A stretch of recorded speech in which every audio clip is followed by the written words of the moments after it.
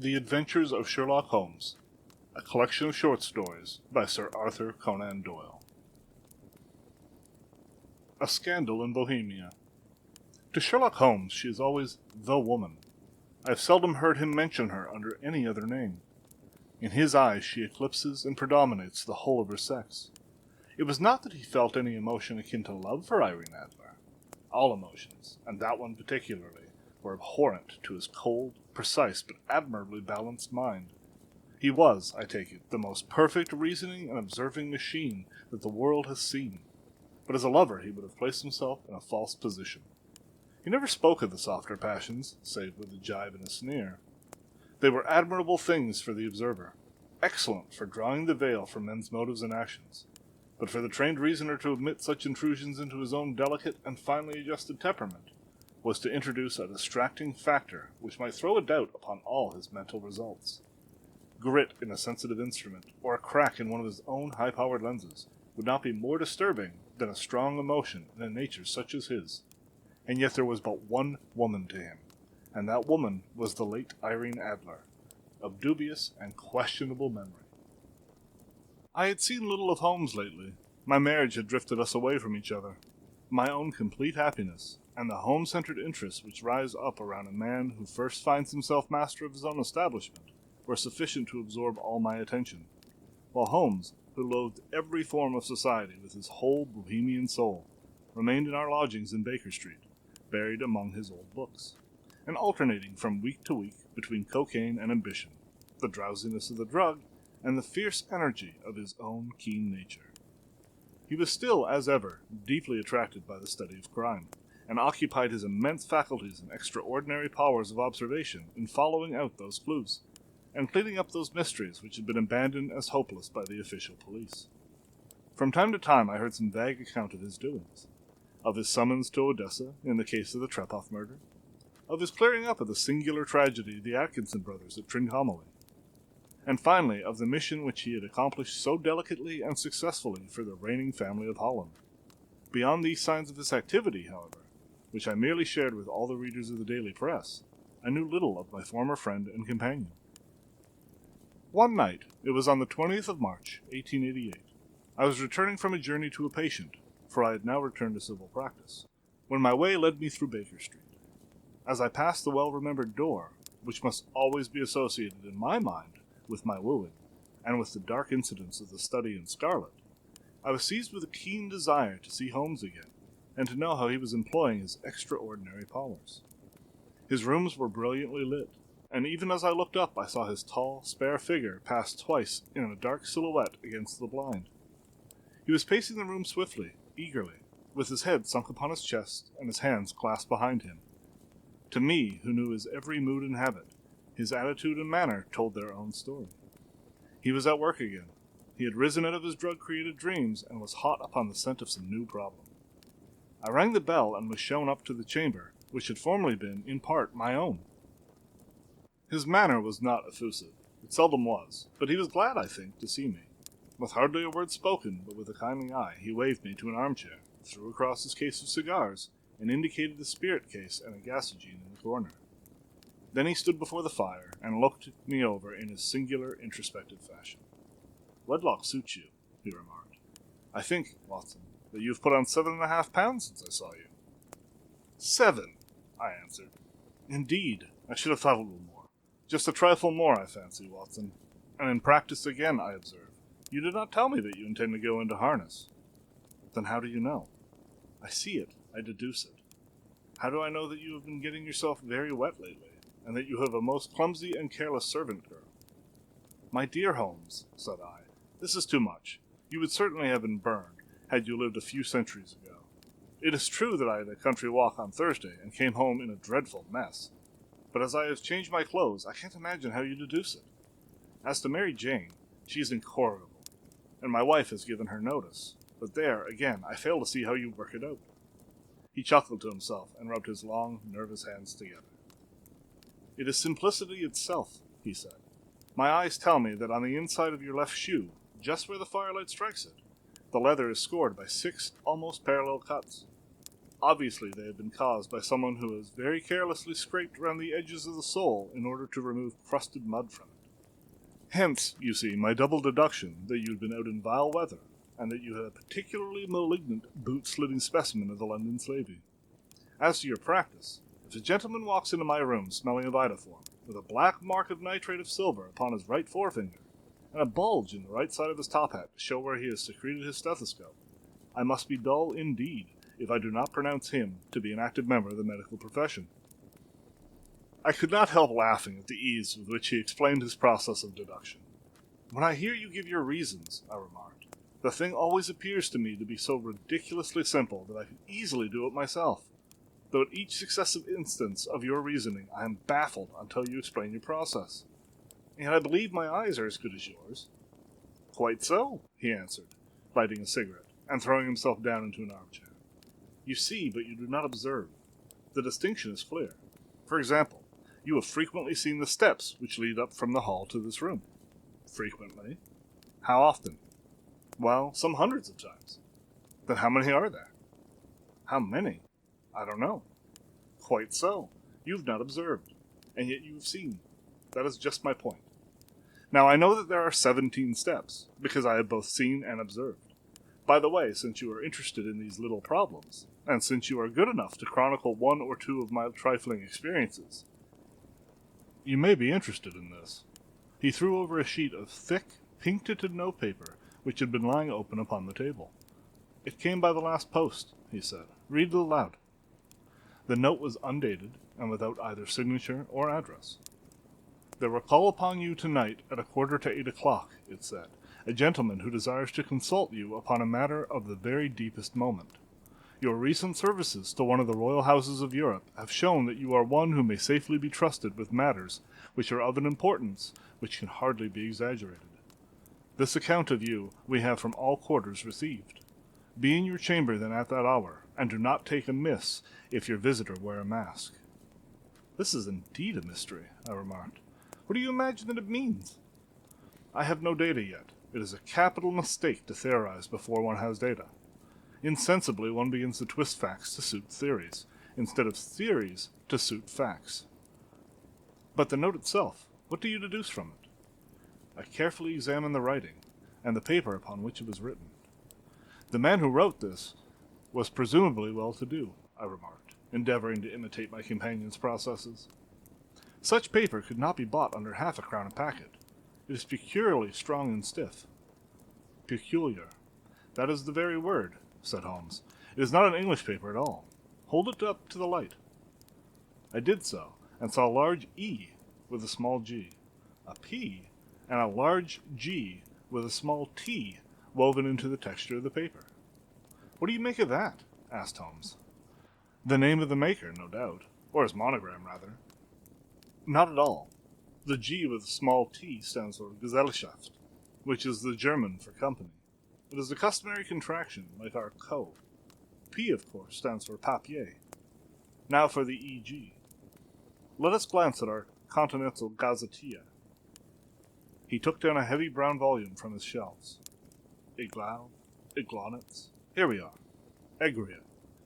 It is in a German-speaking country, in Bohemia, not far from the Carlsbad, remarkable as being the scene of the death of Wallenstein, and for its numerous glass factories and paper mills. Ha ha, my boy, what do you make of that? His eyes sparkled, and he sent up a great blue triumphant cloud from his cigarette. The paper was made in Bohemia, I said. Precisely. And the man who wrote the note is German. Do you note the peculiar construction of the sentence? This account of you we have from all quarters received. A Frenchman or Russian could not have written that. It is the German who is so uncourteous to his verbs. It only remains, therefore, to discover what is wanted by this German who writes upon Bohemian paper and prefers wearing a mask to showing his face. And here he comes, if I am not mistaken, to resolve all our doubts. As he spoke, there was a sharp sound of horses' hoofs and grating wheels against the curb, followed by a sharp pull at the bell. Holmes whistled. A pair by the sound, said he. Yes, he continued, glancing at the window. A nice little brougham and a pair of beauties. 150 guineas apiece. There's money in this case, Watson, if there's nothing else. I think that I had better go, Holmes.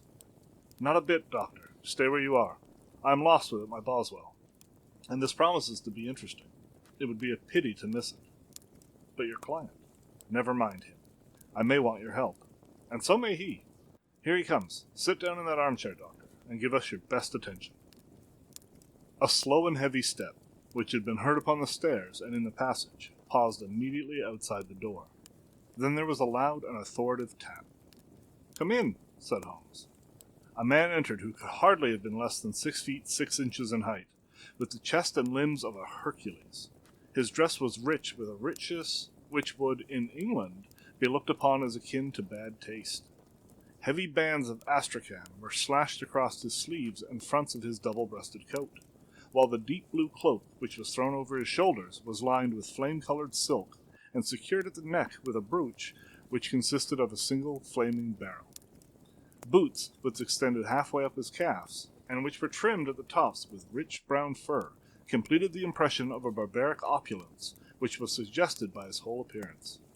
He carried a broad-brimmed hat in his hand, while he wore, across the upper part of his face, extending down past the cheekbones, a black vizard mask, which he had apparently adjusted that very moment, for his hand was still raised to it as he entered. From the lower part of the face he appeared to be a man of strong character, with a thick hanging lip and a long straight chin suggestive of resolution pushed to the length of obstinacy. "You had my note?" he asked, with a deep, harsh voice and a strongly marked German accent. "I told you that I would call." He looked from one to the other of us, as if uncertain which to address. "Pray take a seat," said Holmes. "This is my friend and colleague, Dr. Watson, who is occasionally good enough to help me in my cases. Whom have I the honor to address?" "You may address me as the Count von Krumm, a Bohemian nobleman. I understand that this gentleman, your friend, is a man of honor and discretion, whom I may trust with a matter of the most extreme importance. If not, I should much prefer to communicate with you alone." I rose to go, but Holmes caught me by the wrist and pushed me back into my chair. "It is both or none," said he. "You may say before this gentleman anything which you may say to me." The Count shrugged his broad shoulders. "Then I must begin," said he, "by binding you both to absolute secrecy for 2 years. At the end of that time the matter will be of no importance. At present it is not too much to say that it is of such weight it may have an influence upon European history." "I promise," said Holmes. "And I." "You will excuse this mask," continued our strange visitor. "The august person who employs me wishes his agent to be unknown to you, and I may confess at once that the title by which I have just called myself is not exactly my own." "I was aware of it," said Holmes dryly. "The circumstances are of great delicacy, and every precaution has to be taken to quench what might grow to be an immense scandal and seriously compromise one of the reigning families of Europe. To speak plainly, the matter implicates the great house of Ormstein, hereditary king of Bohemia." "I was also aware of that," murmured Holmes, setting himself down in his armchair and closing his eyes. Our visitor glanced with some apparent surprise at the languid, lounging figure of the man who had been no doubt depicted to him as the most inclusive reasoner and most energetic agent in Europe. Holmes slowly reopened his eyes and looked impatiently at his gigantic client. "If your Majesty would condescend to state your case," he remarked, "I should be better to advise you." The man sprang from his chair and paced up and down the room in uncontrollable agitation. Then, with a gesture of desperation, he tore the mask from his face and hurled it upon the ground. "You are right," he cried. "I am the king. Why should I attempt to conceal it?" "Why, indeed?" murmured Holmes. "Your Majesty had not spoken before I was aware that I was addressing Wilhelm Gottsreich Sigismund von Ormstein, Grand Duke of Castle Felstein, and hereditary king of Bohemia." "But you can understand," said our strange visitor, sitting down once more and passing his hand over his high white forehead. "You can understand that I am not accustomed to doing such business in my own person. Yet the matter was so delicate that I could not confide it to an agent without putting myself in his power. I have come incognito from Prague for the purpose of consulting you." "Then pray consult," said Holmes, shutting his eyes once more. "The facts are briefly these. Some 5 years ago, during a lengthy visit to Warsaw, I made the acquaintance of the well-known adventuress Irene Adler.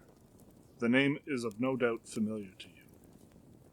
Kindly look her up in my index, Doctor, murmured Holmes without opening his eyes. For many years he had adopted a system of docketing all paragraphs concerning men and things, so that it was difficult to name a subject or a person on which he could not at once furnish information. In this case I found her biography sandwiched in between that of a Hebrew rabbi and that of a staff commander who had written a monograph upon the deep-sea fishes. "Let me see," said Holmes. Born in New Jersey in the year 1858. Contralto. La Scala.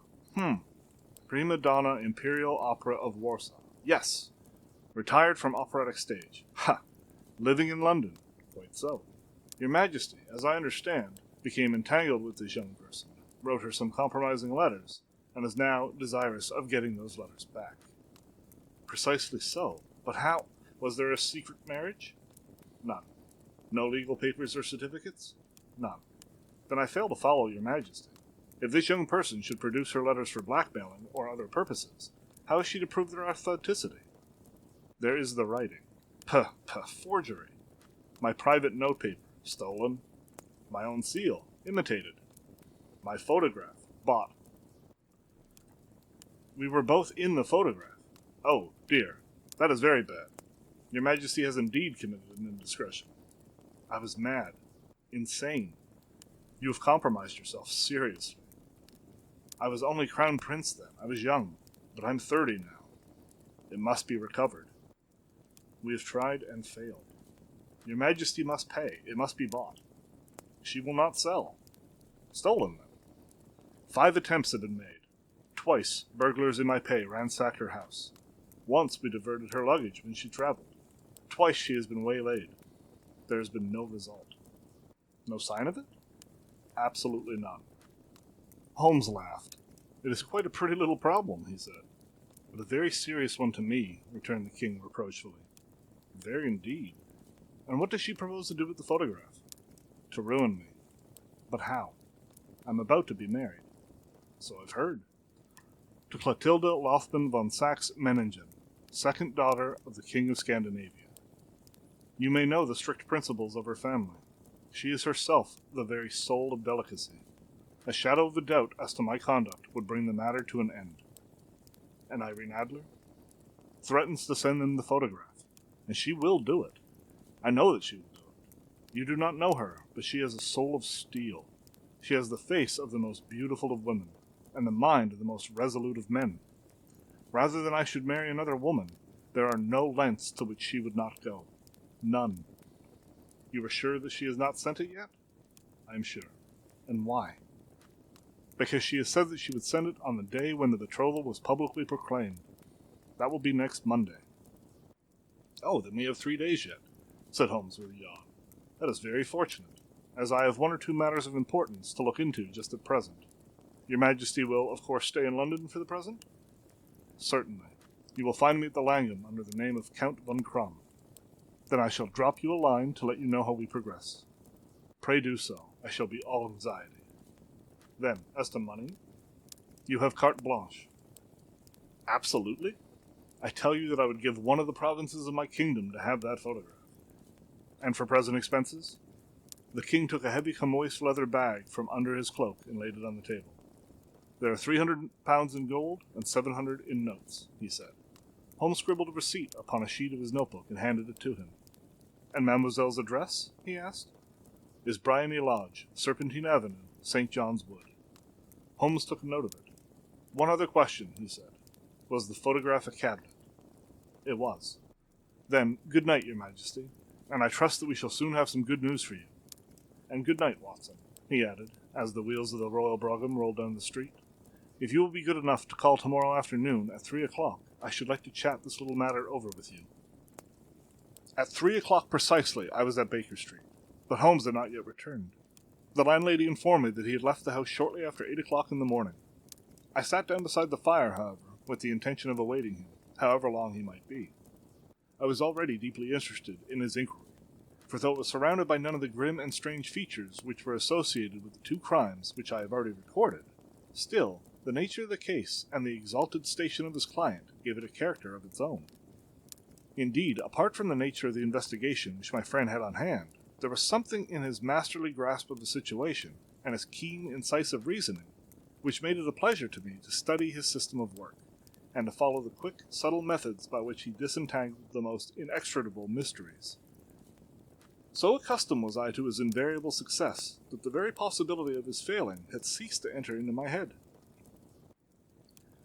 It was close upon 4 before the door opened, and a drunken-looking groom, ill-kempt and side-whiskered, with an inflamed face and disreputable clothes, walked into the room. Accustomed as I was to my friend's amazing powers in the use of disguises, I had to look 3 times before I was certain that it was indeed he. With a nod he vanished into the bedroom, whence he emerged in 5 minutes, tweed-suited and respectable, as of old. Putting his hands into his pockets, he stretched out his legs in front of the fire and laughed heartily for some minutes. "Well, really," he cried. Then he choked and laughed again until he was obliged to lie back, limp and helpless, in the chair. "What is it?" "It is quite too funny. I'm sure you could never guess how I employed my morning, or what I ended by doing." "I can't imagine. I suppose that you've been watching the habits, and perhaps the house, of Miss Irene Adler." "Quite so, but the sequel was rather unusual. I will tell you, however. I left the house a little after 8 o'clock this morning in the character of a groom out of work. There's a wonderful sympathy and freemasonry among horsey men. Be one of them, and you will know all that there is to know. I soon found Bryony Lodge. It is a bijou villa, with a garden at the back, but built out in front right up to the road. 2 stories. Chubb lock to the door, large sitting room on the right side, well furnished, with long windows almost to the floor, and those preposterous English window fasteners which a child could open. Behind there was nothing remarkable, save that the passage window could be reached from the top of the coach-house. I walked round it and examined it closely from every point of view, but without noting anything else of interest. I then lounged down the street and found, as I expected, that there was a mews in a lane which runs down by one wall of the garden. I lent the ostlers a hand in rubbing down their horses, and received in exchange 2 pence, a glass of half and half, 2 fills of shag tobacco, and as much information as I could desire about Miss Adler, to say nothing of 6 other people in the neighborhood, in whom I was not in the least interested, but whose biographies I was compelled to listen to. "And what of Irene Adler?" I asked. "Oh, she's turned all the men's heads down in that part.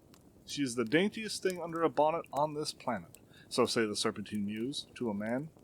She lives quietly, sings at concerts, drives out at 5 every day, and then returns at 7 sharp for dinner. Seldom goes out at other times, except when she sings. Has only 1 male visitor, but a good deal of him. He is dark, handsome, and dashing. Never calls less than once a day, and often twice. He is a Mr. Godfrey Norton, of the Inner Temple. See the advantages of the cabman as a confidant? They had driven him home 12 times from Serpentine Mews, and knew all about him. When I had listened to all they had to tell, I began to walk up and down near Bryony Lodge once more, and to think over my plan of campaign. This Godfrey Norton was evidently an important factor in the matter. He was a lawyer. That sounded ominous. What was the relation between them? And what was the object of his repeated visits? Was she his client, his friend, or his mistress? If the former, she had probably transferred the photograph to his keeping. If the latter, it was less likely. On the issue of this question depended whether I should continue my work at Bryony Lodge, or turn my attention to the gentlemen's chambers in the temple. It was a delicate point, and it widened the field of my inquiry. I fear that I bore you with these details, but I have to let you see my little difficulties, if you are to understand the situation. "I am following you closely," I answered. I was still balancing the matter in my mind when a hansom cab drove up to Bryony Lodge, and a gentleman sprang out. He was a remarkably handsome man, dark, aquiline, and mustached, evidently the man of whom I had heard. He appeared to be in a great hurry, shouted to the cabman to wait, and brushed past the maid who opened the door with the air of a man who was thoroughly at home. He was in the house about half an hour, and I could catch glimpses of him in the windows of the sitting room, pacing up and down, talking excitedly, and waving his arms. Of her I could see nothing. Presently he emerged, looking even more flurried than before. As he stepped up to the cab, he pulled a gold watch from his pocket and looked at it earnestly. "Drive like the devil," he shouted. "First to Gross and Hankey's in Regent Street, and then to the Church of St. Monica in the Edgware Road. Half a guinea if you do it in 20 minutes. Away they went, and I was just wondering whether I should not do well to follow them, when up the lane came a neat little landau. The coachman, with his coat only half buttoned, and his tie under his ear, while all the tags of his harness was sticking out of the buckles. It hadn't pulled up before she shot out of the hall door and into it. Yeah, I only caught a glimpse of her at the moment, but she was a lovely woman, with a face that a man might die for. "The Church of St. Monica, John," she cried, "and half a sovereign if you reach it in 20 minutes. This was quite too good to lose, Watson. I was just balancing whether I should run for it, or whether I should perch behind her landau, when a cab came through the street.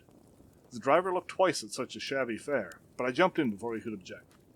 "The Church of St. Monica," said I, "and half a sovereign if you reach it in 20 minutes. It was 25 minutes to 12, and of course it was clear enough what was in the wind. My cabby drove fast. I don't think I ever drove faster, but the others were there before us. The cab and the landau, with their steaming horses, were in front of the door when I arrived. I paid the man and hurried into the church.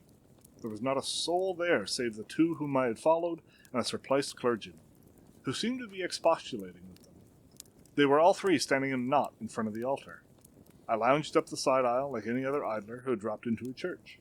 Suddenly, to my surprise, the three at the altar faced round to me, and Godfrey Norton came running as hard as he could towards me. "Thank God!" he cried. "You'll do. Come, come." "What then?" I asked. "Come, man, come. Only 3 minutes, or it won't be legal." I was half dragged up to the altar, and before I knew where I found myself, mumbling responses which were whispered in my ear, and vouching for things of which I knew nothing, and generally assisting in the secure tying up of Irene Adler, spinster, to Godfrey Norton, bachelor. It was all done in an instant, and there was the gentleman thanking me on one side and the lady on the other, while the clergyman beamed on me in front. It was the most preposterous position in which I'd ever found myself in my life, and it was the thought of it that started me laughing just now. It seemed that there had been some informality about their license, that the clergyman absolutely refused to marry them without a witness of some sort, and that my lucky appearance saved the bridegroom from having to sally out into the streets in search of a best man. The bride gave me a sovereign, and I mean to wear it on my watch chain in memory of the occasion. "This is a very unexpected turn of affairs," said I. "And what then?" "Well, I found my plans very seriously menaced. It looked as if the pair might make an immediate departure, so I necessitate very prompt and energetic measures on my part. At the church door, however, they separated, he driving back to the temple, and she to her own house. 'I shall drive out in the park at 5, as usual,' she said as she left him. I heard no more. They drove away in different directions, and went off to make my own arrangements." "Which are?" "Some cold beef and a glass of beer," he answered, ringing the bell. "I have been too busy to think of food, and I am likely to be busier still this evening. By the way, Doctor, I shall want your cooperation." "I shall be delighted. You don't mind breaking the law?" "Not in the least." "Nor running a chance of arrest?" "Not in a good cause." "Oh, the cause is excellent." "Then I am your man. I was sure that I might rely on you. But what is your wish?" "When Mrs. Turner has brought in the tray, I will make it clear to you. Now," he said as he turned hungrily on the simple fare that our landlady had provided, "I must discuss it while I eat, for I have not much time. It is nearly 5 now. In 2 hours we must be on the scene of action. Miss Irene, or Madam rather, returns from her drive at 7. We must be at Briney Lodge to meet her. And what then?" "You must leave that to me. I have already arranged what is to occur. There is only one point on which I must insist. You must not interfere, come what may. You understand?" "I am to be neutral?" "To do nothing whatever. There will probably be some small unpleasantness. Do not join in it. It will end in my being conveyed into the house. 4 or 5 minutes afterwards the sitting-room window will open. You are to station yourself close to that open window." "Yes." "You are to watch me, for I will be visible to you." "Yes." "And when I raise my hand, so, you will throw into the room what I give you to throw, and will, at the same time, raise the cry of fire.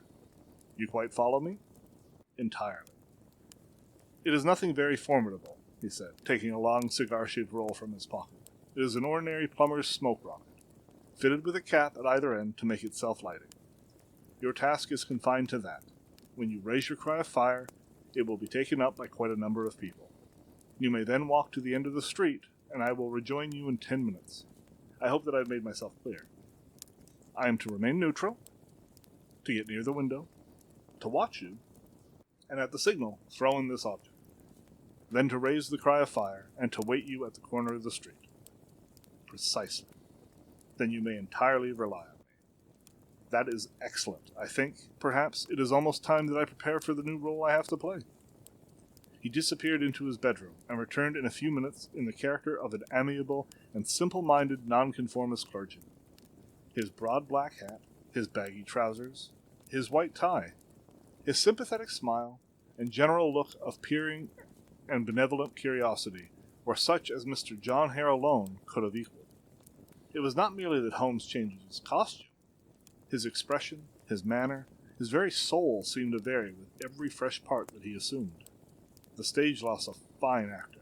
Even a science lost an acute reasoner when he became a specialist in crime. It was 6:15 when we left Baker Street, and it still wanted 10 minutes to the hour when we found ourselves at Serpentine Avenue. It was already dusk, and the lamps were just being lighted as we paced up and down in front of Briony Lodge, waiting for the coming of its occupant. The house was such that I had pictured it from Sherlock Holmes's succinct depiction, but the locality appeared to be less private than I expected. On the contrary, for a small street in a quiet neighborhood, it was remarkably animated. There was a group of shabbily dressed men smoking and laughing in a corner, a scissor grinder with his wheel, 2 guardsmen who were flirting with a nurse girl, and several well-dressed young men who were lounging up and down with cigars in their mouths. "You see," remarked Holmes, as we paced to and fro in front of the house, "this marriage rather simplifies matters. The photograph becomes a double-edged weapon now. The chances are that she would be as averse to its being seen by Mr. Godfrey Norton as our client is to its coming to the eyes of his princess. Now the question is, where are we to find the photograph? Where indeed? It is most unlikely that she carries it about her. It is cabinet size, too large for easy concealment about a woman's dress. She knows that the king is capable of having her waylaid and searched. 2 attempts of the sort have already been made. We may take it, then, that she does not carry it with her. Where, then? Her banker or her lawyer. There's that double possibility, but I'm inclined to think neither. Women are naturally secretive, and they like to do their own secreting. Why should she hand it over to anyone else? She could trust her own guardianship, but she could not tell what indirect or political influence might be brought to bear upon a businessman. Besides, remember that she has resolved to use it within a few days. It must be where she can lay her hands upon it. It must be in her own house. But it has twice been burgled. Pshaw! They did not know how to look. But how will you look? I will not look. What then? I will get her to show me. She will refuse. She will not be able to. But I hear the rumble of wheels. It is her carriage. Now carry out my orders to the letter. As he spoke, the gleam of the sidelights of the carriage came round the curve of the avenue. It was a smart little landau which rattled up to the door of Briony Lodge. As it pulled up, one of the loafing men at the corner dashed forward to open the door in the hope of earning a copper, but was elbowed away by another loafer, who had just rushed up with the same intention. A fierce quarrel broke out, which was increased by the 2 guardsmen, who took sides with one of the loungers, and by the scissor grinder, who was equally hot upon the other side. A blow was struck, and in an instant the lady who had stepped from her carriage was the center of a little knot of flushed and struggling men, who struck savagely at each other with their fists and sticks. Holmes dashed into the crowd to protect the lady, but just as he reached her, he gave a cry and dropped to the ground, with the blood running freely down his face. At his fall, the guardsmen took to their heels in one direction, and the loungers in the other, while a number of better-dressed people, who had watched the scuffle without taking part in it, crowded in to help the lady and to attend to the injured man. Irene Adler, as I will still call her, had hurried up the steps, but she stood at the top with her superb figure outlined against the lights of the hall, looking back into the street. "Is the poor gentleman much hurt?" she asked. "He's dead," cried several voices. No, there's life in him," shouted another, "but he'll be gone before you can get him to hospital." "He's a brave fellow," said a woman. "They would have had a lady's purse and watch if it hadn't been for him. They were a gang, and a rough one, too. Ah, he's breathing now. He can't lie in the street. May we bring him in, ma'am?" "Surely, bring him to the sitting room. There's a comfortable sofa. This way, please." Slowly and solemnly he was borne into Briony Lodge and laid out in the principal room. While I still observed the proceedings from my post by the window, the lamps had been lit, but the blinds had not been drawn, so that I could see Holmes as he lay upon the couch. I do not know whether he was seized with compunction at that moment for the part he was playing, but I know that I never felt more heartily ashamed of myself in my life than when I saw the beautiful creature against whom I was conspiring, or the grace and kindliness with which she waited upon the injured man. And yet it would be the blackest treachery to Holmes to draw back now from the part which he had entrusted to me. I hardened my heart, and took the smoke rocket from under my ulster. After all, I thought, we are not injuring her. We are but preventing her from injuring another. Holmes had sat up on the couch, and I saw him motion like a man who is in need of air. A maid rushed across and threw open the window. At the same instant, I saw him raise his hand, and at that signal I tossed my rocket into the room with a cry of fire. The word was no sooner out of my mouth than the whole crowd of spectators, well-dressed and ill gentlemen, ulsters, and servant-maids, joined in a general shriek of fire. Thick clouds of smoke curled through the room and out the open window. I caught a glimpse of rushing figures, and a moment later the voice of Holmes from within, assuring them that it was a false alarm. Slipping through the shouting crowd, I made my way to the corner of the street, and in 10 minutes was rejoiced to find my friend's arm in mine, and to get away from the scene of the uproar. He walked swiftly and in silence for some few minutes until we had turned down one of the quiet streets which leads toward the Edgware Road. "You did it very nicely, Doctor," he remarked. "Nothing could have been better. Is it all right? You have the photograph?" "I know where it is." "And how did you find out?" "She showed me, as I told you she would." "I'm still in the dark." "I do not wish to make a mystery," he said, laughing. "The matter was perfectly simple. You, of course, saw that everyone in the street was an accomplice. They were all engaged for the evening." "I guessed as much." "Then when the row broke out, I had little moist red paint in the palm of my hand. I rushed forward, fell down, clapped my hand to my face, and became a piteous spectacle. It's an old trick. That also I could fathom. Then they carried me in. She was bound to have me in. What else could she do? And into her sitting room, which was the very room which I suspected. It lay between that and her bedroom, and I was determined to see which. They laid me on the couch. I motioned for air. They were compelled to open the window, and you had your chance. How did that help you?" "It was all important. When a woman thinks that her house is on fire, her instinct is at once to rush to the thing which she values most. It is a perfectly overpowering impulse, and I have more than once taken advantage of it. In the case of the Darlington substitution scandal, it was of use to me, and also in the Arnsworth Castle business. A married woman grabs at her baby, an unmarried one reaches for her jewel box. Now it was clear to me that our lady of today had nothing in the house more precious to her than what we are in quest of. She would rush to secure it. The alarm of fire was admirably done. The smoke and shouting were enough to shake nerves of steel. She responded beautifully. The photograph is in a recess behind a sliding panel just above the right bell pull. She was there in an instant, and I caught a glimpse of it as she half drew it out. When I cried that it was a false alarm, she replaced it, glanced at the rocket, rushed from the room, and I have not seen her since. I rose, and making my excuses, escaped from the house. I hesitated whether to attempt to secure the photograph at once, but the coachman had come in, and as he was watching me narrowly, it seemed safer to wait. A little over-precipitance may ruin all. "And now?" I asked. "Our quest is practically finished. I shall call with the king tomorrow, and with you, if you care to come with us.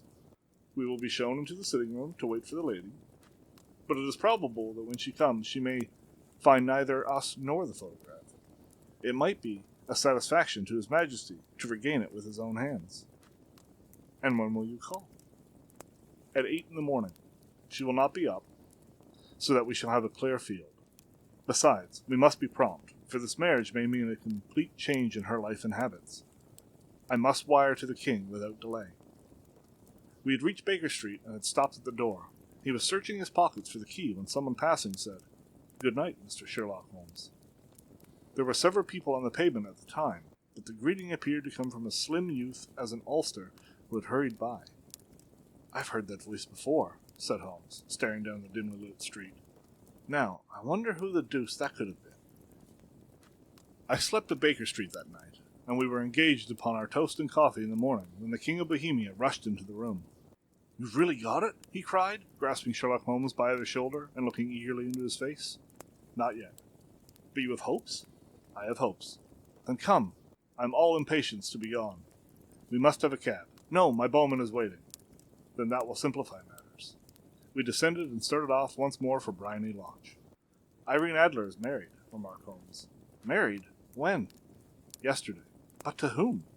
To an English lawyer named Norton. But she could not love him. I am in hopes that she does. And why in hopes? Because it would spare your majesty all fear of future annoyance.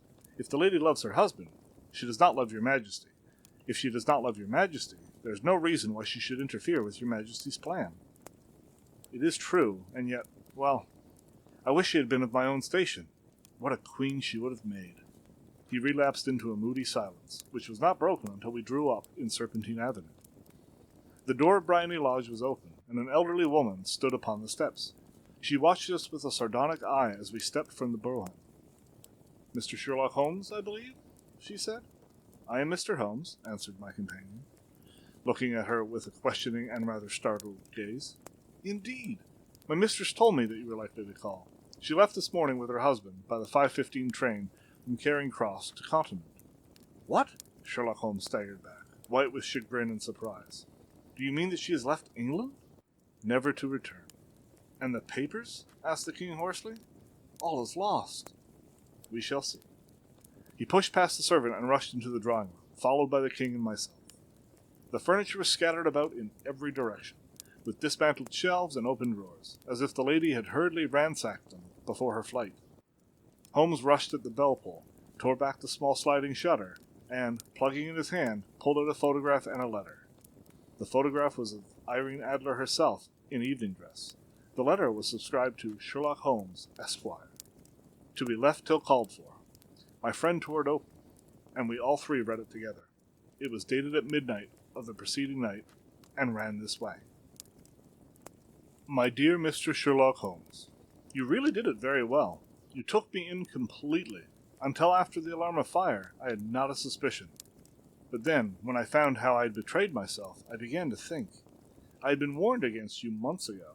I had been told that, if the king employed an agent, it would certainly be you, and your address had been given me.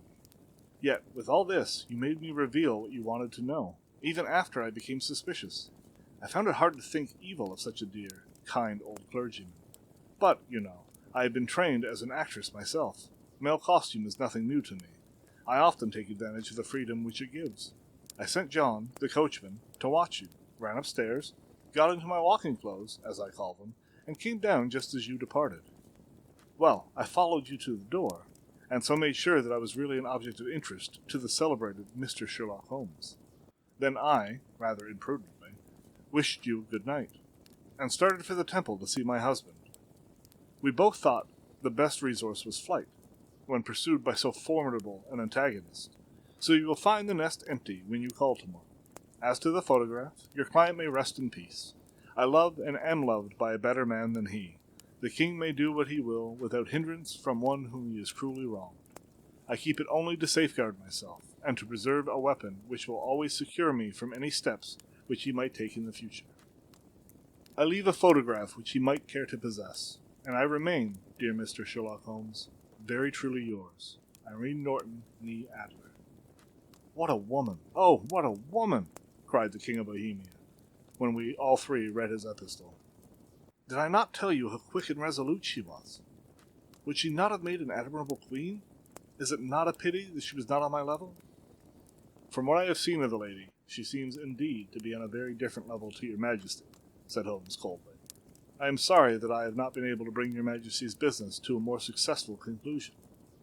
On the contrary, my dear sir, cried the king, nothing could be more successful. I know that her word is inviolate. The photograph is now as safe as if it were in the fire. I am glad to hear your majesty say so. I am immensely indebted to you. Pray tell me what I can reward you. This ring? He slipped an emerald snake ring from his finger and held it out upon the palm of his hand. Your majesty has something which I should value even more highly, said Holmes. You have but to name it. This photograph. The king stared at him in amazement. Irene's photograph, he cried. Certainly, if you wish it. I thank you, majesty. Then there is no more to be done in the matter. I have the honor to wish you a very good morning. He bowed, and turning away without observing the hand which the king had stretched out to him, he set off in my company for his chambers. And that was how a great scandal threatened to affect the kingdom of Bohemia, and how the best plans of Mr. Sherlock Holmes were beaten by a woman's wit. He used to make merry over the cleverness of women, but I have not heard him do it of late. And when he speaks of Irene Adler, or when he refers to her photograph, it is always under the honorable title of the woman. The Red-Headed League. I had called upon my friend, Mr. Sherlock Holmes, one day in the autumn of last year, and found him deep in conversation with a very stout, florid-faced, elderly gentleman with fiery red hair. With an apology for my intrusion, I was about to withdraw, when Holmes pulled me abruptly into the room and closed the door behind me. "You could not possibly have come at a better time, my dear Watson," he said cordially. "I was afraid that you were engaged." "So I am, very much so." "Then I can wait in the next room." "Not at all. This gentleman, Mr. Wilson, has been my partner and helper in many of my most successful cases, and I have no doubt that he will be of the utmost use to me in yours also." The stout gentleman half rose from his chair and gave a bow of greeting, with a quick little questioning glance from his small, fat-encircled eyes. "Try the settee," said Holmes, relapsing into his armchair and pulling his fingertips together, as was his custom when in judicial moods. "I know, my dear Watson, that you share my love of all that is bizarre and outside the conventions and humdrum routine of everyday life. You have shown your relish for it by the enthusiasm which has prompted you to chronicle, and, if you'll excuse my saying so, somewhat to embellish so many of my own little adventures. Your cases have indeed been of the greatest interest to me," I observed. "You will remember that I remarked the other day, just before we went into the very simple problem presented by Miss Mary Sutherland, that for strange effects and extraordinary combinations we must go to life itself, which is always far more daring than any effort of the imagination. A proposition which I took the liberty of doubting. You did, Doctor, but none the less you must come round to my view, for otherwise I shall keep on piling fact upon fact on you until your reason breaks down under them and acknowledges me to be right. Now, Mr. Jabez Wilson here has been good enough to call upon me this morning, and to begin a narrative which promises to be one of the most singular which I have listened to for some time. You have heard me remark that the strangest and most unique things are very often connected, not with the larger, but with the smaller crimes, and occasionally, indeed, where there is room for doubt whether any positive crime has been committed. As far as I have heard, it is impossible for me to say whether the present case is an instance of crime or not. But the course of events is certainly among the most singular that I have ever listened to. Perhaps, Mr. Wilson, you would have the great kindness to recommence your narrative. I ask you not merely because my friend Dr. Watson has not heard the opening part, but also because the peculiar nature of the story makes me anxious to have every possible detail from your lips. As a rule, when I have heard some slight indication of the course of events, I am able to guide myself by the thousands of other similar cases which occur to my memory. In the present instance, I am forced to admit that the facts are, to the best of my belief, unique. The portly client puffed out his chest with an appearance of some little pride, and pulled a dirty and wrinkled newspaper from the inside pocket of his greatcoat. As he glanced down the advertisement column, with his head thrust forward and the paper flattened out upon his knee, I took a good look at the man and endeavored, after the fashion of my companion, to read the indications which might be presented by his dress or appearance.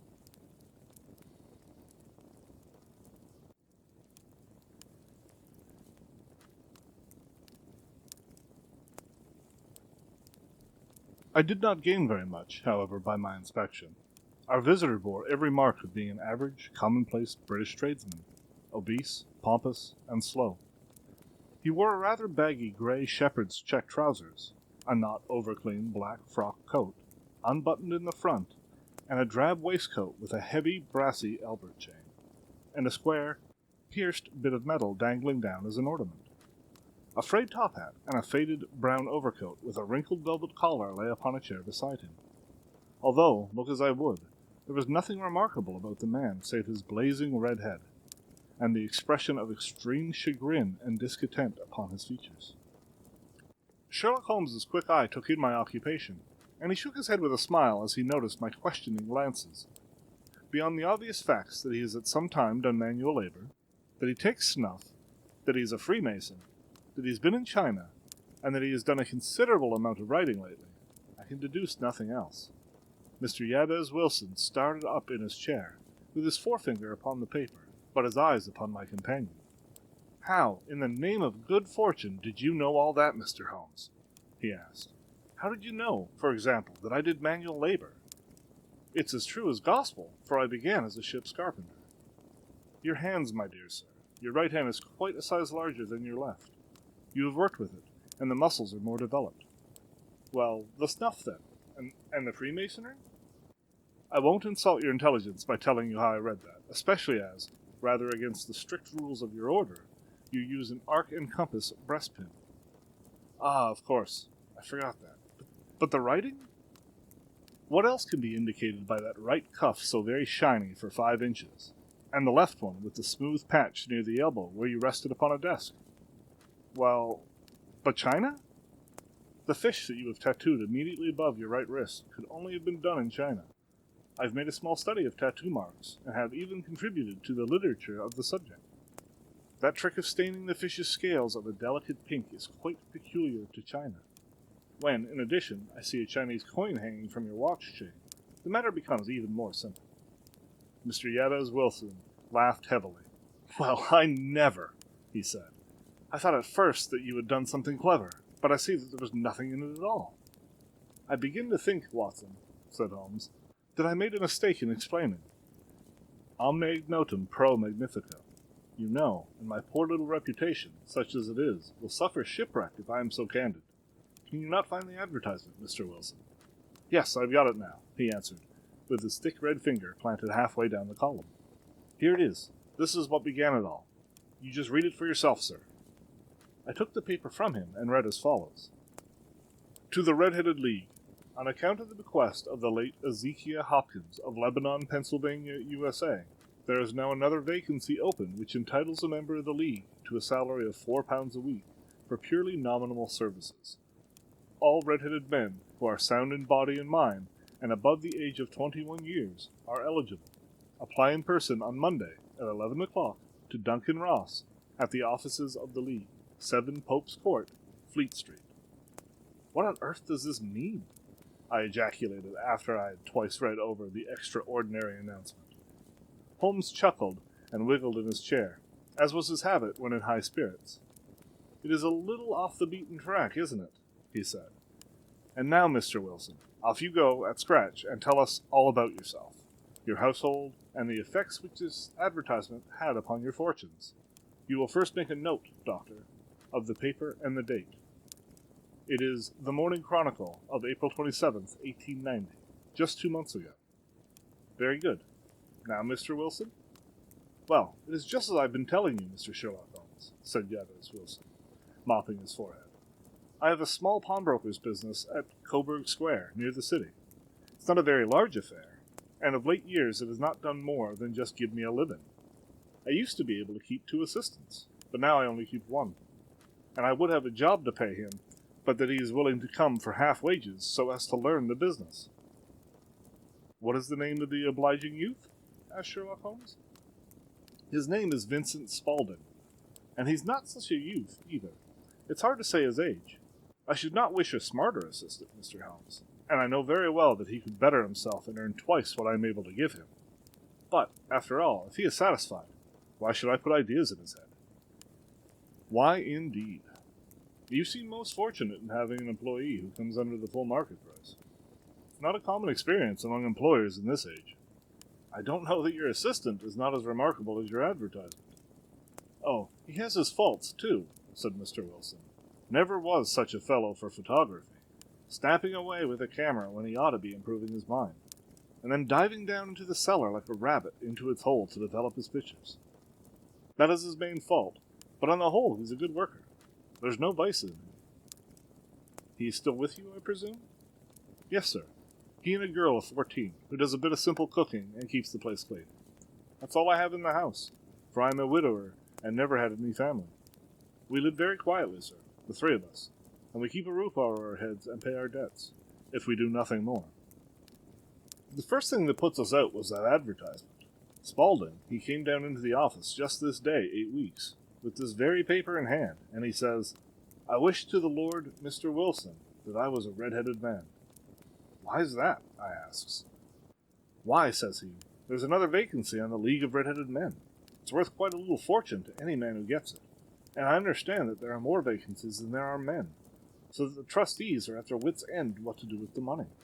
If my hair would only change color, here's a nice little crib all ready for me to step into." "Why, what is it then?" I asked. "You see, Mr. Holmes, I'm a very stay-at-home man, and as my business came to me instead of my having to go to it, I was often weeks on end without putting my foot over the doormat. In that way, I didn't know much of what was going on outside, and I was always glad of a bit of news." "Have you never heard of the League of Red-Headed Men?" he asked with his eyes open. "Never." "Why, I wonder at that, for you're eligible yourself for one of the vacancies." "And what are they worth?" I asked. "Oh, merely a couple of hundred a year, but the work is slight, and it need not interfere very much with one's other occupations." Well, as you can easily think, that made me prick up my ears, for the business has not been over good for some years, and an extra couple of hundred would have been very handy. "Tell me all about it," said I. "Well," said he, showing me the advertisement, "you can see for yourself that the League has a vacancy, and there's the address where you should apply for particulars. As far as I can make out, the League was founded by an American millionaire, Ezekiel Hopkins, who was very peculiar in his ways. He was himself red-headed, and he had a great sympathy for all red-headed men. So, when he died, it was found that he had left his enormous fortune in the hands of trustees, with instructions to apply the interest to the providing of easy berths to men whose hair is of that color. From all I hear, it is splendid pay and very little ado." "But," said I, "there would be millions of red-headed men who would apply." "Not so many as you might think," he answered. "You see, it is really confined to Londoners, and to grown men. This American had started from London when he was young, and he wanted to do the old town a good turn. Then again, I've heard that it is no use your applying if your hair is light red, or dark red, or anything but real bright, blazing, fiery red. Now, if you cared to apply, Mr. Wilson, you would just walk in, but perhaps it would hardly be worth your while to put yourself out of the way for the sake of a few £100. Now, it is a fact, gentlemen, as you may see for yourselves, that my hair is of a very full and rich tint, so that it seemed to me that there was to be any competition in the matter, I stood as good a chance as any man that I'd ever met. Vincent Spaulding seemed to know so much about it that I thought he might prove useful, so I just ordered him to pull up the shutters for the day and to come right away with me. He was very willing to have a holiday, so we shut the business up and started off for the address that was given us in the advertisement. I never hope to see such a sight as that again, Mr. Holmes. From north, south, east, and west, every man who had a shade of red in his hair had trampled into the city to answer the advertisement. Fleet Street was choked with red-headed folk, and Pope's Court looked like a coster's orange barrel. I should not have thought there were so many in the whole country as were brought together by that single advertisement. Every shade of color they were: straw, lemon, orange, brick, Irish setter, liver, clay. But as Spaulding said, there were not so many who had the real vivid flame-colored tint. When I saw how many were waiting, I would have given it up in despair. But Spaulding would not hear of it. How he did, I could not imagine. But he pushed and pulled and butted until he got me through the crowd, and right up to the steps which led to the office. There was a double stream upon the stair, some going up in hope, and some coming back dejected. But we wedged in as well as we could, and soon found ourselves in the office. "Your experience has been a most entertaining one," remarked Holmes, as his client paused and refreshed his memory with a huge pinch of snuff. "Pray continue your very interesting statement." There was nothing in the office but a couple of wooden chairs and a deal table, behind which sat a small man with a head that was even redder than mine. He said a few words to each candidate as he came up, and then he always managed to find some fault in them which could disqualify them. Getting a vacancy did not seem to be such an easy matter, after all. However, when our turn came, the little man was much more favorable to me than any of the others, and he closed the door as we entered so that he might have a private word with us. "This is Mr. Jabez Wilson," said my assistant, "and he is willing to fill a vacancy in the League." "And he is admirably suited for it," the other answered. "He has every requirement. I cannot recall when I have seen anything so fine." He took a step backward, cocked his head on one side, and gazed at my hair until I felt quite bashful. Then suddenly he plunged forward, wrung my hand, and congratulated me warmly on my success. "It would be injustice to hesitate," he said. "You will, however, I am sure, excuse me for taking an obvious precaution." With that he seized my hair in both hands, and tugged until I yelled with the pain. "There's water in your eyes," said he, as he released me. "I perceive that is all as it should be. But we have to be careful, for we have twice been deceived by wigs, and once by paint. I could tell you tales of cobbler's wax, which would disgust you with human nature." He stepped over to the window and shouted through it at the top of his voice that the vacancy was filled. A groan of disappointment came up from below, and the folk all trooped away in different directions, until there was not a redhead to be seen except my own and that of the manager. "My name," he said, "is Duncan Ross, and I am myself one of the pensioners upon the fund left by our noble benefactor. Are you a married man, Mr. Wilson? Have you a family?" I answered that I had not. His face fell immediately. "Dear me," he said gravely, "that is very serious indeed. I'm sorry to hear you say that. The fund was, of course, for the propagation and spread of the redheads, as well as for their maintenance. It is exceedingly unfortunate that you should be a bachelor." My face lengthened at this, Mr. Holmes, for I thought that I was to not have the vacancy after all. But after thinking it over for a few minutes, he said that it would be all right. "In the case of another," said he, "the objection might be fatal. But we must stretch a point in favor of a man with such a head of hair as yours. When shall you be able to enter upon your new duties?" "Well, it is a little awkward, for I have a business already," said I. "Oh, never mind about that, Mr. Wilson," said Vincent Spaulding. "I should be able to look after that for you." "What would be the hours?" I asked. 10 to 2. Now, a pawnbroker's business is mostly done of an evening, Mr. Holmes, especially Thursday and Friday evening, which is just before payday. So it would suit me very well to earn a little in the mornings. Besides, I knew that my assistant was a good man, and that he would see to anything that turned up. "That would suit me very well," said I. "And the pay? It's £4 a week. And the work? It's purely nominal." "What do you call purely nominal?" "Well, you have to be in the office, or at least in the building, the whole time. If you leave, you forfeit the whole position forever. The will is very clear upon that point. You don't comply with the conditions if you budge from the office during that time.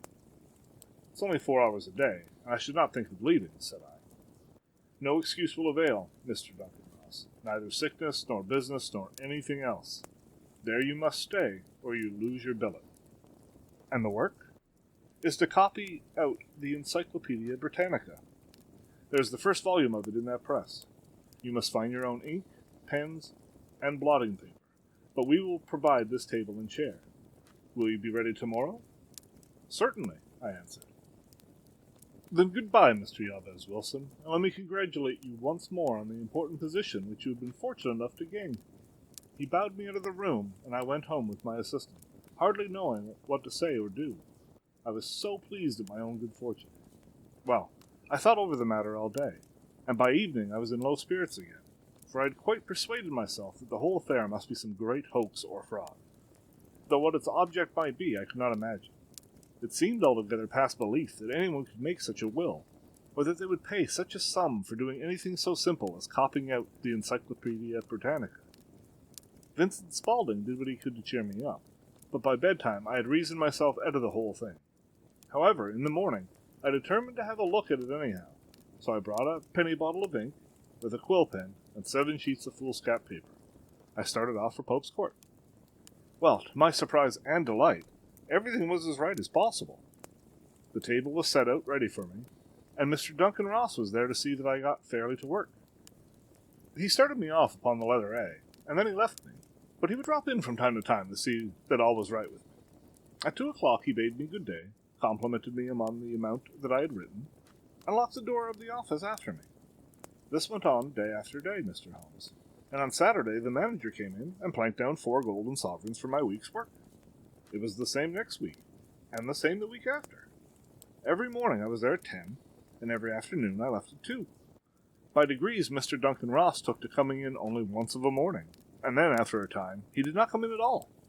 Still, of course, I never dared to leave the room for an instant, for I was not sure when he might come, and the billet was such a good one, and suited me so well, that I would not risk the loss of it. 8 weeks passed away like this, and I had written about abbots, and archery, and armor, and architecture, and Attica, and hoped with diligence that I might get onto the bees before very long. It cost me something in foolscap, and I had pretty nearly filled a shelf with my writings. And then suddenly the whole business came to an end. To an end? Yes, sir, and no later than this morning. I went to my work as usual at 10 o'clock, but the door was shut and locked, with a little square of cardboard hammered onto the middle of the panel with a tack. Here it is, and you can read it for yourself. He held up a piece of white cardboard about the size of a sheet of notepaper. It read in this fashion: The Red-Headed League is dissolved. October 9th, 1890. Sherlock Holmes and I surveyed this curt announcement and the rueful face behind it, until the comical side of the affair so completely overtopped every other consideration that we both burst out into a roar of laughter. I cannot see that there is anything very funny, cried our client, flushing up to the roots of his flaming head. If you could do nothing better than laugh at me, I can go elsewhere. No, no, cried Holmes, shoving him back into the chair from which he had half risen. I really wouldn't miss your case for the world. It is most refreshingly unusual, but there is, if you will excuse me saying so, something just a little funny about it. Pray, what steps did you take when you found the card upon the door? I was staggered, sir. I did not know what to do. Then I called at the offices round, but none of them seemed to know anything about it. Finally, I went to the landlord, who was an accountant living on the ground floor, and I asked him if he could tell me what had become of the Red-Headed League. He said that he'd never heard of any such body. Then I asked him who Mr. Duncan Ross was. He answered that the name was new to him. Well, said I, the gentleman at number 4. What, the red-headed man? Yes. Oh, he. His name was William Morris. He was a solicitor and was using my room as a temporary convenience until his new premises were ready. He moved out yesterday. Where could I find him? Oh, at his new offices. He did tell me the address. Yes, 17 King Edward Street, near St. Paul's. I started off, Mr. Holmes, but when I got to that address, it was a manufactory of artificial kneecaps, and no one in it had ever heard of either Mr. William Morris or Mr. Duncan Ross. And what did you do then? Asked Holmes. I went home to Saxe Coburg Square, and I took the advice of my assistant. But he could not help me in any way. He could only say that if I waited, I should hear by post. But that was not quite good enough, Mr. Holmes. I did not wish to lose such a place without a struggle.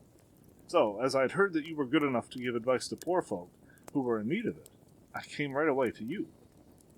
And you did very wisely, said Holmes. Your case is an exceedingly remarkable one, and I shall be happy to look into it. From what you have told me, I think that it is possible that graver issues hang from it than might at first sight appear. Grave enough, said Mr. Jabez Wilson. Why, I've lost £4 a week. As far as you are personally concerned, remarked Holmes, I do not see that you have any grievance against this extraordinary league. On the contrary, you are, as I understand, richer by some £30, to say nothing of the minute knowledge which you have gained on every subject which comes under the letter A. You've lost nothing by them. No, sir, but I want to find out about them, and who they were, and what their object was in playing this prank, if it was a prank, upon me. It was a pretty expensive joke for them, and it cost them £32. We shall endeavor to clear up these points for you. And first, 1 or 2 questions, Mr. Wilson. This assistant of yours who first called your attention to the advertisement, how long has he been with you? About a month, then. How did he come? In answer to an advertisement. Was he the only applicant? No, I had a dozen. Why did you pick him? Because he was handy, would come cheap. At half wages, in fact. Yes. What is he like, this Vincent Spaulding? Small, stout-built, very quick in his ways, no hair on his face, though he's not short of 30. Has a white splash of acid upon his forehead. Holmes sat up in his chair in considerable excitement. I thought as much, said he. Have you ever observed that his ears are pierced for earrings? Yes, sir. He told me that a gypsy had done it for him when he was a lad. Said Holmes, sinking back in deep thought. He is still with you? Oh, yes, sir. I have only just left him. And has your business been attended to in your absence? Nothing to complain of, sir. There was never very much to do of a morning. That will do, Mr. Wilson. I shall be happy to give you an opinion upon the subject in the course of a day or two. Today is Saturday, I hope that by Monday we may come to a conclusion." "Well, Watson," said Holmes when our visitor had left us, "what do you make of all that?" "I make nothing of it," I answered frankly. "It is a most mysterious business." "As a rule," said Holmes, "the more bizarre a thing is, the less mysterious it proves to be. It is your commonplace, featureless crimes which are really puzzling, just as a commonplace face is the most difficult to identify. But I must be prompt over this matter." "What are you going to do, then?" I asked. "To smoke," he answered. "It is quite a three-pipe problem, and I beg that you won't speak to me for 50 minutes. He curled himself up in his chair, with his thin knees drawn up to his hawk-like nose, and there he sat, with his eyes closed, and his black clay pipe thrusting out like the bill of some strange bird. I had come to the conclusion that he had dropped asleep, and indeed was nodding myself, when he suddenly sprang out of his chair, with the gesture of a man who had made up his mind, and put his pipe down upon the mantelpiece. "Sir Rasta plays at the St. James Hall this afternoon," he remarked. "What do you think, Watson? Could your patients spare you a few hours?" "I have nothing to do today. My practice is never very absorbing." "Then put on your hat and come. I am going through the city first, and we can have some lunch on the way. I observe that there is a good deal of German music on the program, which is rather more to my taste than Italian or French. It is introspective, and I want to introspect. Come along." We traveled by the Underground as far as Aldersgate, and a short walk took us to Saxe-Coburg Square, the scene of the singular story which we had listened to in the morning. It was a poky, little, shabby-genteel place, with 4 lines of dingy 2-storied brick houses looked out into a small railed-in enclosure, where a lawn of weedy grass and a few clumps of failed laurel bushes made a hard fight against the smoke-laden and uncongenial atmosphere. 3 gilt balls and a brown board with Jabez Wilson in white letters upon a corner house announced the place where our red-headed client carried on his business. Sherlock Holmes stopped in front of it with his head on one side and looked at it, with his eyes shining brightly between puckered lids. Then he walked slowly up the street, and then down again to the corner, still looking keenly at the houses. Finally he returned to the pawnbroker's, and, having thumped vigorously upon the pavement with his stick 2 or 3 times, he went up to the door and knocked. It was instantly opened by a bright-looking, clean-shaven young fellow, who asked him to step in. "Thank you," said Holmes. "I only wished to ask you how you would go from here to the Strand." "3rd right, 4th left," answered the assistant promptly, closing the door. "Smart fellow, that," observed Holmes as he walked away. "He is, in my judgment, the 4th smartest man in London, and for daring I am not sure that he has not a claim to be 3rd. I have known something of him before." "Evidently," said I. "Mr. Wilson's assistant counts for a good deal in this mystery of the Red-Headed League. I am sure that you inquired your way merely in order that you might see him." "Not him." "What then?" "The knees of his trousers." "And what did you see?" "What I expected to see." "Why did you beat the pavement?" "My dear doctor, this is a time for observation, not for talk. We are spies in an enemy's country. We know something of Saxe-Coburg Square. Let us now explore the parts which lie behind it." The road on which we found ourselves as we turned round the corner from the retired Saxe-Coburg Square presented as great a contrast to it as the front of a picture does to the back.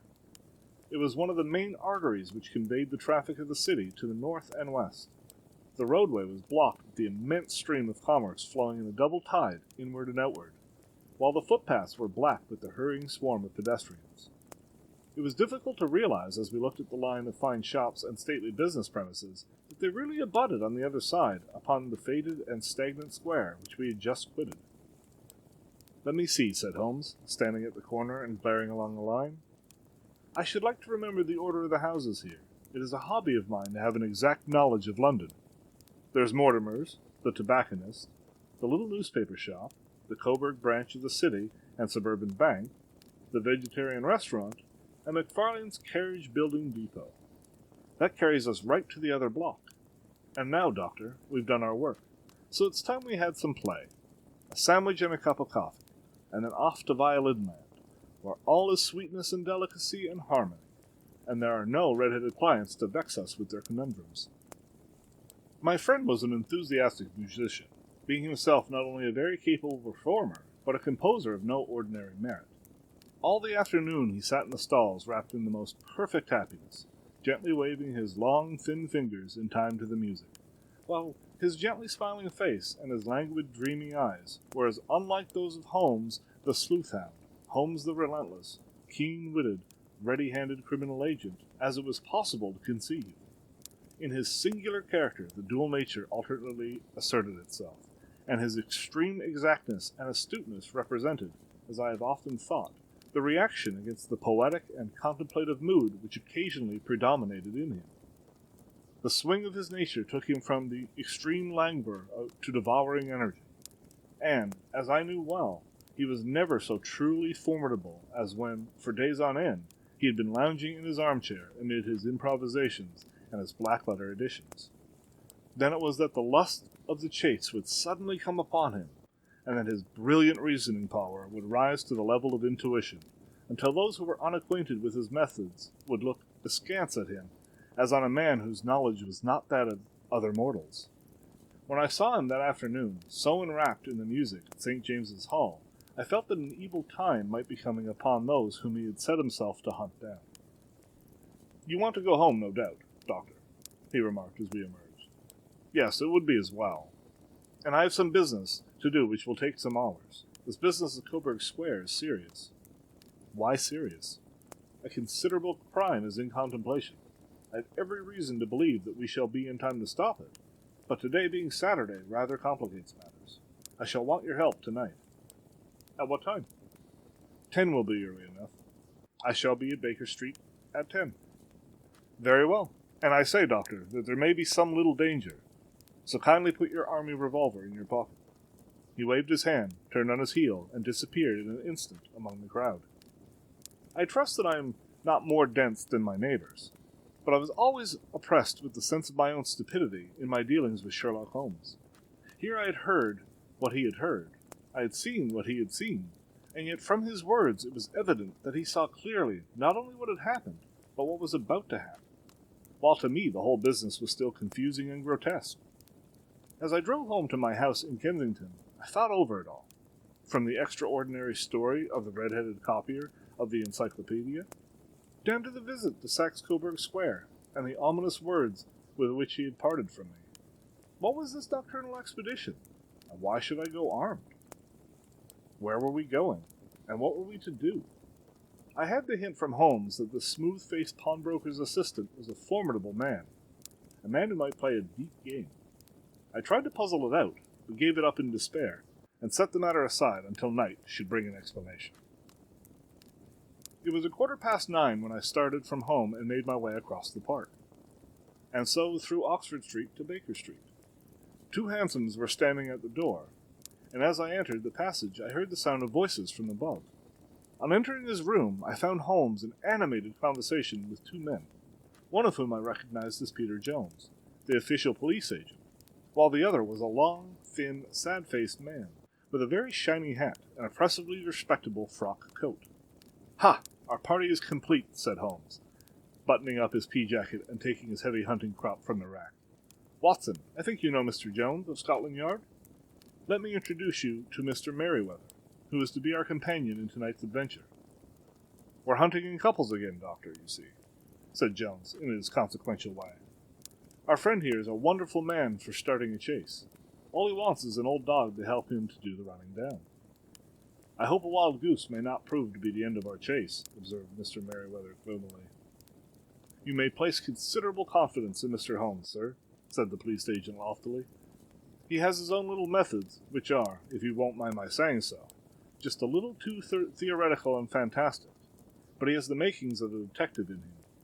It is not too much to say that once or twice, as in that business of the Sholto murder and the Agra treasure, he has been more nearly correct than the official force."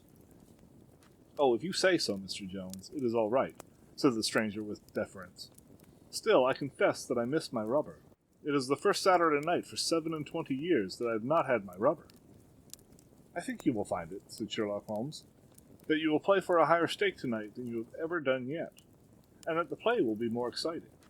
For you, Mr. Merryweather, the stake will be some £30,000, and for you, Jones, it will be the man upon whom you wish to lay your hands. John Clay, the murderer, thief, smasher, and forger." He's a young man, Mr. Merriweather, but he is at the head of his profession, and I would rather have my bracelets on him than on any criminal in London. He's a remarkable man, is young John Clay. His grandfather was a royal duke, and he himself had been to Eton and Oxford. His brain is as cunning as his fingers, and though we meet signs of him at every turn, we never know where to find the man himself. He'll crack a crib in Scotland in 1 week, and be raising money to build an orphanage in Cornwall the next. I've been on his track for years, and have never set eyes on him yet. I hope that I may have the pleasure of introducing you tonight. I've had 1 or 2 little turns also with Mr. John Clay, and I agree with you that he is at the head of his profession. It is past 10, however, and quite time that we started. If you two will take the first hansom, Watson and I will follow in the second. Sherlock Holmes was not very communicative during the long drive, and lay back in the cab, humming the tunes which he had heard in the afternoon. We rattled through an endless labyrinth of gas-lit streets until we emerged into Farrington Street. "We are close there now," my friend remarked. "This fellow Merriweather is a bank director, and personally interested in the matter. I thought it as well to have Jones with us also. He's not a bad fellow, though an absolute imbecile in his profession. He has one positive virtue. He is as brave as the bulldog and as tenacious as a lobster if he gets his claws upon anyone. Here we are, and they are waiting for us." We had reached the same crowded thoroughfare in which we had found ourselves in the morning. Our cabs were dismissed, and, following the guidance of Mr. Merriweather, we passed down a narrow passage and through a side door, which he opened for us. Within there was a small corridor, which ended in a very massive iron gate. This also was opened and led down a flight of winding stone steps, which terminated at another formidable gate. Mr. Merriweather stopped to light a lantern, and then conducted us down a dark, earth-smelling passage, and so, after opening a third door, into a huge vault or cellar, which was piled all around with crates and massive boxes. "You are not very vulnerable from above," Holmes remarked, as he held up the lantern and gazed about him. "Nor from below," said Mr. Merriweather, striking his stick upon the flags which lined the floor. "Why, dear me, it sounds quite hollow," he remarked, looking up in surprise. "I must really ask you to be a little more quiet," said Holmes severely. "You have already imperiled the whole success of our expedition. Might I beg that you have the goodness to sit down upon one of those boxes, and not to interfere?" The solemn Mr. Merriweather perched himself upon a crate, with a very injured expression upon his face, while Holmes fell upon his knees, upon the floor, and with the lantern and a magnifying glass, began to examine minutely the cracks between the stones. A few seconds sufficed to satisfy him, for he sprang to his feet again and put his glass in his pocket. "We have at least an hour before us," he remarked, "for they can hardly take any steps until the good pawnbroker is safely in bed. Then they will not lose a minute, for the sooner they do their work, the longer time they have for their escape. We are, at present, Doctor, as no doubt you have divined, in the cellar of the city branch of one of the principal London banks. Mr. Merriweather is the chairman of directors, and he will explain to you that there are reasons why the more daring criminals of London should take a considerable interest in this cellar at present." "It is our French gold," whispered the director. "We've had several warnings that an attempt might be made upon it." "Your French gold?" "Yes. We had occasion some months ago to strengthen our resources, and borrowed for that purpose 30,000 Napoleons from the Bank of France. It has become known that we have never had occasion to unpack the money, and that it is still lying in our cellar. The crate upon which I sit contains 2,000 Napoleons packed between layers of lead foil. Our reserve of bullion is much larger at present than is usually kept in a single branch office, and the directors have had misgivings upon the subject." "Which were very well justified," observed Holmes. "And now it is time we arranged our little plans. I expect that within an hour matters will come to a head. In the meantime, Mr. Merriweather, we must put the screen over that dark lantern." "And sit in the dark?" "I am afraid so. I had brought a pack of cards in my pocket, as I thought that, as we were a partie carrée, you might have your rubber after all. But I see that the enemy's preparations have gone so far that we cannot risk the presence of a light. And, first of all, we must choose our positions. These are daring men, and though we shall take them at a disadvantage, they may do us some harm unless we are careful. I shall stand behind this crate, and do you conceal yourselves behind those. Then, when I flash a light upon them, close in swiftly. If they fire, Watson, have no compunction about shooting them down." I placed my revolver, cocked, upon the top of the wooden case behind which I crouched. Holmes shot the slide across the front of his lantern and left us in pitch darkness. Such an absolute darkness as I have never before experienced. The smell of hot metal remained to assure us that the light was still there, ready to flash out at a moment's notice. To me, with my nerves worked up to a pitch of expectancy, there was something depressing and subduing in the sudden gloom, and in the cold, dank air of the vault. "There have been but one retreat," whispered Holmes. "That is back through the house into Saxo Coburg Square. I hope that you have done what I asked you, Jones." "I have an inspector and 2 officers waiting at the front door." "Then we have stopped all the holes. Now we must be silent and wait." What a time it seemed! From comparing notes afterwards, it was but an hour and a quarter, yet it appeared to me that the night must have almost gone, and the dawn be breaking above us. My limbs were weary and stiff, for I feared to change my position, yet my nerves were worked up to the highest pitch of tension, and my hearing was so acute that I could not only hear the gentle breathing of my companions, but I could distinguish the deeper, heavier in-breath of the bulky Jones from the thin, sighing note of the bank director. From my position, I could look over the case in the direction of the floor. Suddenly, my eyes caught the glint of a light. At first it was but a lurid spark upon the stone pavement.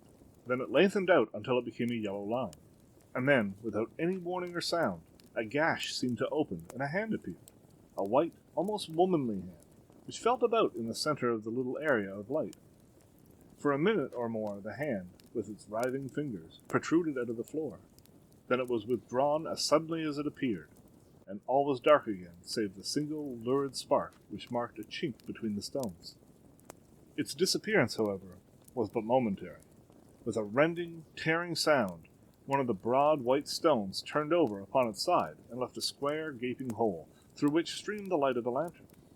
Over the edge there peeped a clean-cut, boyish face, which looked keenly about it, and then, with a hand on either side of the aperture, drew itself shoulder-high and waist-high, until one knee rested upon the edge. In another instant he stood at the side of the hole, and was hauling after him a companion, lithe and small like himself, with a pale face and a shock of very red hair. "It's all clear," he whispered. "Have you the chisel and the bags?" "Great Scott! Jump, Archie, jump, and I'll swing for it." Sherlock Holmes had sprung out and seized the intruder by the collar. The other dived down the hole, and I heard the sound of rending cloth as Jones clutched at his skirts. The light flashed upon the barrel of a revolver, but Holmes's hunting crop came down on the man's wrist, and the pistol clinked upon the stone floor. "It's no use, John Clay," said Holmes blandly. "You've no chance at all." "So I see," the other answered with the utmost coolness. "I fancy that my pal is all right, though I see you have got his coat-tails." "There are 3 men waiting for him at the door," said Holmes. "Oh, indeed. You seem to have done the thing very completely. I must compliment you." "And I you," Holmes answered. "Your red-headed idea was very new and effective." "You'll see your pal again presently," said Jones. "He's quicker at climbing down holes than I am. Just hold out while I fix the derbies." "I beg that you will not touch me with your filthy hands," remarked our prisoner, as the handcuffs clattered upon his wrists. "You may not be aware that I have royal blood in my veins. Have the goodness, also, when you address me, always to say 'sir' and 'please.'" "All right," said Jones with a stare and a snigger. "Well, would you please, sir, march upstairs, where we can get a cab to carry your highness to the police station?" "That is better," said John Clay serenely. He made a sweeping bow to the 3 of us, and walked quietly off in the custody of the detective. "Really, Mr. Holmes," said Mr. Merryweather, as we followed them from the cellar, "I do not know how the bank can thank you or repay you. There's no doubt that you have detected and defeated in the most complete manner one of the most determined attempts at bank robbery that have ever come within my experience." "I have had 1 or 2 little scores of my own to settle with Mr. John Clay," said Holmes. "I have been at some small expense over this matter, which I shall expect the bank to refund. But beyond that, I am amply repaid by having had an experience which is in many ways unique, and by hearing the very remarkable narrative of the Red-Headed League. You see, Watson," he explained in the early hours of the morning, as we sat over a glass of whiskey and soda in Baker Street, "it was perfectly obvious from the first that the only possible object of this rather fantastic business of the advertisement of the League, and the copying of the encyclopedia, was to get this not-over-bright pawnbroker out of the way for a number of hours every day. It was a curious way of managing it, but, really, it would have been difficult to suggest a better. The method was no doubt suggested to Clay's ingenious mind by the color of his accomplice's hair. The £4 a week was a lure which must draw him. And what was it to them, who were playing for thousands? They put in the advertisement. One rogue has the temporary office. The other rogue incites the man to apply for it. And together they managed to secure his absence every morning in the week. From the time that I heard of the assistant having come for half wages, it was obvious to me that he had some strong motive for securing the situation. But how could you guess what the motive was? Had there been women in the house, I should have suspected a mere vulgar intrigue. That, however, was out of the question. The man's business was a small one, and there was nothing in his house which could account for such elaborate preparations, and such an expenditure as they were at. It must, then, be something out of the house. What could it be? I thought of the assistant's fondness for photography, and his trick of vanishing into the cellar. The cellar! There was the end of this tangled clue. Then I made inquiries as to this mysterious assistant, and found that I had to deal with one of the coolest and most daring criminals in London. He was doing something in the cellar, something which took many hours a day for months on end. What could it be, once more? I could think of nothing save that he was running a tunnel to some other building. So far I had got when we went to visit the scene of action. I surprised you by beating upon the pavement with my stick. I was ascertaining whether the cellar stretched out in front or behind. It was not in the front. Then I rang the bell, and, as I hoped, the assistant answered it. We have had some skirmishes, but we have never set eyes upon each other before. I hardly looked at his face. His knees were what I wished to see. You must yourself have remarked how worn, wrinkled, and stained they were. They spoke of those hours of burrowing. The only remaining point was, what were they burrowing for? I walked round the corner, saw the City and Suburban Bank abutted on our friend's premises, and felt that I had solved my problem. When you drove home after the concert, I called upon Scotland Yard and upon the chairman of the bank directors, with the result that you have seen. And how could you tell that they would make the attempt tonight? I asked. Well, when they closed their league offices, that was a sign that they cared no longer about Mr. Jabez Wilson's presence. In other words, that they completed their tunnel. But it was essential that they should use it soon, as it might be discovered, or the bullion might be removed. Saturday would suit him better than any other day, as it would give them 2 days for the escape. For all these reasons, I expected them to come tonight. You reasoned it out beautifully, I explained in unfeigned admiration. It is so long a chain, and yet every link rings true. It saved me from ennui, he answered, yawning. Alas, I already feel it closing in upon me. My life is spent in one long effort to escape from the commonplaces of existence. These little problems help me to do so. And you are a benefactor of the race, said I. He shrugged his shoulders. Well, perhaps, after all, it is of some little use, he remarked. L'homme serieux l'ouvre sous tout, as Gustave Flaubert wrote to George Sand. A case of identity. My dear fellow, said Sherlock Holmes as we sat on either side of the fire in his lodgings at Baker Street, life is infinitely stranger than anything which the mind could invent. We would not dare to conceive the things which are really mere commonplaces of existence.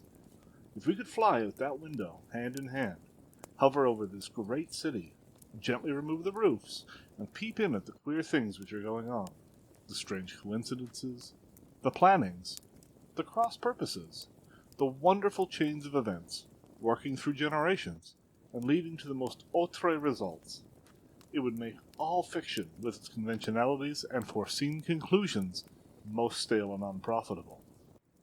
And yet I am not convinced of it, I answered. The cases which come to light in the papers are, as a rule, bald enough and vulgar enough.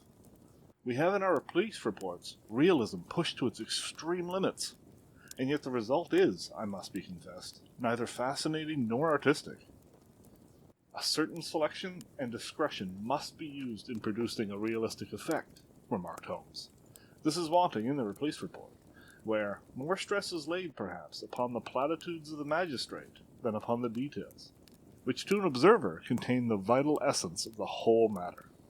Depend upon it, there is nothing so unnatural as the commonplace. I smiled and shook my head. "I can quite understand your thinking so," I said. "Of course, in your position of unofficial advisor and helper to everybody who is absolutely puzzled throughout 3 continents, you are brought in contact with all that is strange and bizarre. But here," I picked up the morning paper from the ground, "let us put it to a practical test. Here's the first heading upon which I come. A husband's cruelty to his wife. There's half a column of print, but I know without reading it that it is all perfectly familiar to me. There is, of course, the other woman. The drink, the push, the blow, the bruise, the sympathetic sister or landmaid. The crudest of writers could invent nothing more crude. Indeed, your example's an unfortunate one for your argument," said Holmes, taking the paper and glancing his eye down it. "This is the Dundas separation case, and, as it happens, I was engaged in clearing up some small points in connection with it. The husband was a teetotaler. There was no other woman, and the conduct complained of was that he had drifted into the habit of winding up every meal by taking out his false teeth and hurling them at his wife, which, you will allow, is not an action likely to occur to the imagination of the average storyteller. Take a pinch of snuff, Doctor, and acknowledge that I have scored over you in your example." He held out a snuff-box of old gold, with a great amethyst in the center of the lid. Its splendor was in such contrast to his homely ways and simple life that I could not help commenting upon it. "Ah," said he, "I forgot that I had not seen you for some weeks. This is a little souvenir from the King of Bohemia, in return for my assistance in the case of the Irene Adler papers." "And the ring?" I asked, glancing at the remarkable brilliant which sparkled upon his finger.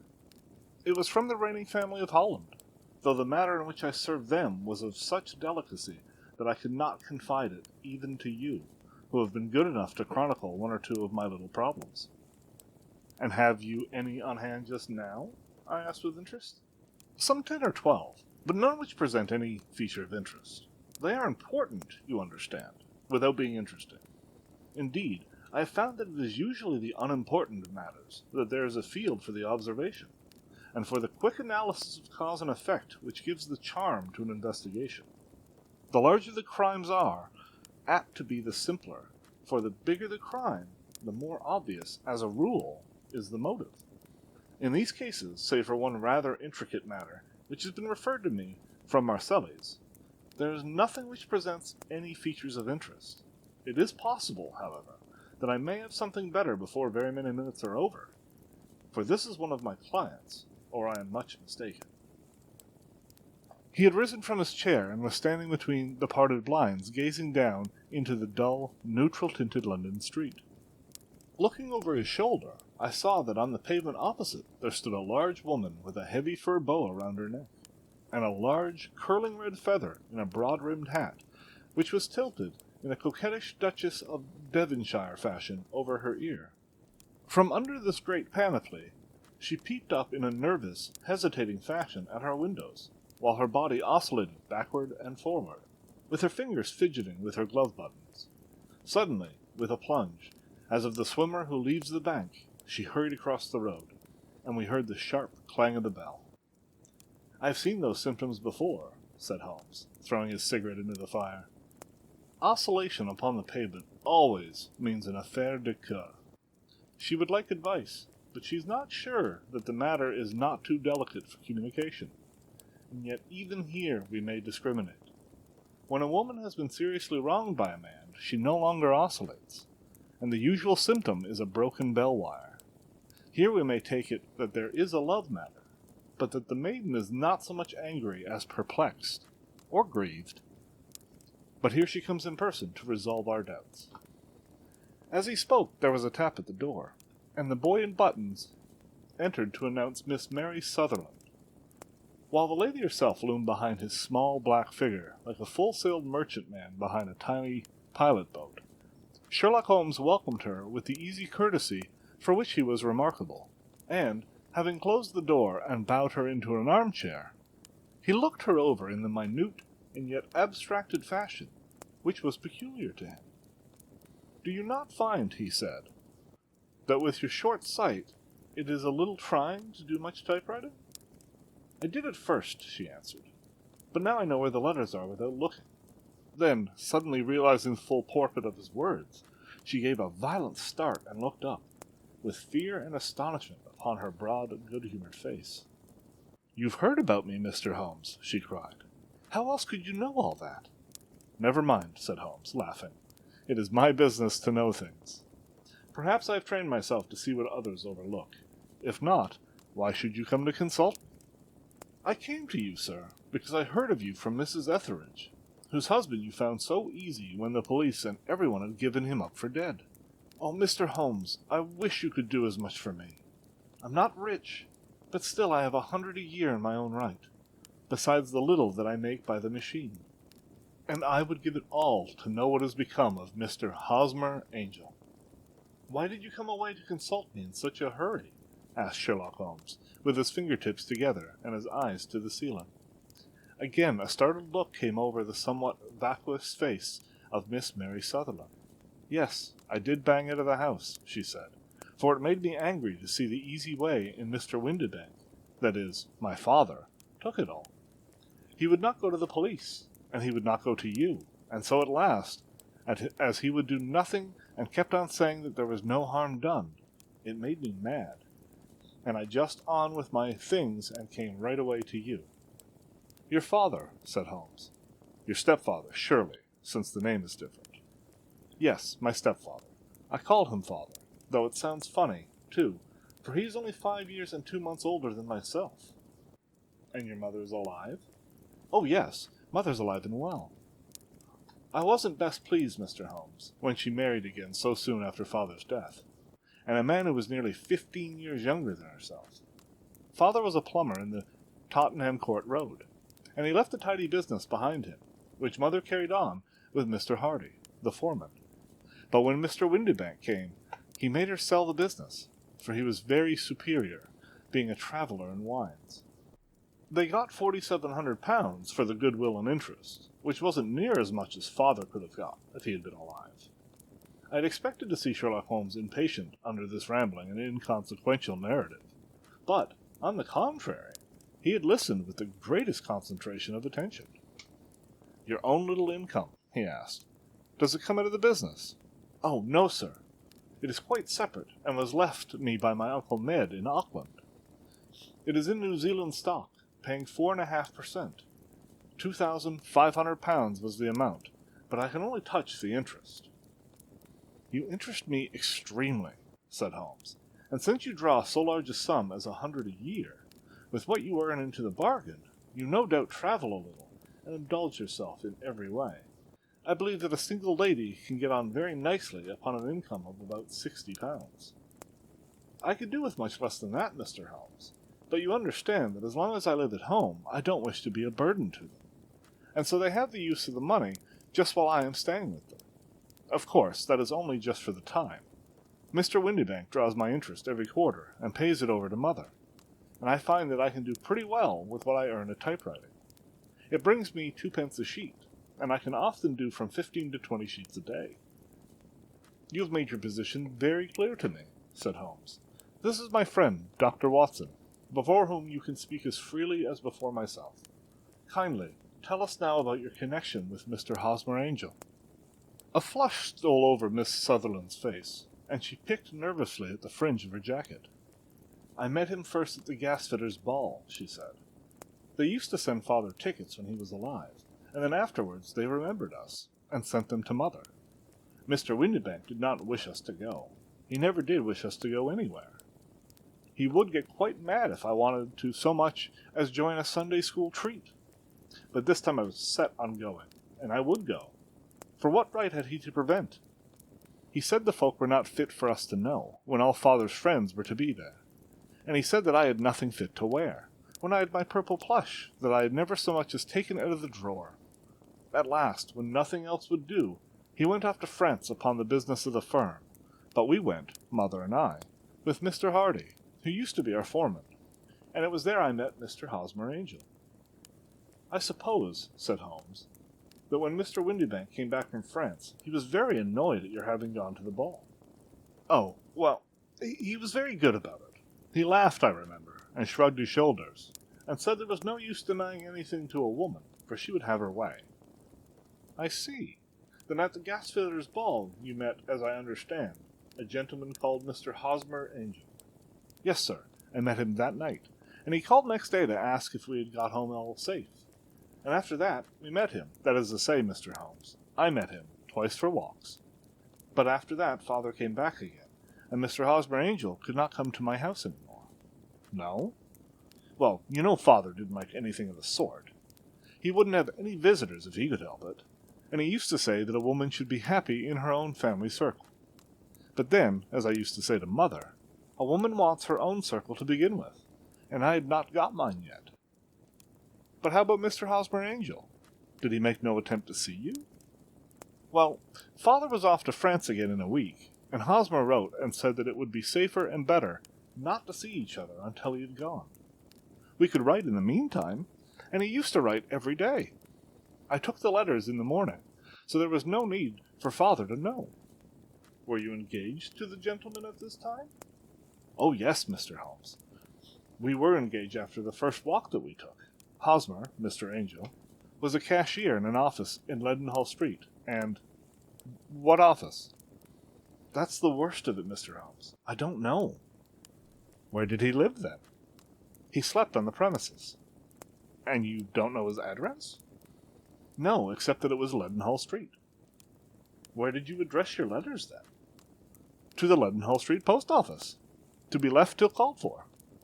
He said that if they were sent to the office, he would be chaffed by all the other clerks about having letters from a lady.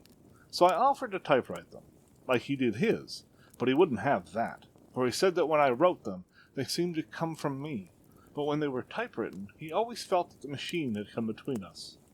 That will just show you how fond he was of me, Mr. Holmes, and the little things that he would think of. It was most suggestive, said Holmes. It has long been an axiom of mine that the little things are infinitely more important. Can you remember any other little things about Mr. Hosmer Angel? He was a very shy man, Mr. Holmes. He would rather walk with me in the evening than in the daylight, for he said that he hated to be conspicuous. Very retiring and gentlemanly he was. Even his voice was gentle. He had the quinsy and swollen glands when he was young, he told me, and it had left him with a weak throat, and a hesitating, whispering fashion of speech. He was always well dressed, very neat and plain, but his eyes were weak, just as mine are, and he wore tinted glasses against the glare.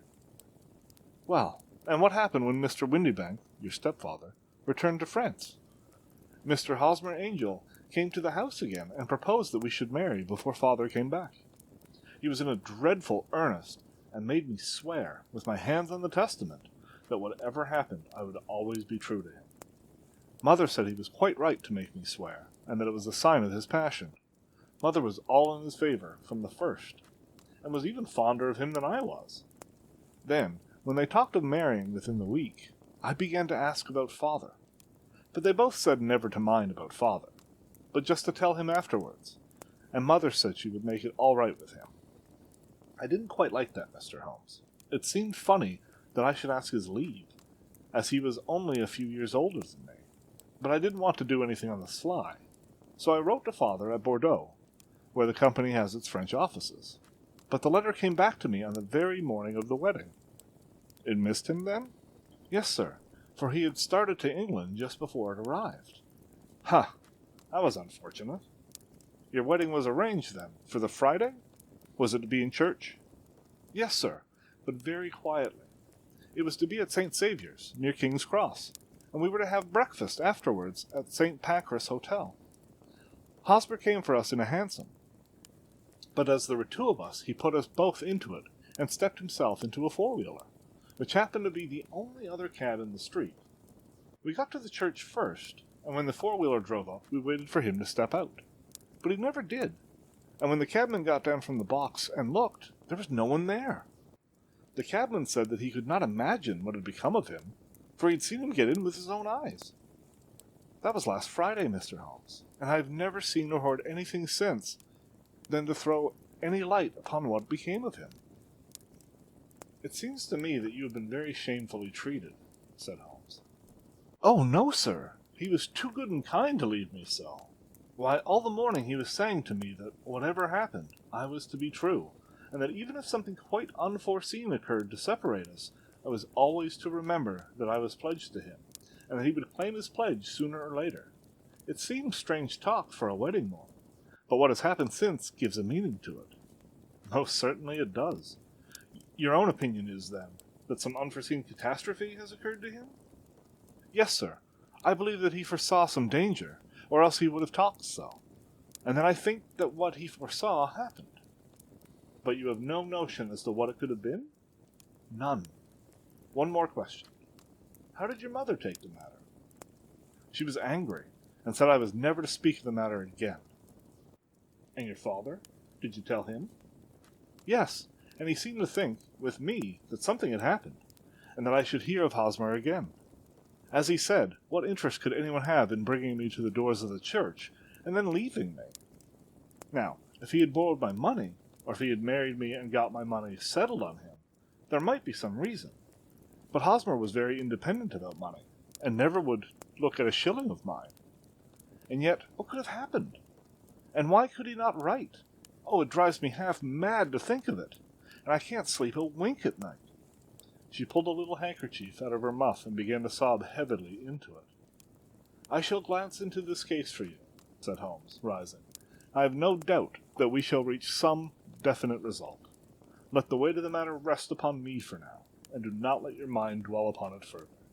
Above all, try to let Mr. Hosmer Angel vanish from your memory, as he has done from your life. Then you don't think I'll see him again? I fear not. Then what has happened to him? You will leave that question in my hands. I should like an accurate description of him, and any letters of which you can spare. I advertised for him in last Saturday's Chronicle, she said. Here's the slip, and there are 4 letters from him. Thank you. And your address? Number 31 Lion Place, Camberwell. Mr. Angel's address you never had, I understand. Where's your father's place of business? He travels for Westhouse and Marbank, the great claret importers of Fenchurch Street. Thank you. You have made your statement very clearly. You will leave the papers here, and remember the advice which I have given you. Let the whole incident be a sealed book, and do not allow it to affect your life. You are very kind, Mr. Holmes, but I cannot do that. I shall be true to Hosmer. He shall find me ready when he comes back. For all the preposterous hat and the Bacchus face, there was something noble in the simple faith of our visitor, which compelled our respect. She laid her little bundle of papers upon the table, and went her way, with a promise to come again whenever she might be summoned. Sherlock Holmes sat silent for a few minutes, with his fingertips still pressed together, his legs stretched out in front of him, and his gaze directed upon the ceiling. Then he took down from the rack the old and oily clay pipe, which was to him as a counsellor, and, having lit it, he leaned back in his chair, with the thick blue cloud wreaths spinning up from him, and a look of infinite languor on his face. Quite an interesting study, that maiden, he observed. I found her more interesting than her little problem, which, by the way, is rather a trite one.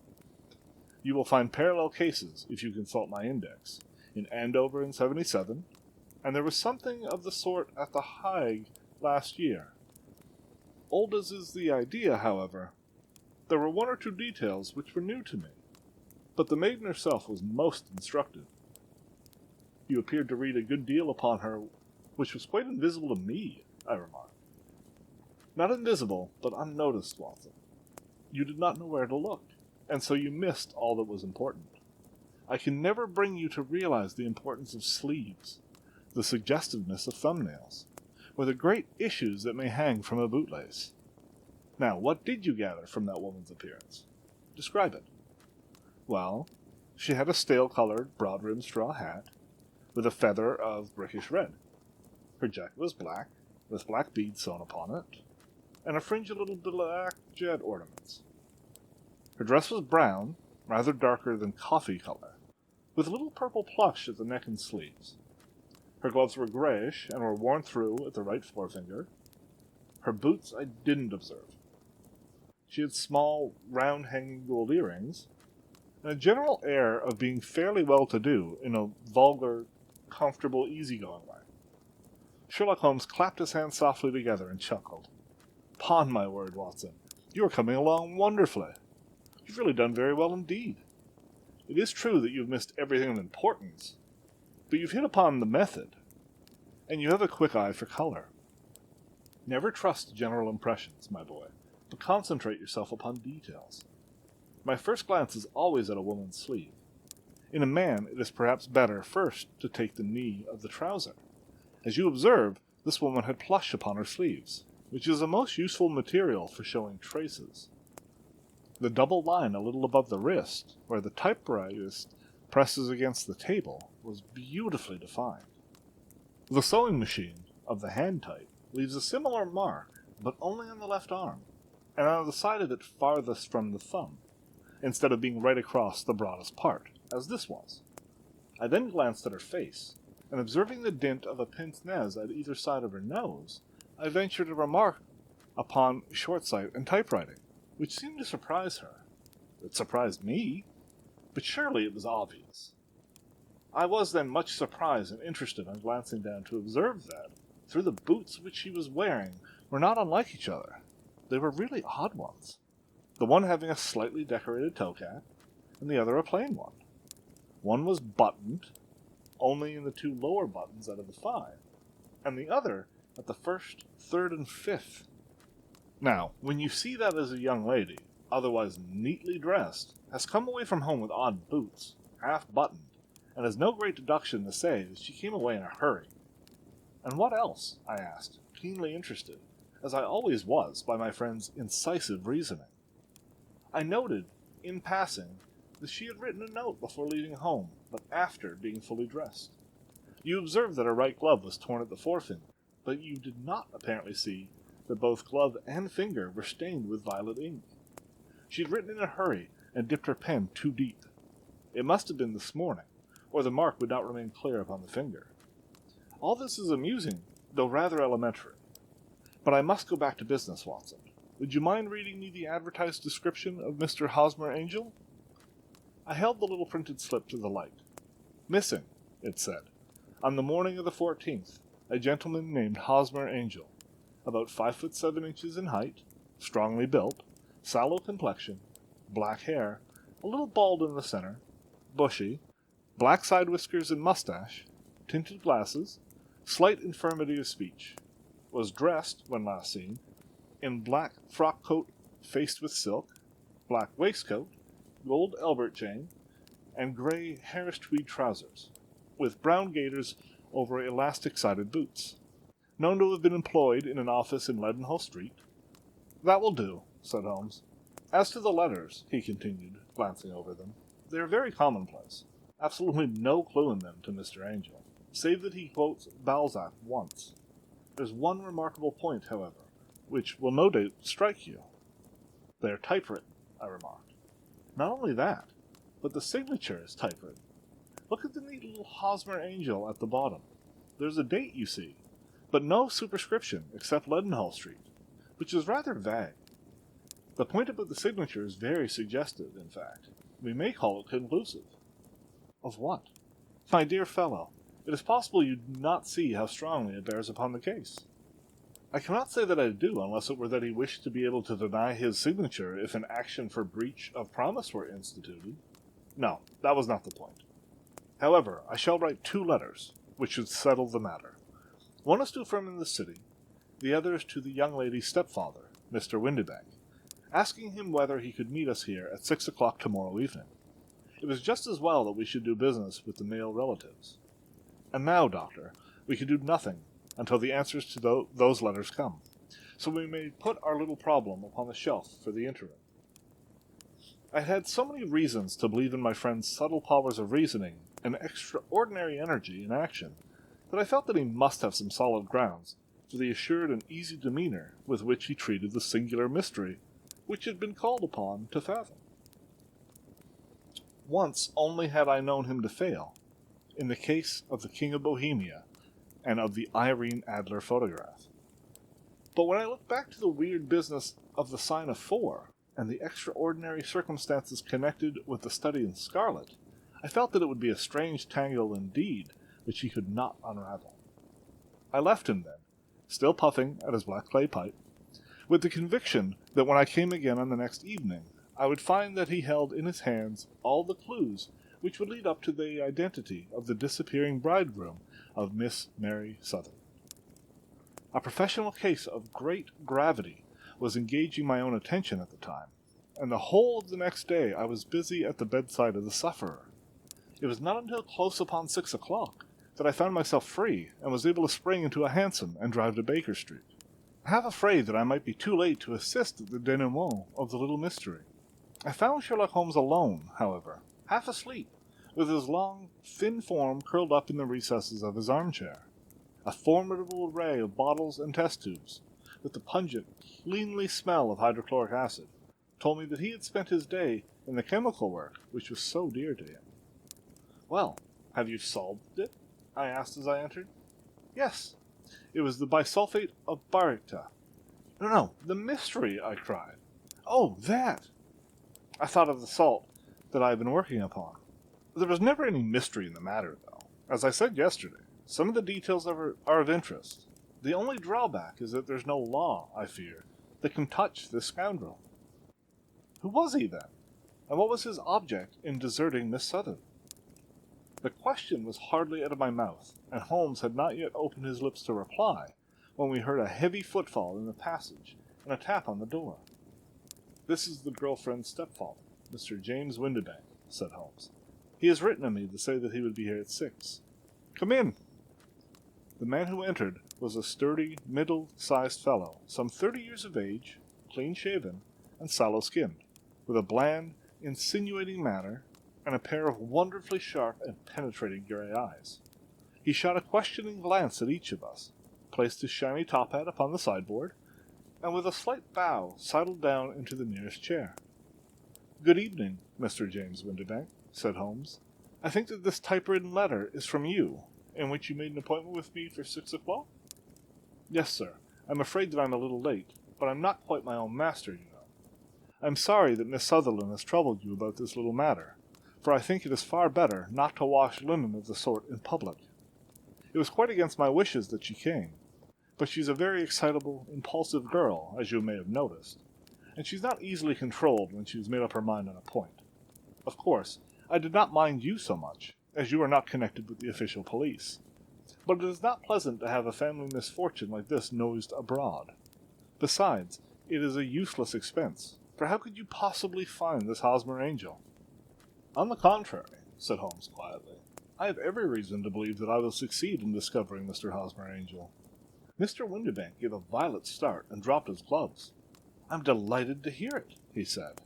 "It's a curious thing," remarked Holmes, "that a typewriter has really quite as much individuality as a man's handwriting. Unless they are quite new, no two of them are exactly alike. Some letters get more worn than others, and some wear only on one side. Now, you remark in this note of yours, Mr. Windibank, that in every case there's some little slurring over the E, and a slight defect in the tail of the R. There are 14 other characteristics, but those are the more obvious. We do all our correspondence with this machine at the office, and no doubt it is a little worn," our visitor answered, glancing keenly at Holmes with his bright little eyes. "And now I will show you what is really a very interesting study, Mr. Windibank," Holmes continued. "I think of writing another little monograph, some of these days, on the typewriter and its relation to crime. It is a subject to which I have devoted some little attention.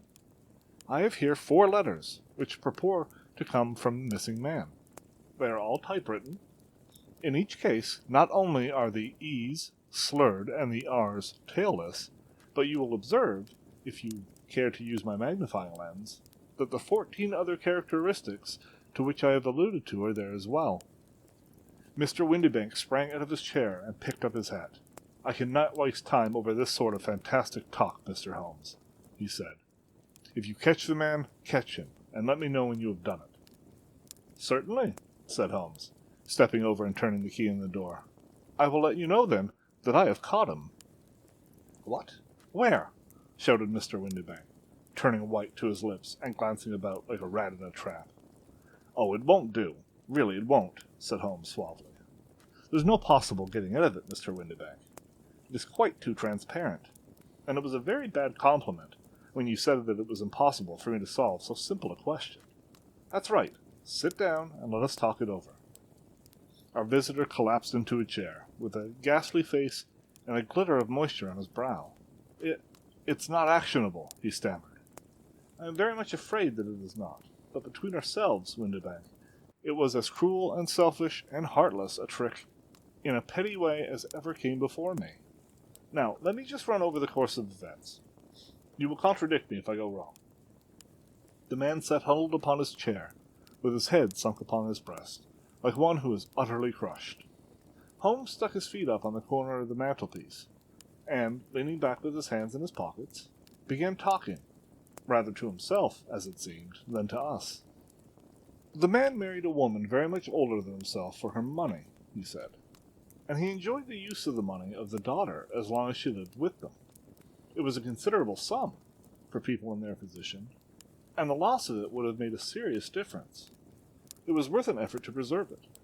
The daughter was of a good, amiable disposition, but affectionate and warm-hearted in her ways, so that it was evident that with her fair personal advantages and her little income, she would not be allowed to remain single long.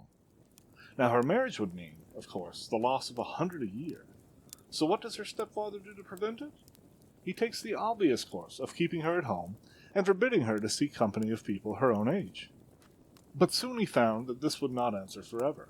She became restive, insisted upon her rights, and finally announced her positive intention of going to a certain ball. What does her clever stepfather do then? He conceives an idea more creditable to his head than to his heart. With the connivance and assistance of his wife, he disguised himself, covered those keen eyes with tinted glasses, masked the face with a mustache and a pair of bushy whiskers, sunk that clear voice into an insinuating whisper, and doubly secure on account of the girl's short sight, he appears as Mr. Hosmer Angel, and keeps off other lovers by making love himself. It was only a joke at first, groaned our visitor. We never thought that she would have been so carried away.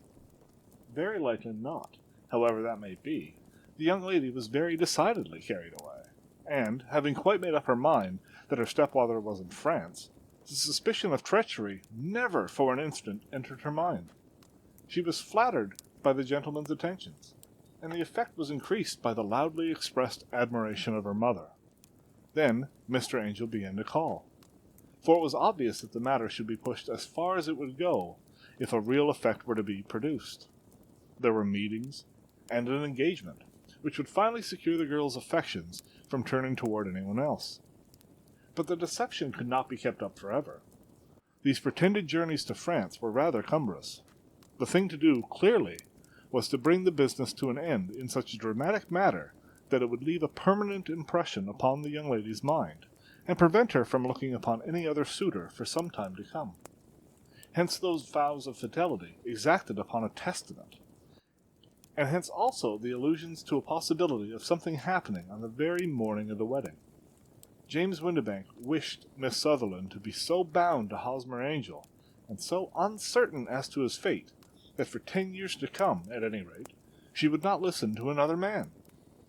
As far as the church door he brought her, and then, as he could go no further, he conveniently vanished away by the old trick of stepping in at one door of a four-wheeler and out the other. I think that was the chain of events, Mr. Windibank. Our visitor had recovered something of his assurance, while Holmes had been talking, and he rose from his chair now with a cold sneer upon his pale face. It may be so, or it may not, Mr. Holmes, he said. But if you were so very sharp, you ought to be sharp enough to know that it is you who are breaking the law now, and not me. I have done nothing actionable from the first, but as long as you keep that door locked, you lay yourself open to an action for assault and a legal constraint. The law cannot, as you say, touch you, said Holmes, unlocking and throwing open the door. Yet there was never a man who deserved punishment more. If the young lady has a brother or a friend, he ought to lay a whip across your shoulders. By Jove, he continued, flushing up at the sight of the bitter sneer upon the man's face. It is not part of my duties to my client, but here's a hunting crop handy, and I think I shall just treat myself to... He took 2 swift steps to the whip, but before he could grasp it, there was a wild clatter of steps upon the stairs, The heavy hall door banged, and from the window we could see Mr. James Windibank running at the top of his speed down the road. "There's a cold-blooded scoundrel," said Holmes, laughing, as he threw himself down into his chair once more. "That fellow will rise from crime to crime until he does something very bad, and ends on a gallows." The case has, in some respects, been not entirely devoid of interest. "I cannot now entirely see all the steps of your reasoning," I remarked. "Well, of course it was obvious from the first that Mr. Hosmer Angel must have some strong object for his curious conduct, and it was equally clear that the only man who really profited by the incident, as far as we could see, was the stepfather. Then the fact that the two men were never together, but that the one always appeared when the other was away, was suggestive. So were the tinted spectacles and the curious voice, which both hinted at a disguise, as did the bushy whiskers. My suspicions were all confirmed by his peculiar action in typewriting his signature, which, of course, inferred that his handwriting was so familiar to her that she would recognize even the smallest sample of it. You see, all these isolated facts, together with many minor ones, all pointed in the same direction. And how did you verify them? Having once spotted my man, it was easy to get corroboration. I knew the firm for which the man worked. Having taken the printed description, I eliminated everything from it which could be the result of a disguise. The whiskers, the glasses, the voice, and I sent it to the firm, with a request that they would inform me whether it answered to the description of any of their travelers. I'd already noticed the peculiarities of the typewriter, and I wrote to the man himself at his business address, asking him if he would come here. As I expected, his reply was typewritten, and revealed the same trivial but characteristic defects. The same post brought me a letter from West House in Marbank, a Fenchurch Street, to say that the description tallied in every respect with that of their employee, James Windibank. Voila tout. And Miss Sutherland? If I tell her, she will not believe me. You may remember the old Persian saying, "There is danger for him who taketh the tiger cub, and danger also for whoso snatches a delusion from a woman." There is as much sense in Hafiz as in Horace, and as much knowledge of the world. The Boscombe Valley Mystery. We were seated at breakfast one morning, my wife and I, when the maid brought in a telegram. It was from Sherlock Holmes, and ran in this way. "Have you a couple of days to spare? Have just been wired from the west of England in connection with Boscombe Valley tragedy. Shall be glad if you will come with me. Air and scenery? Perfect. Leave Paddington by the 11:15. "What do you say, dear?" said my wife, looking across at me. "Will you go?" "I really don't know what to say. I have a fairly long list at present." "Oh, Anstruther will do your work for you. You've been looking a little pale lately. I think that the change would do you good, and you are always so interested in Mr. Sherlock Holmes's cases." "I should be ungrateful if I were not, seeing what I gained through one of them," I answered. "But if I am to go, I must pack at once, for I only have half an hour." My experience of camp life in Afghanistan had at least had the effect of making me a prompt and ready traveler. My wants were few and simple, so that in less than the time stated, I was in a cab with my valise, rattling away to Paddington Station. Sherlock Holmes was pacing up and down the platform, his tall, gaunt figure made even gaunter and taller by his long grey travelling cloak and close-fitting cloth cap. "It is really very good of you to come, Watson," said he. "It makes a considerable difference to me, having someone with me on whom I can thoroughly rely. Local aid is always either worthless or else biased. If you will keep the two corner seats, I shall get the tickets." We had the carriage to ourselves, save for an immense litter of papers which Holmes had brought with him. Among these he rummaged and read, with intervals of note-taking and of meditation, until we were past reading.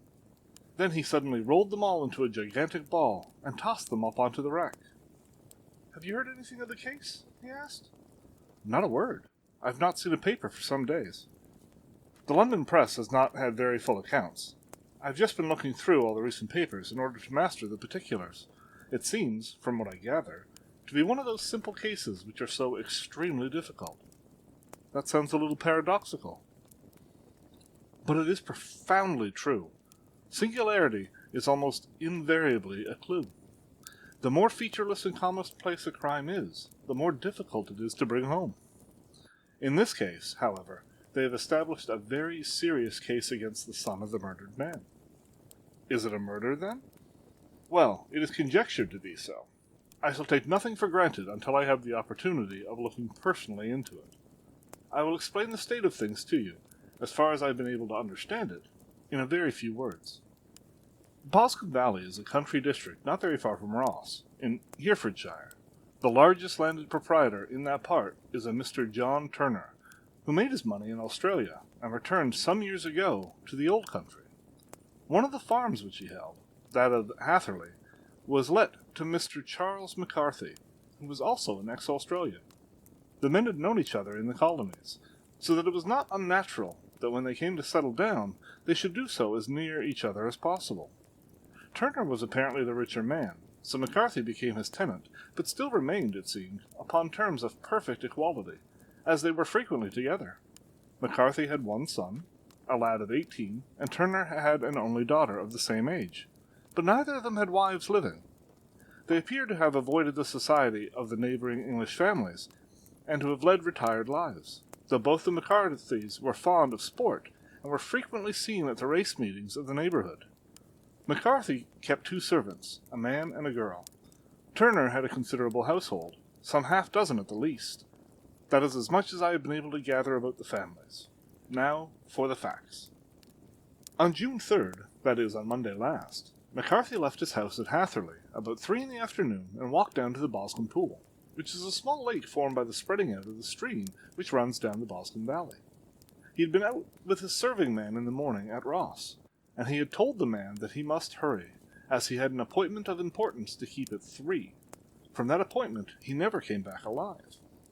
From Hatherley farmhouse to Boscombe Pool is a 1/4 of a mile, and 2 people saw him as he passed over this ground. One was an old woman, whose name was not mentioned, and the other was William Crowder, a gamekeeper in the employ of Mr. Turner. Both these witnesses depose that Mr. McCarthy was walking alone. The gamekeeper adds that within a few minutes of his seeing Mr. McCarthy pass, he had seen his son, Mr. James McCarthy, going the same way, with a gun under his arm. To the best of his belief, the father was actually in sight at the time, and the son was following him. He thought no more of the matter until he heard in the evening of the tragedy that had occurred. The 2 McCarthys were seen after the time when William Crowder, the gamekeeper, lost sight of them. The Boscombe Pool is thickly wooded round, with just a fringe of grass and of reeds round the edge. A girl of 14, Patience Moran, who was the daughter of the lodge-keeper of the Boscombe Valley estate, was in one of the woods picking flowers. She states that while she was there she saw, at the border of the wood and close by the lake, Mr. McCarthy and his son, and that they appeared to be having a violent quarrel.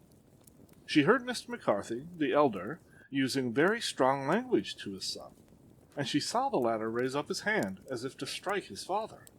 She was so frightened by their violence that she ran away and told her mother, when she reached home, that she had left the 2 McCarthys quarreling near Boscombe Pool, and that she was afraid that they were going to fight. She had hardly said the words when young Mr. McCarthy came running up to the lodge to say that he had found his father dead in the wood, and to ask for the help of the lodge-keeper. He was much excited, without either his gun or his hat, and his right hand and sleeve were observed to be stained with fresh blood. On following him, they found the dead body stretched out upon the grass beside the pool. The head had been beaten in by repeated blows of some heavy and blunt weapon. The injuries were such as might very well have been inflicted by the butt end of his son's gun, which was found lying on the grass within a few paces of the body. Under these circumstances, the young man was instantly arrested, with a verdict of wilful murder having been returned at inquest on Tuesday. He was on Wednesday brought before the magistrates at Ross, who have referred the case to the next assizes. Those are the main facts of the case as they came out before the coroner and the police court. I could hardly imagine a more damning case, I remarked. If ever circumstantial evidence pointed to a criminal, it does so here. Circumstantial evidence is a very tricky thing, answered Holmes thoughtfully. It may seem to point very straight to one thing, but if you shift your own point of view a little, you may find it pointing in an equally uncompromising manner to something entirely different. It must be confessed, however, that the case looks exceedingly grave against the young man, and it is very possible that he is indeed the culprit. There are several people in the neighborhood, however, and among them Miss Turner, the daughter of the neighboring landowner, who believes in his innocence, and who have retained Lestrade, whom you may recollect in connection with the study in scarlet, to work out the case in his interest. Lestrade, being rather puzzled, has referred the case to me, and hence it is that two middle-aged gentlemen are flying westward at 50 miles an hour instead of quietly digesting their breakfasts at home. I am afraid, said I, that the facts are so obvious that you will find little credit to be gained out of this case. There is nothing more deceptive than an obvious fact, he answered, laughing. Besides, we may chance to hit upon some other obvious facts, which may have been by no means obvious to Mr. Lestrade. You know me too well to think that I am boasting when I say that I shall either confirm or destroy his theory by means which he is quite incapable of employing, or even of understanding. To take the first example to hand, I very clearly perceive that in your bedroom the window is upon the right-hand side, and yet I question whether Mr. Lestrade would have noted even so self-evident a thing as that. How on earth? My dear fellow, I know you well. I know the military neatness which characterizes you. You shave every morning, and in this season you shave by the sunlight. But since your shaving is less and less complete as we get further back on the left side, until it becomes positively slovenly as we get round the angle of the jaw, it is surely very clear that that side is less illuminated than the other. I could not imagine a man of your habits looking at himself in an equal light and being satisfied with such a result. I only quote this as a trivial example of observation and inference. Therein lies my métier, and it is just possible that it may be of some service in the investigation which lies before us. There are one or two minor points which were brought out in the inquest, and which are worth considering. What are they? It appears that his arrest did not take place at once, but after the return to Hatherley Farm. On the inspector of constabulary informing him that he was a prisoner, he remarked that he was not surprised to hear it, and that it was no more than his deserts. This observation of his had the natural effect of removing any traces of doubt which might have remained in the minds of the coroner's jury. It was a confession, I ejaculated. No, for it was followed by a protestation of innocence. Coming on the top of such a damning series of events, it was at least a most suspicious remark. On the contrary, said Holmes, it is the brightest rift which I can at present see in the clouds. However innocent he might be, he could not be such an absolute imbecile as not to see that the circumstances were very black against him. Had he appeared surprised at his own arrest, or feigned indignation at all, I should have looked upon it as highly suspicious, because such surprise or anger would not be natural under the circumstances, and yet might appear to be the best policy to a scheming man. His frank acceptance of the situation marks him as either an innocent man, or else as a man of considerable self-restraint and firmness. As to his remark about his deserts, it was also not unnatural if you consider that he stood beside the dead body of his father, and that there is no doubt that he had the very day so far forgotten his filial duty to bandy words with him, and even, according to the little girl whose evidence is so important, to raise his hand as if to strike him. The self-reproach and contrition which are displayed in his remark appear to me to be the signs of a healthy mind, rather than of a guilty one. I shook my head. Many men have been hanged on far slighter evidence, I remarked. So they have, and many men have been wrongfully hanged. What is the young man's own account of the matter? It is, I'm afraid, not very encouraging to his supporters, though there are one or two points in it which are suggestive. You will find it here, and may read it for yourself. He picked out from his bundle a copy of the local Herefordshire paper, and having turned down the sheet, he pointed out the paragraph in which the unfortunate young man had given his own statement of what had occurred. I settled myself down in the corner of the carriage and read it very carefully. It ran in this way. Mr. James McCarthy, the only son of the deceased, was then called and gave evidence as follows. I had been away from home for 3 days at Bristol, and had only just returned upon the morning of last Monday, the 3rd. My father was absent from home at the time of my arrival, and I was informed by the maid that he had driven over to Ross with John Cobb, the groom. Shortly after my return, I heard the wheels of his trap in the yard, and, looking out my window, saw him get out and walk rapidly out of the yard, though I was not aware in which direction he was going. I then took my gun and strolled out in the direction of the Boscombe Pool, with the intention of visiting the rabbit warren, which is upon the other side. On my way I saw William Crowder, the gamekeeper, as he had stated in his evidence, but he is mistaken in thinking that I was following my father. I had no idea that he was in front of me. When about 100 yards from the pool, I heard a cry of "Co!" which was a usual signal between my father and myself. I then hurried forward, and found him standing by the pool. He appeared to be much surprised at seeing me, and asked me rather roughly what I was doing there. A conversation ensued, which led to high words and almost to blows, for my father was a man of very violent temper.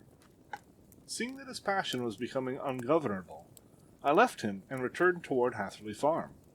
I had not gone more than 150 yards, however, when I heard a hideous outcry behind me, which caused me to run back again.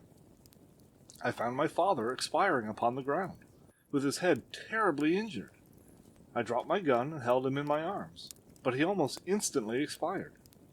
I knelt beside him for some minutes, and then made my way to Mr. Turner's lodge-keeper, his house being the nearest, to ask for assistance. I saw no one near my father when I returned, and I have no idea how he came by his injuries. He was not a popular man, being somewhat cold and forbidding in his manners, but he had, as far as I know, no active enemies. I know nothing further of the matter. The coroner. Did your father make any statements to you before he died? Witness. He mumbled a few words, but I could only catch some allusion to a rat. The coroner. What did you understand by that? Witness. It has conveyed no meaning to me. I thought that he was delirious. The coroner. What was the point upon which you and your father had this final quarrel? Witness. I should prefer not to answer. The coroner. I'm afraid that I must press it. Witness. It is really impossible for me to tell you. I can assure you that it has nothing to do with the sad tragedy which followed. The coroner. That is for the court to decide. I need not point out to you that your refusal to answer will prejudice your case considerably in any future proceedings which may arise. Witness. I must still refuse. The coroner. I understand that the cry of "Co!" was a common signal between you and your father? Witness. It was. The coroner. How was it, then, that he uttered it before he saw you, and before he even knew that you had returned from Bristol? Witness, with considerable confusion. I do not know. A juryman. Did you see nothing which aroused your suspicions when you returned on hearing the cry, and found your father fatally injured? Witness. Nothing definite. The coroner. What do you mean? Witness. I was so disturbed and excited as I rushed out into the open that I could think of nothing except my father. Yet I have a vague impression that as I ran forward something lay upon the ground to the left of me. It seemed to me to be something gray in color, a coat of some sort, or a plaid perhaps. When I rose from my father I looked round for it, but it was gone. Do you mean that it disappeared before you went for help? Yes, it was gone. You cannot say what it was? No. I had a feeling something was there. How far from the body? A dozen yards or so? And how far from the edge of the wood? About the same. Then if it was removed, it was while you were within a dozen yards of it? Yes, but with my back towards it. This concluded the examination of the witness. I see, I said as I glanced down the column, that the coroner in his concluding remarks was rather severe upon young McCarthy. He calls attention, and with reason, to the discrepancy about his father having signaled to him before seeing him, also to his refusal to give details of his conversation with his father, and his singular account of his father's dying words. They are all, as he remarks, very much against the son. Holmes laughed softly to himself, and stretched himself out upon the cushioned seat. Both you and the coroner have been at some pains, said he, to single out the very strongest points in the young man's favor.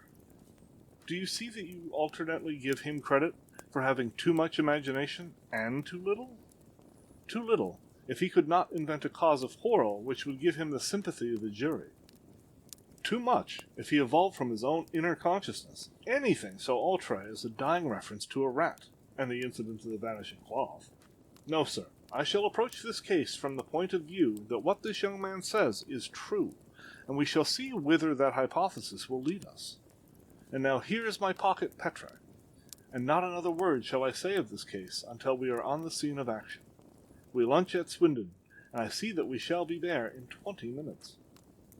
It was nearly 4 o'clock when we at last, after passing through the beautiful Stroud Valley and over the broad gleaming Severn, found ourselves at the pretty little country town of Ross. A lean, ferret-like man, furtive and sly-looking, was waiting for us upon the platform. In spite of the light brown dustcoat and leather leggings which he wore in deference to his rustic surroundings, I had no difficulty in recognizing Lestrade, of Scotland Yard. With him we drove to the Hereford Arms, where a room had already been engaged for us. "I have ordered a carriage," said Lestrade, as we sat over a cup of tea.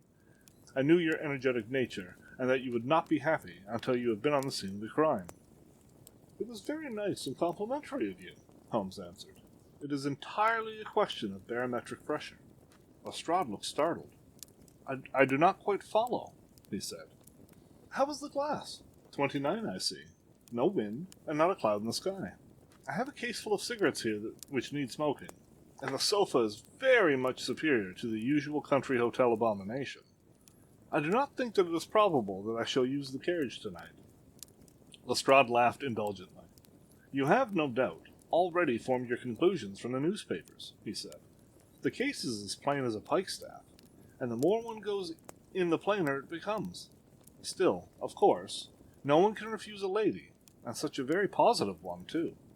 She has heard of you, and would have your opinion, though I repeatedly told her that there was nothing which you could do which I had not already done. Why, bless my soul, there is her carriage at the door." He had hardly spoken before there rushed into the room one of the most lovely young women that I have ever seen in my life. Her violet eyes shining, her lips parted, a pink flush upon her cheeks, all thought of her natural reserve lost in her overpowering excitement and concern. "Oh, Mr. Sherlock Holmes!" she cried, glancing from one to the other of us, and finally, with a woman's quick intuition, fastening upon my companion. "I am so glad that you have come. I have driven down to tell you so. I know that James didn't do it. I know it. And I want you to start upon your work knowing it too. Never let yourself doubt upon that point. We have known each other since we were little children, and I know his faults as no one else does. But he is too tender-hearted to hurt a fly. Such a charge is absurd to anyone who really knows him." "I hope we may clear him, Miss Turner," said Sherlock Holmes. "You may rely upon my doing all that I can." "But you have read the evidence. You have formed some conclusion? Do you not see some loophole, some flaw? Do you not yourself think that he is innocent?" "I think that it is very probable." "There, now," she cried, throwing back her head and looking defiantly at Lestrade. "You hear? He gives me hopes." Lestrade shrugged his shoulders. "I am afraid that my colleague has been a little quick in forming his conclusions," he said. "But he is right. Oh, I know that he is right. James never did it. And about his quarrel with his father, I'm sure that the reason why he would not speak about it to the coroner was because I was concerned in it." "In what way?" asked Holmes. "It is no time for me to hide anything. James said his father had many disagreements about me. Mr. McCarthy was very anxious that there should be a marriage between us. James and I have always loved each other as brother and sister, but of course he is young and has seen very little of life yet, well, he naturally did not wish to do anything like that yet. So there were quarrels, and this, I am sure, was one of them." "And your father?" asked Holmes. "Was he in favor of such a union?" "No, he was averse to it also. No one but Mr. McCarthy was in favor of it." A quick blush passed over her fresh young face as Holmes shot one of his keen, questioning glances at her. "Thank you for this information," said he. "May I see your father if I call tomorrow?" "I'm afraid the doctor won't allow it." "The doctor?" "Yes, have you not heard? Poor father has never been strong for years back, but this has broken him down completely.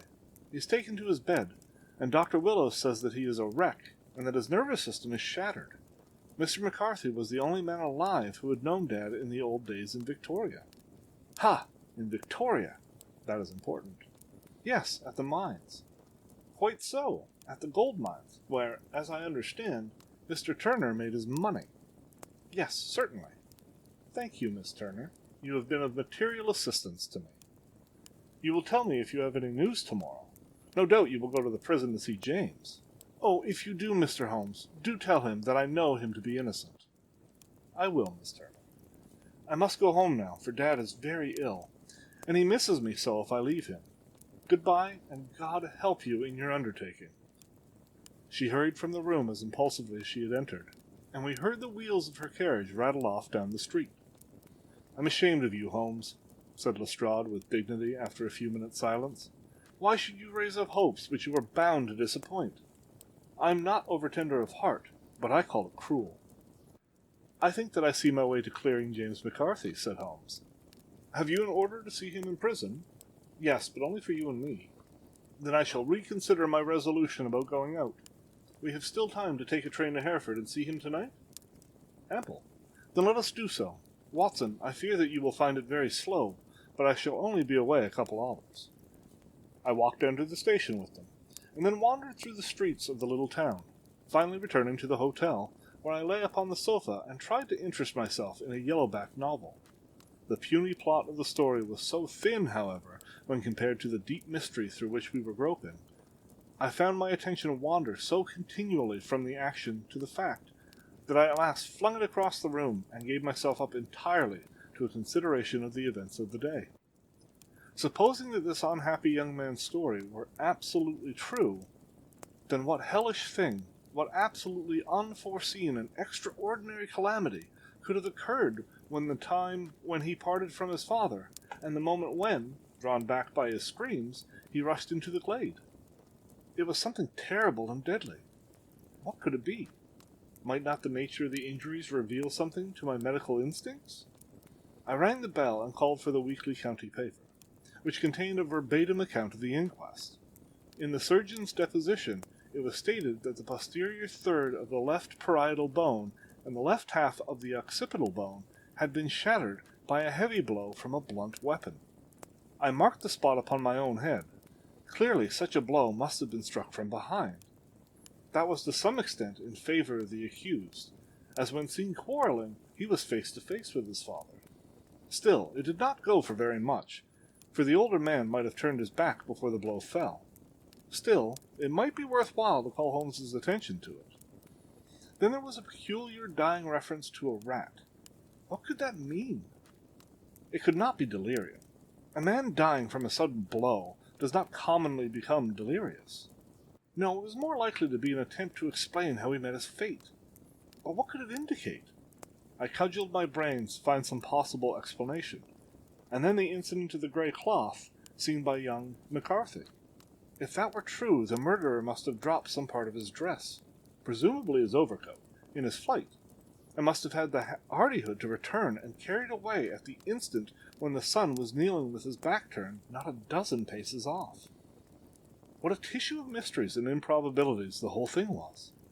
I did not wonder at Lestrade's opinion, and yet I had so much faith in Sherlock Holmes's insight that I could not lose hope as long as every fresh fact seemed to strengthen his conviction of young McCarthy's innocence.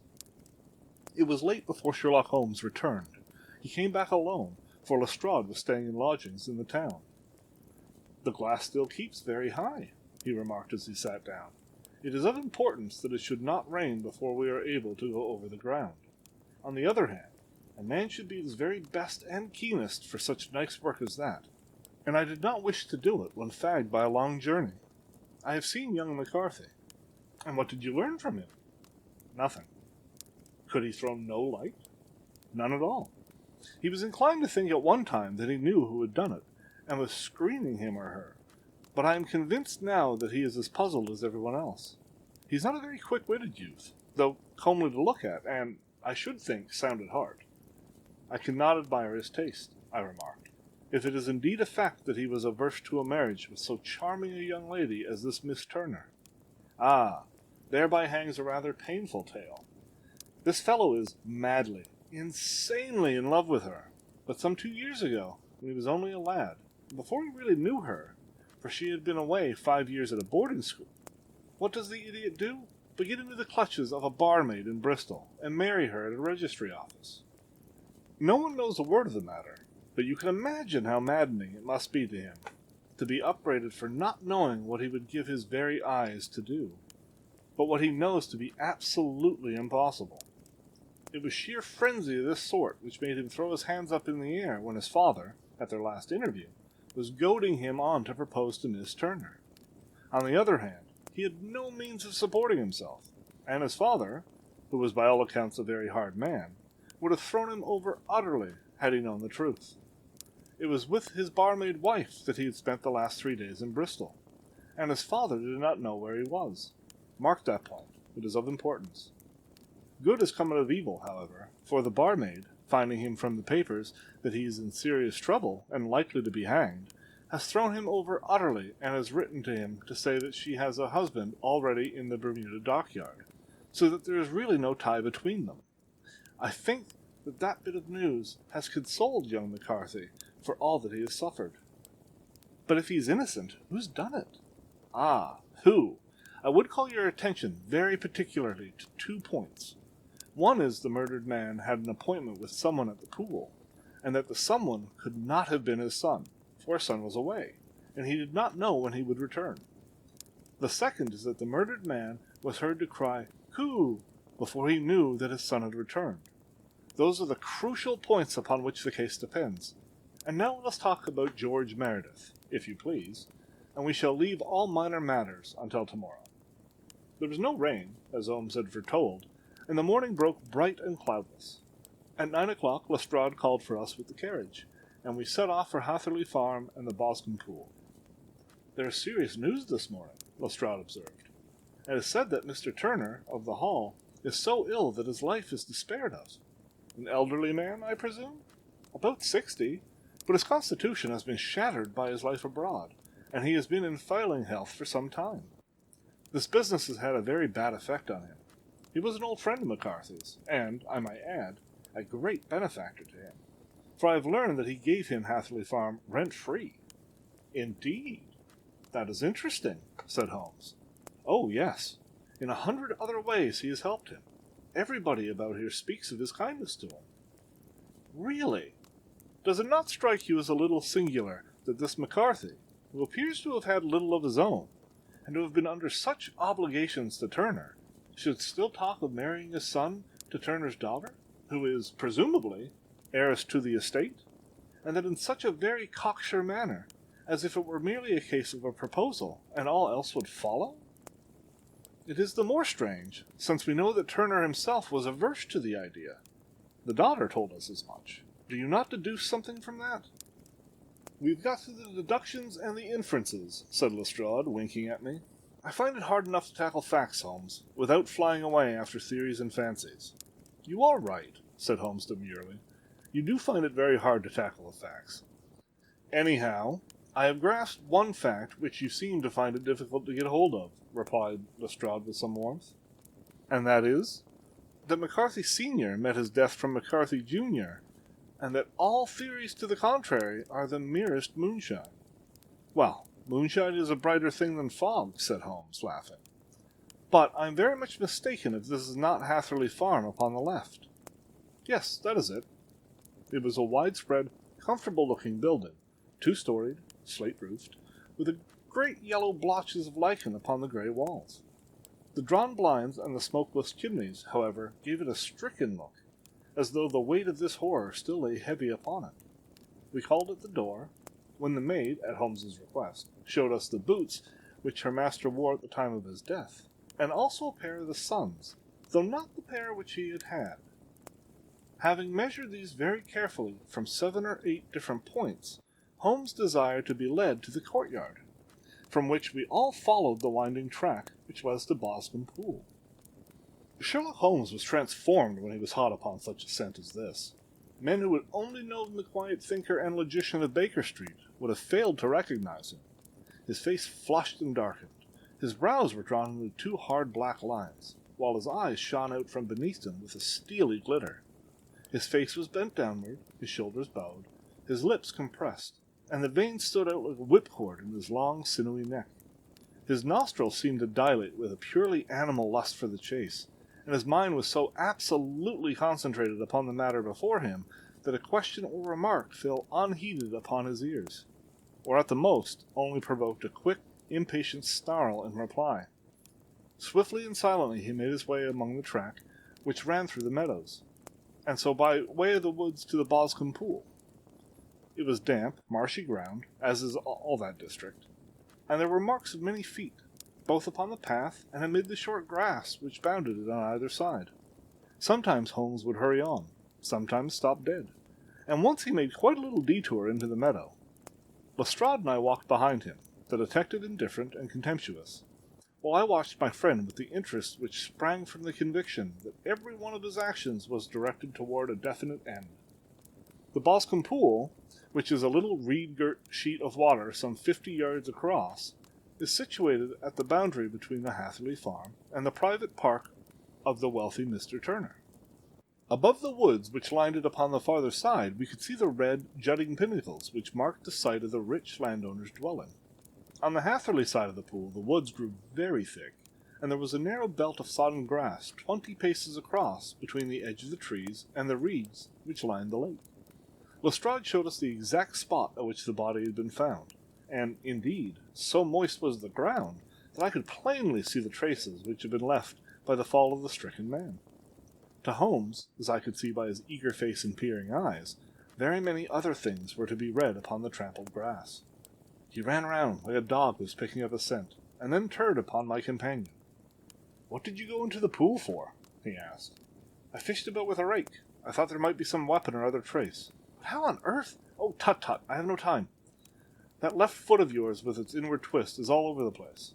A mole could trace it, and there it vanishes among the reeds. Oh, how simple it would have all been had I been here before they came like a herd of buffalo and wallowed all over it. Here's where the party with the lodge-keeper came, and they have covered all tracks for 6 or 8 feet round the body. But here are 3 separate tracks of the same feet." He drew a lens and lay upon his waterproof to have a better view, talking all the time, rather to himself than to us. "These are young McCarthy's feet.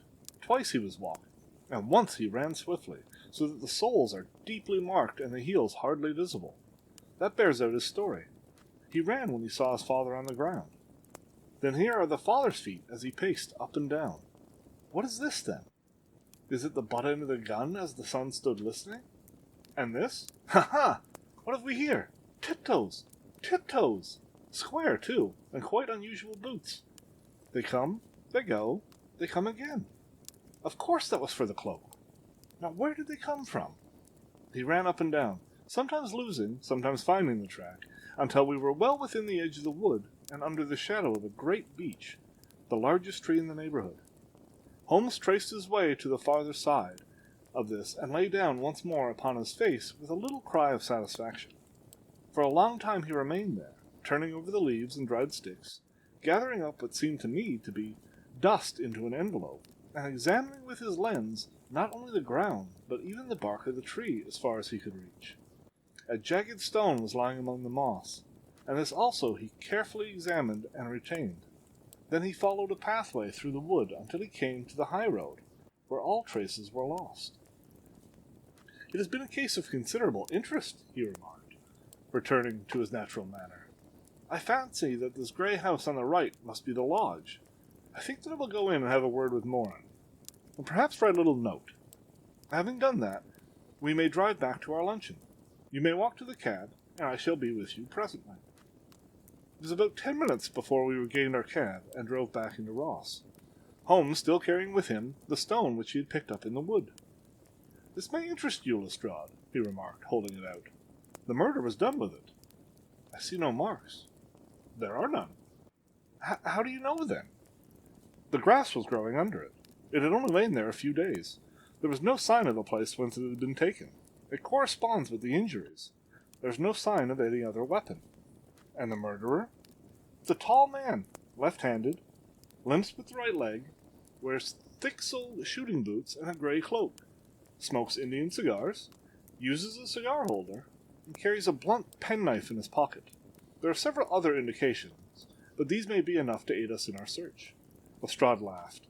"I'm afraid that I'm still a skeptic," he said.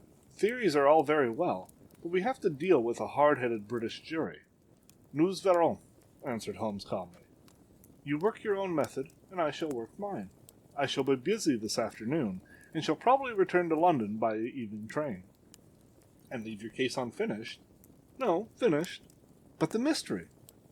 It's solved. Who was the criminal, then? The gentleman I described. But who is he? Surely it would not be difficult to find out.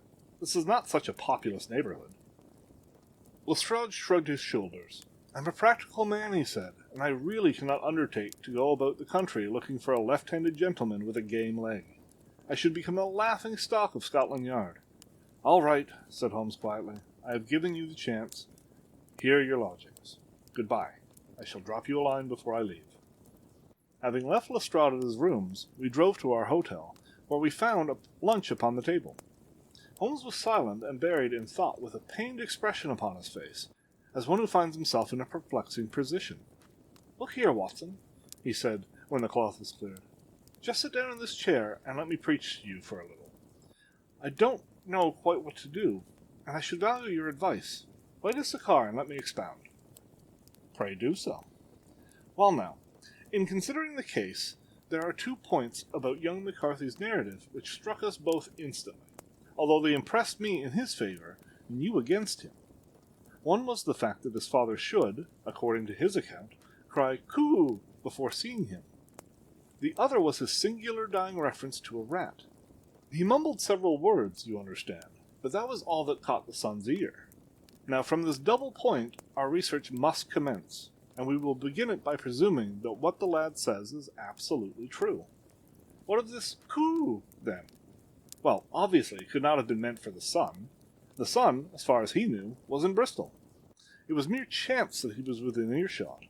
The "Coo" was meant to attract the attention whoever it was that he had the appointment with. But "Coo" is a distinctly Australian cry, and one which is used between Australians. There's a strong presumption that the person whom McCarthy expected to meet him at Boscombe Pool was someone who had been in Australia. What of the rat, then? Sherlock Holmes took a folded paper from his pocket and flattened it out on the table. This is a map of the colony of Victoria, he said. I wired to Bristol for it last night. He put his hand over part of the map.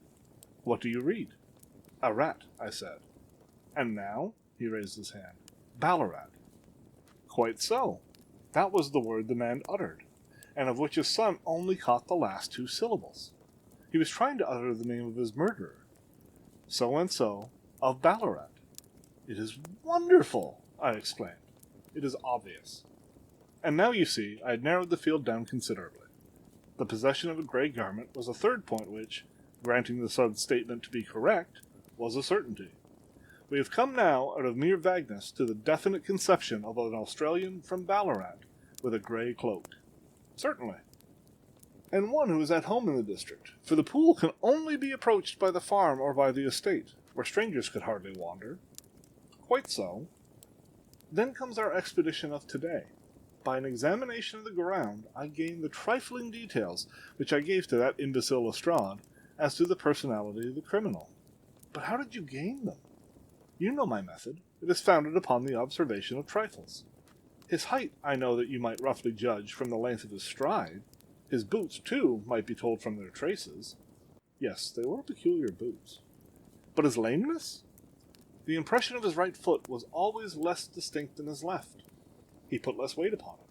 Why? Because he limped. He was lame. But his left-handedness?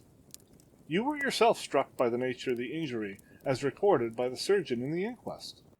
The blow was struck from immediately behind, and yet was upon the left side. Now how can that be unless it were by a left-handed man? He had stood behind that tree during the interview between the father and son. He had even smoked there. I found the ash of a cigar, which my special knowledge of tobacco ashes enables me to pronounce as an Indian cigar. I have, as you know, devoted some attention to this, and written a little monograph on the ashes of 140 different varieties of pipe, cigar, and cigarette tobacco. Having found the ash, I then looked round and discovered the stump among the moss where he had tossed it. It was an Indian cigar, of the variety which are rolled in Rotterdam. And the cigar holder? I could see that the end had not been in his mouth. Therefore he used a holder. The tip had been cut off, not bitten off, but the cut was not a clean one, so I deduced a blunt penknife. Holmes, I said, you have drawn a net around this man from which he cannot escape, and you have saved an innocent human life as truly as if you had cut the cord with which it was hanging him. I see the direction in which all this points. The culprit is Mr. John Turner," cried the hotel waiter, opening the door of our sitting room and ushering in a visitor. The man who entered was a strange and impressive figure. His slow, limping step and bowed shoulders gave the appearance of a decrepitude, and yet his hard, deep-lined, craggy features and his enormous limbs showed that he was possessed of unusual strength of body and of character. His tangled beard, grizzled hair, and outstanding, drooping eyebrows combined to give an air of dignity and power to his appearance. But his face was of an ashen white, while his lips and the corner of his nostrils were tinged with a shade of blue. It was clear to me at a glance that he was in the grip of some deadly and chronic disease. "Pray sit down on the sofa," said Holmes gently. "You had my note." "Yes," the lodge-keeper brought it up. "You said that you wished to see me here to avoid scandal." "I thought people would talk if I went to the hall." "And why did you wish to see me?" He looked across at my companion, with despair in his weary eyes, as though his question was already answered. "Yes," said Holmes, answering the look rather than the words. "It is so. I know all about McCarthy." The old man sank his face in his hands. "God help me," he cried, "but I would not have let the young man come to harm. I give you my word that I would have spoken out if it went against him at the assizes." "I'm glad to hear you say so," said Holmes gravely. "I would have spoken now had it not been for my dear girl. It would break her heart, it will break her heart, when she hears that I am arrested." "It may not come to that," said Holmes. "What?" "I am no official agent. I understand that it was your daughter who required my presence here, and I am acting in her interests. Young McCarthy must be got off, however." "I am a dying man," said old Turner. "I have had diabetes for years. My doctor says it is a question whether I shall live a month, yet I would rather die under my own roof than in a jail." Holmes rose and sat down at the table with his pen in his hand and a bundle of paper before him. "Just tell us the truth," he said. "I shall jot down the facts. You will sign it, and Watson here can witness it. Then I can produce your confession at the last extremity to save young McCarthy. I promise you that I shall not use it unless it is absolutely needed." "It's as well," said the old man. "It's a question whether I shall live to the assizes, so it matters little to me. But I should wish to spare Alice the shock. And now I will make the thing clear to you. It has been a long time in the acting, but will not take me long to tell. You did not know this dead man, McCarthy. He was a devil incarnate. I tell you that. God keep you out of the clutches of such a man as he. His grip has been upon me these 20 years, and he has blasted my life. I'll tell you first how I came to be in his power. It was in the early 60s at the diggings. I was a young chap then, hot-blooded and reckless, ready to turn my hand at anything. I got among bad companions, took to drink, had no luck with my claim, took to the bush, and in a word became what you would call over here a highway robber. There were 6 of us, and we had a wild, free life of it, sticking up a station from time to time, or stopping the wagons on the road to the diggings. Black Jack of Ballarat was the name I went under, and our party is still remembered in the colony as the Ballarat Gang. One day a gold convoy came down from Ballarat to Melbourne, and we lay in wait for it and attacked it. There were 6 troopers and 6 of us, so it was a close thing, but we emptied 4 of their saddles at the first volley. 3 of our boys were killed, however, before we got the swag.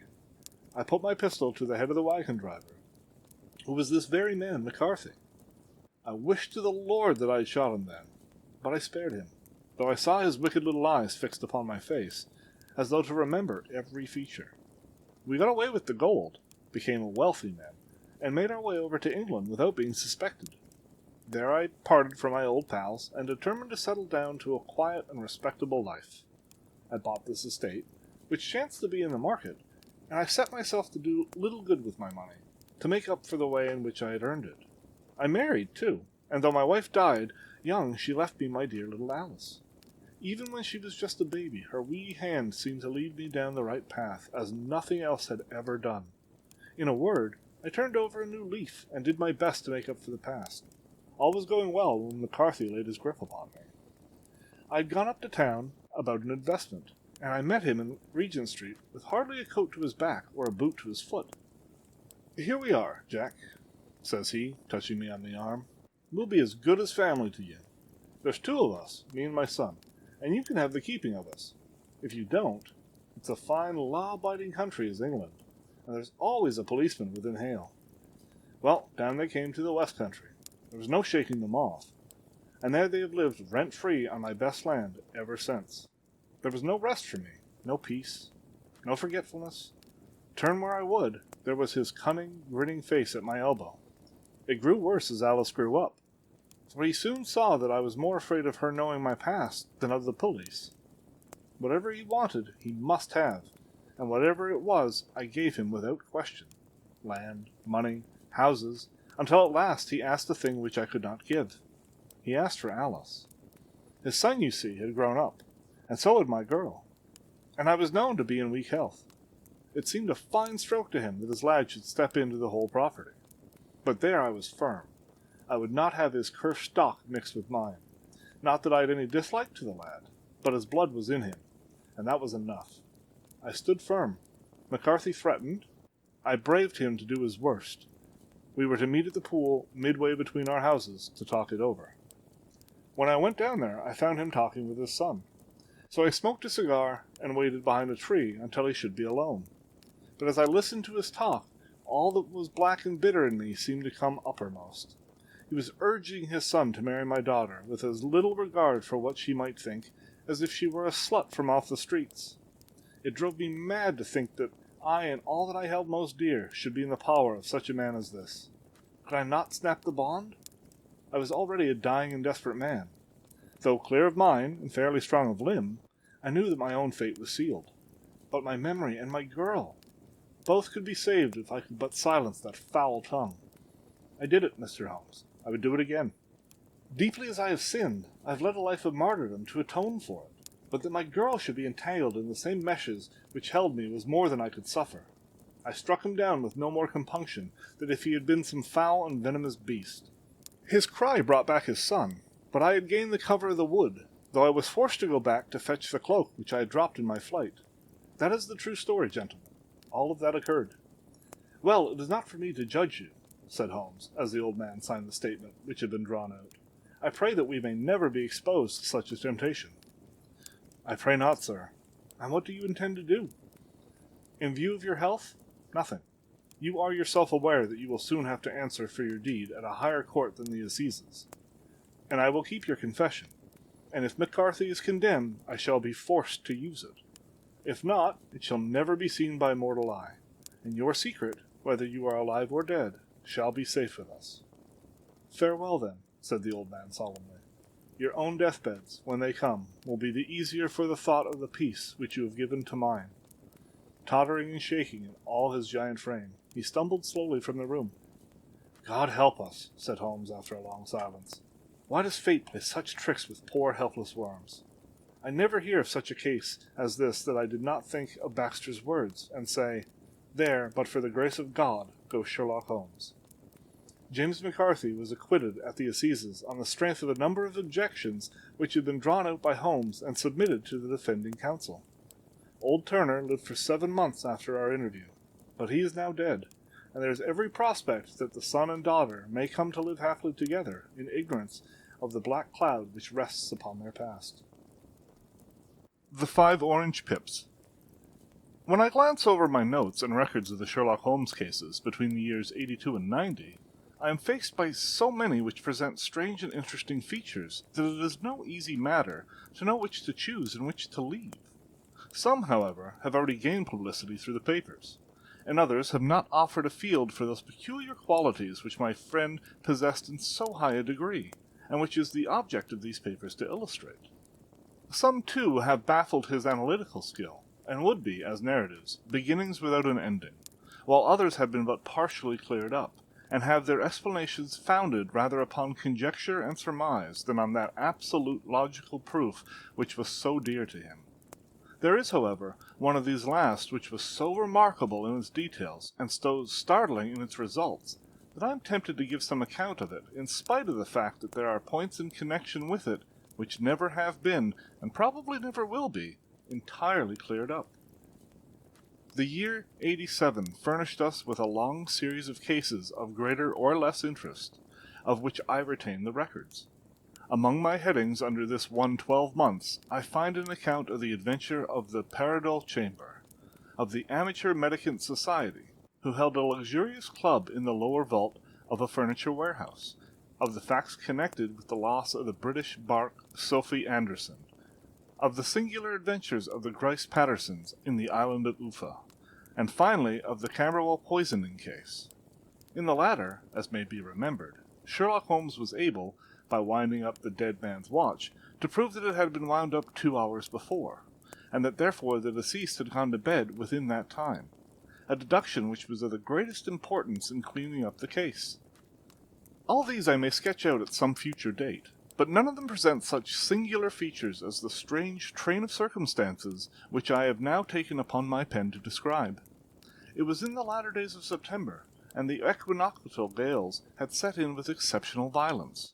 All day the wind had screamed, and the rain had beaten against the windows, so that even here in the heart of great, handmade London, we were forced to raise our minds for the instant from the routine life and to recognize the presence of those great elemental forces which shriek at mankind through the bars of his civilization, like untamed beasts in a cage. As evening drew in, the storm grew higher and louder, and the wind cried and sobbed like a child in the chimney. Sherlock Holmes sat moodily at one side of the fireplace, cross-indexing his records of crime, while I, at the other, was deep in one of Clark Russell's fine sea stories, until the howl of the gale from without seemed to blend with the text, and the splash of the rain to lengthen out in the long swash of the sea waves. My wife was on a visit to her mother's, and for a few days I was a dweller once more in my old quarters at Baker Street. "Why," I said, glancing up at my companion, "that is surely the bell. Who could come tonight? Some friend of yours, perhaps?" "Except yourself, I have none," he answered. "I do not encourage visitors." "A client, then?" "If so, it's a serious case. Nothing less would bring a man out on such a day and at such an hour. But I take it that it is more likely to be some crony of the landlady's." Sherlock Holmes was wrong in his conjecture, however, for there came a step in the passage and a tapping at the door. He stretched out his long arm to turn the lamp away from himself and toward the vacant chair upon which a newcomer must sit. "Come in," he said. The man who entered was young, some 22 at the outside, well-groomed and trimly clad, with something of refinement and delicacy in his bearing. The streaming umbrella which he held in his hand, and his long, shining waterproof, told us of the fierce weather through which he had come. He looked about him anxiously in the glare of the lamp, and I could see that his face was pale and his eyes heavy, like those of a man who is weighed down with some great anxiety. "I owe you an apology," he said, raising his golden pince-nez to his eyes. "I trust that I am not intruding. I fear that I have brought some traces of the storm and rain into your snug chamber." "Give me your coat and umbrella," said Holmes. "They may rest here on the hook, and will be dry presently. You have come up from the southwest, I see." "Yes, from Horsham. The clay and chalk mixture which I see upon your toe caps is quite distinctive. I have come for advice." "That is easily got." "And help." "That is not always so easy." "I have heard of you, Mr. Holmes. I heard from Major Prendergast how you saved him in the Tankerville Club scandal." "Ah, of course. He was wrongfully accused of cheating at cards. He said that you could solve anything." "He said too much." "And that you were never beaten." "I've been beaten 4 times. 3 times by men, and once by a woman." "But what is that compared to the number of your successes?" "It is true that I have been generally successful." "Then you may be so with me. I beg that you will draw your chair up to the fire and favor me with some details as to your case." "It is no ordinary one." "None of those which come to me are. I am the last court of appeal." "And yet I question, sir, whether in all your experience you have ever listened to a more mysterious and inexplicable chain of events than those which have happened in my own family." "You fill me with interest," said Holmes. "Pray give us the essential facts from the commencement, and I can afterwards question you as to those details which seem to me to be most important." The young man pulled his chair up and pushed his wet feet out toward the blaze. "My name," he said, "is John Openshaw, but my own affairs have, as far as I can understand, little to do with this awful business. It is a hereditary matter, so in order to give you an idea of the facts, I must go back to the commencement of the affair. You must know that my grandfather had 2 sons, my uncle Elias and my father Joseph. My father had a small factory at Coventry, which he enlarged at the time of the invention of bicycling. He was a patentee of the Openshaw unbreakable tire, and his business met with such success that he was able to sell it and to retire upon a handsome competence. My uncle Elias emigrated to America when he was a young man and became a planter in Florida, where he was reported to have done very well. At the time of the war he fought in Jackson's army, and afterwards under Hood, where he rose to be a colonel. When Lee laid down his arms, my uncle returned to his plantation, where he remained for 3 or 4 years. About 1869 or 1870, he came back to Europe and took a small estate in Sussex, near Horsham. He had made a very considerable fortune in the States, and his reasoning for leaving them was his aversion to the Negroes, and his dislike of the Republican policy in extending the franchise to them. He was a singular man, fierce and quick-tempered, very foul-mouthed when he was angry, and of a most retiring disposition. During all the years that he lived in Horsham, I doubt he ever set foot in the town. He had a garden and 2 or 3 fields round his house, and there he would take his exercise, though very often for weeks on end he would never leave his room. He drank a great deal of brandy and smoked very heavily, but he would see no society and did not want any friends, not even his own brother. He didn't mind me. In fact, he took a fancy to me, for at the time when he saw me first I was a youngster of 12 or so. This would be in the year 1878, after he had been 8 or 9 years in England. He begged my father to let me live with him, and he was very kind to me in his way. When he was sober, he used to be fond of playing backgammon and draughts with me, and he would make me his representative both with the servants and with the tradespeople, so that by the time I was 16, I was quite master of the house. I kept all the keys, and could go where I liked and do what I liked, so long as I did not disturb him in his privacy.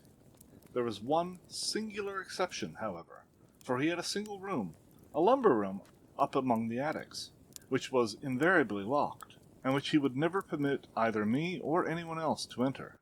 With a boy's curiosity, I have peeped through the keyhole, but I was never able to see more than such a collection of old trunks and bundles as would be expected in such a room. One day, it was in March 1883, a letter with a foreign stamp lay upon the table in front of the colonel's plate. It was not a common thing for him to receive letters, for his bills were all paid in ready money, and he had no friends of any sort. "From India," he said as he took it up. "Pondicherry postmark. What can this be?"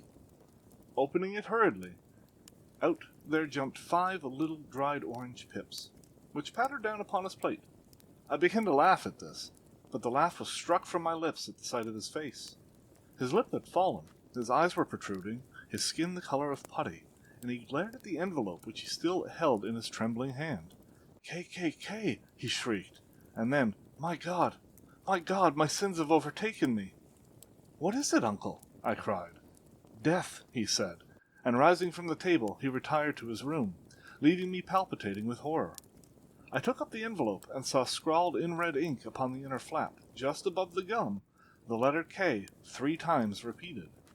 There was nothing else save the 5 dried pips. What could be the reason of his overpowering terror? I left the breakfast table. As I ascended the stair, I met him coming down with an old rusty key, which must have belonged to the attic, in one hand, and a small brass box, like a cash box, in the other. "They may do what they like, but I'll checkmate them still," he said with an oath. "Tell Mary that I shall want a fire in my room today, and send down to Fordham the Horsham lawyer." I did as he ordered, and when the lawyer arrived, I was asked to step up to the room.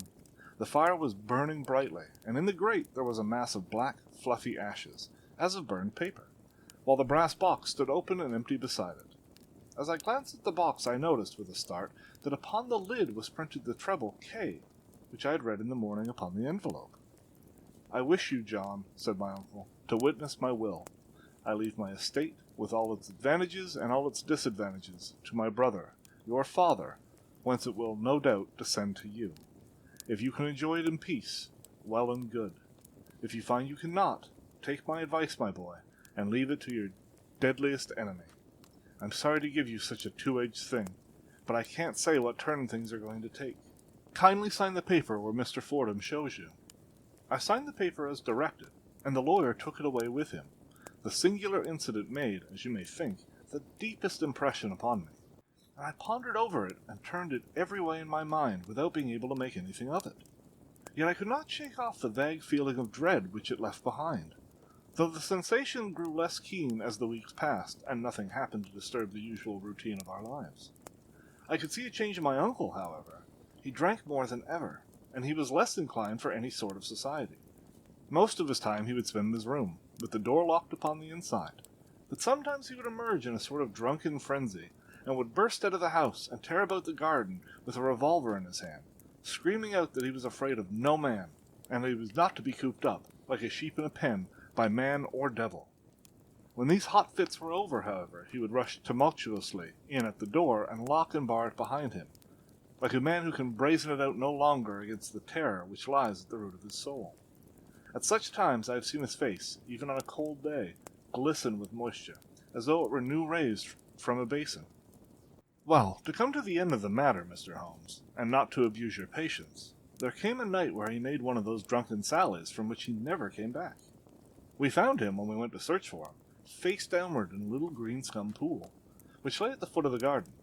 There was no sign of any violence, and the water was but 2 feet deep, so that the jury, having regard to his known eccentricity, brought in a verdict of suicide. But I, who knew how he winced from the very thought of death, had much ado to persuade myself that he had gone out of his way to meet it. The matter passed, however, my father to enter into possession of the estate, and some £14,000 which lay to his credit at the bank. "One moment," Holmes interposed. "Your statement is, I foresee, one of the most remarkable to which I have ever listened. Let me have the date of the reception by your uncle of the letter, and the date of his supposed suicide." The letter arrived on March 10th, 1883. His death was 7 weeks later, upon the night of May 2nd. "Thank you. Pray proceed." When my father took over the Horsam property, he, at my request, made a careful examination of the attic, which had always been locked up. We found the brass box there, although its contents had been destroyed. On the inside of the cover was a paper label, with the initials of KKK repeated upon it, and letters, memoranda, receipts, and a register written beneath. These, we presume, indicated the nature of the papers which had been destroyed by Colonel Openshaw. For the rest, there was nothing of much importance in the attic, save a great many scattered papers and notebooks bearing upon my uncle's life in America.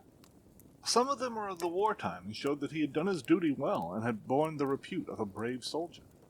Others were of the date during the reconstruction of the southern states, and were mostly concerned with politics, for he had evidently taken a strong part in opposing the carpet-bag politicians who had been sent down from the north.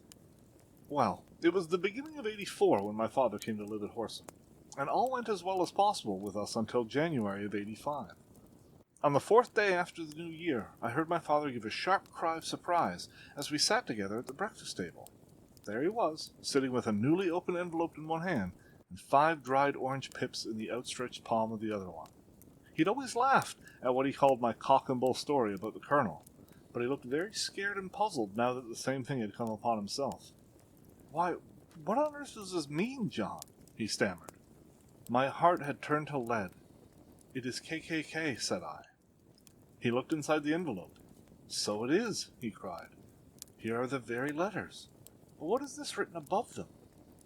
"Put the papers on the sundial," I read, peeping over his shoulder. "What papers? What sundial?" he asked. "The sundial in the garden. There is no other," said I. "The papers must be those that are destroyed." "Puh," he said, gripping hard at his courage. "We are in a civilized land here, and we can't have tomfoolery of this kind. Where does the thing come from?" "From Dundee," I answered, glancing at the postmark. "Some preposterous practical joke," said he. "What have I to do with sundials and papers? I shall take no notice of such nonsense." "I should certainly speak to the police," I said. "And be laughed at for my pains? Nothing of the sort." "Then let me do so?" "No, I forbid you. I won't have a fuss made about such nonsense." It was in vain to argue with him, for he was a very obstinate man. I went about, however, with a heart which was full of forebodings. On the 3rd day after the coming of the letter, my father went from home to visit an old friend of his, Major Freebody, who was in command of one of the forts upon Portsdown Hill. I was glad that he should go, for it seemed to me that he was further from danger when he was away from home. In that, however, I was in error. Upon the 2nd day of his absence I received a telegram from the Major, imploring me to come at once. My father had fallen over one of the deep chalk pits which abound in the neighborhood, and was lying senseless, with a shattered skull. I hurried to him, but he passed away without ever having recovered his consciousness. He had, as it appears, been returning from Fareham in the twilight, and as the country was unknown to him, and the chalk pit unfenced, the jury had no hesitation in bringing in a verdict of death from accidental causes. Carefully as I examined every fact connected with his death, I was unable to find anything which could suggest the idea of murder. There were no signs of violence, no footmarks, no robbery, no record of strangers having been seen upon the roads. And yet I need not tell you that my mind was far from at ease, and that I was well nigh certain that some foul plot had been woven round him. In this sinister way I came into my inheritance. You will ask me why I did not dispose of it? I answer, because I was well convinced that our troubles were in some way dependent upon the incident in my uncle's life, and that the danger would be as pressing in one house as in another. It was in January of '85 that my poor father met his end, and 2 years and 8 months have elapsed since then. During that time I have lived happily at Horsham, and I have begun to hope that this curse had passed away from the family, and that it had ended with the last generation. I had begun to take comfort too soon, however. Yesterday morning the blow fell in the very shape in which it had come upon my father. The young man took from his waistcoat a crumpled envelope, and turning to the table, he shook out upon it 5 little dried orange pips. "This is the envelope," he continued. "The postmark is London, Eastern Division. Within are the very words which were upon my father's last message, KKK, and then, put the papers on the sundial." "What have you done?" asked Holmes. "Nothing." "Nothing?" To tell the truth," he sank his face into thin white hands, "I felt helpless. I have felt like one of those poor rabbits when the snake is writhing towards it. I seem to be in the grasp of some resistless, inexorable evil, which no foresight and no precautions can guard against." "Tut, tut!" cried Sherlock Holmes.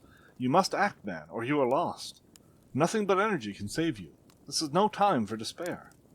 I have seen the police. Ah! But they listen to my story with a smile. I am convinced that the inspector has formed the opinion that the letters are all practical jokes, and that the deaths of my relations were really accidents, as the jury stated, and were not to be connected with the warnings." Holmes shook his clenched hands in the air. "Incredible imbecility!" he cried. "They have, however, allowed me a policeman who may remain in the house with me. Has he come with you tonight?" "No, his orders were to stay in the house." Again Holmes raved in the air. "Why did you come to me?" he said, "and above all, why did you not come at once?" "I do not know. It was only today that I spoke to Major Pendergast about my troubles, and was advised by him to come to you." "It is really 2 days since you had the letter. We should have acted before this. You have no further evidence, I suppose, than that which you have placed before us. No suggestive detail which might help us?" "There is one thing," said John Openshaw. He rummaged in his coat pocket, and, drawing out a piece of discolored, blue-tinted paper, he laid it out upon the table. "I have some remembrance," said he, "that on the day when my uncle burned the papers, I observed that the small unburned margins which lay amid the ashes were of this particular color. I found this single sheet upon the floor of his room, and I am inclined to think that it may be one of the papers which has, perhaps, fluttered out among the others, and in that way has escaped destruction. Beyond the mention of pips, I do not see that it helps us much.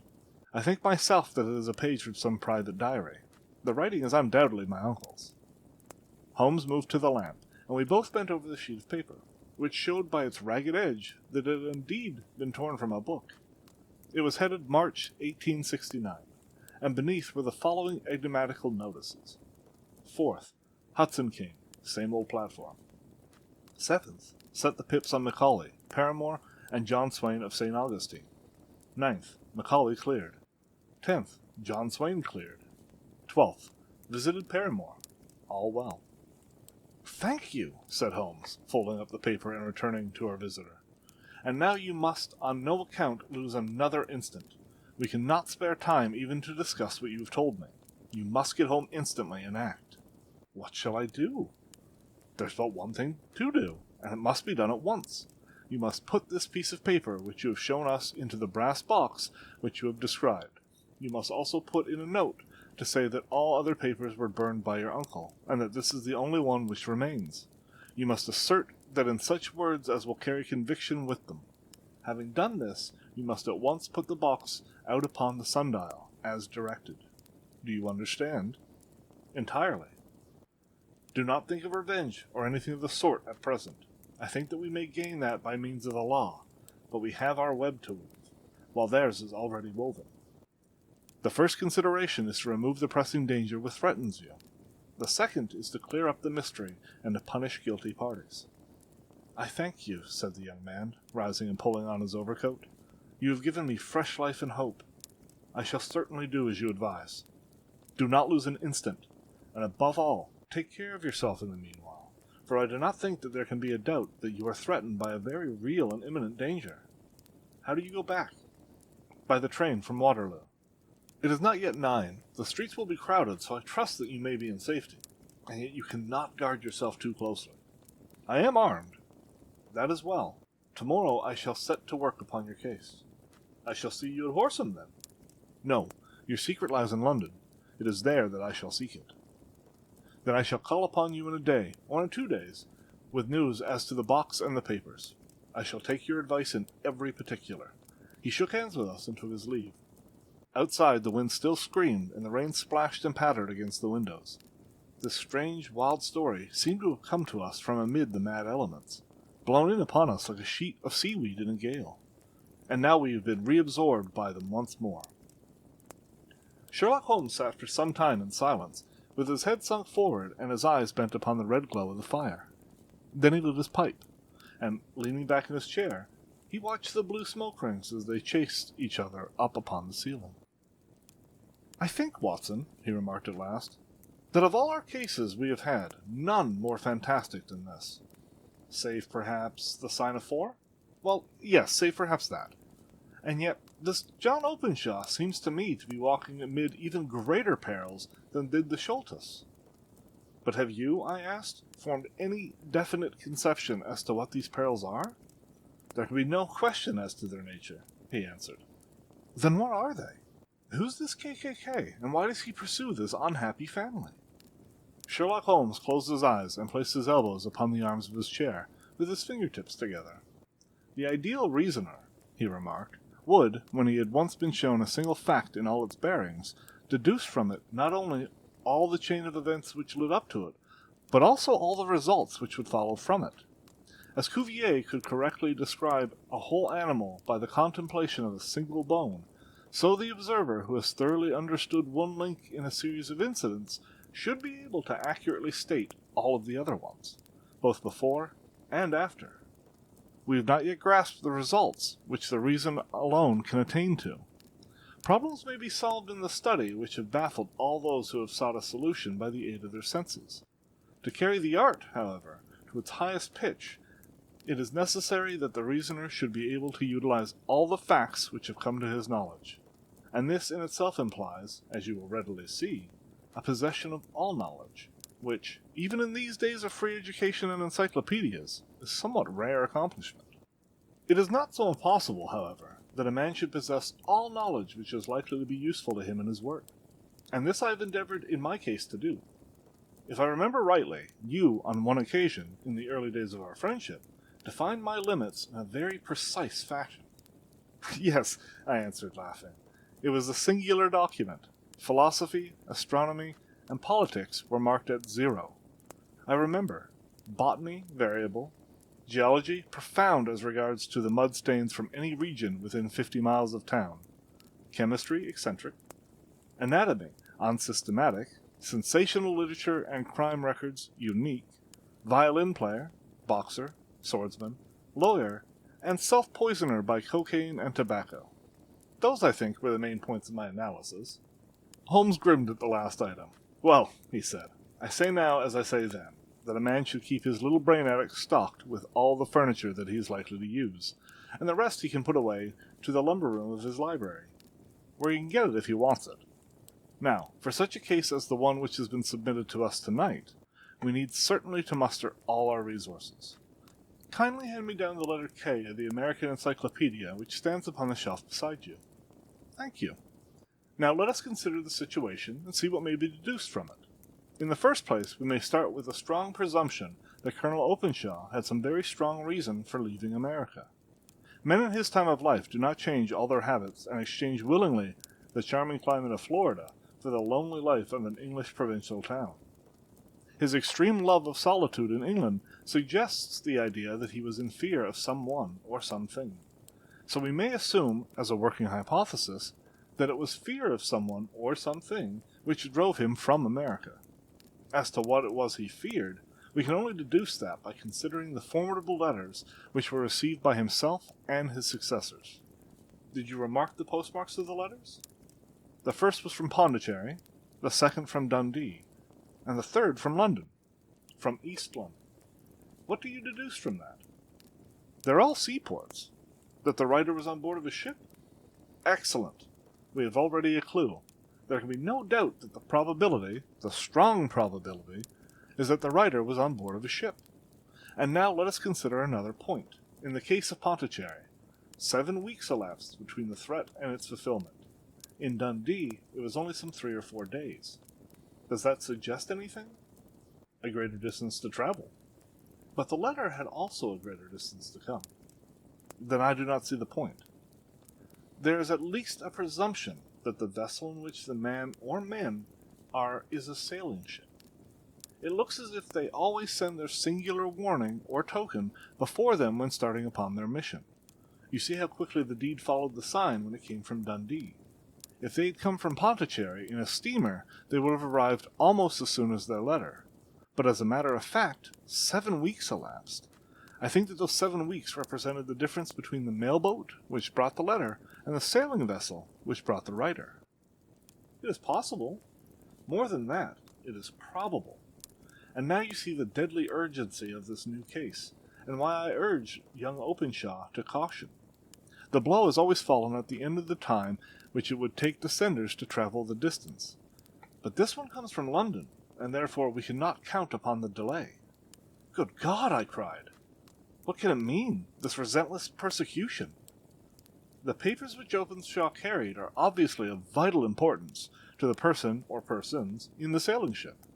I think that it is quite clear that there must be more than one of them. A single man could not have carried out 2 deaths in such a way as to deceive a coroner's jury. There must have been several in it, and they must have been men of resource and determination. Their papers they mean to have, be the holder of them who it may. In this way, you see, KKK ceases to be the initials of an individual and becomes the badge of a society. But of what society? Have you never, said Sherlock Holmes, bending forward and sinking his voice, have you never heard of the Ku Klux Klan? I never have. Holmes turned over the leaves of the book upon his knee. Here it is, he said presently. Ku Klux Klan, a name derived from the fanciful resemblance to the sound produced by cocking a rifle. This terrible secret society was formed by some ex-Confederate soldiers in the southern states after a civil war, and it rapidly formed local branches in different parts of the country, notably in Tennessee, Louisiana, the Carolinas, Georgia, and Florida. Its power was used for political purposes, principally for the terrorizing of the Negro voters and the murdering and driving from the country of those who were opposed to its views. Its outrages were usually preceded by a warning sent to the marked man in some fantastic but generally recognized shape, a sprig of oak leaves in some parts, melon seeds or orange pip in others. On receiving this, the victim might either openly abjure his former ways, or might fly from the country. If he braved the matter out, death would unfailingly come upon him, and usually in some strange and unforeseen manner. So perfect was the organization of the society, and so systematic its methods, that there is hardly a case upon record where any man succeeded in braving it with impunity, or in which any of its outrages were traced home to the perpetrators. For some years the organization flourished in spite of the efforts of the United States government, and of the better classes of the community in the South.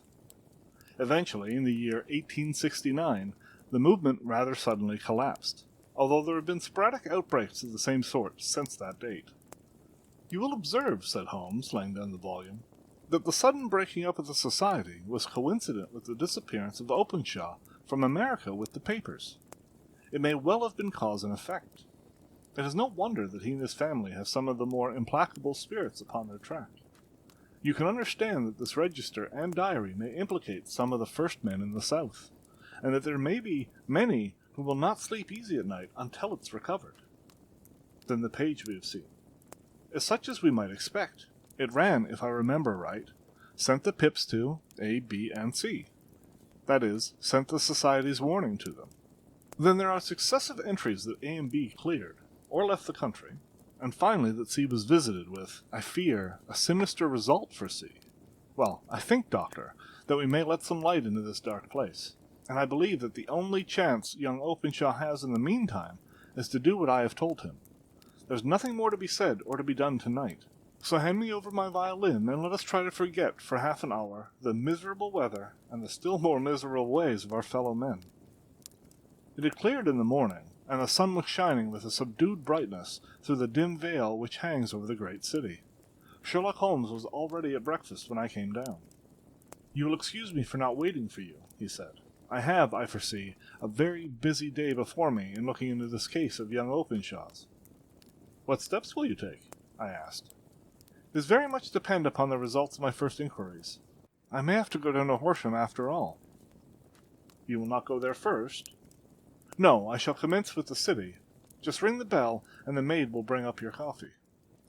As I waited, I lifted the unopened newspaper from the table and glanced my eye over it.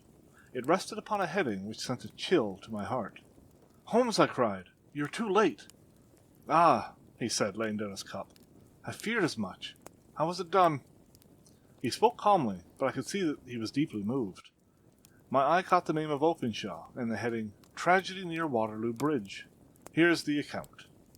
"Between 9 and 10 last night, Police Constable Cook, of the H Division, on duty near Waterloo Bridge, heard a cry for help and a splash in the water.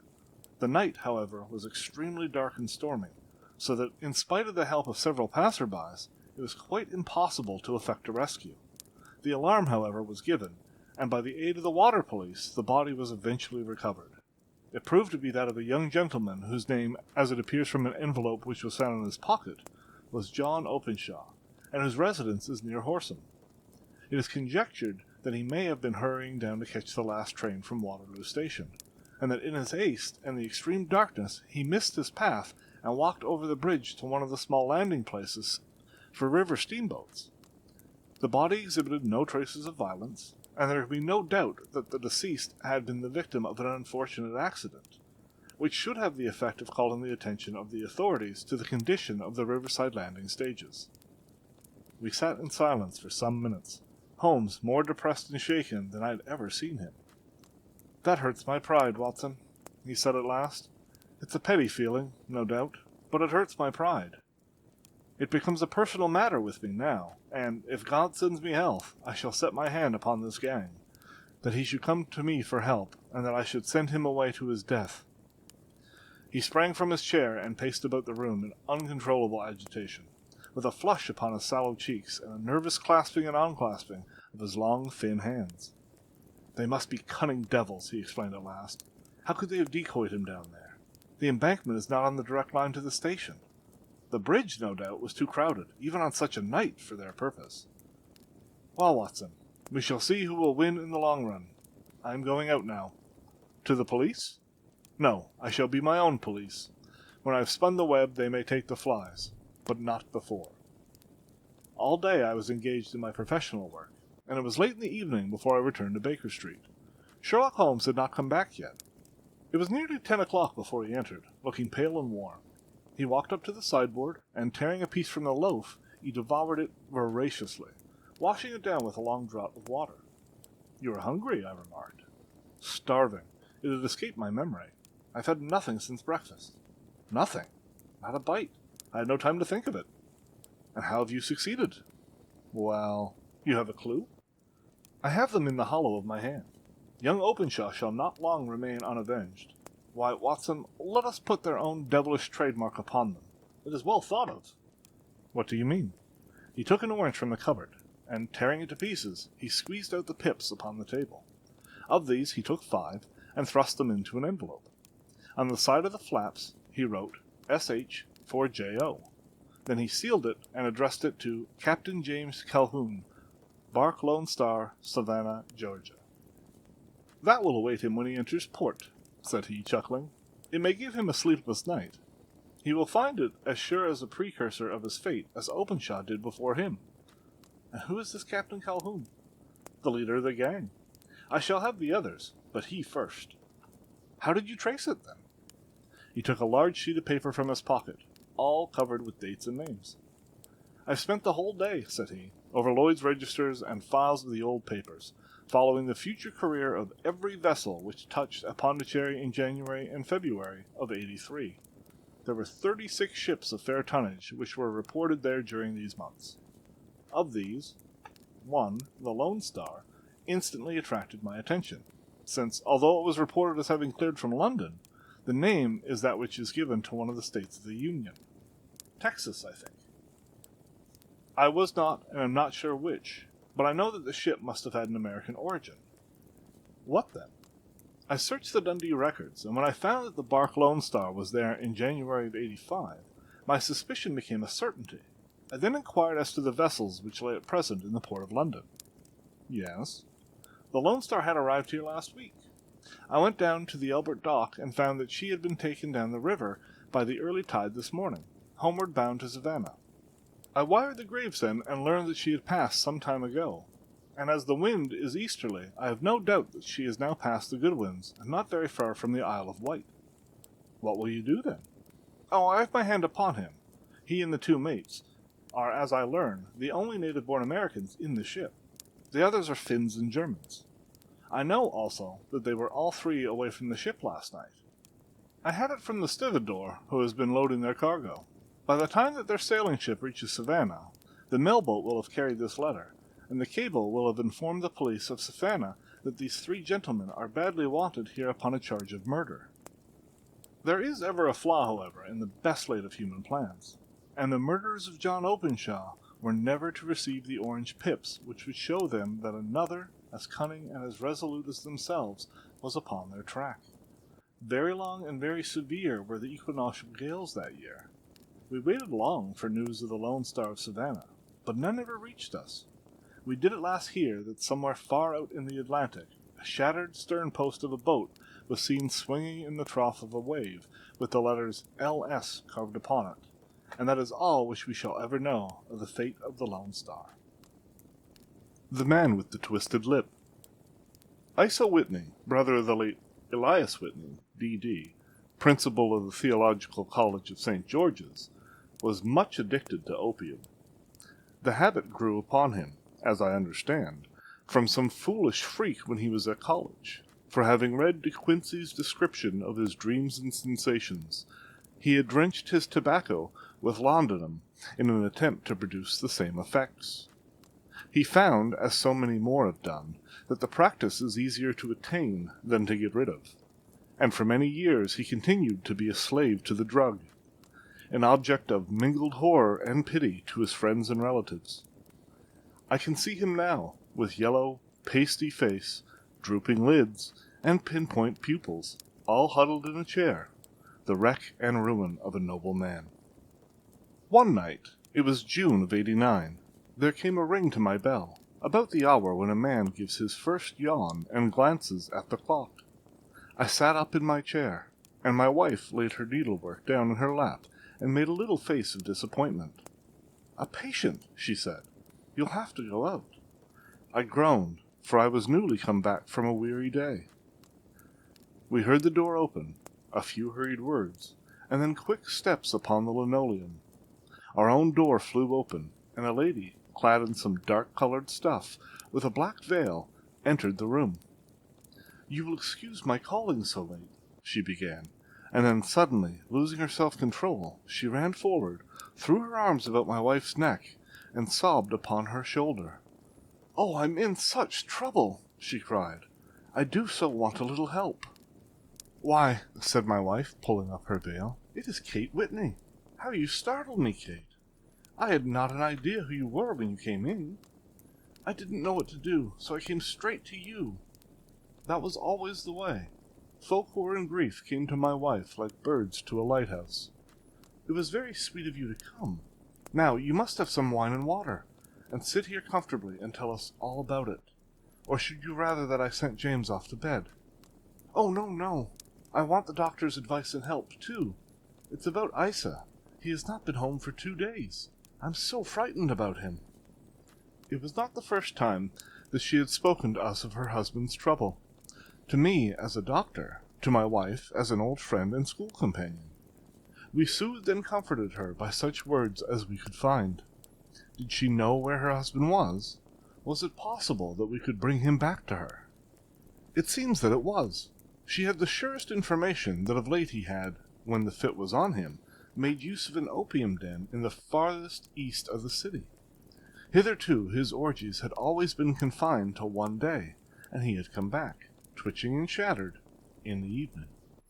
But now the spell had been upon him 48 hours, and he lay there, doubtless among the dregs of the docks, breathing in the poison or sleeping off the effects. There he was to be found, she was sure of it, at the Bar of Gold in Upper Swandon Lane. But what was she to do? How could she, a young and timid woman, make her way into such a place and pluck her husband out from among the ruffians who surrounded him? There was the case, and of course there was but one way out of it. Might I not escort her to this place? And then, as a second thought, why should she come at all? I was Isa Whitney's medical adviser, and as such I had influence over him. I could manage it better if I were alone. I promised her on my word that I would send him home in a cab within 2 hours if he were indeed at the address which she had given me. And so in 10 minutes I had left my armchair and cheery sitting-room behind me, and was speeding eastward in a hansom on a strange errand, as it seemed to me at the time, though the future only could show how strange it was to be. But there was no great difficulty in the first stage of my adventure. Upper Swandam Lane is a vile alley lurking behind the high wharves which line the north side of the river to the east of London Bridge. Between a slop shop and a gin shop, approached by a steep flight of steps leading down to a black gap like the mouth of a cave, I found the den of which I was in search. Ordering my cab to wait, I passed down the steps, worn hollow in the center by the ceaseless tread of drunken feet, and by the light of a flickering oil lamp above the door, I found the latch and made my way into a long, low room, thick and heavy with the brown opium smoke, and terraced with wooden berths, like the forecastle of an emigrant ship. Through the gloom one could dimly catch a glimpse of bodies lying in strange, fantastic poses, bowed shoulders, bent knees, heads thrown back and chins pointing upward, with here and there a dark, lackluster eye turned upon the newcomer. Out of the black shadows there glimmered little red circles of light, now bright, now faint, as the burning poison waxed or waned in the bowls of the metal pipes. The most lay silent, but some muttered to themselves, and others talked together in a strange, low, monotonous voice, their conversation coming in gushes, and then suddenly tailing off into silence, each mumbling out his own thoughts and paying little heed to the words of his neighbor. At the farther end was a small brazier of burning charcoal, beside which, on a 3-legged wooden stool, there sat a tall, thin old man, with his jaw resting upon his 2 fists, and his elbows upon his knees, staring into the fire. As I entered, a sallow Malay attendant had hurried up with a pipe for me and a supply of the drug, beckoning me to an empty berth. "Thank you, I have not come to stay," said I. "There's a friend of mine here, Mr. Isa Whitney, and I wish to speak to him." There was a movement and an exclamation from my right, and peering through the gloom, I saw Whitney, pale, haggard, and unkempt, staring out at me. "My God, it's Watson!" said he. He was in a pitiable state of reaction, with every nerve in a twitter. "I say, Watson, what o'clock is it?" "Nearly 11. "Of what day?" "Of Friday, June 19th. "Good heavens! I thought it was Wednesday." "It is Wednesday. What do you want to frighten a chap for?" He sank his face into his arms and began to sob in a high treble key. "I tell you that it is Friday, man. Your wife has been waiting this 2 days for you. You should be ashamed of yourself." "So I am. But you've got mixed, Watson, for I've only been here a few hours. 3 pipes, 4 pipes, I forget how many. But I'll go home with you. I wouldn't frighten Kate. Poor little Kate. Give me your hand. Have you a cab? Yes, I have one waiting. Then I shall go in it, but I must owe something. Find what I owe, Watson. I am all off color. I can do nothing for myself.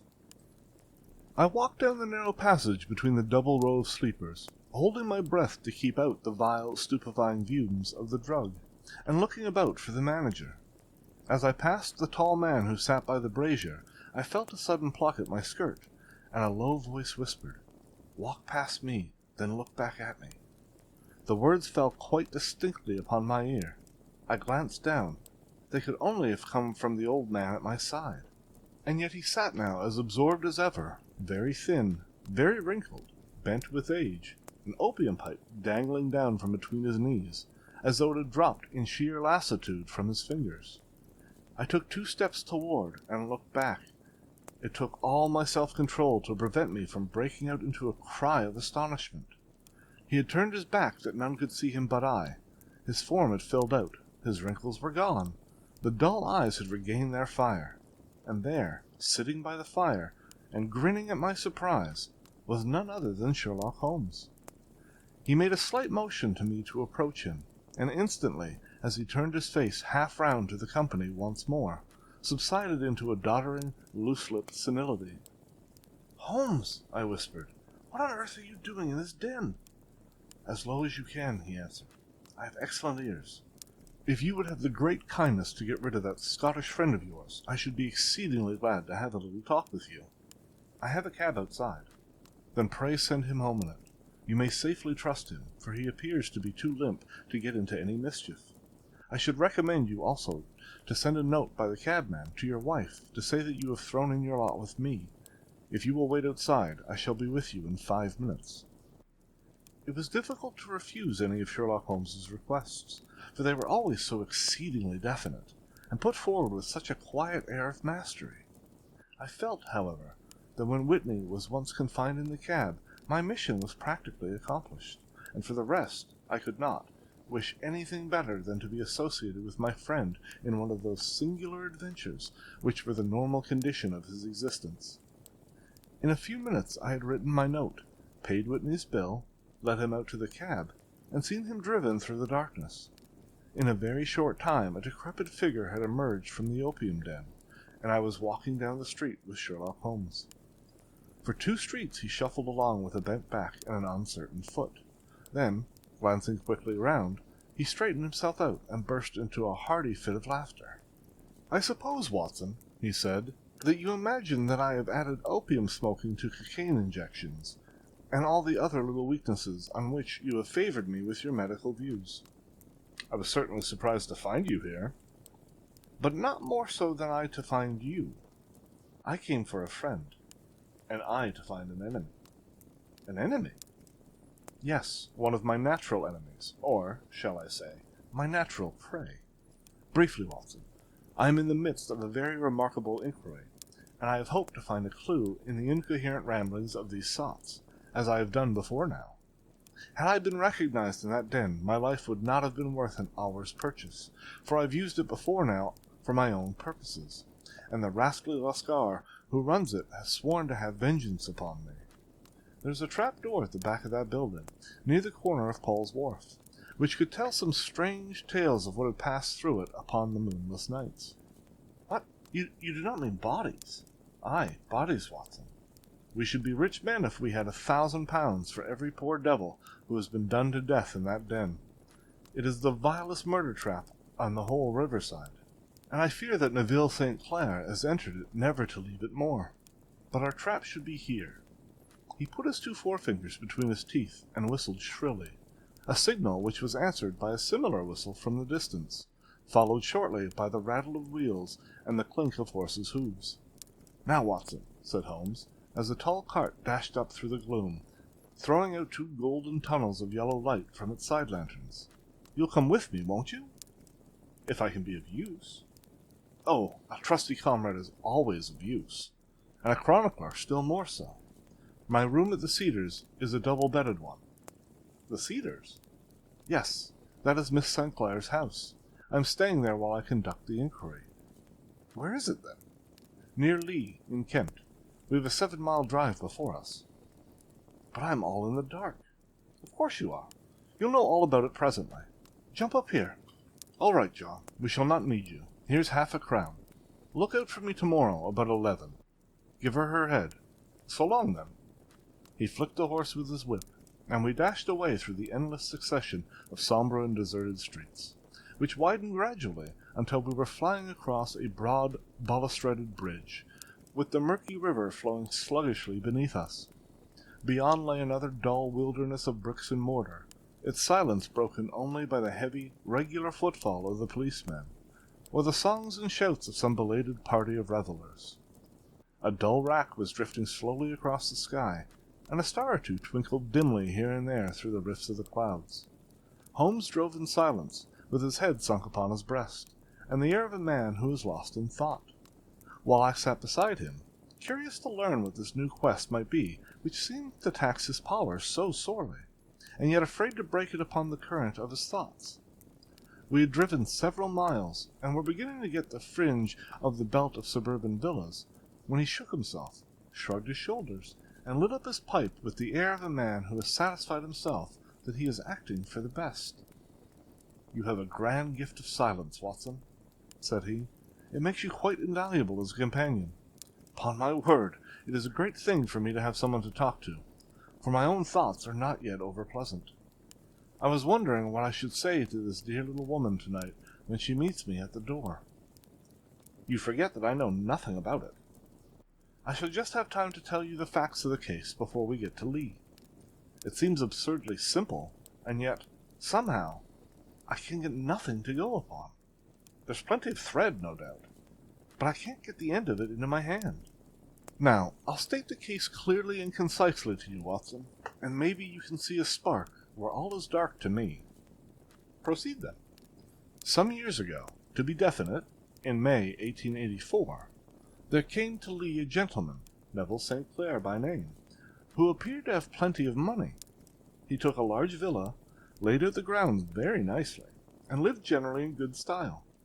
By degrees he made friends in the neighborhood, and in 1887 he married the daughter of a local brewer, by whom he now has 2 children. He had no occupation, but was interested in several companies, and went into town as a rule in the morning, returning by the 5:14 from Cannon Street every night. Mr. St. Clair is now 37 years of age, is a man of temperate habits, a good husband, a very affectionate father, and a man who is popular with all who know him. I may add that his whole debts at the present moment, as far as we've been able to ascertain, amount to £88 10s, while he has £220 standing to his credit in the Capital and Counties Bank. There's no reason, therefore, to think that money troubles have been weighing upon his mind. Last Monday, Mr. Neville St. Clair went into town rather earlier than usual, remarking before he started that he had 2 important commissions to perform, and that he would bring his little boy home a box of bricks. Now, by the merest chance, his wife received a telegram upon the same Monday, very shortly after his departure, to the effect that a small parcel of considerable value which she had been expecting was waiting for her at the offices of Aberdeen Shipping Company. Now, if you are well up in your London, you will know that the office of the company is in Fresno Street, which branches out of Upper Swandon Lane, where you found me tonight. Mrs. St. Clair had her lunch, started for the city, did some shopping, proceeded to the company's office, got her packet, and found herself at exactly 4:35, walking through Swandam Lane on her way back to the station. Have you followed me so far? It is very clear.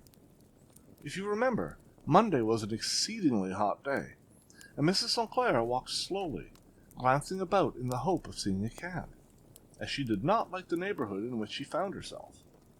While she was walking in this way down Swandam Lane, she suddenly heard an ejaculation or cry, and was struck cold to see her husband looking down at her, and, as it seemed to her, beckoning at her from a second-floor window.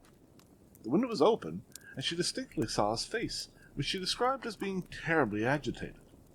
He waved his hands frantically to her, and then vanished from the window so suddenly that it seemed to her that he had been plucked back by some irresistible force from behind. One singular point which struck her quick feminine eye was that although he wore some dark coat, such as he had started to in town, he had on neither collar nor necktie. Convinced that something was amiss with him, she rushed down the steps, for the house was none other than the opium den in which you found me tonight, and running through the front room, she attempted to ascend the stairs which led to the first floor.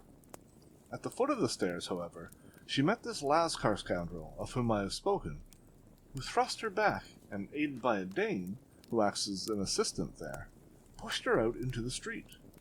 Filled with the most maddening doubts and fears, she rushed down the lane, and by rare good fortune met in Fresno Street a number of constables with an inspector, all on their way to their beat.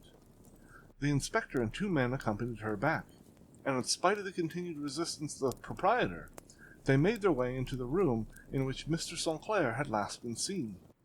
There was no sign of him there. In fact, the whole of that floor there was no one to be found save a crippled wretch of hideous aspect, who, it seemed, made his home there. Both he and the Lascar stoutly swore that no one else had been in the front room during the afternoon. So determined was their denial that the inspector was staggered, and had almost come to believe that Mrs. St. Clair had been deluded, when with a cry she sprang at a small deal box which lay upon the table and tore the lid from it. Out there fell a cascade of children's bricks. It was the toy which she had promised to bring home. This discovery, and the evident confusion which the cripple showed, made the inspector realize that the matter was serious. The rooms were carefully examined, and results all pointed to an abominable crime. The front room was plainly furnished as a sitting room, and led into a small bedroom, which looked out upon the back of one of the wharves. Between the wharf and the bedroom window is a narrow strip, which is dry at low tide, but is covered at high tide with at least 4.5 feet of water. The bedroom window was a broad one, and opened from below. On examination, traces of blood were to be seen upon the window-sill, and several scattered drops were visible upon the wooden floor of the bedroom. Thrust away behind the curtain in the front room were all the clothes of Mr. Neville St. Clair, with the exception of his coat. His boots, his socks, his hat, and his watch, all were there. There were no signs of violence upon any of these garments, and there was no other traces of Mr. Neville St. Clair. Out of the window he must apparently have gone, for no other exit could be discovered, and the ominous bloodstains upon the sill gave little promise that he could save himself by swimming, for the tide was at its very highest at the moment of the tragedy. And now, as to the villains who seemed to be immediately implicated in the matter. The Lascar was known to be a man of the vilest antecedents, but, by Miss St. Clair's story, he was known to have been at the foot of the stair within a very few seconds of her husband's appearance at the window. He could hardly have been more than an accessory to the crime. His defense was one of absolute ignorance, and he protested that he had no knowledge as to the doings of Hugh Boone, his lodger, and that he could not account in any way for the presence of the missing gentleman's clothes. So much for the Lascar manager. Now for the sinister cripple who lives upon the second floor of the opium den, and who was certainly the last human being whose eyes rested upon Neville St. Clair. His name is Hugh Boone, and his hideous face is one which is familiar to every man who goes much to the city. He's a professional beggar, though in order to avoid the police regulations, he pretends to a small trade in wax vestas. Some little distance down Threadneedle Street, upon the left-hand side, there is, as you may have remarked, a small angle in the wall. Here it is that this creature takes his daily seat, cross-legged with his tiny stock of matches on his lap, and as he is a piteous spectacle, a small rain of charity descends upon the greasy leather cap which he lies upon the pavement beside him. I have watched the fellow more than once before ever I thought of making his professional acquaintance, and I have been surprised at the harvest which he has reaped in a short time. His appearance, you see, is so remarkable that no one can pass him without observing him. A shock of orange hair, a pale face disfigured by a horrible scar, which, by its contraction, has turned up the outer edge of his upper lip, a bulldog chin, and a pair of very penetrating dark eyes, which present a singular contrast to the colour of his hair. All mark him out from amid the common crowd of Americans, and so too does his wit, for he is ever ready with a reply to any piece of chaff which may be thrown at him by the passer-by. This is the man whom we now learn to have been the lodger at the opium den. and to have been the last man to see the gentleman of whom we are in quest." "But a cripple," said I. "What could he have done single-handed against a man in the prime of his life?" "He is a cripple in the sense that he walks with a limp, but in other respects he appears to be a powerful and well-nurtured man. Surely your medical experience would tell you, Watson, that weakness in one limb is often compensated by exceptional strength in the others."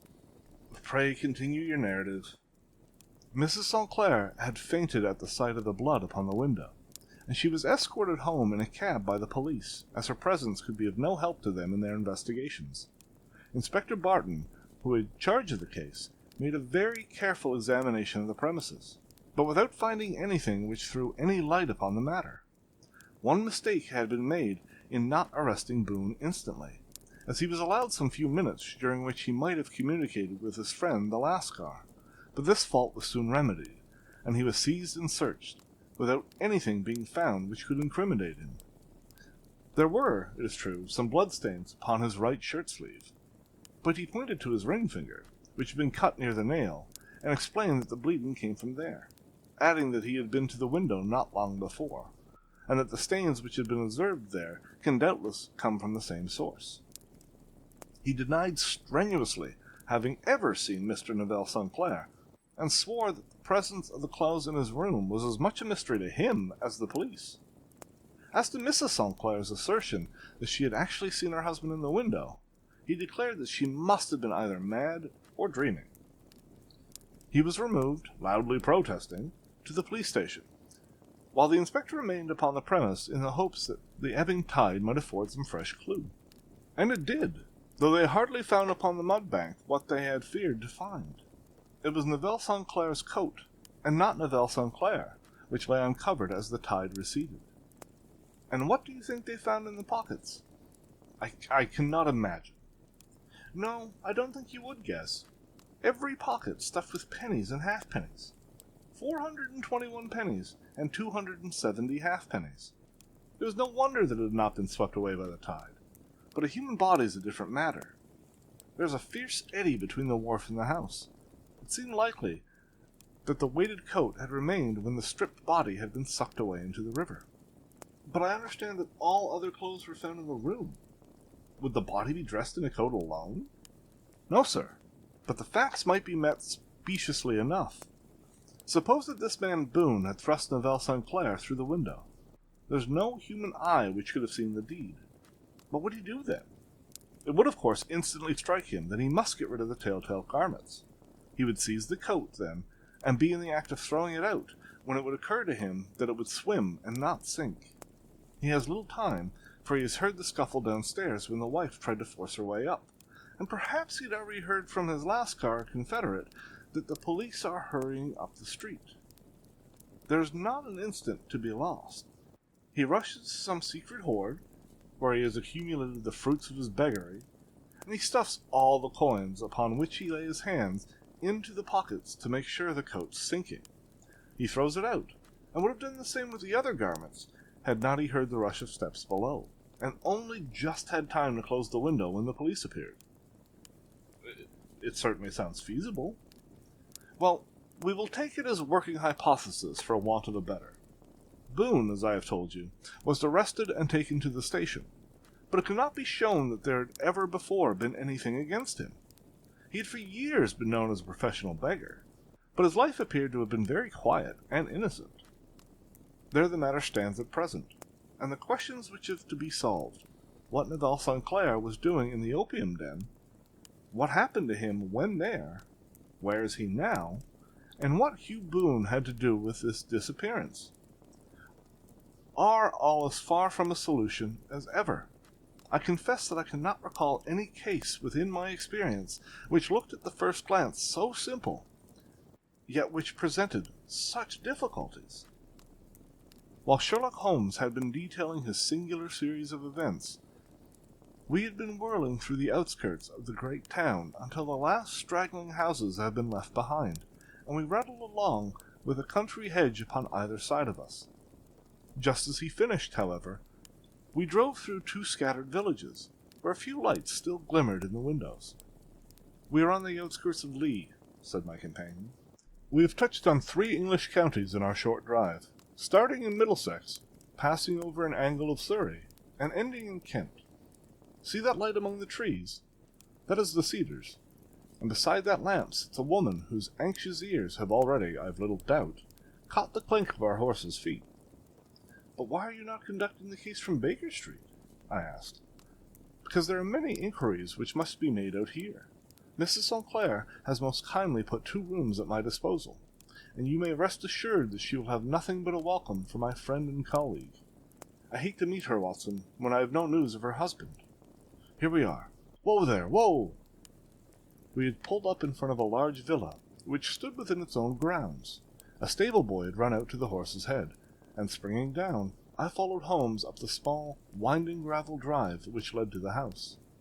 As we approached, the door flew open, and a little blonde woman stood in the opening, clad in some sort of light mousseline de soie, with a touch of fluffy pink chiffon at her neck and wrists. She stood with her figure outlined against the flood of light, one hand upon the door, one half raised in her eagerness, her body slightly bent, her head and face protruded, with eager eyes and parted lips, a standing question. "Well," she cried. "Well?"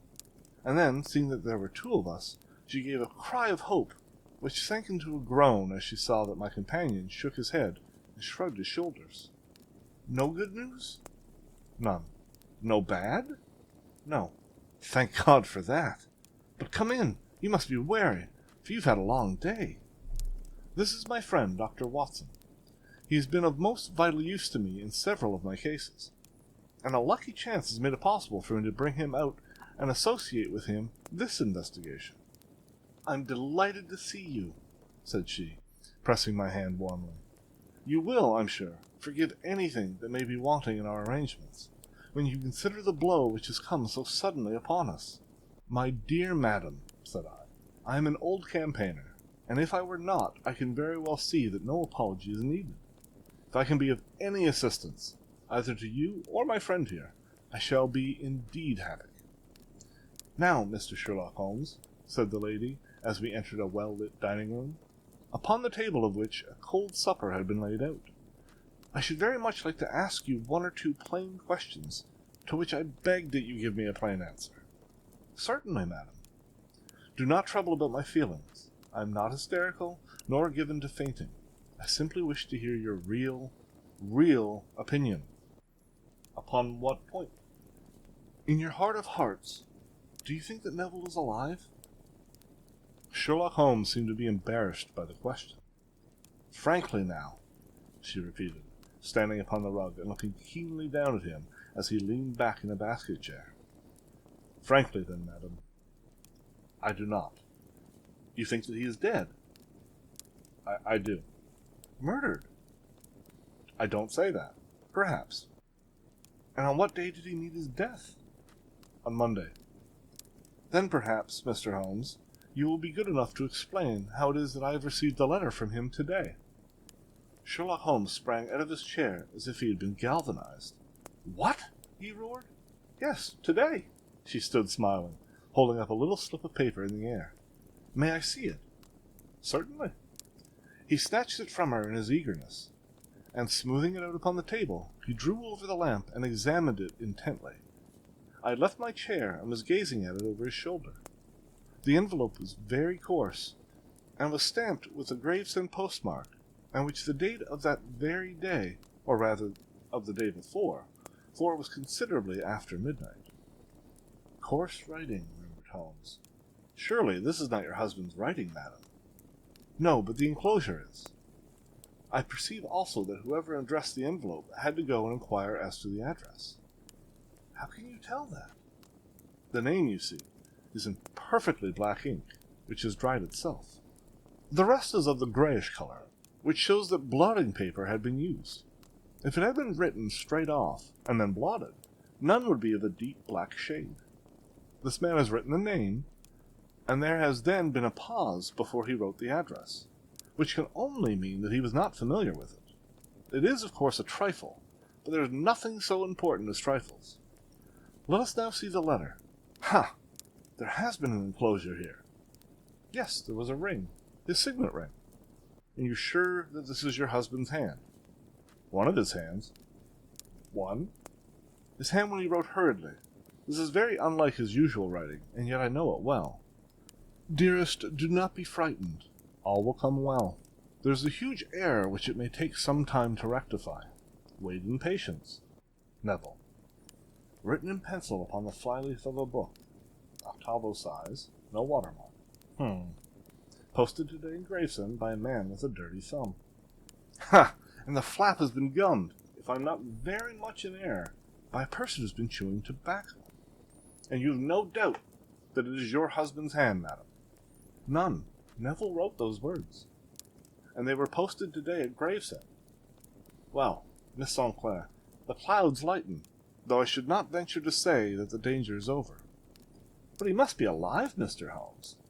Unless this is a clever forgery to put us on the wrong scent. The ring, after all, proves nothing.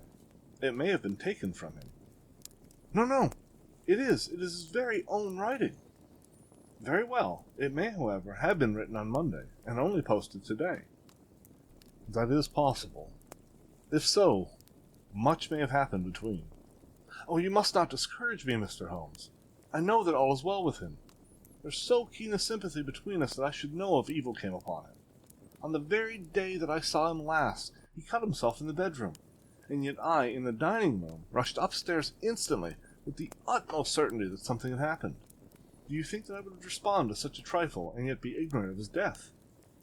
I have seen too much not to know that the impression of a woman may be more valuable than the conclusion of an analytical reasoner.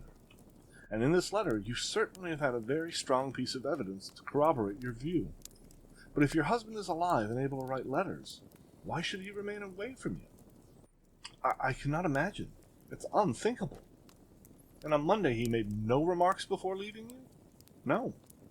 And you were surprised to see him in Swan Lane? Very much so. Was the window open? Yes. Then he might have called to you? He might. He only, as I understand, gave an inarticulate cry? Yes. A call for help, you thought? Yes, he waved his hands. But it might have been a cry of surprise. Astonishment at the unexpected sight of you might cause him to throw up his hands? It's possible. And you thought he was pulled back? He disappeared so suddenly. He might have leaped back. You did not see anyone else in the room? No, but this horrible man confessed to having been there, and the Lascar was at the foot of the stairs. Quite so. Your husband, as far as you could see, had his ordinary clothes on, but without his collar or tie. I distinctly saw his bare throat. Had he ever spoken of Swan Lane? Never. Had he ever shown any signs of taking opium? Never. Thank you, Miss St. Clair. Those are the principal points about which I wish to be absolutely clear. We shall now have a little supper, and then retire, for we may have a very busy day tomorrow. A large and comfortable double-bedded room had been placed at our disposal, and I was quickly between the sheets, for I was weary after my night of adventure. Sherlock Holmes was a man, however, whom, when he had an unsolved problem upon his mind, would go for days, and even for a week, without rest, turning it over, rearranging his facts, looking at it from every point of view until he had either fathomed it or convinced himself that his data was insufficient. It was soon evident to me that he was now preparing for an all-night sitting. He took off his coat and waistcoat, put on a large blue dressing-gown, and then wandered about the room collecting pillows from his bed and cushions from the sofa and armchairs. With these he constructed a sort of eastern divan, upon which he perched himself cross-legged, with an ounce of shag tobacco and a box of matches laid out in front of him.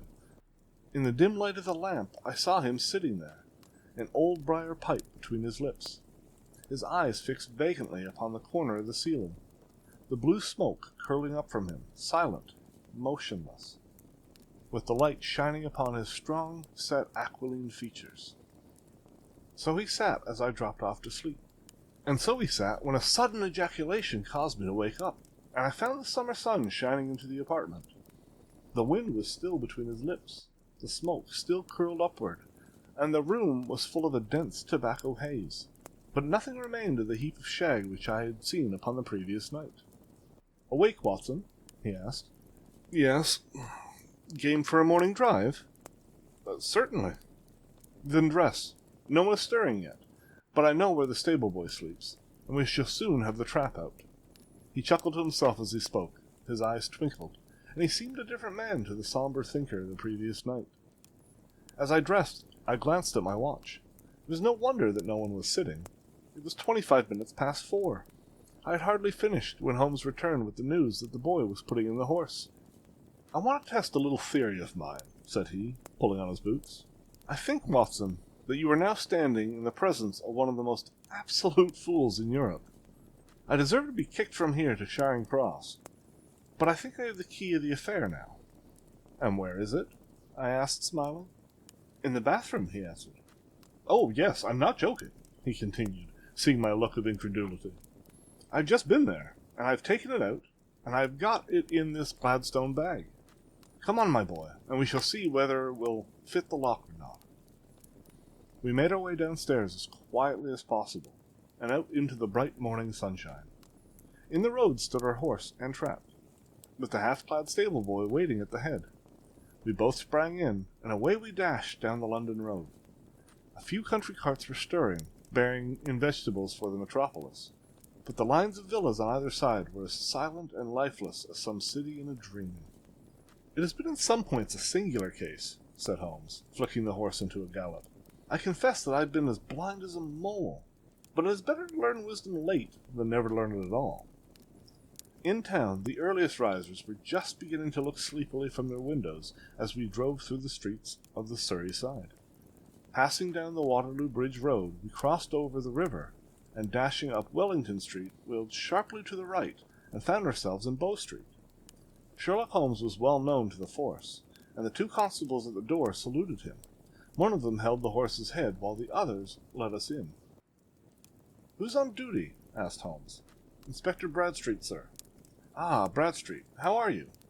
A tall, stout official had come down the stone-flagged passage, in a peaked cap and frog jacket.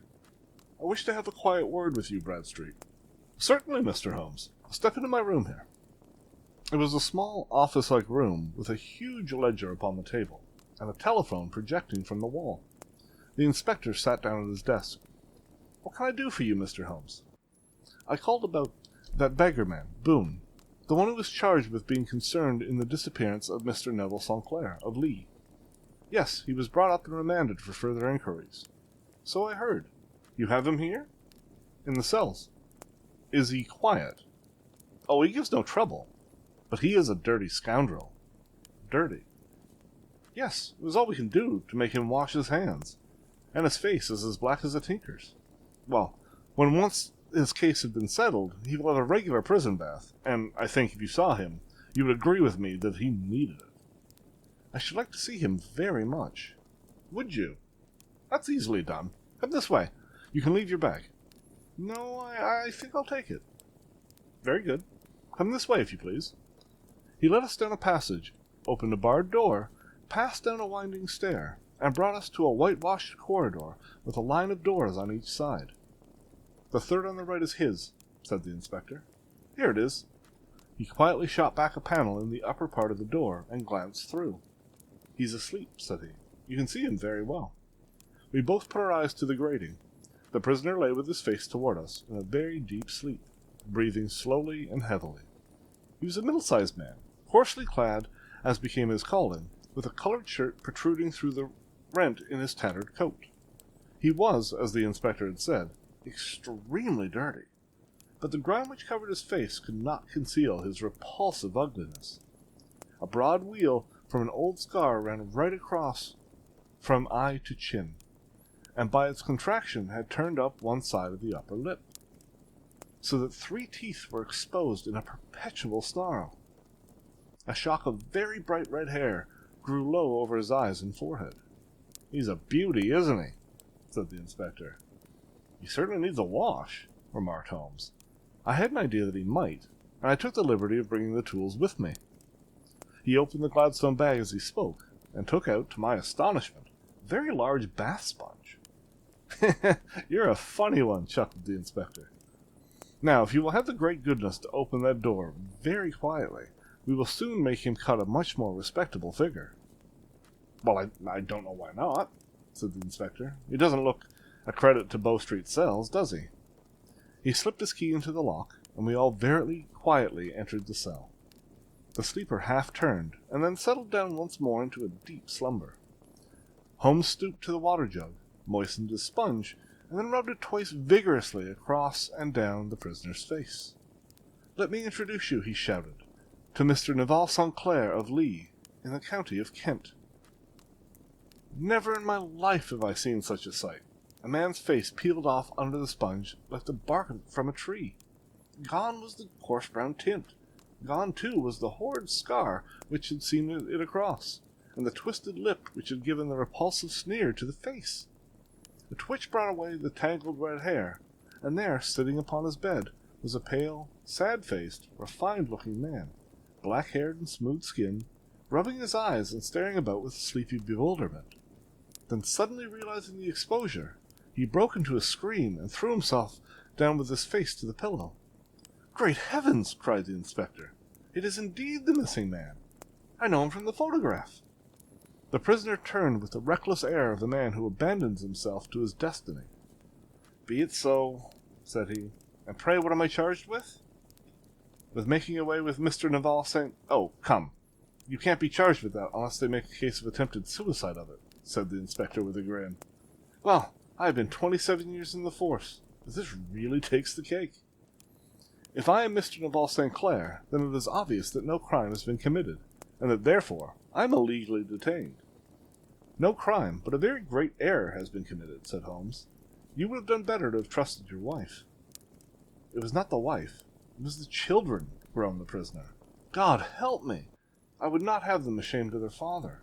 My God, what an exposure! What can I do?" Sherlock Holmes sat down beside him on the couch, and patted him kindly on the shoulder.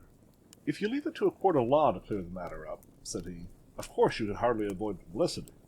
On the other hand, if you convince the police authorities that there is no possible case against you, I do not know that there is any reason that the details should find their way into the papers.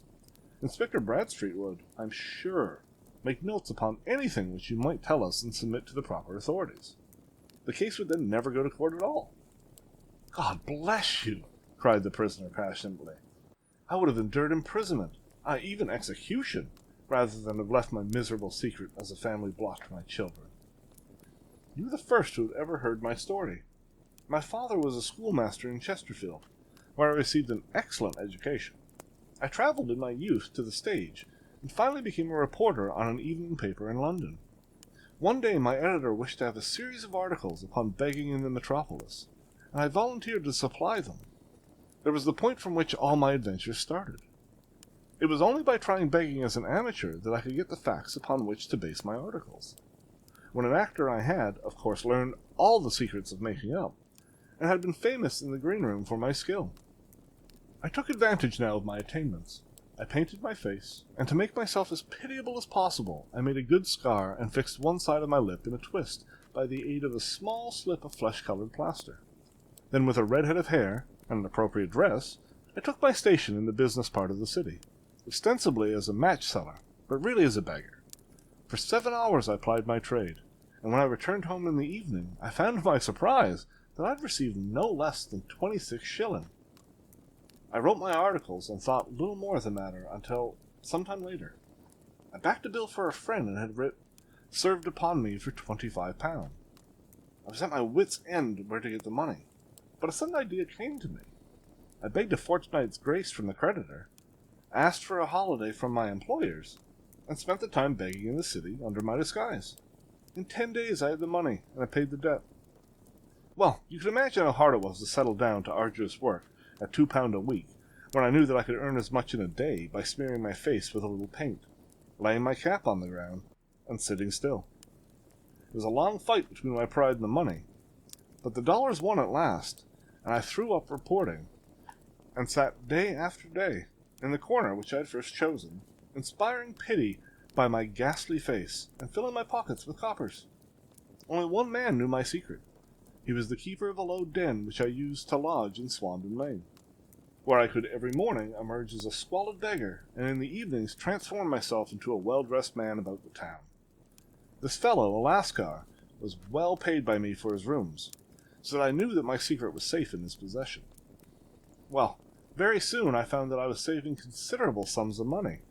I do not mean that any beggar in the streets of London could earn £700 a year, which is less than my average takings, but I had exceptional advantages in my power of making up, and also in a facility of repartee, which improved by practice and made me quite a recognized character in the city. A day stream of pennies, varied by silver, poured in upon me, and it was a very bad day in which I failed to take £2. As I grew richer, I grew more ambitious, took a house in the country, and eventually married, without anyone having a suspicion as to my real occupation. My dear wife knew that I had business in the city. She little knew what. Last Monday I had finished for the day, and was dressing in my room above the opium den, when I looked out my window, and saw to my horror and astonishment that my wife was standing in the street, with her eyes fixed full upon me. I gave a cry of surprise, threw up my arms to cover my face, and rushing to my confidant, the Lascar, entreated them to prevent anyone from coming up to me. I heard her voice downstairs, but I knew that she could not ascend. Swiftly I threw off my clothes, pulled on those of a beggar, and put my pigments and wig. Even a wife's eyes could not pierce so complete a disguise. But then it occurred to me that there might be a search in the room, and that the clothes might betray me. I threw open the window, reopening by my violence a small cut which I had inflicted upon myself in the bedroom that morning. Then I seized my coat, which was weighed by the coppers which I had just transferred to it from the leather bag in which I carried my takings. I hurled it out of the window, and it disappeared into the Thames. The other clothes would have followed, but at that moment there was a rush of constables up the stair, and a few minutes after I found, rather I confess to my relief, that instead of being identified as Mr. Neville St. Clair, I was arrested as his murderer. I do not know that there is anything else for me to explain. I was determined to preserve my disguise as long as possible, and hence my preference for a dirty face. Knowing that my wife would be terribly anxious, I slipped off my ring and confided it to the Lascar at a moment when no constables was watching me, together with a hurried scrawl, telling her that she had no cause to fear. That note only reached her yesterday, said Holmes. Good God, what a week she must have spent! The police have watched this Lascar, said Inspector Bradstreet, and I can quite understand that he might find it difficult to post a letter unobserved. Probably he handed it to some sailor customer of his, who forgot all about it for some days. That was it, said Holmes, nodding approvingly. I've no doubt of it. But have you ever been prosecuted for begging? Many times, but what was the fine to me? It must stop here, however, said Bradstreet. If the police are to hush this thing up, there must be no more of Hugh Boone. I've sworn it by the most solemn oaths which a man can take. In that case, I think that it is probable that no further steps may be taken. But if you are found again, then all must come out. I'm sure, Mr. Holmes, that we are very much indebted to you for having cleared the matter up. I wish I knew how you reach your results. I reached this one, said my friend, by sitting upon 5 pillows and consuming an ounce of shag. I think, Walton, that if we drive to Baker Street, we shall just be in time for breakfast. The Adventure of the Blue Carbuncle. I had called upon my friend Sherlock Holmes upon the second morning after Christmas, with the intention of wishing him the compliments of the season. He was lounging upon the sofa in a purple dressing-gown, a pipe-rack within his reach upon the right, and a pile of crumpled morning papers, evidently newly studied, near at hand. Beside the couch was a wooden chair, and on the angle of the back hung a very seedy and disreputable hard felt hat, much the worse for wear, and cracked in several places. A lens and a forceps, lying upon the seat of the chair, suggested that the hat had been suspended in this manner for the purpose of examination. "You are engaged," said I. "Perhaps I interrupt you." "Not at all. I'm glad to have a friend with whom I can discuss my results. The matter is a perfectly trivial one." He jerked his thumb in the direction of the old hat.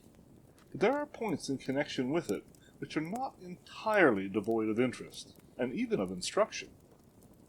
I seated myself in his armchair, and warmed my hands before his crackling fire, for a sharp frost had set in, and the windows were thick with ice crystals. "I suppose," he remarked, "that homely as it looks, this thing has some deadly story linked to it. That is, the clue which I will guide you in the solution of some mystery and the punishment of some crime." No crime," said Sherlock Holmes, laughing. Only one of those whimsical little incidents which will happen when you have 4 million human beings all jostling each other within the space of a few square miles. Amid the action and reaction of so dense a swarm of humanity, every possible combination of events may be expected to take place, and many a little problem will be presented which may be striking and bizarre without being criminal. We have already had experience of such. So much so, I remarked, that of the last 6 cases which I have added to my notes, 3 have been entirely free of any legal crime. Precisely. You allude to my attempt to recover the Irene Adler papers, to the singular case of Miss Mary Sutherland, and to the adventure of the man with the twisted lip. Well, I have no doubt that this small matter will fall into the same innocent category. You know Peterson, the commissionaire? Yes. It is to him that this trophy belongs. It is his hat. No, he found it. Its owner is unknown. I beg that you will look upon it not as a battered billycock, but as an intellectual problem. And first, as to how it came here. It arrived upon Christmas morning, in company with a good fat goose, which is, I have no doubt, roasting at this moment in front of Peterson's fire. The facts are these. About 4 o'clock on Christmas morning, Peterson, who, as you know, is a very honest fellow, was returning from some small jollification, and was making his way homeward down Tottenham Court Road. In front of him he saw, in the gaslight, a tallish man, walking with a slight stagger, and carrying a white goose slung over his shoulder. As he reached the corner of Good Street, a row broke out between this stranger and a little knot of roughs. One of the latter knocked off the man's hat, on which he raised his stick to defend himself, and swinging it over his head, smashed the shop window behind him. Peterson had rushed forward to protect the stranger from his assailants, but the man, shocked at having broken the window, and seeing an official-looking person in uniform rushing toward him, dropped his goose, took to his heels, and vanished amid the labyrinth of small streets which lie at the back of Tottenham Court Road.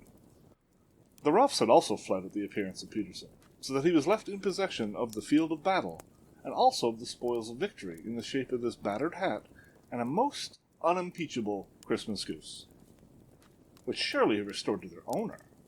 My dear fellow, there lies the problem. It is true that "For Mrs. Henry Baker" was printed upon the small card which was tied to the bird's left leg, and it is also true that the initials H.B. are legible upon the lining of this hat. But as there are some thousands of Bakers, and some hundreds of Henry Bakers in this city of ours, it is not easy to restore lost property to any one of them. What then did Peterson do?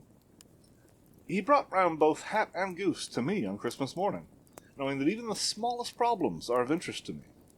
The goose we retained until this morning, when there were signs that, in spite of the slight frost, it would be well that it should be eaten without unnecessary delay.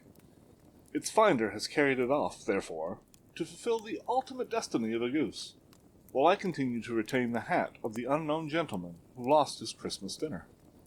Did he not advertise? No. Then what clue could you have as to his identity? Only as much as we can deduce. From his hat. Precisely. But you are joking. What can you gather from this old battered felt? Here is my lens. You know my methods. What can you gather yourself as to the individuality of the man who has worn this article? I took the tattered object in my hands, and turned it over rather ruefully. It was a very ordinary black hat of the usual round shape, hard and much the worse for wear. The lining had been of red silk, but was a good deal discolored. There was no maker's name, but as Holmes had remarked, the initials H.B. were scrawled upon one side. It was pierced in the brim for a hat securer, but the elastic was missing. For the rest, it was cracked, exceedingly dusty, and spotted in several places, although there seemed to have been some attempt to hide the discolored patches by smearing them with ink. I can see nothing, said I, handing it back to my friend. On the contrary, Watson, you can see everything. You fail, however, to reason from what you see. You are too timid in drawing your inferences. Then, pray tell me, what is it that you can infer from this hat? He picked it up and gazed at it in the peculiar, introspective fashion which was characteristic of him. It is perhaps less suggestive than it might have been, he remarked, and yet there are a few inferences which are very distinct, and a few others which represent at least a strong basis of probability. That the man was highly intellectual is of course obvious upon the face of it, and also that he was fairly well-to-do within the last 3 years, although he has now fallen upon evil days. He had foresight, but has less now than formerly, pointing to a moral retrogression, which, when taken with the decline of his fortunes, seemed to indicate some evil influence, probably drink, at work upon him. This may account also for the obvious fact that his wife has ceased to love him. My dear Holmes! He has, however, retained some degree of self-respect, he continued, disregarding my remonstrance. He is a man who leads a sedentary life, goes out little, is out of training entirely, is middle-aged, has grizzled hair which he has cut within the last few days, and which he anoints with lime cream. These are the more patent facts which are to be deduced from this hat. Also, by the way, that it is extremely improbable that he has gas laid on in his house. You are certainly joking, Holmes. Not in the least. Is it possible that even now, when I give you these results, you are unable to see how they are attained? I have no doubt that I'm very stupid, but I must confess that I'm unable to follow you. For example, how did you deduce that this man was intellectual? For answer, Holmes clapped the hat upon his head. It came right over the forehead and settled upon the bridge of his nose. It is a question of cubic capacity, said he. A man with so large a brain must have something in it. The decline of his fortunes, then? The hat is 3 years old. These flat brims curled at the edge came in then. It is a hat of the very best quality. Look at the band of ribbed silk and the excellent lining. If this man could afford to buy so expensive a hat 3 years ago, and has had no hat since, then he has assuredly gone down in the world. Well, that is clear enough, certainly. But how about the foresight and the moral retrogression? Sherlock Holmes laughed. Here's the foresight, said he, putting his finger upon the little disc and loop of the hat securer. They are never sold upon hats. If this man ordered one, it is a sign of a certain amount of foresight, since he went out of his way to take this precaution against the wind.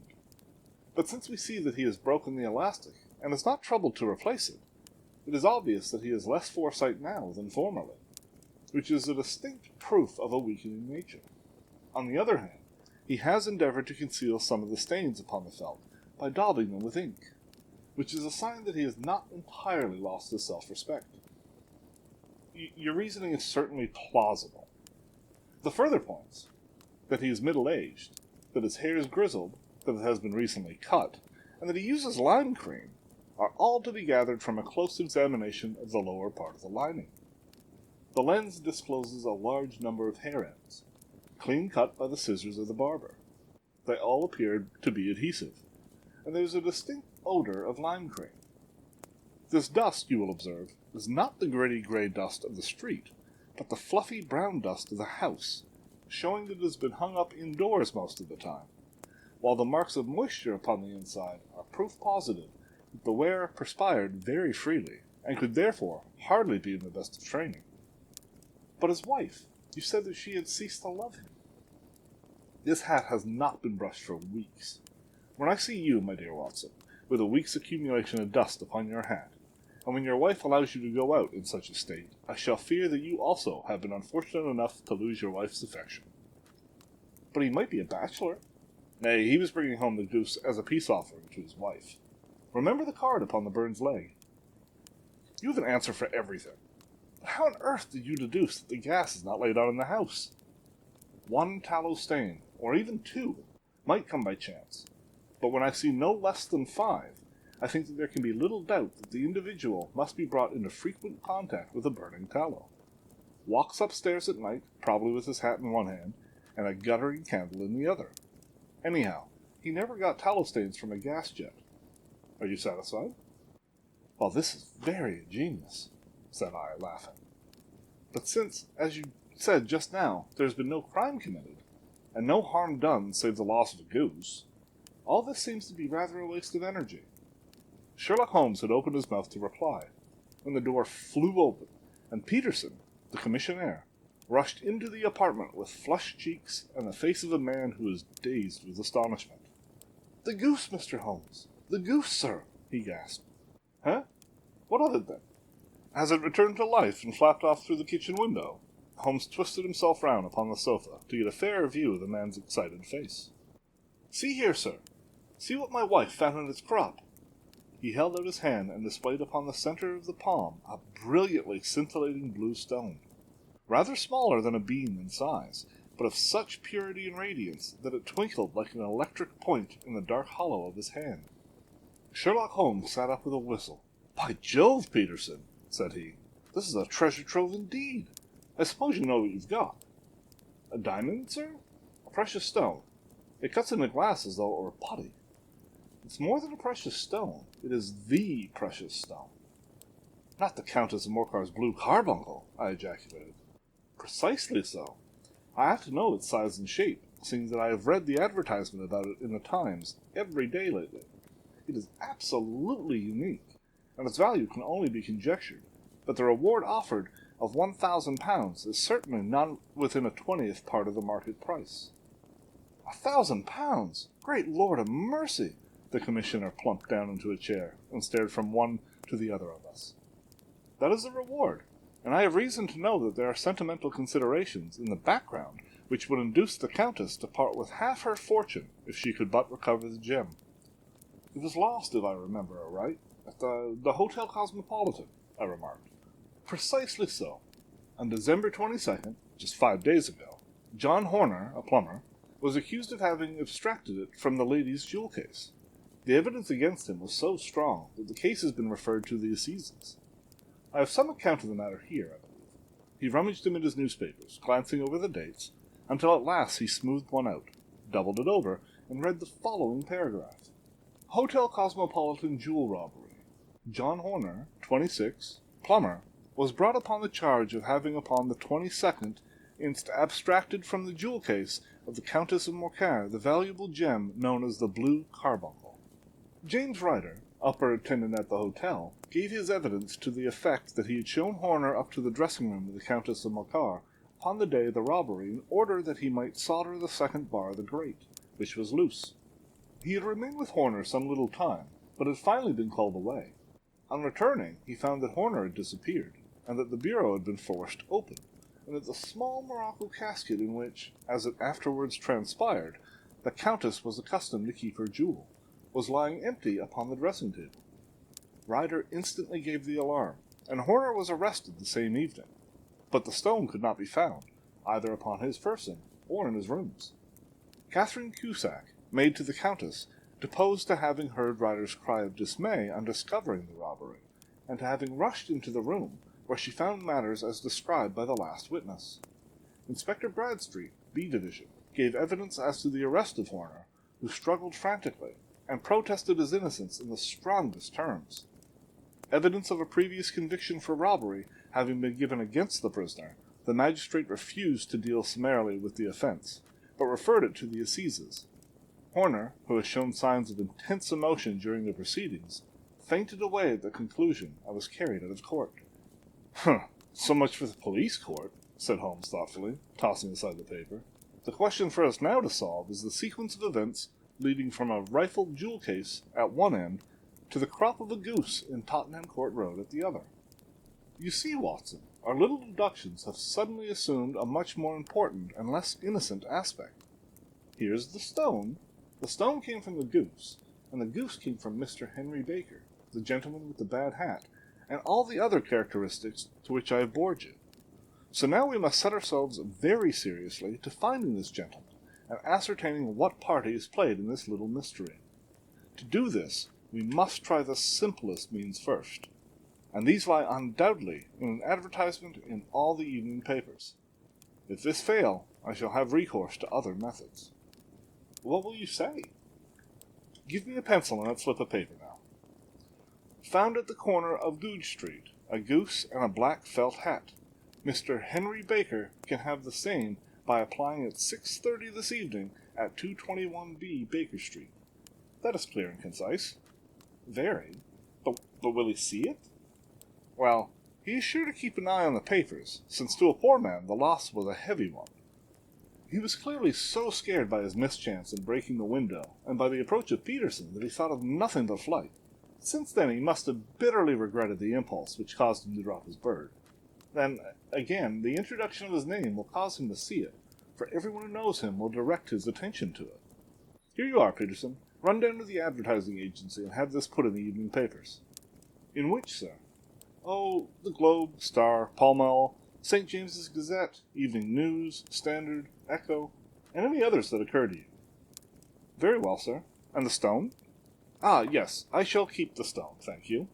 And I say, Peterson, just buy a goose on your way back and leave it here with me, for we must have one to give to this gentleman in place of the one which your family is now devouring. When the commissionaire had gone, Holmes took upon the stone and held it against the light. It's a bonny thing, he said. Just see how it glints and sparkles. Of course it is a nucleus and focus of crime. Every good stone is. They are the devil's pet baits.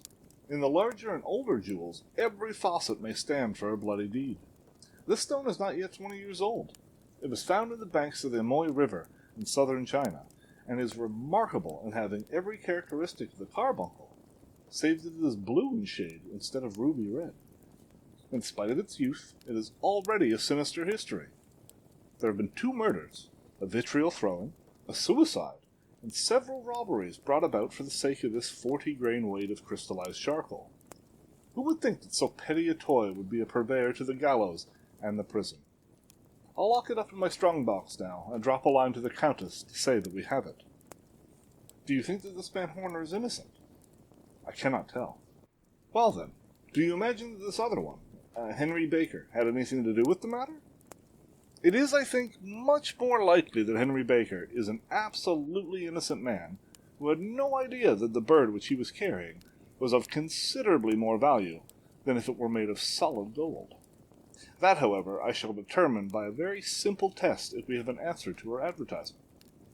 And you can do nothing till then? Nothing. In that case, I shall continue my professional round. But I shall come back in the evening at the hour you have mentioned, for I should like to see the solution of so tangled a business. Very glad to see you. I dine at 7. There's a woodcock, I believe. By the way, in view of recent occurrences, perhaps I ought to ask Mrs. Hudson to examine its crop. I had been delayed in the case, and it was a little after 6:30 when I found myself in Baker Street once more. As I approached the house, I saw a tall man in a Scotch bonnet, with a coat which was buttoned up to his chin, waiting outside in the bright semicircle which was thrown from the fanlight. Just as I arrived, the door was opened, and we were shown up together to Holmes's room. Mr. Henry Baker, I believe, said he, rising from his armchair and greeting his visitor, with the easy air of geniality which he could so readily assume. Pray take this chair by the fire, Mr. Baker. It is a cold night, and I observe that your circulation is more adapted for summer than for winter. Ah, Watson, you have come just at the right time. Is that your hat, Mr. Baker? Yes, sir, it is undoubtedly my hat. He was a large man with rounded shoulders, a massive head, and a broad, intelligent face, sloping down to a pointed beard of grizzled brown. A touch of red in nose and cheeks, with a slight tremor of his extended hand, recalled Holmes's surmise as to his habits. His rusty black frock coat was buttoned right up in the front, with the collar turned up, and his lank wrists protruded from his sleeves without a sign of cuff or shirt. He spoke in a slow staccato fashion, choosing his words with care, and gave the impression generally of a man of learning and letters who had ill usage at the hands of fortune. "We've retained these things for some days," said Holmes, "because we expected to see an advertisement from you giving your address. I'm at a loss to know now why you did not advertise." Our visitor gave a rather shamefaced laugh. "Shillings have not been so plentiful with me as they once were," he remarked. "I had no doubt that the gang of roughs who assaulted me had carried off both my hat and the bird. I did not care to spend more money in a hopeless attempt at recovering them." "Very naturally. By the way, about the bird, we were compelled to eat it." "To eat it?" The visitor half rose from his chair in his excitement. "Yes, it would have been no use to anyone had we not done so. But I presume that this other goose upon the sideboard, which is about the same weight and perfectly fresh, will answer your purpose equally well?" "Oh, certainly, certainly," answered Mr. Baker with a sigh of relief. Of course, we still have the feathers, legs, crop, and so on of your own bird, if you so wish." The man burst into a hearty laugh. "They might be useful to me as relics of my adventure," said he, "but beyond that I can hardly see what use the dejected membra of my late acquaintance are going to be to me. No, sir, I think that with your permission I will confine my attentions to the excellent bird which I perceive upon the sideboard." Sherlock Holmes glanced sharply across at me with a slight shrug of his shoulders. "There's your hat, then, and there your bird," said he. "By the way, would it bore you to tell me where you got the other one from? I'm somewhat of a fowl fancier, and I've seldom seen a better-grown goose." "Certainly, sir," said Baker, who had risen and tucked his newly gained property under his arm. "There are a few of us who frequent the Alpha Inn, near the museum. We are to be found in the museum itself during the day, you understand. This year our good host, Windigate by name, instituted a goose club, by which, on consideration of some few pence every week, we were each to receive a bird at Christmas. My pence were duly paid, and the rest is familiar to you. I am much indebted to you, sir, for a Scotch bonnet is fitted neither to my years nor my gravity." With a comical pomposity of manner, he bowed solemnly to both of us, and strode off upon his way. "So much for Mr. Henry Baker," said Holmes, when he had closed the door behind him. "It is quite certain that he knows nothing whatever about the matter. Are you hungry, Watson?" "Not particularly." "Then I suggest that we turn our dinner into a supper, and follow up this clue while it is still hot." "By all means." It was a bitter night, so we drew on our ulsters and wrapped cravats about our throats. Outside, the stars were shining coldly in a cloudless sky, and the breath of the passers-by blew out in the smoke like so many pistol shots. Our footfalls rang out crisply and loudly as we swung through the doctor's quarter, Wimpole Street, Harley Street, and so through Wigmore Street into Oxford Street. In a quarter of an hour we were in Bloomsbury at the Alpha Inn, which is a small public house at the corner of one of the streets which runs down into Holborn. Holmes pushed open the door of the private bar and ordered 2 glasses of beer from the ruddy-faced, white-aproned landlord. "Your beer should be excellent, if it is good as your geese," said he. "My geese?" The man seemed surprised. "Yes, I was speaking only half-hour ago to Mr. Henry Baker, who was a member of your goose club." "Ah, yes, I see. But you see, sir, them's not our geese." "Indeed? Whose then?" "Well, I got 2 dozen from a salesman in Covent Garden." "Indeed? I know some of them. Which was it?" "Breckenridge is his name." "Ah, I don't know him." "Well, here's to your good health, landlord, and prosperity to your house. Good night. Now for Mr. Breckenridge," he continued, buttoning up his coat as we came out into the frosty air. "Remember, Watson, that though we have so homely a thing as a goose at one end of this chain, we have at the other a man who will certainly get 7 years' penal servitude unless we can establish his innocence. It is possible that our inquiry may but confirm his guilt, but, in any case, we have a line of investigation which has been missed by the police, and which a singular chance has placed in our hands. Let us follow it out to the bitter end. Faces to the south, then, and a quick march." We passed across Holborn, down Endell Street, and so through a zigzag of slums to Covent Garden Market. One of the largest stalls bore the name Breckenridge upon it, and the proprietor, a horsey-looking man, with a sharp face and trim side-whiskers, was helping a boy put up the shutters. "Good evening. It's a cold night," said Holmes. The salesman nodded and shot a questioning glance at my companion. "Sold out of geese, I see," continues Holmes, pointing at the bare slabs of marble. "Let you have 500 tomorrow morning." "That's no good." "Well, there are some on the stall with the gas flare." "Ah, but I was recommended to you." "Who by?" "The landlord of the Alpha." "Oh, yes, I sent him a couple dozen." "Fine birds they were, too. Now where did you get them from?" To my surprise, the question provoked a burst of anger from the salesman. "Now then, mister," he said, his head cocked and his arms akimbo, "what are you driving at? Let's have it straight now." "It is straight enough. I should like to know who sold you the geese which you supplied to the Alpha." "Well then, I shan't tell you, so now." "Oh, it is a matter of no importance. But I don't know why you should be so warm over such a trifle."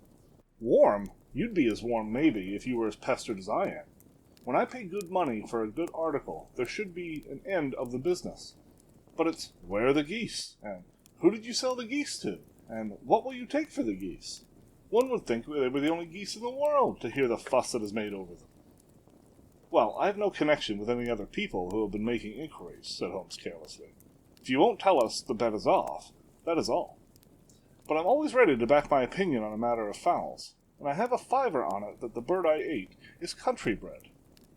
Well then, you've lost your fiver. And it's for town bred, snapped the salesman. It's nothing of the kind. I say it is. I don't believe it. Do you think you know more about fowls than I, who've handled them ever since I was a nipper? I tell you, all those birds that went to the Alpha were town bred. You'll never persuade me to believe that. Will you bet then? It's merely taking your money, for I know that I'm right. But I'll have a sovereign on with you, just to teach you not to be obstinate. The salesman chuckled grimly. Bring me the books, Bill, he said. The small boy brought round a small, thin volume, and a great, greasy-backed one, laying them out together beneath the hanging lamp. Now then, Mr. Cocksure, said the salesman, I thought that I was out of geese, but before I finish, you'll find that there's still one left in my shop. You see this little book? Well? That's the list of the folk from whom I buy. Do you see? Well then, here on this page are the country folk, and the numbers after their names are where their accounts are in the big ledger. Now then, you see this other page in red ink? Well, that is a list of my town suppliers. Now, look at that third name. Just read it out to me. Mrs. Oakshott, 117 Brixton Road, 249, read Holmes. Quite so. Now turn that up in the ledger. Holmes turned to the page indicated. Here you are. Mrs. Oakshott, 117 Brixton Road, egg and poultry supplier. Now then, what's the last entry? December 22nd, 24 geese at 7S6D. Quite so. There you are. And underneath? Sold to Mr. Windigate of Alpha at 12S. What have you to say now? Sherlock Holmes looked deeply chagrined. He drew a sovereign from his pocket and threw it down upon the slab, turning away with the air of a man whose disgust is too deep for words. A few yards off he stopped under a lamp-post and laughed in the hearty, noiseless fashion which was peculiar to him. When you see a man with whiskers of that cut and a pink-un protruding out of his pocket, you can always draw him by a bet, said he. I dare say that if I had put £100 down in front of him, that man would not have given me such complete information as was drawn from him by the idea that he was doing me on a wager. Well, Watson, we are, I fancy, nearing the end of our quest, and the only point which remains to be determined is whether we should go on to this Mrs. Oakshott tonight, or whether we should reserve it for tomorrow. It is clear from what that surly fellow said that there are others beside ourselves who are anxious about the matter, and I should— His remarks were suddenly cut short by a loud hubbub which broke out from the stall which we had just left. Turning round, we saw a little rat-faced fellow standing in the centre of the circle of yellow light which was thrown by the swinging lamp, while Breckenridge, the salesman, framed in the door of his stall, was shaking his fist fiercely at the cringing figure. "I've had enough of you and your geese," he shouted. "I wish you were all at the devil together. If you come pestering me any more with your silly talk, I'll set the dog at you. You bring Mrs. Oakshott here, and I'll answer her. But what have you to do with it? Did I buy the geese off you?" "No, but one of them was mine all the same," whined the little man. "Well then, ask Mrs. Oakshott for it." "She told me to ask you." "Well, you can ask the King of Prussia for all I care. I've had enough of it. Get out of this."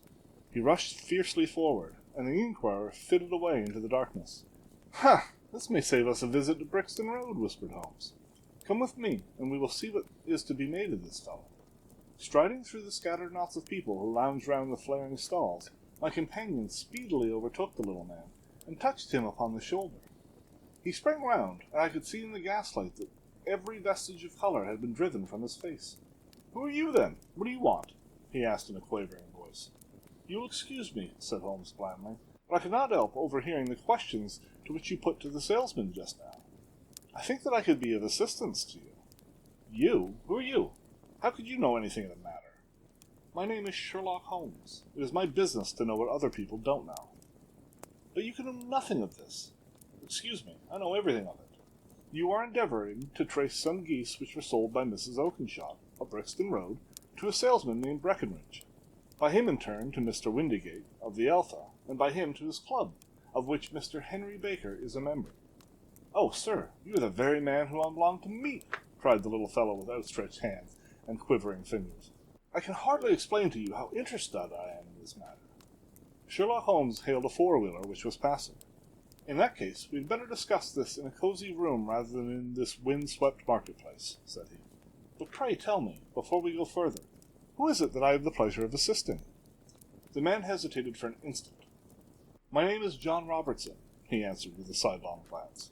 No, the real name, said Holmes sweetly. It is always awkward doing business with an alias. A flush sprang to the white cheeks of the stranger. Well then, said he, my real name is James Ryder. Precisely so. Head attendant at the Hotel Cosmopolitan. Pray step into the cab, and I shall soon be able to tell you everything which you can wish to know. The little man stood glancing from one to the other of us with half-frightened, half-hopeful eyes, as one who is not sure whether he is on the verge of a windfall or of a catastrophe. Then he stepped into the cab, and in half an hour we were back in the sitting room at Baker Street.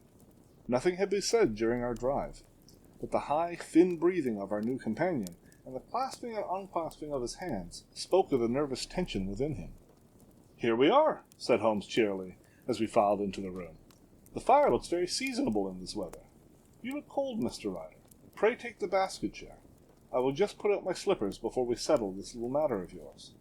Now then, you want to know what became of those geese? Yes, sir. Or rather, I fancy, of that goose. It was one bird, I imagine, in which you were interested. White, with a black bar across the tail. Ryder quivered with emotion. Oh, sir, he cried. Can you tell me where it went to? It came here. Here. Yes, and the most remarkable bird it proved. I don't wonder that you should take an interest in it. It laid an egg after it was dead. The bonniest, brightest little blue egg that ever was seen. I have it here in my museum. Our visitor staggered to his feet and clutched the mantelpiece with his right hand. Holmes unlocked his strong-box and held up the blue carbuncle, which shone out like a star, with a cold, brilliant, many-pointed radiance. Ryder stood glaring with a drawn face, uncertain whether to claim or disown it. The game's up, Ryder, said Holmes quietly. Hold up, man, or you'll be into the fire. Give him an arm back to his chair, Watson. He's not got blood enough to go in for felony with impunity. Give him a dash of brandy. So, now he looks a little more human. What a shrimp it is, to be sure. For a moment he had staggered and nearly fallen, but the brandy brought a tinge of color into his cheeks, and he sat staring with frightened eyes at his accuser. I have almost every link in my hands, and all the proofs which I could possibly need, so there's little which you need to tell me. Still, that little may as well be cleared up to make the case complete. You had heard, Ryder, of this blue stone of the Countess of Morcar's? It was Catherine Cusack who told me of it, said he in a crackling voice. I see. Her ladyship's waiting maid. Well, the temptation of sudden wealth so easily acquired was too much for you, as it has been for better men before you. But you were not very scrupulous in the means you used. It seems to me, Ryder, that there's the making of a very pretty villain in you. You knew that this man, Horner, the plumber, had been concerned in some such matter before, and that suspicion would rest the more readily upon him. What did you do, then? You made some small job in my lady's room, you and your confederate Cusack, and you managed that he should be the man sent for. Then, when he had left, you rifled the jewel case, raised the alarm, and had this unfortunate man arrested. You then, Ryder threw himself down suddenly upon the rug and clutched at my companion's knees. For God's sake, have mercy, he shrieked. Think of my father, of my mother. It would break their hearts. I never went wrong before. I'll never again, I swear it. I swear it on the Bible. Oh, don't bring it into court. For Christ's sakes, don't. Get back into your chair, said Holmes sternly. It is very well to cringe and crawl now, but you thought little enough of this poor Horner in the dock for a crime which he knew nothing. I will fly, Mr. Holmes. I will leave the country, sir. Then the charge against him will break down. We will talk about that. And now, let us hear a true account of the next act. How came the stone into the goose? And how came the goose into the open market? Tell us the truth, for there lies your only hope of safety. Ryder passed his tongue over his parched lips. I will tell you, it is just as it happened, sir, said he.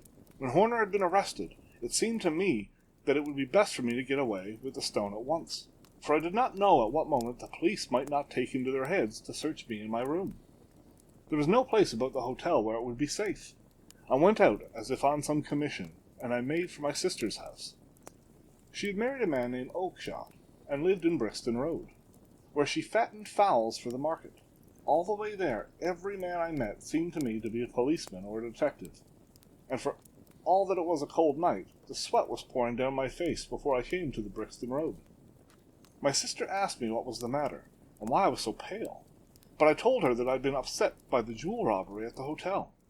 Then I went into the backyard and smoked a pipe and wondered what would be best to do. I had a friend once called Maldacey, who went to the bad and had just been serving his time in Pentonville. One day he had met me and fell into talk about the ways of thieves, and how they could get rid of what they stole. I knew that he would be true to me, for I knew one or two things about him. So I made up my mind to go right on to Kilburn, where he lived, and take him into my confidence. He would show me how to turn the stone into money, but how to get him in safely. I thought of the agonies I had gone through in coming from the hotel. I might at any moment be seized and searched, and there would be the stone in my waistcoat pocket. I was leaning against the wall at the time, and looking at the geese which were waddling about round my feet, and suddenly an idea came into my head which showed me how I could beat the best detective that ever lived. My sister had told me some weeks before that I might have the pick of her geese for a Christmas present, and I knew that she was always good as her word. I would take my goose now, and in it I would carry my stone to Kilburn. There was a little shed in the yard, and behind this I drove one of the birds, a fine big one, white with a bared tail. I caught it, and prying its bill open, I thrust the stone down its throat as far as my finger could reach. The bird gave a gulp, and I felt the stone pass along its gullet down into its crop. But the creature flapped and struggled, and out came my sister to know what was the matter. As I turned to speak to her, the brute broke loose and fluttered off among the others. "Whatever were you doing with that bird, Jem?" says she. "Well," said I, "you said you'd give me one for Christmas, and I was feeling which was the fattest." "Oh," said she, "we've set yours aside for you. Jem's bird, we call it. It's a big white one over yonder. There's 26 of them, which makes one for you, and one for us, and 2 dozen for the market." "Thank you, Maggie," says I, "but if it's all the same to you, I'd rather have that one I was handling just now."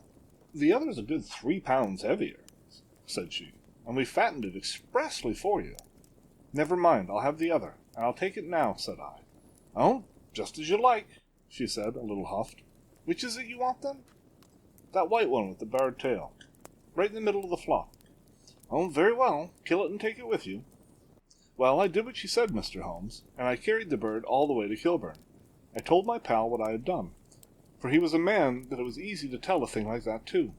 He laughed until he choked, and we got a knife and opened the goose. My heart turned to water, for there was no sign of the stone, and I knew that some terrible mistake had occurred. I left the bird, rushed back to my sister's, and hurried into the backyard. There was not a bird to be seen there. "Where are they all, Maggie?" I cried. "Gone to the dealers, Jem." "Which dealers?" "Breckenridge, of Covent Garden." "But was there another with a barred tail?" I asked. "The same as the one I chose?" "Yes, Jem, there were 2 barred-tailed ones, and I could never tell them apart." Well then, of course I saw it all, and I ran off as hard as my feet would carry me to this man Breckenridge. But he'd sold the lot at once, and not one word would he tell me as to where they had gone. You heard him yourselves tonight. Well, he has always answered me like that. My sister thinks that I'm going mad. Sometimes I think that I am myself. And now I am myself a branded thief, without ever having touched the wealth for which I sold my character. God help me! God help me!" He burst into convulsive sobbing, with his face buried in his hands. There was a long silence, broken only by his heavy breathing and by the measured tapping of Sherlock Holmes' fingertips upon the edge of the table. Then my friend rose and threw open the door. "Get out," said he. "What, sir? Oh, heaven bless you!" "No more words. Get out." And no more words were needed. There was a rush, a clatter upon the stairs, and a bang of the door, and a crisp rattle of running footfalls from the street. "After all, Watson," said Holmes, reaching up his hand for his clay pipe, "I am not retained by the police to supply their deficiencies. If Horner were in danger, it would be another thing. But this fellow will not appear against him, and the case must collapse. I suppose that I am commuting a felony, but it is just possible that I am saving a soul. This fellow will not go wrong again. He's too terribly frightened. Send him to jail now, and you make him a jailbird for life. Besides, it is the season of forgiveness. Chance has put in our way a most singular and whimsical problem, and its solution is its own reward. If you will have the goodness to touch the bell, Doctor, we will begin another investigation, in which a bird will be the chief feature. The Adventure of the Speckled Band.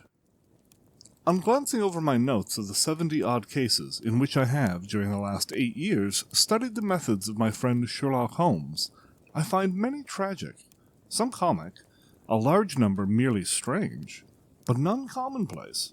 For, working as he did rather for the love of his art than for the acquirement of wealth, he refused to associate himself with any investigation which did not tend toward the unusual, and even the fantastic. Of all these varied cases, however, I cannot recall any which presented more singular features than that which was associated with the well-known Surrey family of the Roylotts of Stoke Moran. The events in question occurred in the early days of my association with Holmes, when we were sharing rooms as bachelors in Baker Street. It is possible that I might have placed them upon record before, but a promise of secrecy was made at the time, from which I have only been freed during the last month by the untimely death of the lady to whom the pledge was given. It is perhaps as well that the fact should now come to light, for I have reason to know that there are widespread rumors as to the death of Dr. Grimsby Roylott, which tend to make the matter even more terrible than the truth. It was early in April in the year 83 that I woke one morning to find Sherlock Holmes standing, fully dressed, by the side of my bed. He was a late riser as a rule, and as the clock on the mantelpiece showed me that it was only 7:15, I blinked up at him in some surprise, and perhaps just a little resentment, for I was myself regular in my habits. "Very sorry to knock you up, Watson," said he, "but it's the common lot this morning. Mrs. Hudson has been knocked up," she retorted upon me, "and I on you." "What is it, then? A fire?" "No, a client. It seems that the young lady has arrived in a considerable state of excitement, who insists upon seeing me. She is waiting now in the sitting-room. Now, when young ladies wander about the metropolis at this hour of the morning, and knock sleepy people out of their beds, I presume that it is something very pressing which they have to communicate. Should it prove to be an interesting case, you would, I am sure, wish to follow it from the outset. I thought, at any rate, that I should call you and give you the chance. My dear fellow, I would not miss it for anything." I had no keener pleasure than in following Holmes in his professional investigations, and in admiring the rapid deductions, as swift as intuitions, and yet always founded on logical bases, with which he unravelled the problems which were submitted to him. I rapidly threw on my clothes, and was ready in a few minutes to accompany my friend down to the sitting-room. A lady dressed in black and heavily veiled, who had been sitting in the window, rose as we entered. "Good morning, madam," said Holmes cheerily. "My name is Sherlock Holmes. This is my intimate friend and associate, Dr. Watson, before whom you can speak as freely as before myself. Ha! I'm glad to see that Mrs. Hudson has had the good sense to light the fire. Pray draw upon it, and I shall order you a cup of hot coffee, for I observe that you are shivering." "It is not cold that makes me shiver," said the woman in a low voice, changing her seat as requested. "What then?" "It is fear, Mr. Holmes. It is terror." She raised her veil as she spoke, and we could see that she was indeed in a pitiable state of agitation, her face all drawn and grey, with restless, frightened eyes, like those of some hunted animal. Her features and figure were those of a woman of 30, but her hair was shot with premature grey, and her expression was weary and haggard. Sherlock Holmes ran her over with one of his quick, all-comprehensive glances. "You must not fear," he said soothingly, bending forward and patting her forearm. "We shall soon set matters right, I have no doubt. You've come in by train this morning, I see. You know me, then?" "No, but I observed the second half of a return ticket in the palm of your left glove. You must have started early, and yet you had a good drive in a dog-cart, along heavy roads, before you reached the station." The lady gave a violent start, and stared in bewilderment at my companion. "There's no mystery, my dear madam," he said, smiling. "The left arm of your jacket is spattered with mud in no less than 7 places. The marks are perfectly fresh. There is no vehicle, save a dog-cart, which throws up mud in that way, and then only when you sit on the left-hand side of the driver." "Whatever your reasons may be, you are perfectly correct," said she. "I started from home before 6. Reached Leatherhead at 20 past, and came in by the first train to Waterloo. Sir, I can stand this strain no longer. I shall go mad if it continues. I have no one to turn to, none, save only one who cares for me. And he, poor fellow, can be of little aid. I've heard of you, Mr. Holmes. I've heard of you from Mrs. Farintosh, whom you helped in the hour of her sore need. It was from her that I had your address. Oh, sir, do you not think that you could help me too, and at least throw a little light through the dense darkness which surrounds me? At present it is out of my power to reward you for your services, but in a month or 6 weeks I shall be married, with the control of my own income, and then at least you shall not find me ungrateful. Holmes turned to his desk, and, unlocking it, drew out a small case-book, which he consulted. Farintosh, said he. Ah, yes, I recall the case.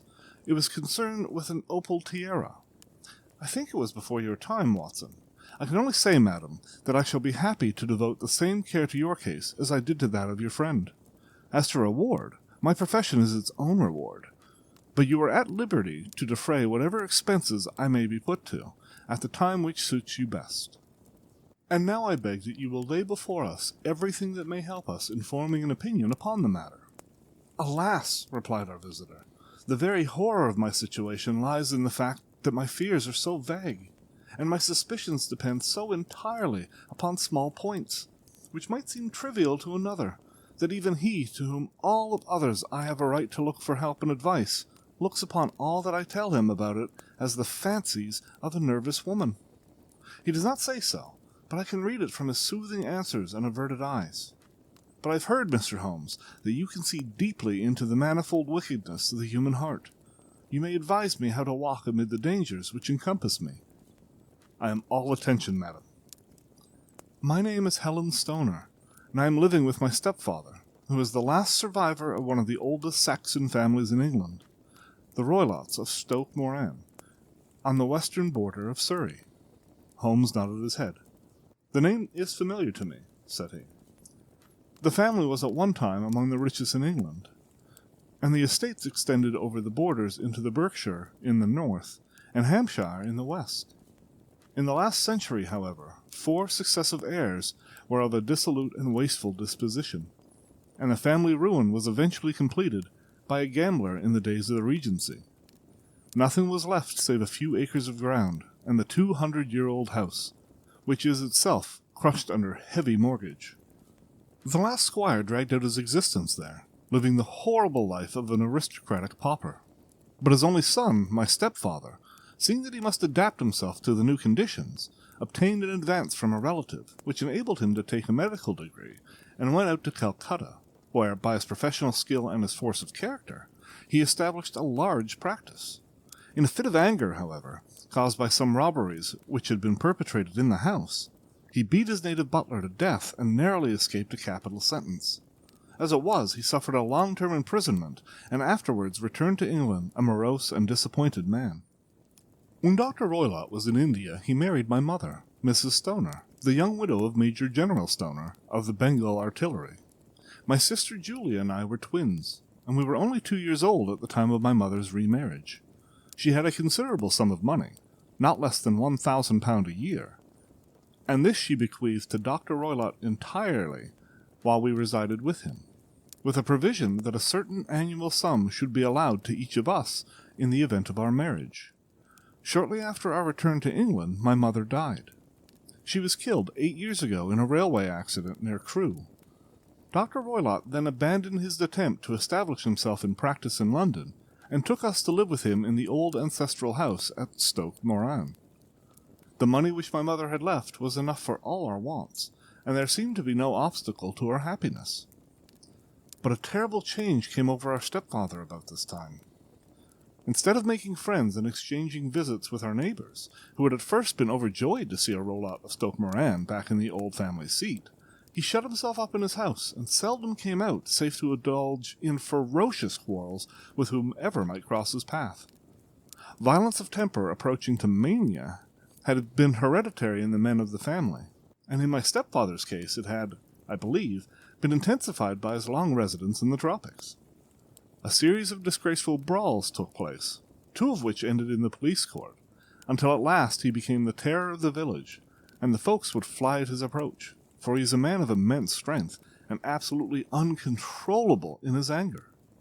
Last week he hurled the local blacksmith over a parapet into a stream, and it was only by paying over all the money which I could gather together that I was able to avert another public exposure.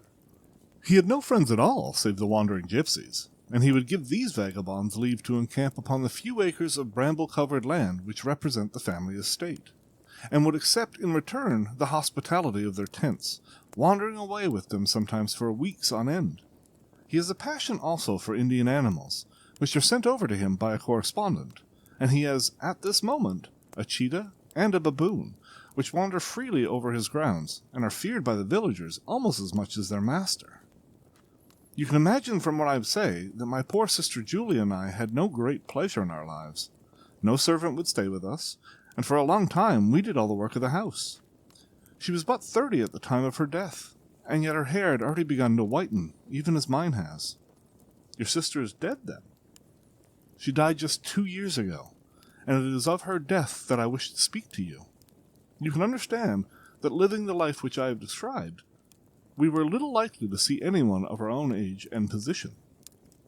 We had, however, an aunt, my mother's maiden sister, Miss Honoria Westphal, who lives near Harrow, and we were occasionally allowed to pay short visits to this lady's house. Julia went there at Christmas 2 years ago, and met there a half-pay major of Marines, to whom she became engaged. My stepfather learned of the engagement when my sister returned and offered no objection to the marriage. But within a fortnight of the day which had been fixed for the wedding, the terrible event occurred which has deprived me of my only companion. Sherlock Holmes had been leaning back in his chair with his eyes closed and his head sunk in a cushion. But he half opened his lids now and glanced across at his visitor. "Pray be precise as to the details," said he.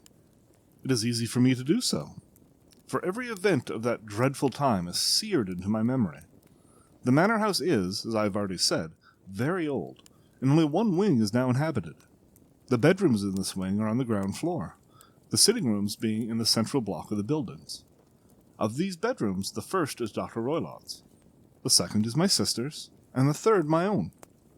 There is no communication between them, but they all open out to the same corridor. Do I make myself plain?" "Perfectly so." The windows of the 3 rooms open out upon the lawn. That fatal night Dr. Roylott had gone to his room early, though we knew that he had not retired to rest, for my sister was troubled by the smell of the strong Indian cigars, which it was his custom to smoke. She left her room, therefore, and came into mine, where she sat for some time, chatting about her approaching wedding. At 11 o'clock she rose to leave me, but she paused at the door and looked back. "Tell me, Helen," said she, "have you ever heard anyone whistle in the dead of the night?" "Never," said I. "I suppose that you could not possibly whistle yourself in your sleep?" "Certainly not." "But why?" "Because during the last few nights I have always, about 3 in the morning, heard a low, clear whistle. I am a light sleeper, and it has awakened me. I cannot tell where it came from. Perhaps from the next room, perhaps from the lawn. I thought that I would just ask you whether or not you'd heard it." "No, I've not. It must be those wretched gypsies in the plantation." "Very likely. And yet, if it were on the lawn, I wonder that you did not hear it also."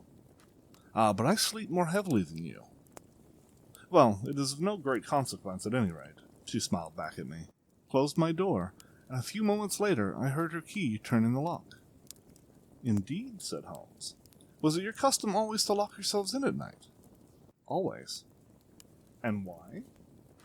"I think that I mentioned to you that the doctor kept a cheetah and a baboon. We had no feeling of security unless our doors were locked." "Quite so. Pray proceed with your statement." "I could not sleep that night. A vague feeling of impending misfortune impressed me. My sister and I, you will recollect, were twins, and you know how subtle are the links which bind 2 souls which are so closely allied. It was a wild night. The wind was howling outside, and the rain was beating and splashing against the windows. Suddenly, amid all the hubbub of the gale, there burst forth a wild scream of a terrified woman. I knew that it was my sister's voice. I sprang from my bed, wrapped a shawl around me, and rushed into the corridor. As I opened my door, I seemed to hear a low whistle, such as my sister described, and a few moments later a clanging sound, as if a mass of metal had fallen. As I ran down the passage, my sister's door was unlocked, and revolved slowly upon its hinges. I stared at it, horror-stricken, not knowing what was about to issue from it. By the light of the corridor lamp, I saw my sister appear at the opening, her face blanched with terror, her hands groping for help, her whole figure swaying to and fro like that of a drunkard. I ran to her and threw my arms around her, but at that moment her knees seemed to give way, and she fell to the ground. She writhed as one who was in terrible pain, and her limbs were dreadfully convulsed. At first I thought she had not recognized me, but as I bent over her, she suddenly shrieked out in a voice which I shall never forget. "Oh, my God, Helen! It was the band! The speckled band!"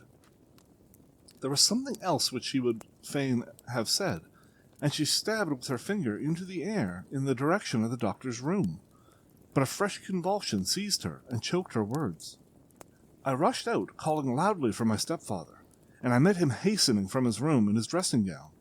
When he reached my sister's side, she was unconscious, and though he poured brandy down her throat and sent for medical aid from the village, all efforts were in vain, for she slowly sank and died without having recovered her consciousness. Such was the dreadful end of my beloved sister. "One moment," said Holmes. "Are you sure about this whistle and metallic sound? Could you swear to it?" "That was what the county coroner asked me at the inquiry. It is my strong impression that I heard it, and yet among the crash of the gale and the creaking of an old house, I may possibly have been deceived." "Was your sister dressed?" "No, she was in her nightdress. In her right hand was found the charred stump of a match, and in her left a matchbox, showing that she had struck a light and looked about her when the alarm took place. That is important. And what conclusions did the coroner come to?"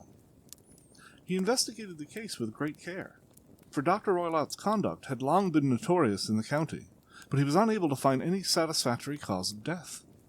My evidence showed that the door had been fastened upon the inner side, and the windows were blocked by old-fashioned shutters with broad iron bars, which were secured every night. The walls were carefully sounded and were shown to be quite solid all round, and the flooring was also thoroughly examined, with the same result. The chimney is wide, but it is barred up by 4 large staples. It is certain, therefore, that my sister was quite alone when she met her end. Besides, there was no marks of any violence upon her." "How about poison?" "The doctor examined her for it, but without success." "What do you think that this unfortunate lady died of, then?" "It is my belief she died of pure fear and nervous shock. Though what it was that frightened her, I cannot imagine." "Were there gypsies in the plantation at the time?" "Yes, there are nearly always some there." "Ah. What did you gather from this allusion to a band? A speckled band?" "Sometimes I have thought that it was merely the wild talk of delirium. Sometimes it may have referred to some band of people, perhaps to those very gypsies in the plantation. I do not know whether the spotted handkerchiefs which so many of them wear over their heads might have suggested the strange adjective which she used." Holmes shook his head like a man who was far from being satisfied. "These are very deep waters," said he. "Pray go on with your narrative." 2 years have passed since then, and my life has been, until lately, lonelier than ever. A month ago, however, a dear friend, whom I have known for many years, has done me the honor to ask my hand in marriage. His name is Armitage, Percy Armitage, the second son of Mr. Armitage of Crane Water, near Reading. My stepfather has offered no opposition to the match, and we are to be married in the course of the spring. 2 days ago some repairs were started in the west wing of the building, and my bedroom wall had been pierced, so that I have had to move into the chamber in which my sister died, and to sleep in the very bed in which she slept. Imagine, then, my thrill of terror when last night, as I lay awake, thinking over her terrible fate, I suddenly heard in the silence of the night the low whistle which had been the herald of her own death. I sprang up and lit the lamp, but nothing was to be seen in the room. I was too shaken to go to bed again, so I dressed, and as soon as it was daylight I slipped down, got a dog-cart at the Crown Inn, which is opposite, and drove to Leatherhead, from whence I have come on this morning with the one object of seeing you and asking your advice." "You have done wisely," said my friend. "But have you told me all?" "Yes, all." "Miss Roylott, you have not. You are screening your stepfather." "Why, what do you mean?" For answer, Holmes pushed back the frill of black lace which fringed the hand that lay upon our visitor's knee. 5 little livid spots, the marks of 4 fingers and a thumb, were printed upon the white wrist. "You have been cruelly used," said Holmes. The lady colored deeply and covered her injured wrist. "He is a hard man," she said, "and perhaps he hardly knows his own strength." There was a long silence, during which Holmes leaned his chin upon his hands and stared into the crackling fire. "This is a very deep business," he said at last. "There are 1,000 details which I should desire to know before I decide upon our course of action. Yet we've not a moment to lose. If we were to come to Stoke Moran today, would it be possible for us to see over these rooms without the knowledge of your stepfather? As it happens, he spoke of coming into town today upon some most important business. It is probable that he will be away all day, and that there would be nothing to disturb you. We have a housekeeper now, but she is old and foolish, and I could easily get her out of the way." "Excellent. You are not adverse to this trip, Watson?" "By no means." "Then we shall both come. What are you going to do yourself?" "I have 1 or 2 things which I would wish to do now that I am in town, but I shall return by the 12 o'clock train, so as to be there in time for your coming. And you may expect us early in the afternoon. I have myself some small business matters to attend to. Will you not wait and breakfast?" "No, I must go. My heart is lightened already since I have confided my trouble to you. I shall look forward to seeing you again this afternoon." She dropped her thick black veil over her face and glided from the room. "And what do you think of it all, Watson?" asked Sherlock Holmes, leaning back in his chair. "It seems to me to be a most dark and sinister business." "Dark enough and sinister enough. Yet if the lady is correct in saying that the flooring and walls are sound, and that the door, window, and chimney are impassable, then her sister must have undoubtedly been alone when she met her mysterious end. What becomes, then, of these nocturnal whistles? And what are the very peculiar words of the dying woman? I cannot think. When you combine the idea of whistles at night, the presence of a band of gypsies who are on intimate terms with this old doctor, the fact that we have every reason to believe that the doctor has an interest in preventing his stepdaughter's marriage, the dying allusion to a band, and, finally, the fact that Miss Helen Stoner heard a metallic clang, which might have been caused by one of those metal bars that secured the shutters falling back into its place, I think that there's good ground to think that the mystery may be cleared along those lines." "But what then did the gypsies do?" I cannot imagine. I see many objections to such a theory." "And so do I. It is precisely for that reason we are going to Stoke Moran this day. I want to see whether the objections are fatal, or if they may be explained away. But what in the name of the devil?" The ejaculation had been drawn from my companion by the fact that our door had been suddenly dashed open, and that a huge man had framed himself in the aperture. His costume was a peculiar mixture of the professional and of the agricultural, having a black top hat, a long frock coat, and a pair of high gaiters, with a hunting crop swinging in his hand. So tall was he that his hat actually brushed the crossbar of the doorway, and his breadth seemed to span it across from side to side. A large face, seared with 1,000 wrinkles, burned yellow with the sun, and marked with every evil passion, was turned from one to the other of us, while his deep-set, bow-shot eyes and his high, thin, fleshless nose gave him somewhat the resemblance to a fierce old bird of prey. "Which of you is Holmes?" asked this apparition. "My name, sir. But you have the advantage of me," said my companion quietly. "I am Dr. Grimsby Roylott, of Stoke Moran." "Indeed, doctor," said Holmes blandly. "Pray take a seat." "I will do nothing of the kind. My stepdaughter has been here. I have traced her. What has she been saying to you?" "It is a little cold for the time of the year," said Holmes. "What has she been saying to you?" screamed the old man furiously. "But I've heard that the Orchises promise well," continued my companion imperturbably. "Ha! You put me off, do you?" said our new visitor, taking a step forward and shaking his hunting crop. "I know you, you scoundrel. I've heard of you before. You're Holmes, the meddler." My friend smiled. "Holmes, the busybody." His smile broadened. "Holmes, the Scotland Yard jack-in-office." Holmes chuckled heartily. "Your conversation is most entertaining," said he. "When you go out, close the door, for there is a decided draught." I will go when I've had my say. Don't you dare meddle with my affairs. I know that Miss Stoner has been here. I traced her. I'm a dangerous man to fall foul of. See here." He stepped swiftly forward, seized the poker, and bent it into a curve with his huge brown hands. "See that you keep yourself out of my grip," he snarled, and hurling the twisted poker into the fireplace, he strode out of the room. "He seems a very amiable person," said Holmes, laughing. "I'm not quite so bulky, but if he had remained, I might have shown him that my grip was not much more feeble than his own." As he spoke, he picked up the steel poker, and with a sudden effort, straightened it out again. Fancy his having the insolence to confound me with the official detective force. This incident gives zest to our investigation, however, and I only trust that our little friend will not suffer from her imprudence in allowing this brute to trace her. And now, Watson, we shall order breakfast, and afterwards I shall walk down to Doctor's Commons, where I hope to get some data which may help us in this matter. It was nearly 1 o'clock when Sherlock Holmes returned from his excursion.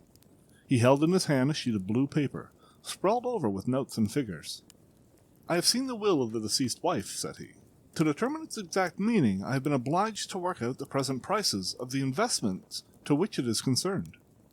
The total income, which at the time of the wife's death was a little short of £1,100, is now, through the fall in agricultural prices, not more than £750. Each daughter can claim an income of £250, in case of marriage. It is evident, therefore, that if both girls had married, this beauty would have had a mere pittance, while even one of them would cripple him to a very serious extent. My morning's work has not been wasted, since it has proved that he has the very strongest motives for standing in the way of anything of the sort. And now, Watson, this is too serious for dawdling, especially as the old man is aware that we are interesting ourselves in his affairs. So if you are ready, we shall call a cab and drive to Waterloo. I should be very much obliged if you would slip your revolver into your pocket. An Allays No. 2 is an excellent argument with gentlemen who can twist steel pokers into knots. That and a toothbrush are, I think, all we need." At Waterloo we were fortunate in catching a train for Leatherhead, where we hired a trap at the station inn and drove for 4 or 5 miles through the lovely Surrey lanes. It was a perfect day, with a bright sun and a few fleecy clouds in the heavens. The trees and wayside hedges were just throwing out their first green shoots, and the air was full of the pleasant smell of the moist earth. To me, at least, there was a strange contrast between the sweet promise of the spring and this sinister quest upon which we were engaged. My companion sat in the front of the trap, his arms folded, his hat pulled down over his eyes, and his chin sunk upon his breast, buried in the deepest thought. Suddenly, however, he started, tapped me on the shoulder, and pointed over the meadows. "Look there," he said. A heavily timbered park stretched up in a gentle slope, thickening into a grove at its highest point. From amid the branches there jutted out the grey gables and high roof-tree of a very old mansion. "Stoke Moran?" said he. "Yes, sir. That be the house of Dr. Grimsby Roylott," remarked the driver. "There's some building going on there," said Holmes. "That is where we are going." "There's the village," said the driver, pointing to a cluster of roofs some distance to the left. "But if you want to get to the house, you'll find it shorter to go over this stile, and so by the footpath over the fields. There it is, where the lady is walking." "And the lady, I fancy, is Miss Stoner," observed Holmes, shading his eyes. "Yes, I think we'd better do as you suggest." We got off, paid our fare, and the trap rattled back on its way to Leatherhead. "I thought it as well," said Holmes as we climbed the stile, "this fellow should think we had come here as architects, or on some definite business. It may stop his gossip. Good afternoon, Miss Stoner. You see that we've been as good as our word." Our client of the morning had hurried forward to meet us with a face which spoke her joy. "I've been waiting so eagerly for you," she cried, shaking hands with us warmly. "All has turned out splendidly. Dr. Roylott has gone to town, and it is unlikely that he will be back before evening." "We've had the pleasure of making the doctor's acquaintance," said Holmes, and in a few words he sketched what had occurred. Miss Stoner turned white to the lips as she listened. "Good heavens!" she cried. "He has followed me, then?" "So it appears." "He is so cunning that I never know when I'm safe from him. What will he say when he returns?" "He must guard himself, for he may find that there is someone more cunning than himself upon his track. You must lock yourself up from him tonight. If he is violent, we shall take you away to your aunt's at Harrow. Now, we must make the best use of our time, so kindly take us at once to the rooms which we are to examine." The building was of grey, lichen-blotted stone, with a high central portion and two curving wings, like the claws of a crab, thrown out on each side. In one of these wings the windows were broken and blocked with wooden boards, while the roof was partly caved in, a picture of ruin. The central portion was in little better repair, but the right-hand block was comparatively modern, and the blinds in the windows, with the blue smoke curling up from the chimneys, showed that it was where the family resided. Some scaffolding had been erected against the end wall, and the stonework had been broken into, but there were no signs of any workmen at the moment of our visit. Holmes walked slowly up and down the ill-trimmed lawn and examined with deep attention the outsides of the windows. "This, I take it, belongs to the room in which you used to sleep? The center one to your sister's, and the one next to the main building to Dr. Roylott's chamber?" "Exactly so, but I'm now sleeping in the middle one. Pending the alterations, as I understand, by the way, there does not seem to be any very pressing need for repairs at this end wall." "There were none. I believe that it was an excuse to move me from my room." "Ah, that is suggestive. Now, on the other side of this narrow wing runs the corridor from which these 3 rooms open. There are windows in it, of course?" "Yes, but very small ones, too narrow for anyone to pass through. As you both locked your doors at night, your rooms were unapproachable from that side. Now, would you have the kindness to go into your room and bar your shutters?" Miss Stoner did so, and Holmes, after a careful examination through the open window, endeavored in every way to force the shutter open, but without success. There was no slit through which a knife could be passed to raise the bar. Then with his lens he tested the hinges, but they were of solid iron, built firmly into the massive masonry. "Humph," he said, scratching his chin in some perplexity. "My theory certainly presents some difficulties. No one could pass these shutters if they were bolted. Well, we shall see if the inside throws any light upon the matter." A small side door led to the whitewashed corridor from which the 3 bedrooms opened. Holmes refused to examine the 3rd chamber, so we passed at once to the 2nd, that in which Miss Stoner was now sleeping, and in which her sister had met with her fate. It was a homely little room, with a low ceiling and a gaping fireplace, after the fashion of old country houses. A brown chest of drawers stood in one corner, a narrow white counterpane bed in another, and a dressing table on the left-hand side of the window. These articles, with 2 small, wicker work-chairs, made up all the furniture in the room save for a square of Wilton carpet in the center. The boards round and the paneling of the walls were of brown, worm-eaten oak, so old and discolored that it may have dated from the original building of the house.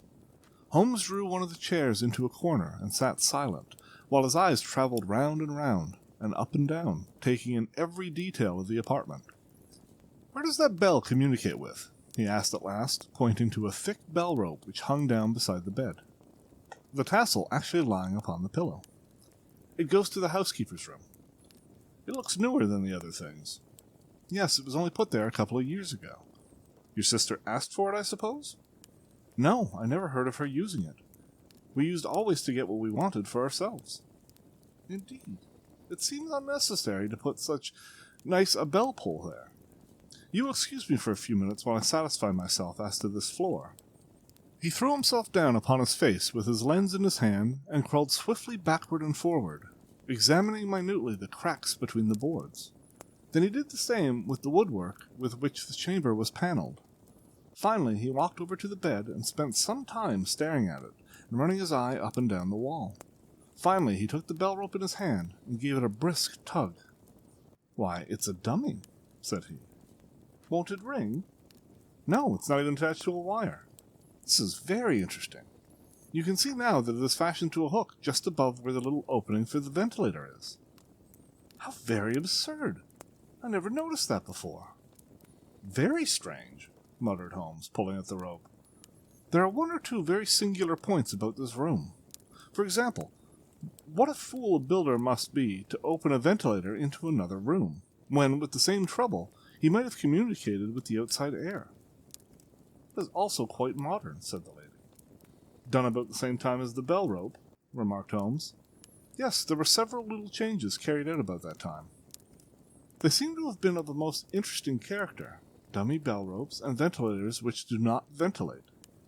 With your permission, Miss Stoner, we shall now carry our researches into the inner apartment.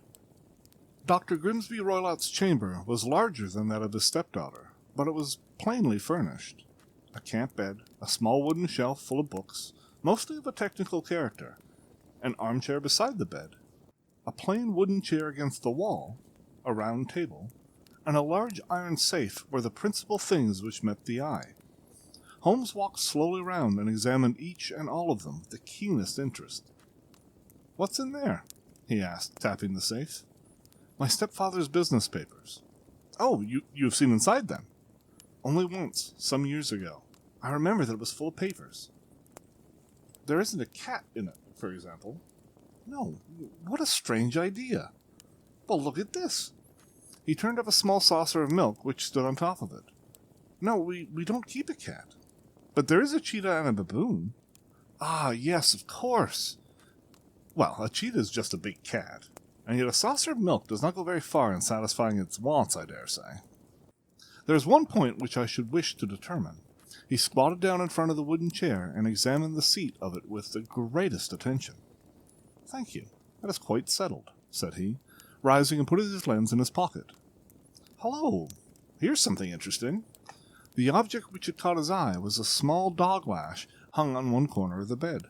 The lash, however, was curled upon itself and tied so as to make a loop of whipcord. "What do you make of that, Watson?" "It's a common enough lash, but I don't know why it should be tied." "That is not quite so common, is it?" "Ah, me! It's a wicked world. When a clever man turns his brains to crime, it is the worst of all. I think that I've seen enough now, Miss Stoner, and with your permission, we shall walk out upon the lawn." I had never seen my friend's face so grim or his brow so dark as it was when we turned from the scene of this investigation. We had walked several times up and down the lawn, neither Miss Stoner nor myself liking to break in upon his thoughts before he roused himself from his reverie. "It is very essential, Miss Stoner," said he, "that you should absolutely follow my advice in every respect." "I shall most certainly do so." "The matter is too serious for any hesitation. Your life may depend upon your compliance. I assure you that I am in your hands. In the first place, both my friend and I must spend the night in your room." Both Miss Stoner and I gazed at him in astonishment. "Yes, it must be so. Let me explain. I believe that there is the village inn over there?" "Yes, that is the Crown." "Very good. Your windows would be visible from there?" "Certainly." "You must confine yourself to your room on pretense of a headache when your stepfather comes back. Then, when you hear him retire for the night, you must open the shutters of your window, undo the hasp, put your lamp there as a signal to us, and then withdraw quietly with everything which you are likely to want into the room which you used to occupy. I have no doubt that in spite of the repairs you could manage there for one night." Oh, yes, easily." "The rest you will leave in our hands." "But what will you do?" "We shall spend the night in your room, and we shall investigate the cause of this noise which has disturbed you." "I believe, Mr. Holmes, that you've already made up your mind," said Miss Stoner, laying her hand upon my companion's sleeve. "Perhaps I have." "Then, for pity's sake, tell me what was the cause of my sister's death." "I should prefer to have clearer proofs before I speak." "You can at least tell me whether my own thought is correct, and if she died from some sudden fright." "No, I do not think so. I think that there was probably some more tangible cause. And now, Miss Stoner, we must leave you, for if Dr. Roylott returned and saw us, our journey would be in vain.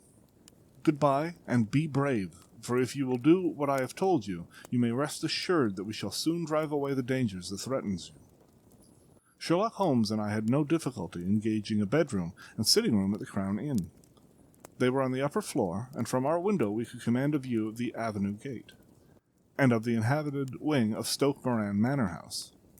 At dusk we saw Dr. Grimsby Roylott drive past, his huge form looming up beside the little figure of the lad who drove him. The boy had some slight difficulty in undoing the heavy iron gates, and we heard the hoarse roar of the doctor's voice, and saw the fury with which he shook his clenched fist at him. The trap drove on, and a few minutes later we saw a sudden light spring up among the trees, as the lamp was lit in one of the sitting rooms. "Do you know, Watson," said Holmes, as we sat together in the gathering darkness, "I've really some scruples as to taking you tonight. there's a distinct element of danger. Can I be of assistance? Your presence might be invaluable. Then I shall certainly come. It is very kind of you. You speak of danger. You've evidently seen more of these rooms than was visible to me. No, but I fancy that I may have deduced a little more. Imagine that you saw all that I did. I saw nothing remarkable save the bell rope, and what purpose that could answer, I confess, is more than I can imagine. You saw the ventilator, too? Yes, but I do not think that it is such a very unusual thing to have a small opening between two rooms. It was so small that a rat could hardly pass through. I knew that we should find a ventilator before we ever came to Stoke Moran. My dear Holmes! Oh, yes, I did. You remember in her statement she said that her sister could smell Dr. Roylott's cigar. Now, of course, that suggested at once that there must be a communication between the two rooms. It could only be a small one, or it would have been remarked upon at the coroner's inquiry. I deduced a ventilator. But what harm could there be in that? While there is at least a curious coincidence of dates. A ventilator is made, a cord is hung, and a lady who sleeps in the bed dies. Does not that strike you? I cannot as yet see any connection. Did you observe anything very peculiar about that bed? No. It was clamped to the floor. Did you ever see a bed fastened like that before? I cannot say that I have. The lady could not move her bed. It must always be in the same relative position to the ventilator and to the rope, or so we may call it, since it was clearly never meant for a bell pull. Holmes, I cried, I seem to see dimly what you are hinting at. We are only just in time to prevent some subtle and horrible crime. Subtle enough and horrible enough. When a doctor goes wrong, he is the first of criminals. He has nerve and he has knowledge. Palmer and Pritchard were among the heads of their profession. This man strikes even deeper. But I think, Watson, that we shall be able to strike deeper still. But we shall have horrors enough before the night is over. For goodness sakes, let us have a quiet pipe, and turn our minds for a few hours to something more cheerful. About 9 o'clock the light among the trees was extinguished, and all was dark in the direction of the manor house. 2 hours passed slowly away, and then, suddenly, just at the stroke of 11, a single bright light shone out right in front of us. "That's our signal," said Holmes, springing to his feet. "It comes from the middle window." As we passed out, he exchanged a few words with the landlord, explaining that we were going on a late visit to an acquaintance, and that it was possible that we might spend the night there. A moment later, we were out on a dark road, a chill wind blowing in our faces, and one yellow light twinkling in front of us through the gloom to guide us on our somber errand. There was little difficulty in entering the grounds, for unrepaired breaches gaped the old park wall. Making our way among the trees, we reached the lawn, crossed it, and were about to enter through the window, when out from a clump of laurel bushes there darted what seemed to be a hideous and distorted child, who threw itself upon the grass with writhing limbs, and then ran swiftly across the lawn into the darkness. "My God!" I whispered. "Did you see it?" Holmes was for the moment as startled as I. His hand closed like a vice upon my wrist in his agitation. Then he broke into a low laugh and put his lips to my ear. "It is a nice household," he murmured. "That is the baboon." I had forgotten the strange pets which the doctor affected. There was a cheetah, too. Perhaps we might find it upon our shoulders at any moment. I confess that I felt easier in my mind when, after following Holmes's example and slipping off my shoes, I found myself inside the bedroom. My companion noiselessly closed the shutters, moved the lamp onto the table, and cast his eyes round the room. All was as we had seen it in the daytime. Then, creeping up to me and making a trumpet of his hand, he whispered into my ear again so gently that it was all I could do to distinguish the words. The least sound would be fatal to our plans. I nodded to show that I had heard. We must sit without light. He would see it through the ventilator. I nodded again. Do not go asleep. Your very life may depend upon it. Have your pistol ready in case we should need it. I will sit on the side of the bed, and you in that chair. I took out my revolver and laid it on the corner of the table. Holmes had brought up a long, thin cane, and this he placed upon the bed beside him. By it he laid the box of matches and the stump of a candle. Then he turned down the lamp, and we were left in darkness. How shall I ever forget that dreadful vigil? I could not hear a sound, not even the drawing of a breath, and I knew that my companion sat open-eyed within a few feet of me. in the same state of nervous tension in which I was myself. The shutters cut off the least ray of light, and we waited in absolute darkness. From outside came the occasional cry of a night bird, and once at our very window a long-drawn cat-like whine, which told us that the cheetah was indeed at liberty. Far away we could hear the deep tones of the parish clock, which boomed out every quarter of an hour. How long they seemed, those quarters! 12 struck, and then 1, and 2, and 3, and still we sat waiting silently for whatever might befall.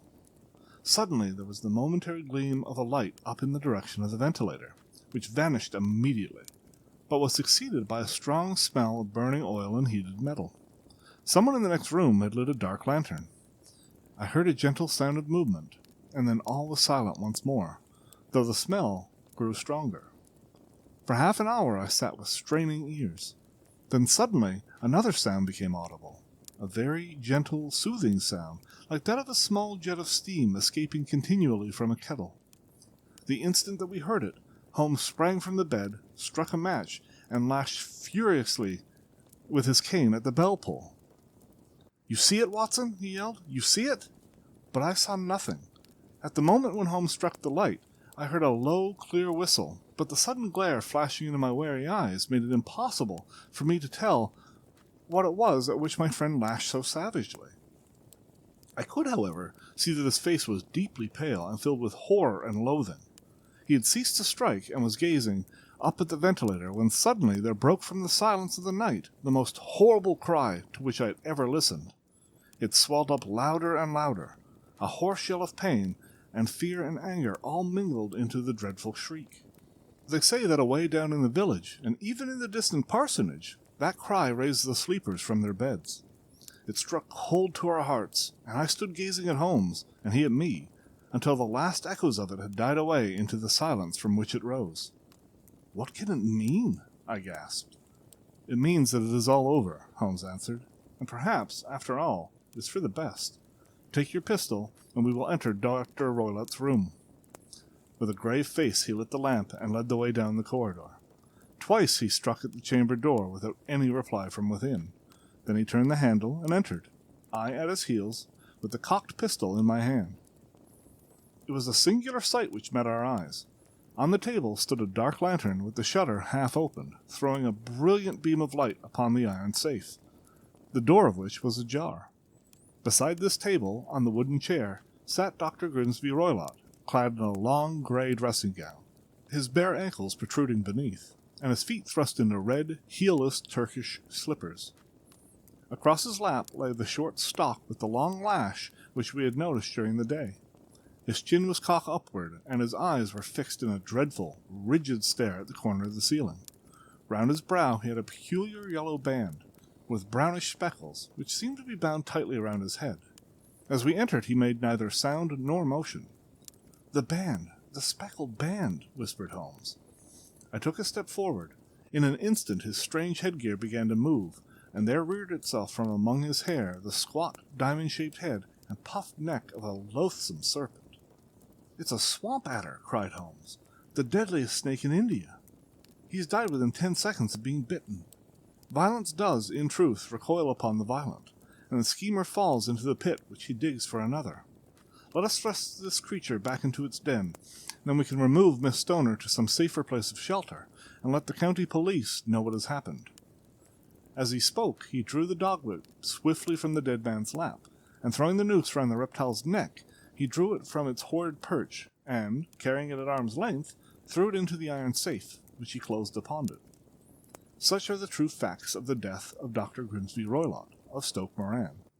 It is not necessary that I should prolong a narrative which has already run too great a length by telling how we broke the sad news to the terrified girl, how we conveyed her by morning to the care of her good aunt in Harrow, of how the slow process of official inquiry came to the conclusion that the doctor met his fate while indiscreetly playing with a dangerous pet.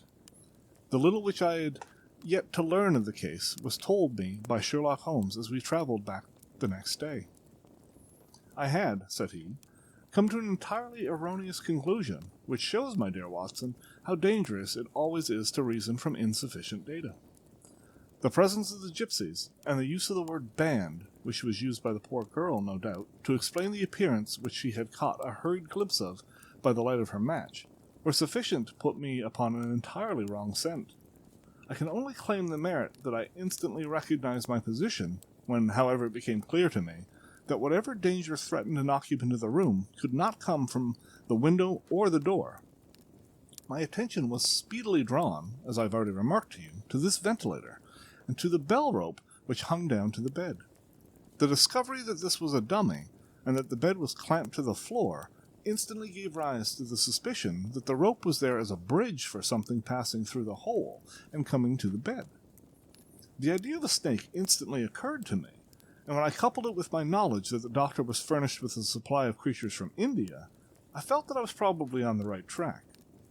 The idea of using a form of poison which could not possibly be discovered by any chemical test was just such a one as would occur to a clever and ruthless man who had an Eastern training.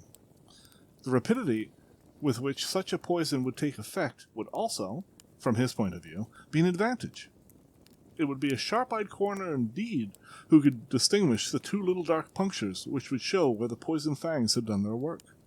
Then I thought of the whistle.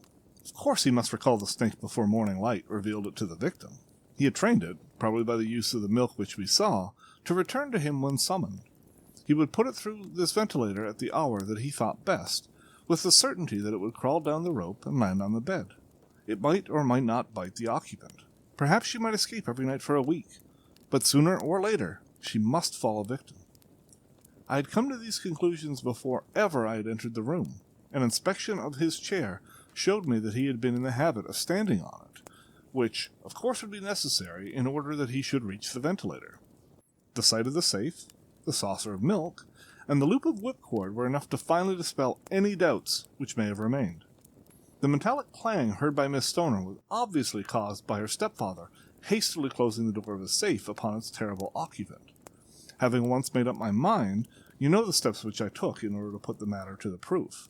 I heard the creature hiss, as I have no doubt you did also, and I instantly lit the light and attacked it, with the result of driving it through the ventilator, and also with the result of causing it to turn upon its master at the other side.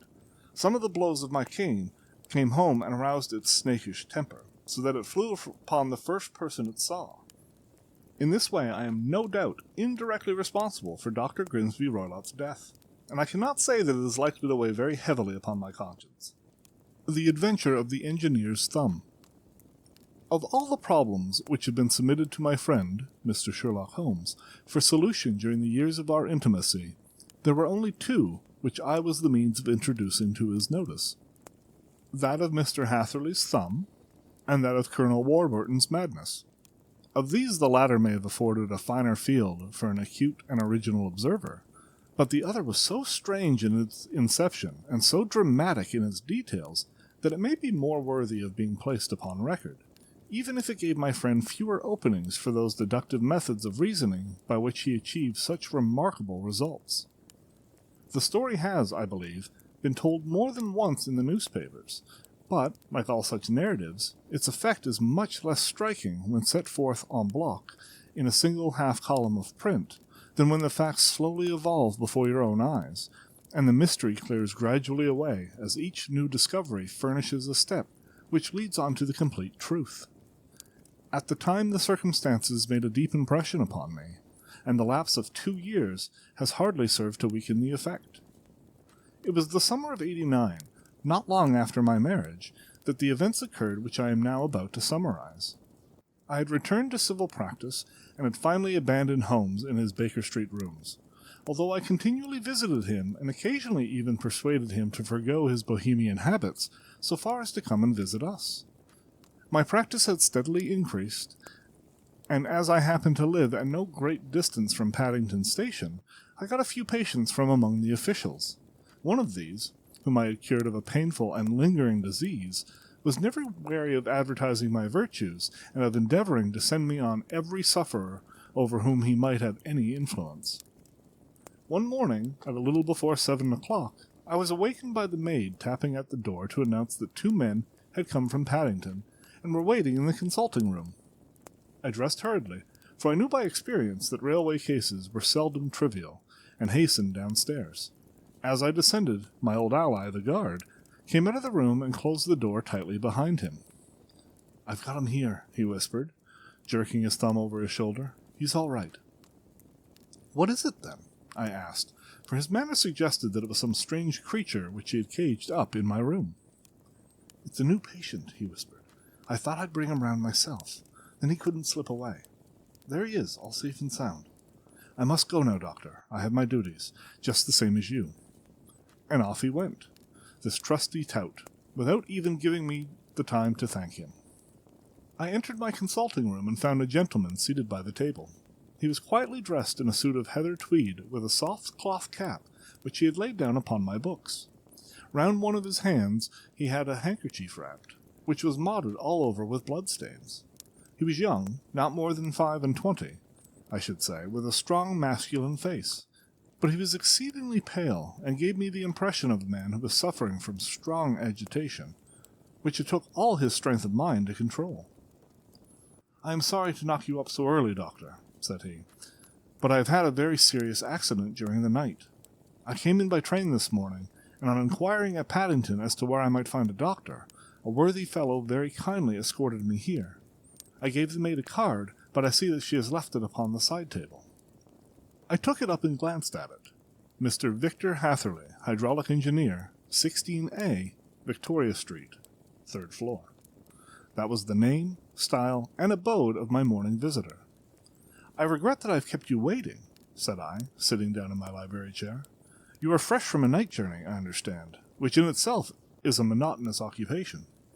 "Oh, my night could not be called monotonous," said he, and laughed. He laughed very heartily, with a high ringing note, leaning back in his chair and shaking his sides.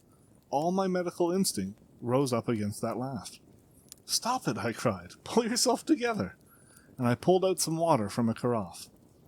It was useless, however. He was off in one of those hysterical outbursts which come upon a strong nature when some great crisis is over and gone. Presently he came to himself once more, very wary and pale-looking. "I have been making a fool of myself," he gasped. "Not at all. Drink this." I dashed some brandy into the water, and the color began to come back into his bloodless cheeks. "That's better," he said. "And now, Doctor, perhaps you would kindly attend to my thumb, or rather to the place where my thumb used to be." He unwound the handkerchief and held out his hand. It gave even my hardened nerves a shudder to look at it. There were 4 protruding fingers, and a horrid, red, spongy surface where the thumb should have been. It had been hacked or torn right out from the roots. "Good heavens!" I cried. "This is a terrible injury. It must have bled considerably." "Yes, it did. I fainted when it was done, and I think that I must have been senseless for a long time. When I came to, I found that it was still bleeding, so I tied one end of my handkerchief very tightly round the wrist and braced it up with a twig." "Excellent. You should have been a surgeon. It is a question of hydraulics, you see, and came within my own province." "This has been done," said I, examining the wound, "by a very heavy and sharp instrument." "A thing with a cleaver," said he. "An accident, I presume?" "By no means." "What? A murderous attack?" "Very murderous indeed." "You horrify me." I sponged the wound, cleaned it, dressed it, and finally covered it over with cotton wadding and carbolized bandages. He lay back without wincing, though he bit his lip from time to time. "How was that?" I asked when I had finished. "Capital. Between your brandy and your bandage, I feel a new man. I was very weak, but I've had a good deal to go through."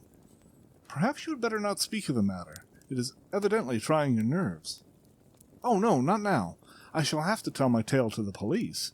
But between ourselves, if it were not for the convincing evidence of this wound of mine, I should be surprised if they believed my statement, for it is a very extraordinary one, and I have not much in the way of proof to which to back it up. And even if they do believe me, the clues which I can give them are so vague that it is a question whether justice will be done." "Ha!" cried I.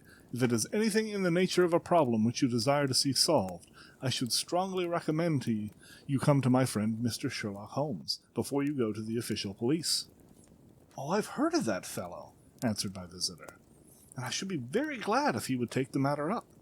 Though, of course, I must use the official police as well. Would you give me an introduction to him?" "I'll do better. I'll take you round to him myself." "I should be immensely obliged to you." "We'll call a cab and go together. Should just be in time to have a little breakfast with him. Do you feel equal to it? Yes, I shall not feel easy until I have told my story.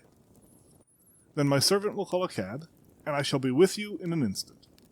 I rushed upstairs, explained the matter shortly to my wife, and in 5 minutes was inside a hansom, driving with my new acquaintance to Baker Street.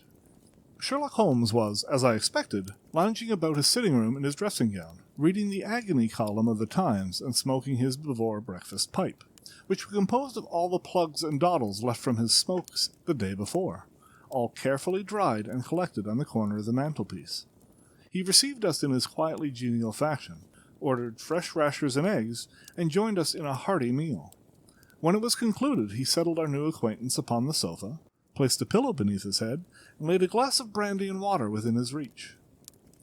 "It is easy to see that your experience has been no common one, Mr. Hatherley," said he. "Pray, lie down there and make yourself absolutely at home. Tell us what you can, but stop when you are tired and keep up your strength with a little stimulant." "Thank you," said my patient, "but I have felt another man since the doctor bandaged me, and I think that your breakfast has completed the cure. I shall take up as little of your valuable time as possible, so I shall start at once upon my peculiar experiences." Holmes sat in his big armchair, with the weary, heavy-lidded expression which veiled his keen and eager nature, while I sat opposite to him, and we listened in silence to the strange story which our visitor detailed to us. "You must know," said he, "that I am an orphan and a bachelor, residing alone in lodgings in London. By profession I am a hydraulic engineer, and I've had considerable experience of my work during the 7 years that I was apprenticed to Venner and Matherson, the well-known firm of Greenwich. 2 years ago, having served my time, and having also come into a fair sum of money through my poor father's death, I determined to start in business for myself, and took professional chambers in Victoria Street. I suppose that everyone finds his first independent start in business a dreary experience. To me it has been exceptionally so. During 2 years I have had 3 consultants and 1 small job, and that is absolutely all that my profession has brought me. My gross takings amount to £27 10s. Every day from 9 in the morning until 4 in the afternoon I waited in my little den, until at last my heart began to sink, and I came to believe that I should never have any practice at all. Yesterday, however, just as I was thinking of leaving the office, my clerk entered to say there was a gentleman waiting who wished to see me upon business. He brought up a card, too, with the name of Colonel Lysander Stark engraved upon it. Close at his heels came the colonel himself, a man rather over the middle size, but of an exceeding thinness. I do not think that I have ever seen so thin a man. His whole face sharpened away into nose and chin, and the skin of his cheeks was drawn quite tense over his outstanding bones. Yet this emaciation seemed to be his natural habit, and due to no disease, for his eyes were bright, his step brisk, and his bearing assured. He was plainly but neatly dressed, and his age, I should judge, would be nearer 40 than 30. "Mr. Hatherley," said he, with something of a German accent, "you have been recommended to me, Mr. Hatherley, as being a man who is not only proficient in his profession, but is also discreet and capable of preserving a secret." I bowed, feeling as flattered as any young man would at such an address. "May I ask who it was who gave me so good a character?" "Well, perhaps it is better that I should not tell you that just at this moment. I have it from the same source that you are both an orphan and a bachelor, and are residing alone in London." "That is quite correct," I answered, "but you will excuse me if I say that I cannot see how all this bears upon my professional qualifications. I understand that it was on a professional matter that you wished to speak to me?" "Undoubtedly so. But you will find that all I say is really to the point. I have a professional commission for you, but absolute secrecy is quite essential. Absolute secrecy, you understand. And of course we may expect that more from a man who is alone than from one who lives in the bosom of his family." "If I promise to keep a secret," said I, "you may absolutely depend upon my doing so."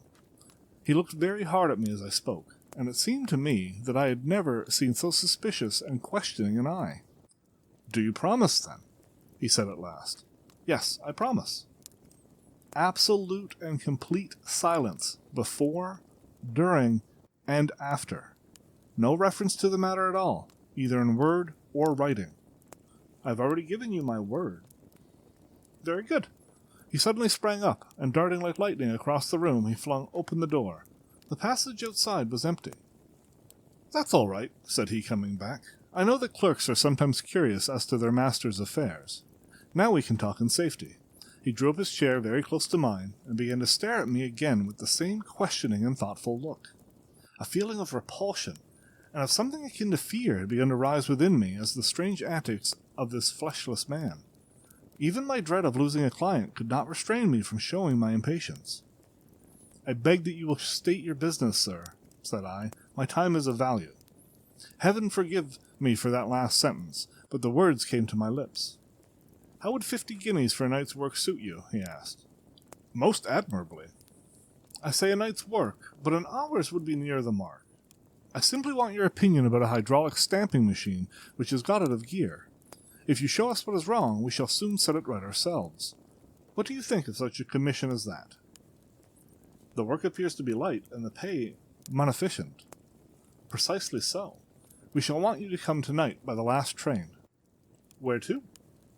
"To Iford, in Berkshire. It is a little place near the borders of Oxfordshire, and within 7 miles of Reading. There's a train from Paddington which would bring you there about 11:15. "Very good. I shall come down in a carriage to meet you." "There's a drive, then?" "Yes, our little place is quite out in the country. It is a good 7 miles from Iford station."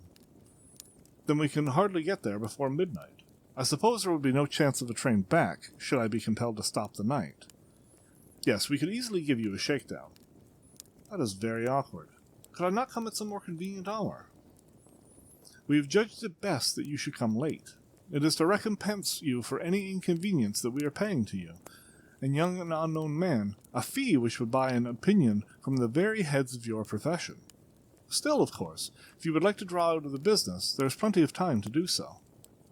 I thought of the 50 guineas, and of how useful they would be to me. "Not at all," said I. "I shall be happy to accommodate myself to your wishes.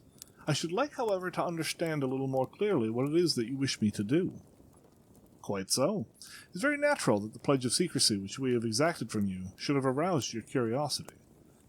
I have no wish to commit you to anything without your having it all laid before you. I suppose that we are absolutely safe from eavesdroppers?" "Entirely." "Then the matter stands thus. You are probably aware that the fuller's earth is a valuable product, and that it is only found in 1 or 2 places in England?" "I've heard so." "Some little time ago I bought a small place, a very small place, within 10 miles of Reading. I was fortunate enough to discover that there was a deposit of fuller's earth in one of my fields. On examining it, however, I found that this deposit was a comparatively small one, and that it formed a link between 2 very much larger ones upon the right and left, both of them, however, in the grounds of my neighbours. These good people were absolutely ignorant that their land contained that which was quite as valuable as a gold mine. Naturally, it was to my interest to buy their land before they discovered its true value, but unfortunately I had no capital by which I could do this. I took a few of my friends into the secret, however, and they suggested that we should quietly and secretly work our own little deposit, and that in this way we should earn the money with which would enable us to buy the neighboring fields. This we have now been doing for some time, and in order to help us in our operations, we erected a hydraulic press. This press, as I have already explained, has got out of order, and we wish your advice upon the subject. We guard our secret very jealously, however, and if it once become known that we had hydraulic engineers coming to our little house, it would soon rouse inquiry, and then, if the facts came out, it would be good-bye to any chance of getting those fields and carrying out our plans. That is why I have made you promise me that you will not tell a human being that you are going to Iford tonight. I hope that I make it all plain." "I quite follow you," said I. "The only point which I could not quite understand was what use could you make of a hydraulic press in excavating fuller's earth, which, as I understand, is dug out like gravel from a pit?" "Ah," said he carelessly, "we have our own process. We compress the earth into bricks, so as to remove them without revealing what they are. But it is a mere detail. I have taken you fully into my confidence now, Mr. Hatherley, and I have shown you how I trust you." He rose as he spoke. "I shall expect you, then, at Iford at 11:15. "I shall certainly be there." "And not a word to a soul." He looked at me with a last, long, questioning gaze, and then, pressing my hand in a cold, dank grasp, he hurried from the room.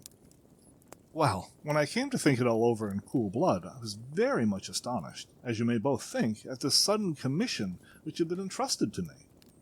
On the one hand, of course, I was glad, for the fee was at least tenfold what I should have asked had I set a price upon my own services, and it was possible that this order might lead to other ones. On the other hand, the face and manner of my patron had made an unpleasant impression upon me, and I could not think that this explanation of the fuller's earth was sufficient to explain the necessity for my coming at midnight, and his extreme anxiety lest I should tell anyone of my errand. However, I threw all fears to the wind, ate a hearty supper, drove to Paddington, and started off, having obeyed to the letter the injunction as to holding my tongue. At Reading I had to change not only my carriage, but my station. However, I was in time for the last train to Eyford, and I reached the little dim-lit station after 11 o'clock. I was the only passenger who got out there, and there were no one upon the platform save a single sleepy porter with a lantern. As I passed out through the wicket gate, however, I found my acquaintance of the morning waiting in the shadow upon the other side. Without a word, he grasped my arm and hurried me into a carriage, the door of which was standing open. He drew up the windows on either side, tapped on the woodwork, and away we went as fast as the horse could go. "One horse?" interjected Holmes. "Yes, only one." "Did you observe the color?" "Yes, I saw it by the sidelights when I was stepping into the carriage. It was a chestnut." "Tired-looking or fresh?" "Oh, fresh and glossy." "Thank you. I'm sorry to have interrupted you. Pray continue your most interesting statement." Away we went then, and we drove for at least an hour. Colonel Lysander Stark had said that it was only 7 miles, but I should think, from the rate that we seemed to go, and from the time that we took, that it must have been near 12. He sat at my side in silence all the time, and I was aware more than once, when I glanced in his direction, that he was looking at me with great intensity. The country roads seemed to not be very good in that part of the world, for we lurched and jolted terribly. I tried to look out of the windows to see something of where we were, but they were made of frosted glass, and I could make out nothing save the occasional bright blur of passing light. Now and then I hazarded some remark to break the monotony of the journey, but the colonel answered in only monosyllables, and the conversation soon flagged. At last, however, the bumping of the road was exchanged for the crisp smoothness of a gravel drive, and the carriage came to a stand. Colonel Lysander Stark sprang out, and, as I followed him, pulled me swiftly into a porch which gaped in front of us. We stepped, as it were, right out of the carriage and into the hall, so that I failed to catch the most fleeting glance of the front of the house. The instant that I had crossed the threshold, the door slammed heavily behind us, and I heard the faint rattle of the wheels as the carriage drove away. It was pitch dark inside the house, and the colonel fumbled about looking for matches and muttering under his breath. Suddenly a door opened at the other end of the passage, and a long golden bar of light shot out in our direction. It grew broader, and a woman appeared with a lamp in her hand, which she held above her head, pushing her face forward and peering at us. I could see that she was pretty, and from the gloss with which the light shone upon her dark dress, I knew that it was a rich material. She spoke a few words in a foreign tongue, in a tone as though asking a question, and when my companion answered in a gruff monosyllable, she gave such a start that the lamp nearly fell from her hand. Colonel Stark went up to her, whispered something in her ear, and then, pushing her back into a room from whence she had come, he walked toward me again with the lamp in his hand. "Perhaps you will have the kindness to wait in this room for a few minutes," said he, throwing open another door. It was a quiet little plainly furnished room, with a round table in the center, on which several German books were scattered. Colonel Stark laid down the lamp on top of a harmonium beside the door. "I shall not keep you waiting an instant," said he, and vanished into the darkness. I glanced at the books upon the table, and in spite of my ignorance of German, I could see that 2 of them were treatises on science. The others were volumes of poetry. Then I walked across to the window, hoping that I might catch some glimpse of the countryside, but an oak shutter, heavily barred, was folded across it. It was a wonderfully silent house. There was an old clock ticking loudly somewhere in the passage, but otherwise everything was deathly still. A vague feeling of uneasiness began to steal over me. Who were these German people? And what were they doing living in this strange, out-of-the-way place? And where was the place? I was 10 miles or so from Eyford. That was all I knew. But whether north, south, east, or west, I had no idea. For that matter, Reading, and possibly other large towns, were within that radius, so the place might not be so secluded after all. Yet it was quite certain, from the absolute stillness, that we were in the country. I paced up and down the room, humming a tune under my breath, to keep up my spirits and feeling that I was thoroughly earning my 50-guinea fee. Suddenly, without any preliminary sound in the midst of the utter stillness, the door to my room swung slowly open. The woman was standing in the aperture, the darkness of the hall behind her, the yellow light from my lamp beating upon her eager and beautiful face. I could see at a glance that she was sick with fear, and the sight sent a chill down my own heart. She held up one shaking finger to warn me to be silent, and she shot a few whispered words of broken English at me, her eyes glancing back, like those of a frightened horse, into the gloom behind her. "I would go," she said, trying hard, as it seemed to me, to speak calmly. "I would go. I should not stay here. There's no good for you to do." "But, madam," said I have not yet done what I came for. I cannot possibly leave until I have seen the machine." "It is not worth your while to wait," she went on. "You can pass through the door. No one hinders." And then, seeing that I smiled and shook my head, she suddenly threw aside her constraint and made a step forward, with her hands wrung together. "For the love of heaven," she whispered, "get away from here before it is too late." But I am somewhat headstrong by nature, and the more ready to engage in an affair when there is some obstacle in the way. I thought of my 50-guinea fee, of my wearisome journey, and of the unpleasant night which seemed to be before me. Was it all to go for nothing? Why should I slink away without having carried out my commission, and without the payment which was my due? This woman might, for all I knew, be a monomaniac, with a stout bearing.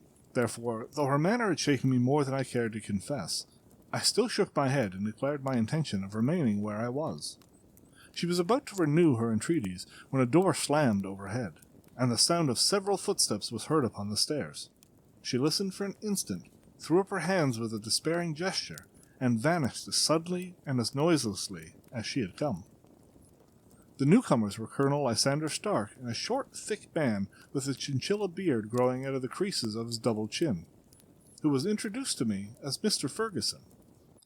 "This is my secretary and manager," said the colonel. "By the way, I was under the impression that I left this door shut just now. I fear that you have felt the draught."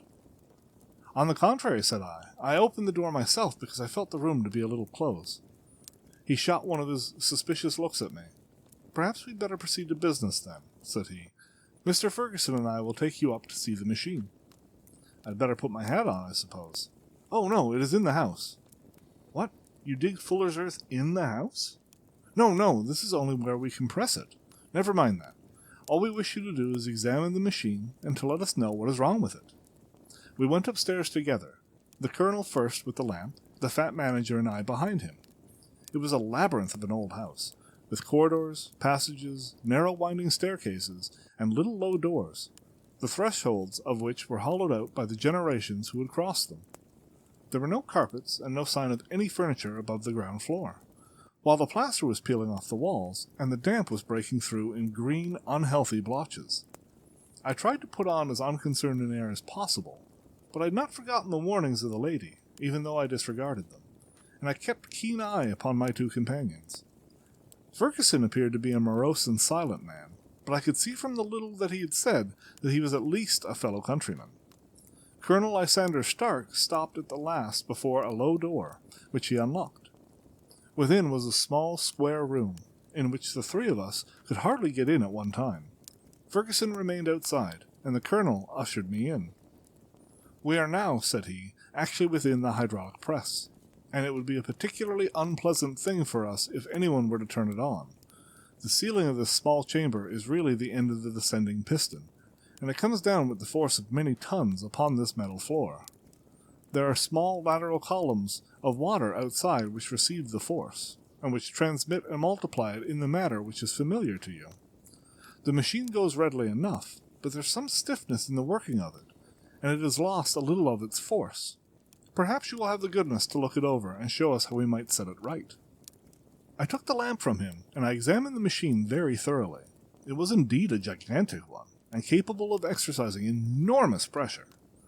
When I passed outside, however, I peered down the levers which controlled it.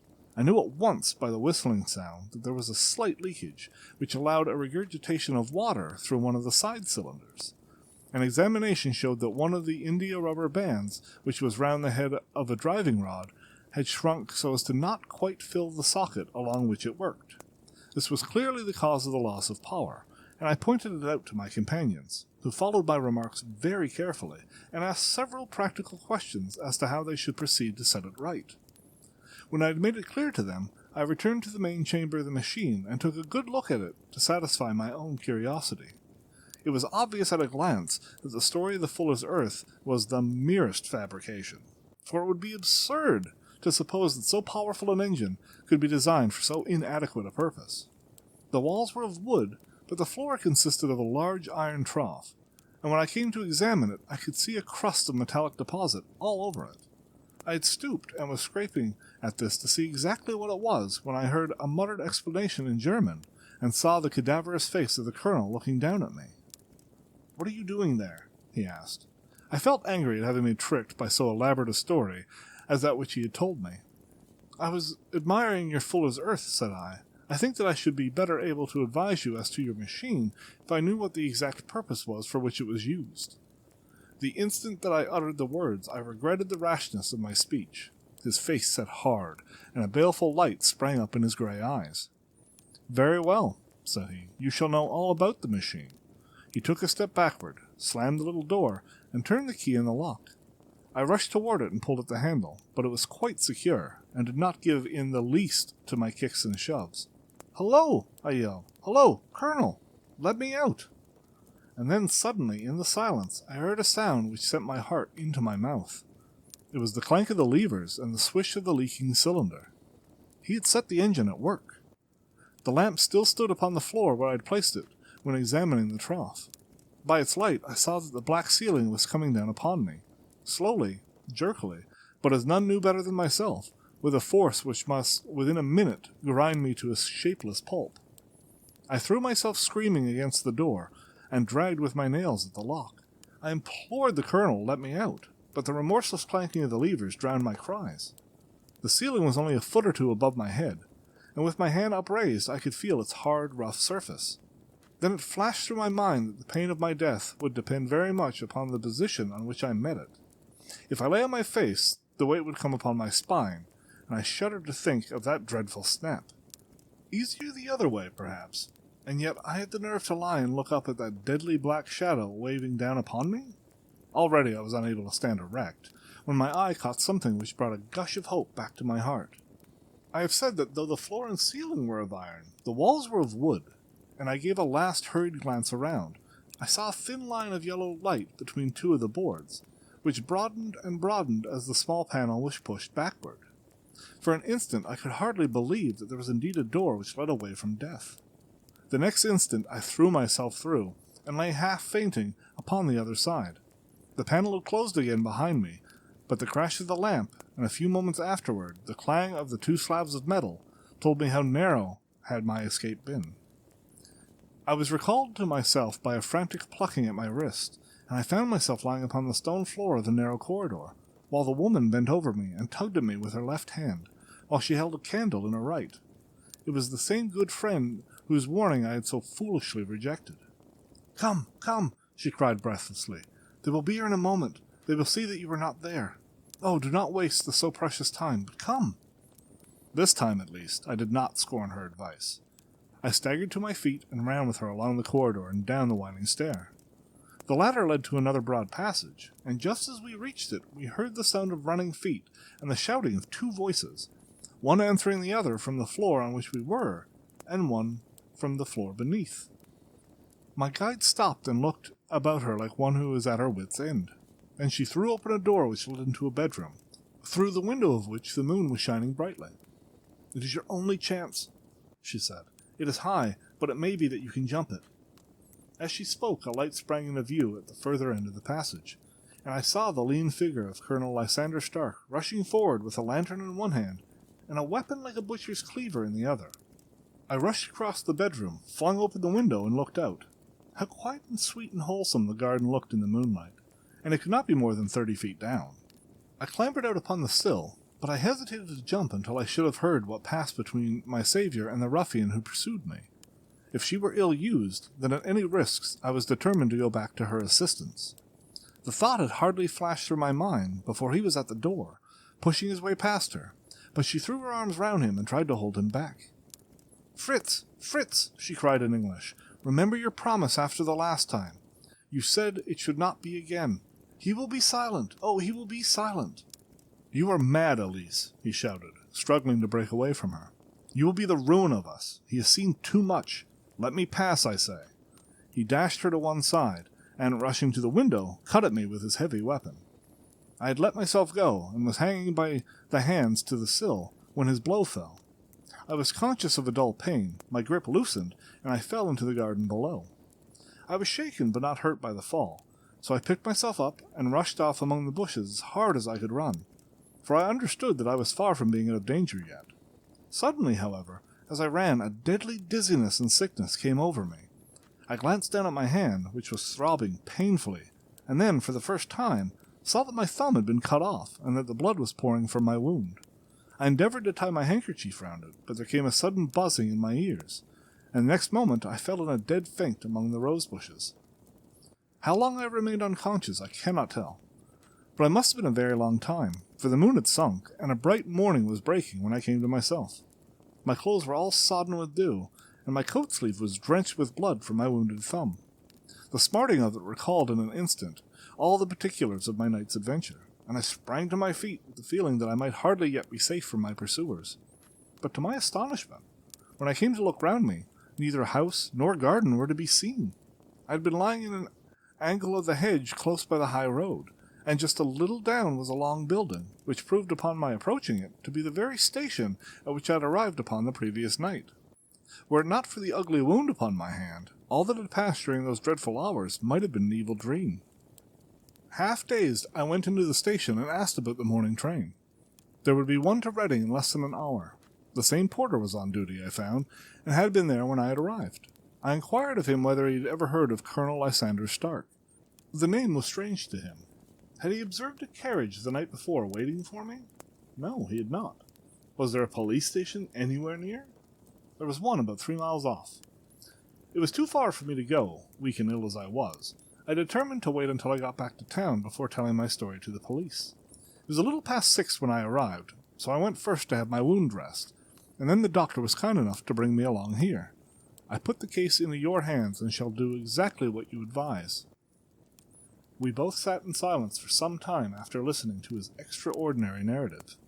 Then Sherlock Holmes pulled down from the shelf one of the ponderous commonplace books in which he placed his cuttings. "There's an advertisement which will interest you," said he. "It appeared in all the papers about a year ago. Listen to this. Lost, on the 9th instant, Mr. Jeremiah Hayling, aged 26, a hydraulic engineer. Left his lodgings at 10 o'clock at night, and has not been heard of since. Was dressed in, etc., etc." "Ha! That represents the last time the Colonel needed to have his machine overhauled, I fancy." "Good heavens!" cried my patient. "That explains what the girl said." Undoubtedly, it is quite clear that the Colonel was a cool and desperate man, who was absolutely determined that nothing should stand in the way of his little game, like those out-and-out pirates who will leave no survivor from a captured ship. Well, every moment now is precious, so if you feel equal to it, we shall go down to Scotland Yard at once as a preliminary to starting for Eyford. Some 3 hours or so afterwards, we were all in the train together, bound from Reading to the little Berkshire village. There were Sherlock Holmes, the hydraulic engineer, Inspector Bradstreet of Scotland Yard, a plainclothes man, and myself. Bradstreet had spread an ordnance map of the county out upon the seat, and was busy with his compasses drawing a circle with Eyford for its centre. "There you are," said he. "That circle is drawn at a radius of 10 miles from the village. The place we want must be somewhere near that line. You said 10 miles, I think, sir?" "It was an hour's good drive." "And you think that they brought you back all that way when you were unconscious?" "They must have done so. I have a confused memory, too, of having been lifted and conveyed somewhere." "What I cannot understand," said I, "is why they should have spared you when they found you lying fainting in the garden. Perhaps the villain was softened by the woman's entreaties." "I hardly think that likely. I never saw a more inexorable face in my life." "Oh, we shall soon clear up all that," said Bradstreet. "Well, I have drawn my circle, and I only wish I knew what point upon it the folk that we are in search of are to be found." "I think I could lay my finger on it," said Holmes quietly. "Really now," cried the inspector, "you have formed your opinion. Come now, we shall see who agrees with you. I say it is south, for the country is more deserted there." "And I say east," said my patient. "I am for west," remarked the plainclothes man. "There are several quiet little villages up there." "And I am for north," said I, "because there are no hills there, and our friend says he did not notice the carriage go up any." "Come," cried the inspector, laughing, "it's a very petty diversity of opinion. We have boxed the compass among us. Who do you give your casting vote to?" "You are all wrong." "But we can't all be." "Oh, yes, you can. This is my point." He placed his finger in the center of the circle. "This is where we shall find them." "But the 12-mile drive," gasped Hatherley. 6 out and 6 back. Nothing simpler. You say yourself that the horse was fresh and glossy when you got in. How could it be that if it had gone 12 miles over heavy roads? "Indeed, it is a likely a ruse enough," observed Bradstreet thoughtfully. "Of course, there can be no doubt as to the nature of this gang." "None at all," said Holmes. "There are coiners on a large scale, and have used the machine to form the amalgam which has taken the place of silver." "We have known for some time that a clever gang was at work," said the inspector. "They have been turning out half-crowns by the 1,000. We even traced them as far as Reading, but could get no further, for they had covered their traces in a way that showed that they were very old hands. But now, thanks to this lucky chance, I think that we have gotten them right enough." But the inspector was mistaken, for those criminals were not destined to fall into the hands of justice. As we rolled into Eyford Station, we saw a gigantic column of smoke, which streamed up from behind a small clump of trees in the neighborhood and hung like an immense ostrich feather over the landscape. "A house on fire?" asked Bradstreet as the train steamed off again on its way.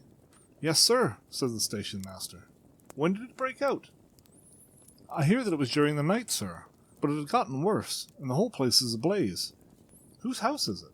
"Dr. Becker's." "Tell me," broke in the engineer, "is Dr. Becker a German, very thin, with a long, sharp nose?" The station-master laughed heartily. "No, sir, Dr. Becker is an Englishman, and there isn't a man in the parish who has a better-lined waistcoat. But he has a gentleman staying with him, a patient, as I understand, who is a foreigner, and he looks as if a little good Berkshire beef would do him no harm." The station-master had not finished his speech before we were all hastening in the direction of the fire. The road topped a low hill, and there was a great, widespread, whitewashed building in front of us, spouting fire at every chink and window, while in the garden in front 3 fire engines were vainly striving to keep the flames under. "That's it!" cried Hatherley, in intense excitement. "There's the gravel drive, and there are the rose bushes where I lay. That second window is the one that I jumped from." "Well, at least," said Holmes, "you've had your revenge upon them. There can be no question that it was your oil lamp, which, when it was crushed in the press, set fire to the wooden walls, though no doubt they were too excited in the chase after you to observe it at the time. Now keep your eyes open in this crowd for your friends of last night, though I very much fear that they are a good 100 miles off by now." And Holmes' fears came to be realized, for from that day to this no word has ever been heard of either the beautiful woman, the sinister German, or the morose Englishman. Early that morning a peasant had met a cart containing several people and some very bulky boxes driving rapidly in the direction of Reading. But there all traces of the fugitive disappeared, and even Holmes' ingenuity failed ever to discover the least clue as to their whereabouts. The firemen had been much perturbed at the strange arrangements which they had found within, and still more so by discovering a newly severed human thumb upon a window-sill of the second floor. About sunset, however, their efforts were at last successful, and they subdued the flames, but not before the roof had fallen in, and the whole place had been reduced to such absolute ruin that, save for some twisted cylinders and iron piping, not a trace remained of the machinery which had cost our unfortunate acquaintance so dearly. Large masses of nickel and of tin were discovered stored in an outhouse, but no coins were to be found, which may have explained the presence of those bulky boxes which have already been referred to. How our hydraulic engineer had been conveyed from the garden to the spot where he recovered his senses might have remained forever a mystery were it not for the soft mold, which told us a very plain tale. He had evidently been carried down by 2 persons, one of whom had remarkably small feet, and the other unusually large ones. On the whole, it was the most probable that the silent Englishman, being less bold or less murderous than his companion, had assisted the woman to bear the unconscious man out of the way of danger.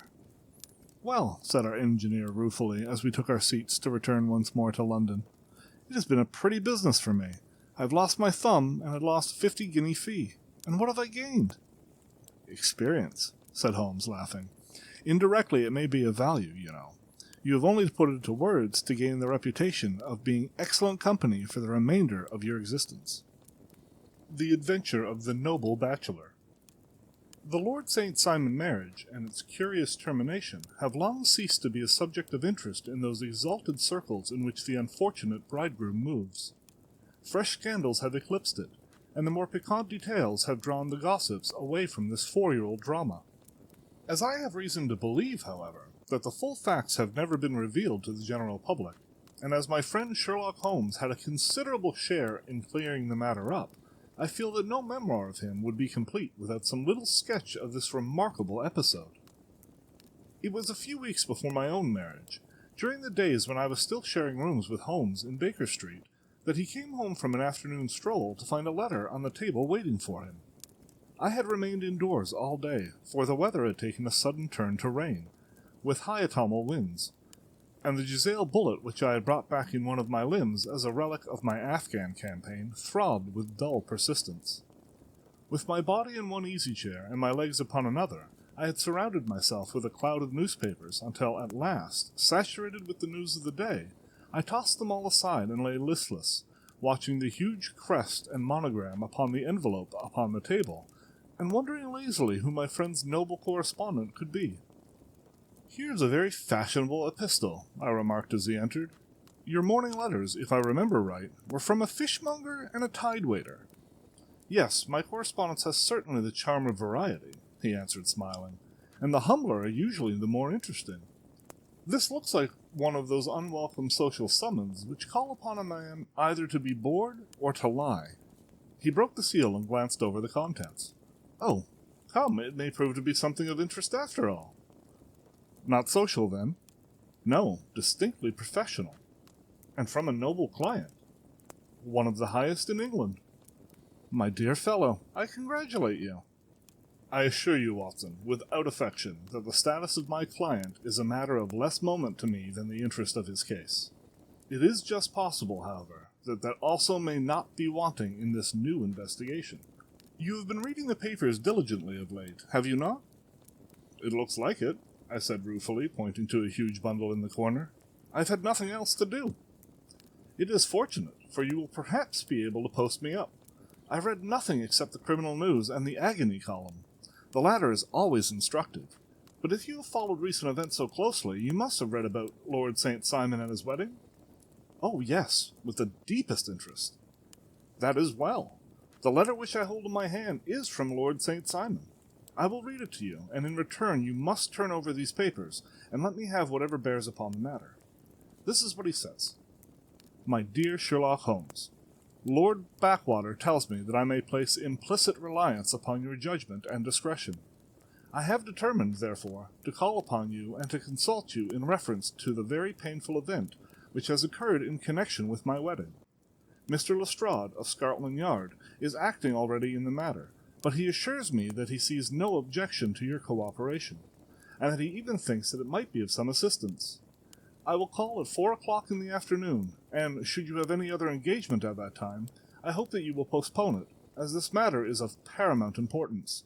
Yours faithfully, Robert St. Simon. It is dated from Grosvenor Mansions, written with a quill pen, and the noble lord has had the misfortune to get a smear of ink upon the outer side of his right little finger," remarked Holmes as he folded up the epistle. "He says 4 o'clock. It is 3 now. He will be here in an hour.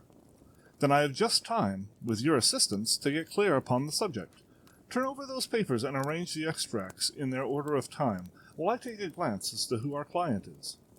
He picked a red-covered volume from a line of books to reference beside the mantelpiece.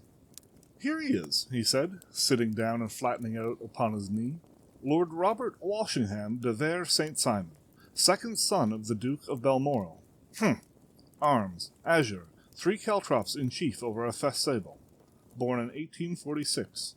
He is 41 years of age, which is mature for marriage. Was Undersecretary for the Colonies in a late administration. The Duke, his father, was at one time Secretary for Foreign Affairs. They inherit Plantagenet blood by direct descent, and Tudor on the distaff side. Ha! Well, there's nothing very instructive in all this. I think that I must turn to you, Watson, for something more solid. I have very little difficulty in finding what I want, said I, for the facts are quite recent, and the matter struck me as remarkable. I feared to refer them to you, however, as I knew that you had an inquiry on hand and that you disliked the intrusion of other matters. Oh, you mean the little problem of the Grosvenor Square furniture van. That is quite cleared up now, though, indeed, it was obvious from the first. Pray give me the results of your newspaper selections. Here's the first notice which I can find. It is in the personal column of a Morning Post, and dates, as you see, some weeks back. A marriage has been arranged, it says, and will, if rumour is correct, very shortly take place between Lord Robert St. Simon, second son of the Duke of Balmoral, and Miss Hattie Doran, the only daughter of Aloysius Doran, Esquire, of San Francisco, California, USA. That is all. Terse and to the point, remarked Holmes, stretching his long, thin legs toward the fire. There was a paragraph amplifying this in one of the society papers of the same week. Ah, here it is. There will soon be a call for protection in the marriage market, for the present free trade principle appears to tell heavily against our home product. One by one the management of the noble houses of Great Britain is passing into the hands of our fair cousins from across the Atlantic. An important addition has been made during the last week to the list of the prizes which have been borne away by these charming invaders. Lord St. Simon, who has shown himself for over 20 years proof against the little god's arrows, has now definitely announced his approaching marriage with Miss Hattie Doran, the fascinating daughter of a California millionaire. Miss Doran, whose graceful figure and striking face attracted much attention at the Westbury House festivities, is an only child, and it is currently reported that her dowry will run to considerably over the 6 figures, with expectancies for the future. As it is an open secret that the Duke of Balmoral has been compelled to sell his pictures within the last few years, and as Lord St. Simon has no property of his own save the small estate in Bridgemore, it is obvious that the Californian heiress is not the only gainer by an alliance which will enable her to make the easy and common transition from a Republican lady to a British peeress. Anything else? Asked Holmes, yawning. Oh, yes, plenty. Then there's another note in the Morning Post to say that the marriage would be an absolutely quiet one, that it would be at St. George's, Hanover Square, that only half a dozen intimate friends would be invited, and that the party would return to the furnished house at Lancaster Gate, which has been taken by Mr. Aloysius Doran. 2 days later, that is, on Wednesday last, there's a curt announcement that the wedding had taken place, and that the honeymoon would be passed at Lord Backwater's place, near Petersfield. Those are all the notices which appear before the disappearance of the bride. Before the what? Asked Holmes with a start. The vanishing of the lady. When did she vanish, then? At the wedding breakfast. Indeed.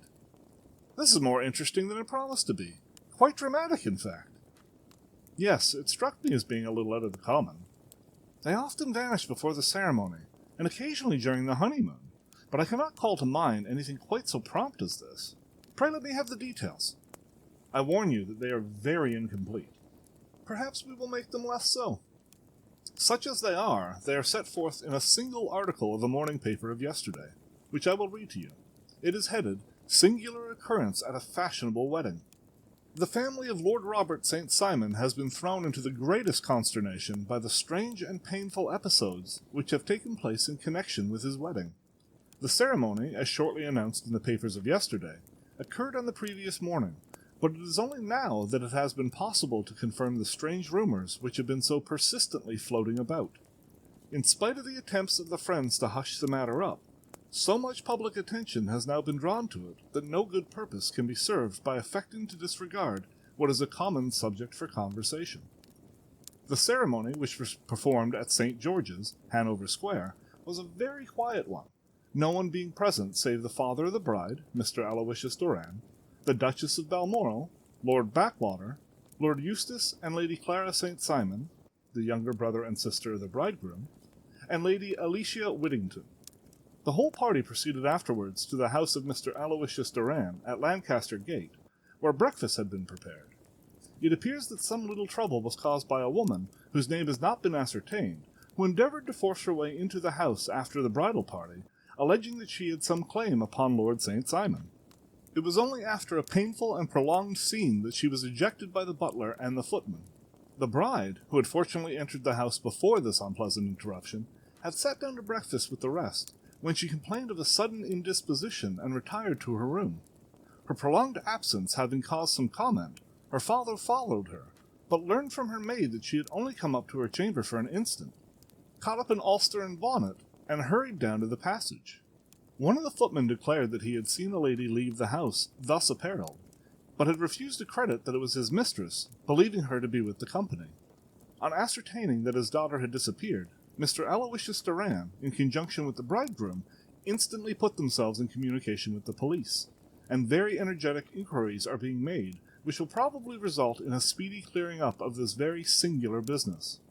Up to a late hour last night, however, nothing had transpired as to the whereabouts of the missing lady. There are rumors of foul play in the matter, and it is said that the police have caused the arrest of the woman who had caused the original disturbance, in the belief that from jealousy or some other motive, she may have been concerned in the strange disappearance of the bride. And is that all? Only one little item in another of the morning papers, but it is a suggestive one.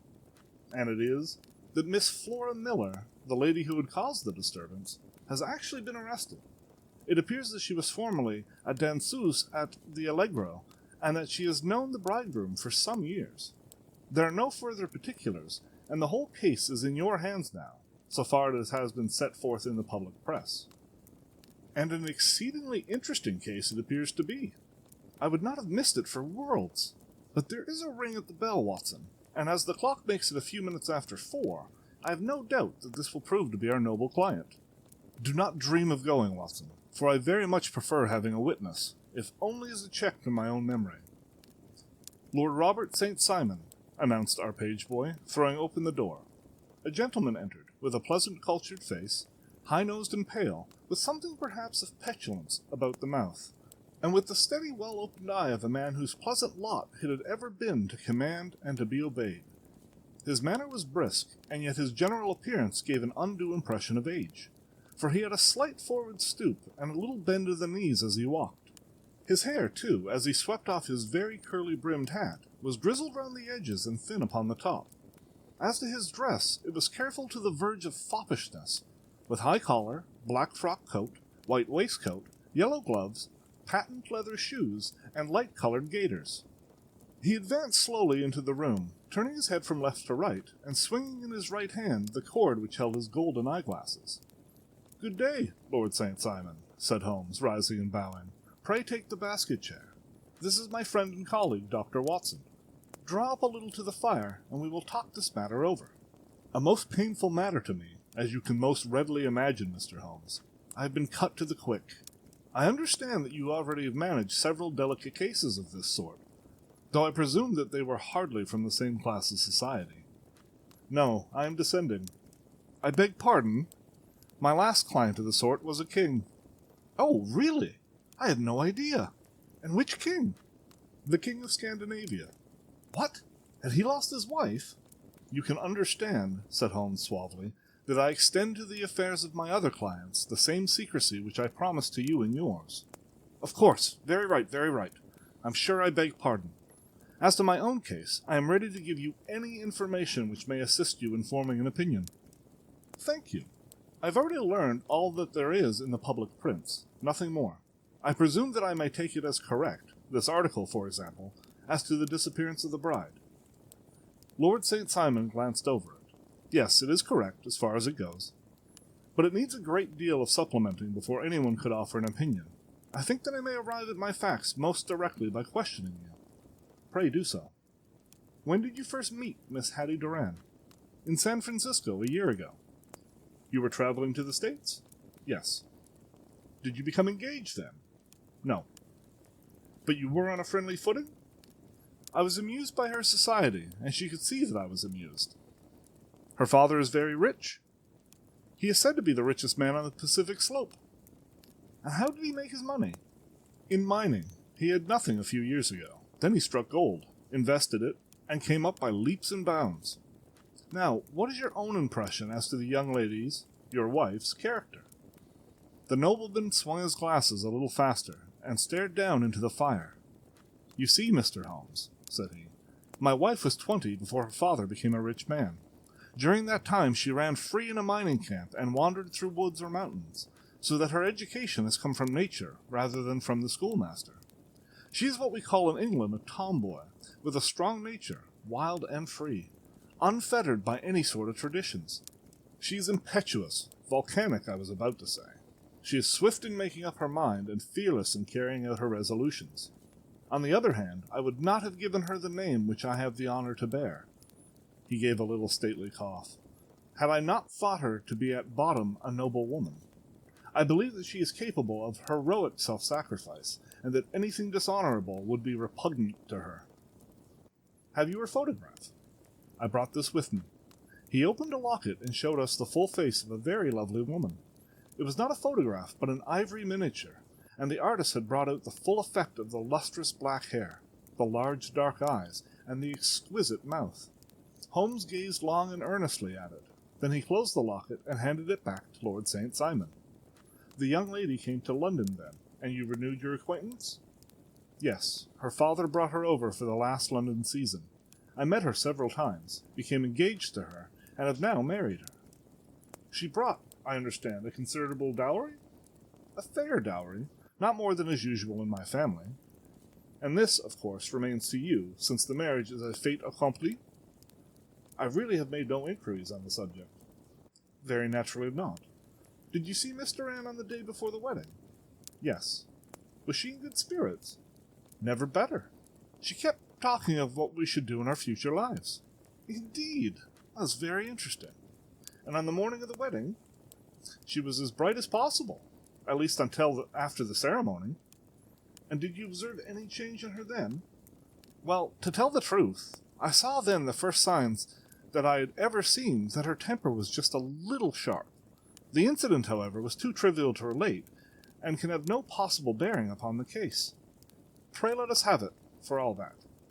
Oh, it is childish. She dropped her bouquet as we went towards the vestry. She was passing the front pew at the time, and it fell over into the pew. There was a moment's delay, but the gentleman in the pew handed it up to her again, and it did not appear to be the worse for the fall. Yet when I spoke to her of the matter, she answered me abruptly, and in the carriage, on our way home, she seemed absurdly agitated over this trifling cause. Indeed! You say that there was a gentleman in the pew. Some of the general public were present then. Oh, yes, it is impossible to exclude them when the church is open. This gentleman was not of your wife's friends? No, no. I call him a gentleman by courtesy, but he was quite a common-looking person. I hardly noticed his appearance, but really I think that we are wandering rather far from the point. Lady St. Simon then returned from the wedding in a less cheerful frame of mind than she had gone to it. What did she do on re-entering her father's house? I saw her in conversation with her maid. And who's her maid? Alice is her name. She's an American and came from California with her. A confidential servant? A little too much so. It seemed to me that her mistress allowed her to take great liberties. Still, of course, in America they look upon these things in a different way. How long did she speak to this Alice? Oh, a few minutes. I had something else to think of. You did not overhear what they said? Lady St. Simon said something about jumping a claim. She was accustomed to use slang of the kind. I have no idea what she meant.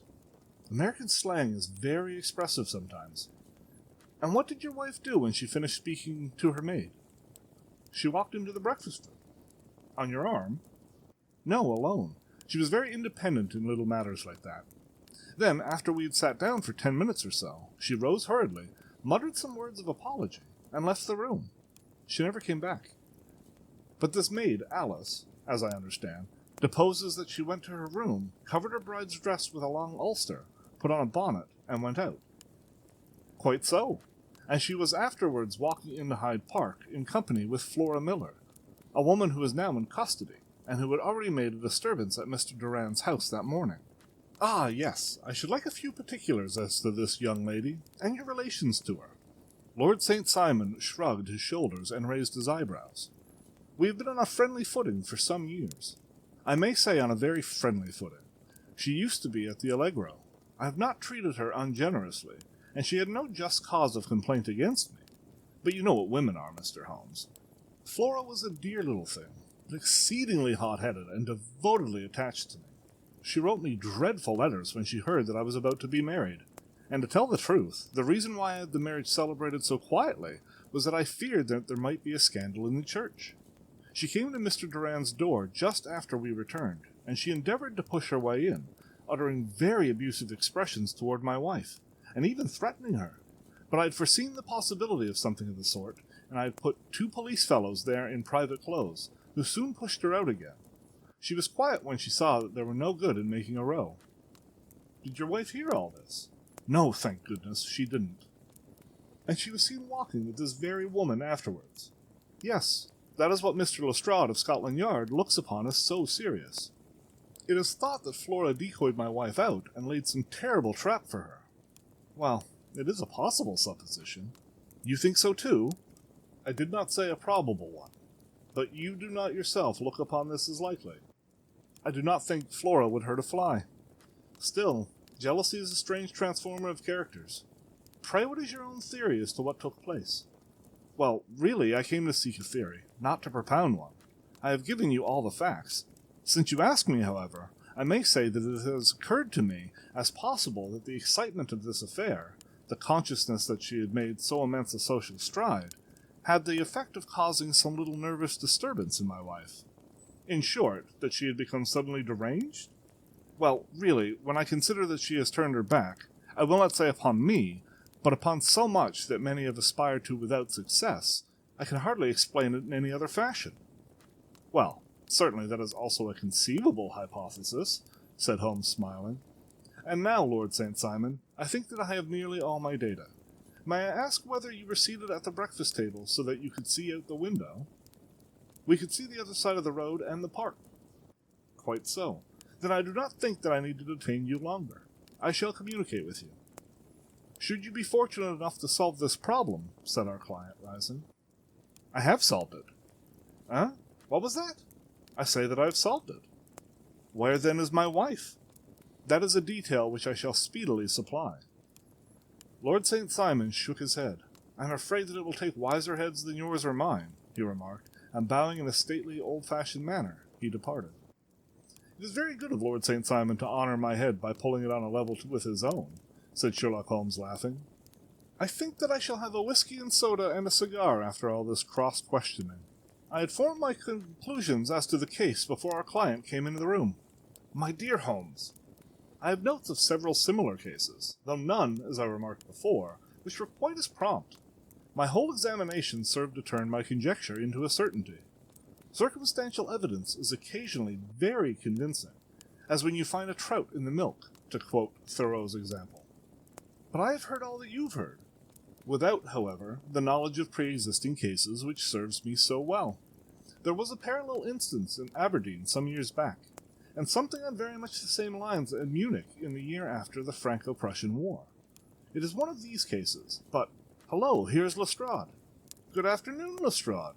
You will find an extra tumbler upon the sideboard. There are cigars in the box. The official detective was attired in a pea-jacket and a cravat, which gave him a decidedly nautical appearance, and he carried a black canvas bag in his hand. With a short greeting, he seated himself and lit the cigar which had been offered to him. What's up, then? Asked Holmes with a twinkle in his eye. You look dissatisfied. And I feel dissatisfied.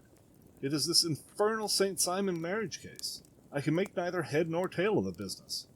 Really, you surprise me. Who ever heard of such a mixed affair? Every clue seems to slip through my fingers. I've been at work upon it all day. And very wet it seems to have made you, said Holmes, laying his hand upon the arm of the pea-jacket. Yes, I've been dragging the Serpentine. In heaven's name, what for? In search of the body of Lady St. Simon. Sherlock Holmes leaned back in his chair and laughed heartily.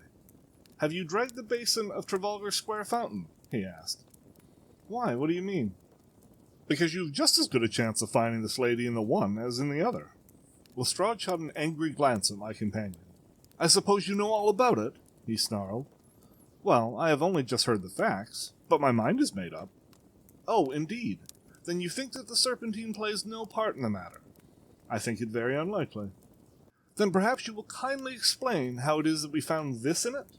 He opened his bag as he spoke, and tumbled onto the floor a wedding dress of watered silk, a pair of white satin shoes, and a bride's wreath and veil, all discolored and soaked in water.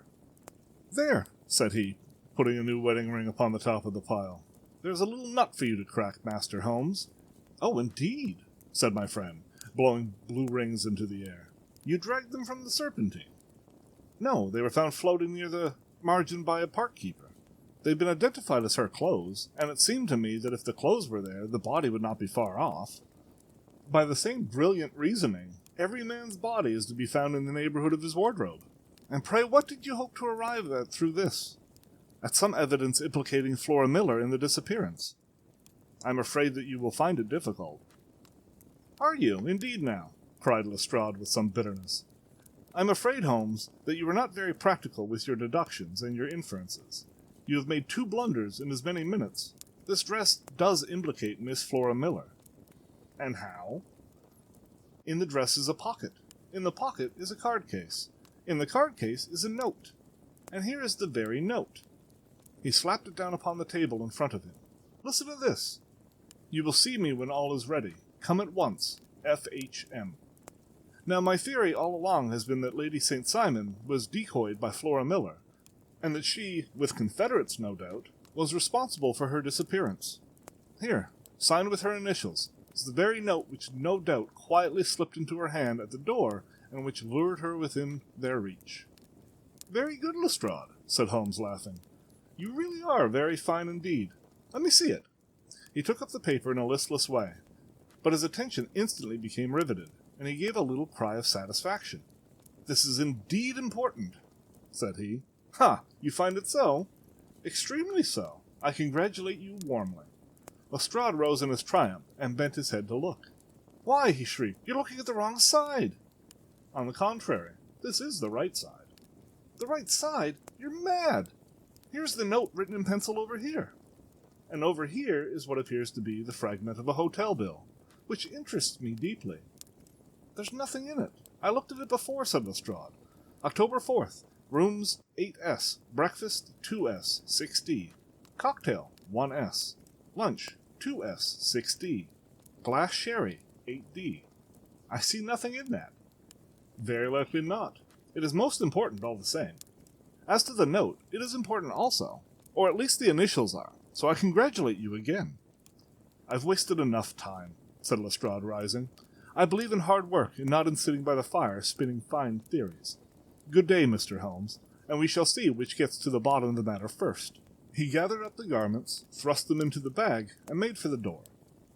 "Just one hint to you, Lestrade," drawled Holmes before his rival vanished.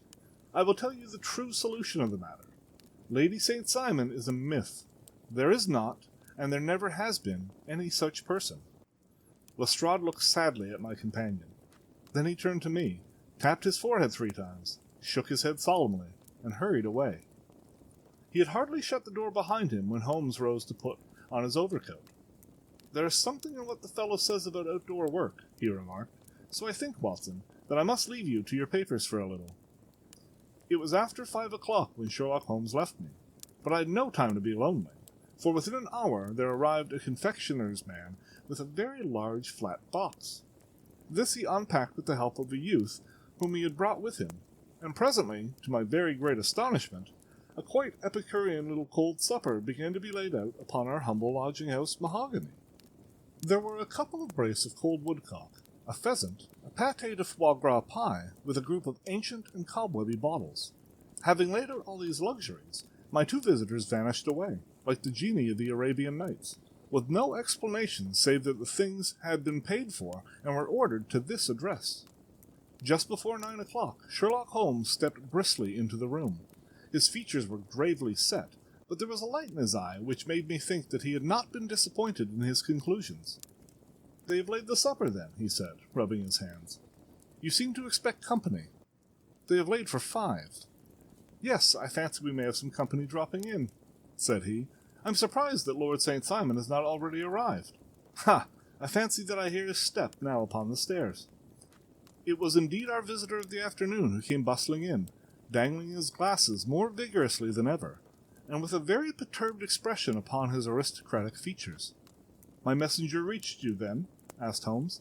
"Yes, and I confess that the contents startled me beyond measure. Have you good authority for what you say?" "The best possible."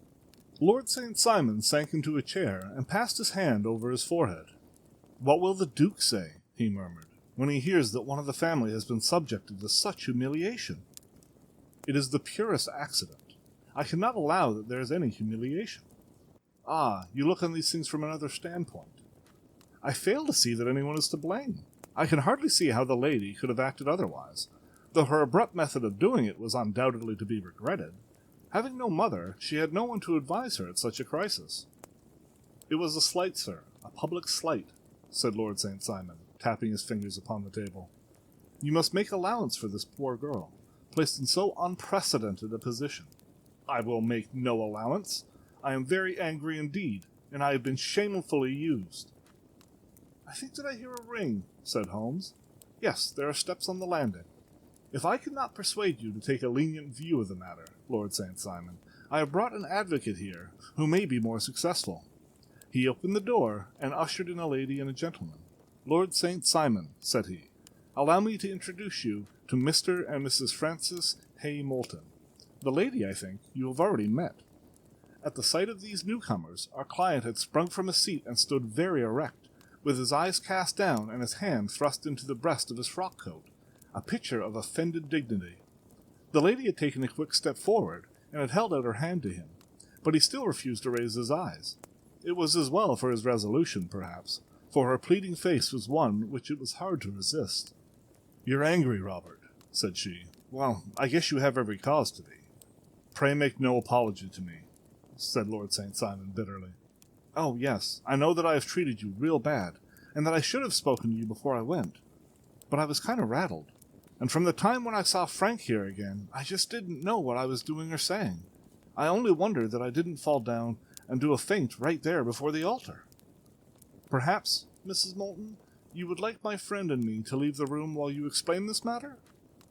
"If I may give an opinion," remarked the strange gentleman, "we've had just a little too much secrecy over this business already.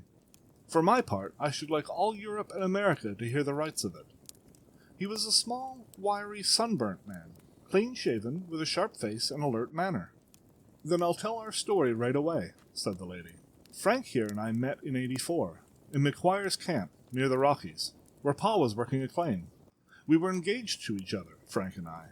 But then one day Father struck a rich pocket and made a pile, while poor Frank here had a claim that petered out and came to nothing. The richer Pa grew, the poorer was Frank. So at last Pa wouldn't hear of our engagement lasting any longer, and he took me away to Frisco. Frank wouldn't throw up his hand, though, so he followed me there, and he saw me without Pa knowing anything about it. It would only have made him mad to know, so we just fixed it all up for ourselves. Frank said that he would go and make his pile, too, and never come back to claim me until he had as much as Pa. So then I promised to wait for him to the end of time, and pledged myself not to marry anyone else while he lived. 'Why shouldn't we be married right away, then?' said he. 'And then I will feel sure of you, and I won't claim to be your husband until I come back.' Well, we talked it over, and he had fixed it all up so nicely, with a clergyman all ready and waiting, that we just did it right there, and then Frank went off to seek his fortune, and I went back to Pa.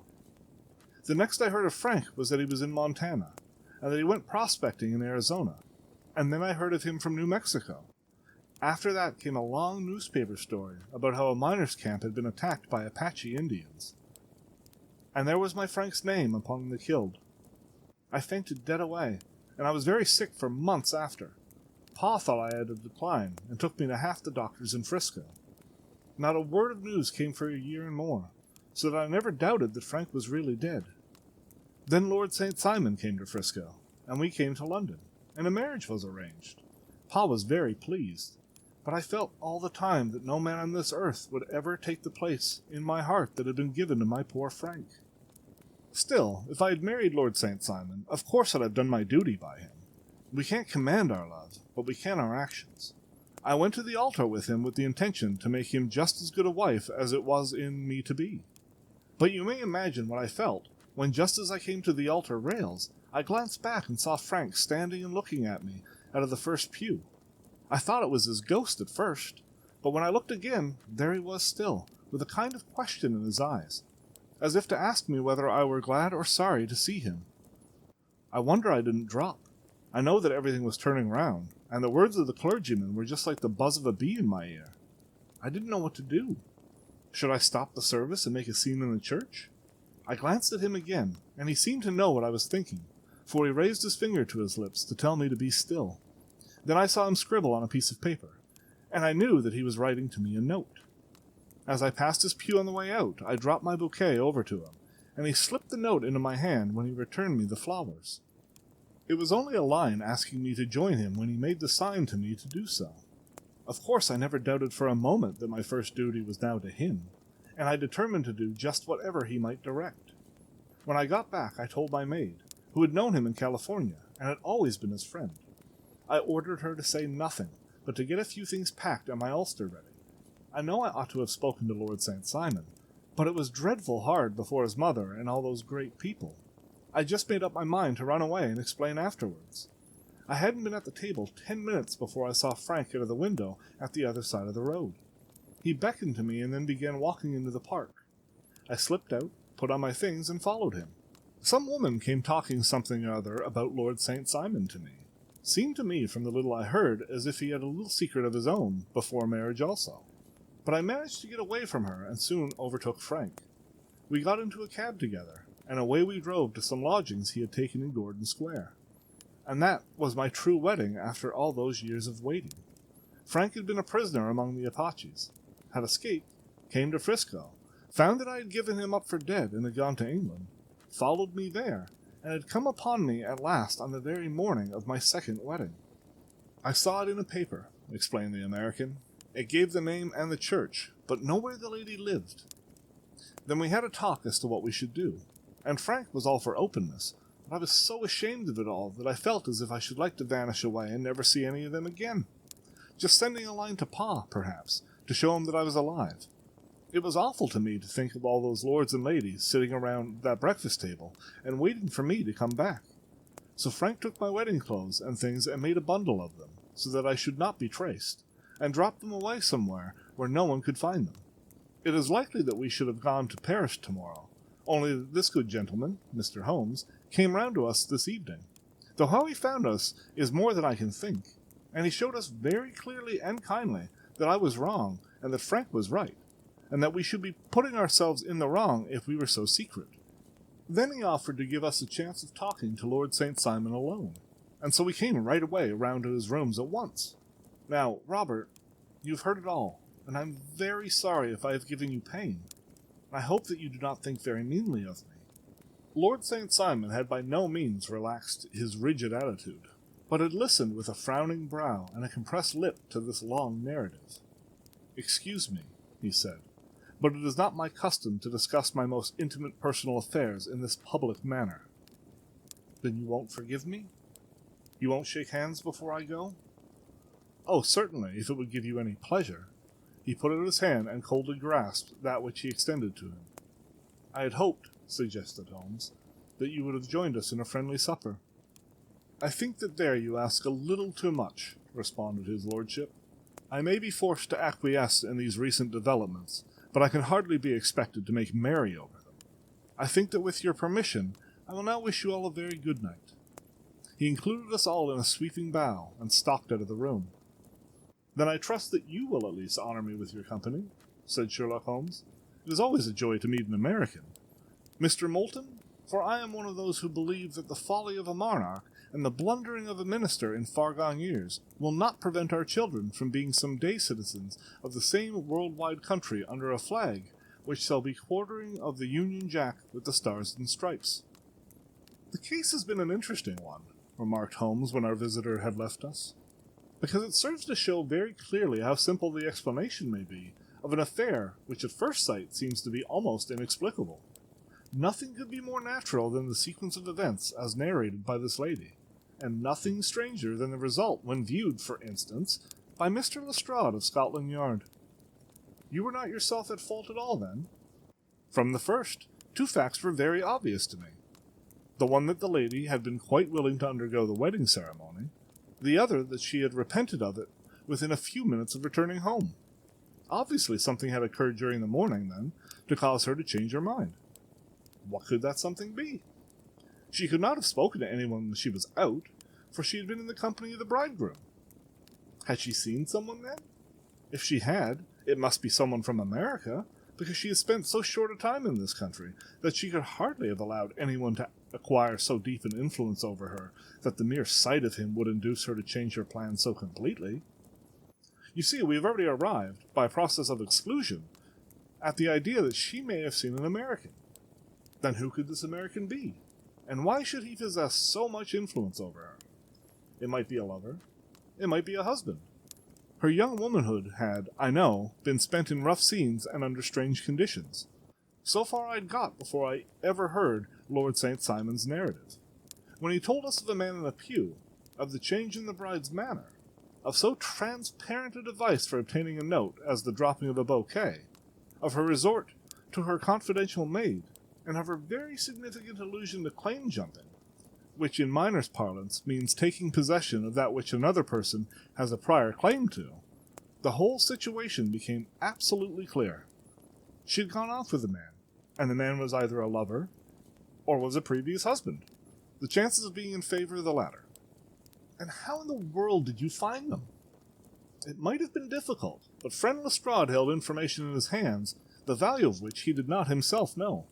The initials were, of course, of the highest importance, but more valuable still was it to know that within a week he had settled his bill at one of the most select London hotels. How did you deduce the select? By the select prices. 8 shillings for a bed and 8 pence for a glass of sherry pointed to one of the most expensive hotels. There are not many in London which charges that rate. In the second one which I visited, in Northumberland Avenue, I learned by an inspection of the book that Francis H. Bolton, an American gentleman, had left only the day before, and on looking over the entries against him, I came upon the very items which I had seen in the duplicate bill. His letters were to be forwarded to 226 Gordon Square, so thither I travelled, and being fortunate enough to find the loving couple at home, I ventured to give them some paternal advice, and to point out to them that it would be better in every way that they should make their position a little clearer, both to the general public and to Lord St. Simon in particular. I invited them to meet him here, and, as you see, I made him keep the appointment. But with no very good results, I remarked. His conduct was certainly not very gracious. Ah, Watson, said Holmes, smiling, perhaps you would not be very gracious either, if after all the trouble of wooing and wedding, you found yourself deprived in an instant of wife and of fortune. I think that we may judge Lord St. Simon very mercifully, and thank our stars that we are never likely to find ourselves in the same position. Draw your chair up and hand me my violin, for the only problem we have still to solve is how to while away these bleak autumnal evenings. The Adventure of the Barrel Coronet. Holmes, said I as I stood one morning in our bow window looking down the street, here's a madman coming along. It seems rather sad that his relatives should allow him to come out alone. My friend rose lazily from his armchair and stood with his hands in the pockets of his dressing gown, looking over my shoulder. It was a bright, crisp February morning, and the snow of the day before still lay deep upon the ground, shimmering brightly in the wintry sun. Down the centre of Baker Street it had been ploughed into a brown, crumbly band by the traffic, but at either side, and on the heaped-up edges of the footpaths, it still lay as white as when it fell. The grey pavement had been cleaned and scraped, but was still dangerously slippery, so that there was fewer passengers than usual. Indeed, from the direction of the Metropolitan Station, no one was coming save the single gentleman whose eccentric conduct had drawn my attention. He was a man of about 50, tall, portly, and imposing, with a massive, strongly marked face and commanding figure. He was dressed in a sombre yet rich style, in black frock-coat, shining hat, neat brown gaiters, and well-cut pearl-grey trousers. Yet his actions were an absurd contrast to the dignity of his dress and features, for he was running hard, with occasional little springs, such as a weary man gives who is little accustomed to set any tax upon his legs. As he ran, he jerked his hands up and down, waggled his head, and writhed his face into the most extraordinary contortions. "What on earth can be the matter with him?" I asked. "He is looking up at the numbers of the houses." I believe that he is coming here, said Holmes, rubbing his hands. Here? Yes, I rather think he is coming to consult me professionally. I think I recognize the symptoms. Did I not tell you? As he spoke, the man, puffing and blowing, rushed at our door and pulled at our bell until the whole house resounded with the clanging. A few moments later he was in our room, still puffing, still gesticulating, but with so fixed a look of grief and despair in his eyes that our smiles were turned in an instant to horror and pity. For a while he could not get his words out, but swayed his body and plucked at his hair like one who has been driven to the extreme limits of his reason. Then, suddenly springing to his feet, he beat his head against the wall with such force that we both rushed upon him and tore him away to the center of the room. Sherlock Holmes pushed him down into the easy-chair, and, sitting beside him, patted his hand and chatted with him in the easy, soothing tones which he knew so well how to employ. "You have come to me to tell your story, have you not?" said he. "You are fatigued with your haste. Pray wait until you have recovered yourself. Then I shall be most happy to look into any little problem which you may submit to me." The man sat for a minute or more with a heaving chest, fighting against his emotion. Then he passed his handkerchief over his brow, set his lips tight, and turned his face toward us. "No doubt you think me mad," said he. "I think that you have had some great trouble," responded Holmes. "God knows I have. A trouble which is enough to unseat my reason. So sudden and so terrible it is. Public disgrace I might have faced, although I am a man whose character has never yet borne a stain. Private affliction also is the lot of every man. But the two coming together, and in so frightful a form, have been enough to shake my very soul. Besides, it is not I alone. The very noblest in the land may suffer unless some way be found out of this horrible affair." "Pray compose yourself, sir," said Holmes, "and let me have a clear account of who you are, and what it is that has befallen you." "My name," answered our visitor, "is probably familiar to your ears. I am Alexander Holder, of the banking firm of Holder and Stevenson, of Threadneedle Street." The name was indeed well known to us as belonging to the senior partner in the second-largest private banking concern in the city of London. What could have happened, then, to bring one of the foremost citizens of London to this most pliable pass? We waited, all curiosity, until with another effort he braced himself to tell his story. "I feel that time is of value," said he. "That is why I hastened here when the police inspector suggested that I should secure your cooperation. I came to Baker Street by the Underground and hurried here on foot, for the cabs go slowly through the snow. That is why I was so out of breath, for I am a man who takes very little exercise. I feel better now, and I will put the facts before you as shortly and yet as clearly as I can. It is, of course, well known to you that in a successful banking business as much depends upon our being able to find remunerative investments for our funds as upon our increasing our connection and the number of our depositors. One of our most lucrative means of laying out money is in the shape of loans, where the security is unimpeachable. We have done a good deal in this direction during the last few years, and there are many noble families to whom we have advanced large sums upon the security of their pictures, libraries, or plate. Yesterday morning I was seated in my office at the bank when a card was brought to me by one of the clerks. I started when I saw the name, for it was that of none other than, well, perhaps even to you I had better say no more than that. It was a name which is a household word all over the earth, one of the highest, noblest, most exalted names in England. I was overwhelmed by the honor, and attempted, when he entered, to say so, but he plunged at once into business with the air of a man who wishes to hurry quickly through a disagreeable task. "Mr. Holder," said he, "I have been informed that you are in the habit of advancing money."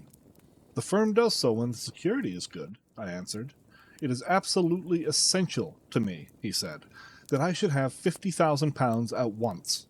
I could, of course, borrow so trifling a sum 10 times over from my friends, but I much prefer to make it a matter of business, and to carry out that business myself. In my position you can readily understand that it is unwise to place oneself under obligations." "For how long, may I ask, do you want this sum?" I asked. "Next Monday I have a large sum due to me, and I shall then most certainly repay what you advance, but whatever interest you think is right to charge. But it is very essential to me that the money should be paid at once." "I should be happy to advance it without further parley from my own private purse," said I, "were it not that the strain would be rather more than it could bear. If, on the other hand, I am to do it in the name of the firm, then in justice to my partner, I must insist that even in your case, every business-like precaution should be taken. I should much prefer to have it so, said he, raising up a square black morocco case, which he had laid beside his chair. You have doubtless heard of the barrel coronet? One of the most precious public possessions of the Empire, said I. Precisely. He opened the case, and there, embedded in soft, flesh-colored velvet, lay the magnificent piece of jewelry which he had named. There are 39 enormous barrels, said he, and the price of the gold chasing is incalculable. The lowest estimate would put the worth of the coronet at double the sum which I have asked.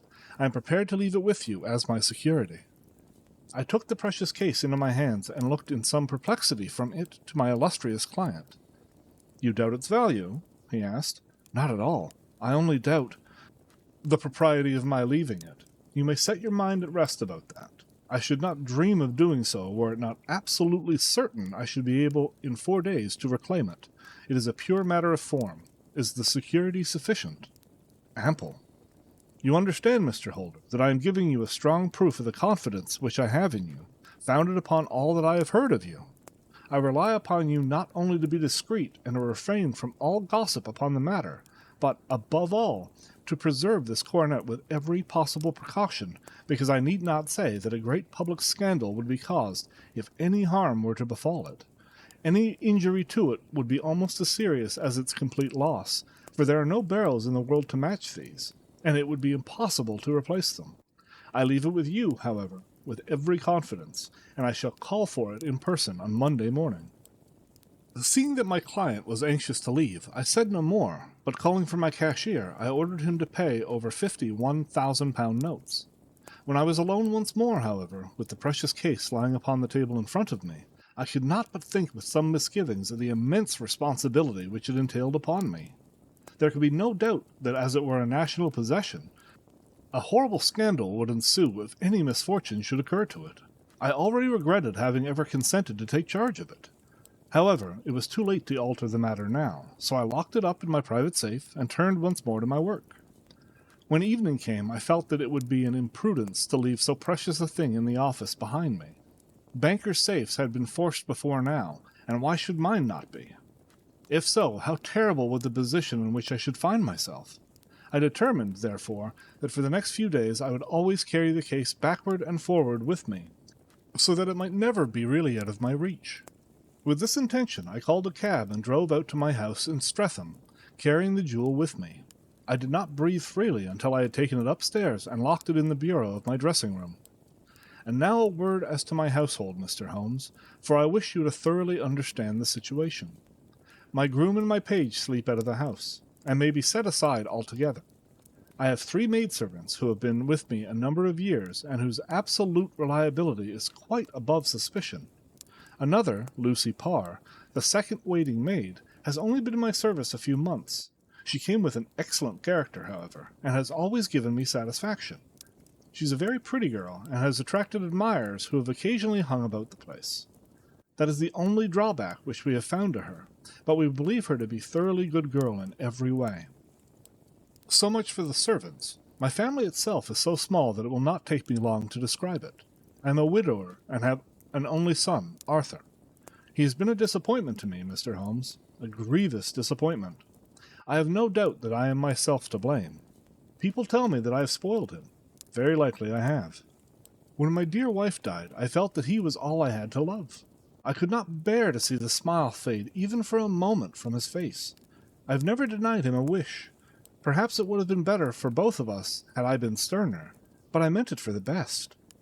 It was naturally my intention that he should succeed me in my business, but he was not of a business turn. He was wild, wayward, and to speak the truth, I could not trust him with the handling of large sums of money. When he was young, he became a member of an aristocratic club, and there, having charming manners, he was soon the intimate of a number of men with long purses and expensive habits.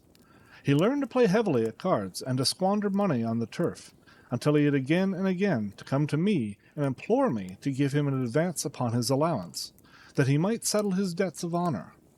He tried more than once to break away from the dangerous company which he was keeping, but each time the influence of his friend, Sir George Burnwell, was enough to draw him back again.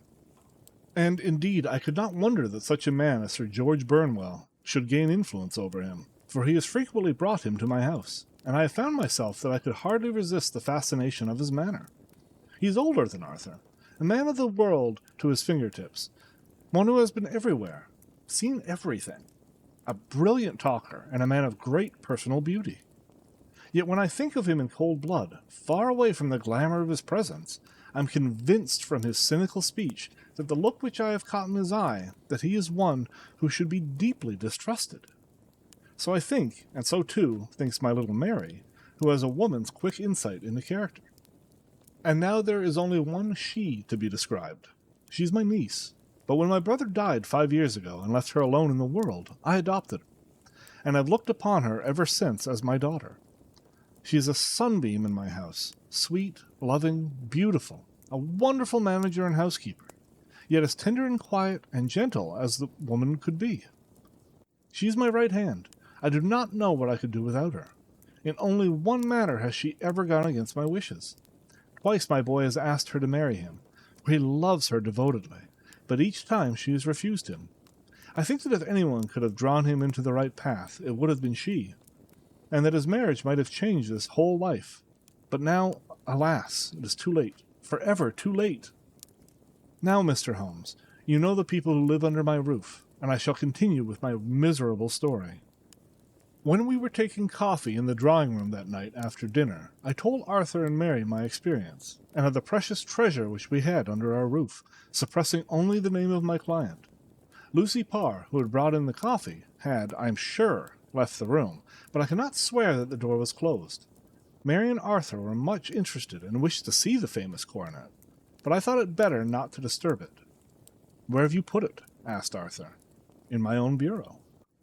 "Well, I hope to goodness the house won't be burgled during the night," said he. "It is locked up," I answered.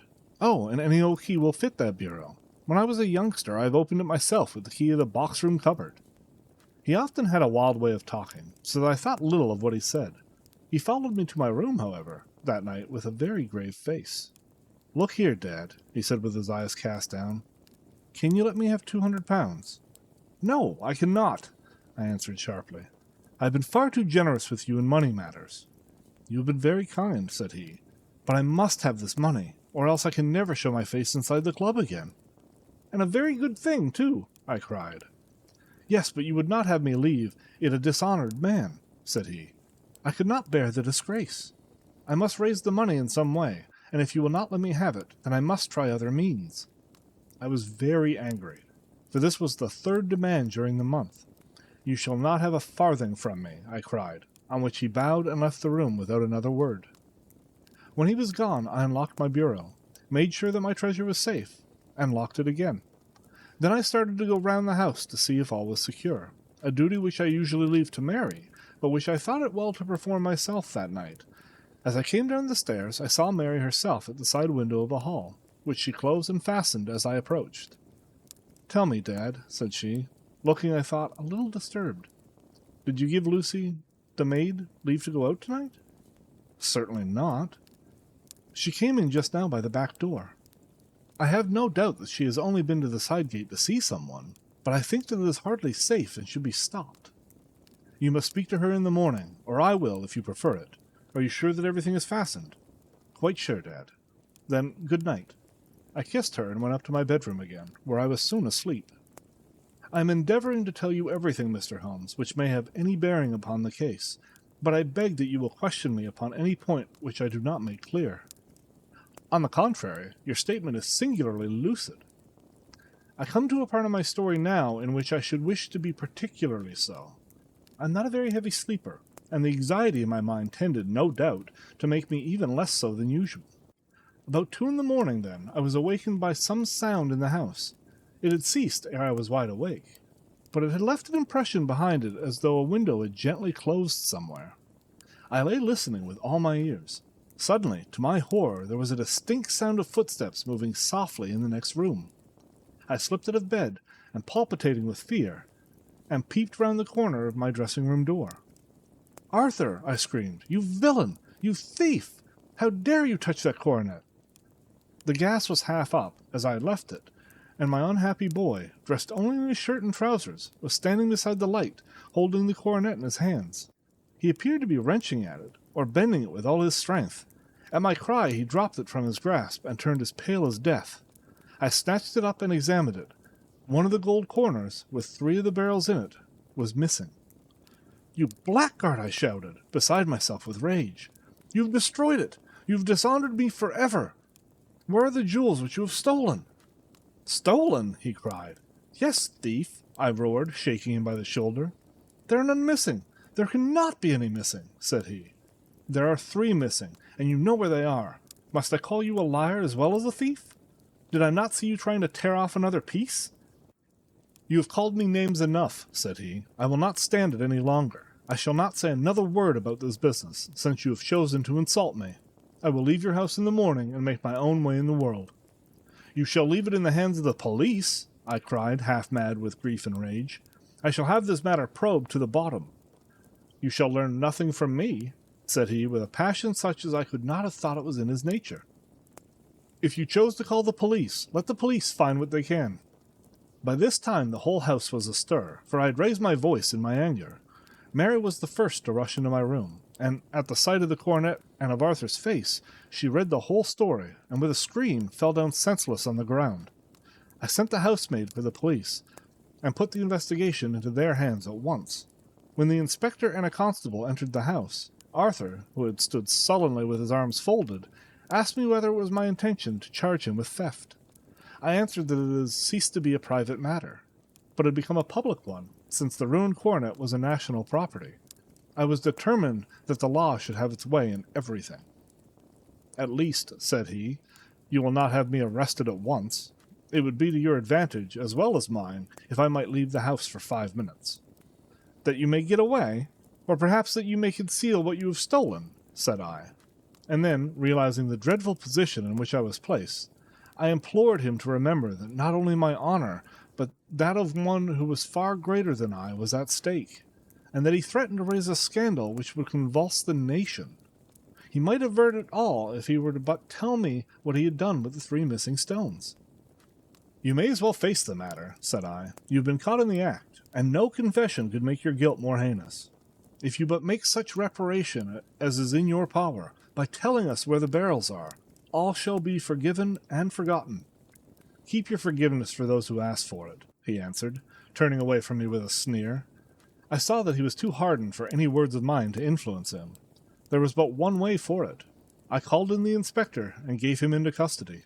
A search was made at once, not only of his person, but of his room, and of every portion of the house where he could possibly have concealed the gems, but no trace of them could be found. Nor would the wretched boy open his mouth for all our persuasions and our threats. This morning he was removed to a cell, and I, after going through all the police formalities, have hurried round to you to implore you to use your skill in unraveling the matter. The police have openly confessed that they can at present make nothing of it. You may go to any expense which you think necessary. I have already offered a reward of £1,000. My God, what shall I do? I've lost my honor, my gems, and my son in one night. Ah, what shall I do?" He put a hand on either side of his head and rocked himself to and fro, droning to himself like a child whose grief had got beyond words. Sherlock Holmes sat silent for some few minutes, with his brows knitted and his eyes fixed upon the fire. "Do you receive much company?" he asked. "None save my partner with his family, and an occasional friend of Arthur's. Sir George Burnwell has been several times lately. No one else, I think. Do you go out much in society?" "Arthur does. Mary and I stay at home. We neither of us care for it." "That is unusual in a young girl." "She is of a quiet nature. Besides, she is not so very young. She is 24. This matter, from what you say, seems to have been a shock to her also." "Terrible! She's even more affected than I." "You have neither of you any doubt as to your son's guilt?" "How can we have when I saw him with my own eyes with the coronet in his hands?" "I hardly consider that conclusive proof. Was the remainder of the coronet at all injured?" "Yes, it was twisted." "Do you not think, then, that he might have been trying to straighten it?" "God bless you! You are doing what you can for him and for me, but it is too heavy a task. What was he doing there at all? If his purpose were innocent, why did he not say so? Precisely. And if it were guilty, why did he not invent a lie? His silence appears to me to cut both ways. There are several singular points about the case. What did the police think of the noise which awoke you from your sleep? They considered that it might be caused by Arthur's closing his bedroom door. A likely story, as if a man bent on felony would slam his door so as to wake a household. What did they say, then, of the disappearance of those gems? That they are still sounding the planking and probing the furniture in the hopes of finding them. Have they thought of looking outside the house? Yes, they've shown extraordinary energy. The whole garden has already been minutely examined. Now, my dear sir, said Holmes, it is not obvious to you now that this matter really strikes very much deeper than either you or the police were at first inclined to think. It appears to you to be a simple case. To me it seems exceedingly complex. Consider what is involved in your theory. You suppose that your son came down from his bed, went, at great risk, to your dressing room, opened your bureau, took out your coronet, broke off by main force a small portion of it, went off to some other place, concealed 3 gems out of the 39 with such skill that nobody can find them, and then returned with the other 36 into the room in which he exposed himself to the greatest danger of being discovered. I ask you now, is such a theory tenable? But what other is there? Cried the banker with a gesture of despair. If his motives were innocent, why does he not explain them? It is our task to find that out, replied Holmes. So now, if you please, Mr. Holder, we will set off for Streatham together, and devote an hour of glancing a little more closely into details. My friend insisted upon my accompanying them in their expedition, which I was eager enough to do, for my curiosity and sympathy were deeply stirred by the story to which we had listened. I confess that the guilt of the banker's son appeared to me to be as obvious as it did to his unhappy father, but still I had such faith in Holmes's judgment that I felt that there must be some grounds for hope, as long as he was dissatisfied with the accepted explanation. He hardly spoke a word the whole way out to the southern suburb, but sat with his chin upon his breast and his hat drawn over his eyes, sunk in the deepest thought. Our client appeared to have taken fresh heart at the little glimpse of hope which had been presented to him, and he even broke into a desultory chat with me over his business affairs. A short railway journey and a shorter walk brought us to Fairbank, the modest residence of the great financier. Fairbank was a good-sized square house of white stone, standing back a little from the road. A double carriage sweep, with a snow-clad lawn, stretched down in front of 2 large iron gates which closed the entrance. On the right side was a small wooden thicket, which led into a narrow path between 2 neat hedges stretching from the road to the kitchen door, and forming the tradesman's entrance. On the left ran a lane which led to the stables, and was not itself within the grounds at all, being a public, though little used, thoroughfare. Holmes left us standing at the door and walked slowly all around the house, across the front, down the tradesman's path, and so round by the garden behind into the stable lane. So long was he that Mr. Holder and I went to the dining-room and waited by the fire until he should return. We were sitting there in silence when the door opened and a young lady came in. She was rather above the middle height, slim, with dark hair and eyes, which seemed to be darker against the absolute pallor of her skin. I do not think that I have ever seen such deadly paleness in a woman's face. Her lips, too, were bloodless, but her eyes were flushed with crying. As she swept silently into the room, she impressed me with a greater sense of grief than the banker had done in the morning, and it was more striking in her, as she was evidently a woman of strong character, with immense capacity for self-restraint. Disregarding my presence, she went straight to her uncle and passed her hand over his head with a sweet womanly caress. "You have given orders that Arthur should be liberated, have you not, Dad?" she asked. No, my girl. The matter must be probed to the bottom." "But I am so sure that he is innocent. You know what woman's instincts are. I know that he has done no harm, and that you will be sorry for having acted so harshly." "Why is he silent, then, if he is innocent?" "Who knows? Perhaps because he was so angry that you should suspect him." "How could I help suspecting him, when I actually saw him with the coronet in his hand?" "Oh, but he had only picked it up to look at it. Oh, do take my word for it that he is innocent. Let the matter drop and say no more." "It is so dreadful to think of our dear Arthur in prison." "I shall never let it drop until the gems are found. Never, Mary. Your affection for Arthur blinds you as to the awful consequences to me. Far from hushing the thing up, I have brought a gentleman down from London to inquire more deeply into it. This gentleman? She asked, facing round to me. No, his friend. He wished us to leave him alone. He is round in the stable lane now. The stable lane? She raised her dark eyebrows. What can he hope to find there? Ah, this, I suppose, is he.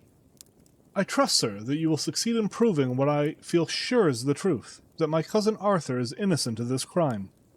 I fully share your opinion, and I trust with you that we may prove it, returned Holmes, going back to the mat to knock the snow from his shoes. I believe I have the honor of addressing Miss Mary Holder. Might I ask you a question or two? Pray do, sir, if it may help to clear this horrible affair up. You heard nothing yourself last night? Nothing, until my uncle here began to speak loudly. I heard that, and came down. You shut up the windows and doors the night before. Did you fasten all the windows? Yes. Were they all fastened this morning? Yes. Do you have a maid who has a sweetheart? I think that you remarked to your uncle last night that she had been out to see him?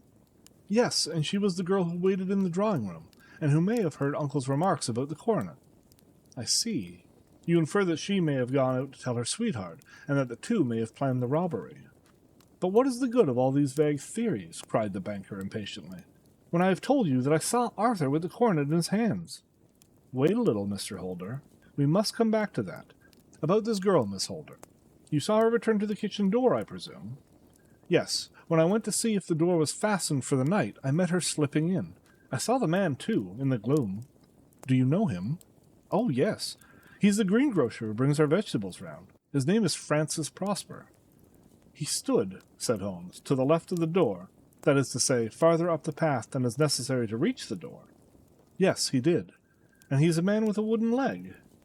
Something like fear sprang up in the young lady's expressive black eyes. Why, you are like a magician, she said. How do you know that? She smiled, but there was no answering smile on Holmes's thin, eager face.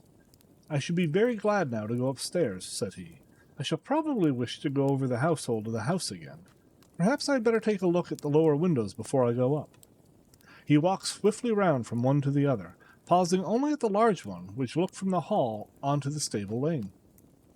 This he opened, and made a very careful examination of the sill with his powerful magnifying lens. Now we shall go upstairs, said he at last. The banker's dressing-room was a plainly furnished little chamber, with a grey carpet, a large bureau, and a long mirror. Holmes went to the bureau first and looked hard at the lock. Which key was used to open it? He asked. That which my son himself indicated, that of the cupboard of the lumber room. Have you it here? That is it on the dressing-table. Sherlock Holmes took it up and opened the bureau. It is a noiseless lock, he said. It is no wonder that it did not wake you. This case, I presume, contains the coronet. We must have a look at it. He opened the case, and taking out the diadem, he laid it upon the table. It was a magnificent specimen of jeweller's art, and the 36 stones were the finest that I've ever seen. At one side of the coronet was a cracked edge, where a corner holding 3 gems had been torn away. Now, Mr. Holder, said Holmes, here's the corner which corresponds to that which has been so unfortunately lost. Might I beg that you will break it off? The banker recoiled in horror. I should not dream of trying, said he. Then I will. Holmes suddenly bent his strength upon it, but without result. I feel a little give, said he, but though I am exceptionally strong in the fingers, it would take me all my time to break it. An ordinary man could not do it. Now, what do you think would happen if I did break it, Mr. Holder? There would be a noise like a pistol shot. Do you tell me that all this happened within a few yards of your bed, and that you heard nothing of it? I do not know what to think. It is all dark to me. But perhaps it may grow lighter as we go. What do you think, Miss Holder? I confess that I still share my uncle's perplexity. Your son had no shoes or slippers on when you saw him? He had nothing on, save only his trousers and shirt. Thank you. We have certainly been favored with extraordinary luck during this inquiry, and it will be entirely our own fault if we do not succeed in clearing the matter up. With your permission, Mr. Holder, I shall now continue my investigations outside. He went alone at his own request, for he explained that any unnecessary footmarks might make his task more difficult.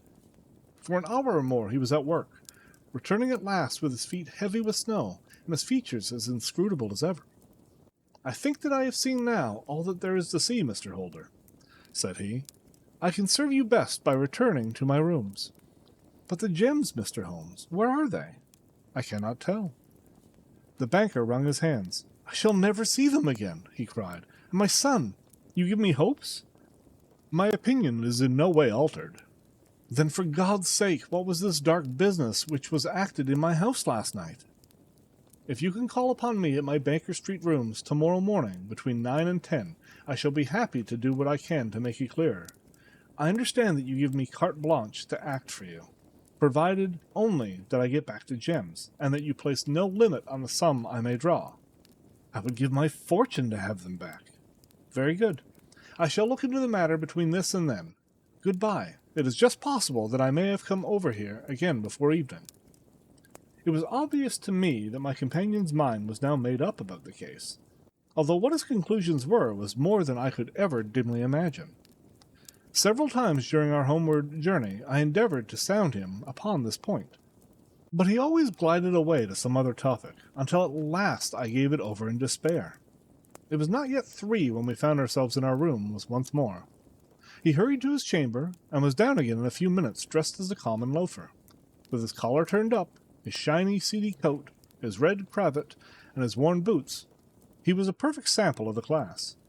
"I think that this should do," he said, glancing into the glass above the fireplace. "I only wish that you could come with me, Watson, but I fear that it won't do. I may be on the trail in this matter, or I may be following a will-o'-the-wisp, but I shall soon know which it is. I hope that I may be back in a few hours." He cut a slice of beef from the joint upon the sideboard, sandwiched it between 2 rounds of bread, and thrusting this rude meal into his pocket, he started off upon his expedition. I had just finished my tea when he returned, evidently in excellent spirits, swinging an old elastic-sided boot in his hand. He chucked it down onto the corner and helped himself to a cup of tea. "I only looked in as I passed," said he. "I'm going right on." "Where to?" "Oh, to the other side of the West End. It may be some time before I get back. Don't wait up for me in case I should be late." "How are you getting on?" "Oh, so-so. Nothing we complain of. I have been out of Streatham since I saw you last, but I did not call at the house. It is a very sweet little problem, and I would not have missed it for a good deal. However, I must not sit gossiping here, but must get these disreputable clothes off and return to my highly respectable self." I could see by his manner that he had stronger reasons for satisfaction than his words alone would imply. His eyes twinkled, and there was even a touch of color upon his sallow cheeks. He hastened upstairs, and a few minutes later I heard the slam of the hall door, which told me that he was off once more upon his congenial hunt.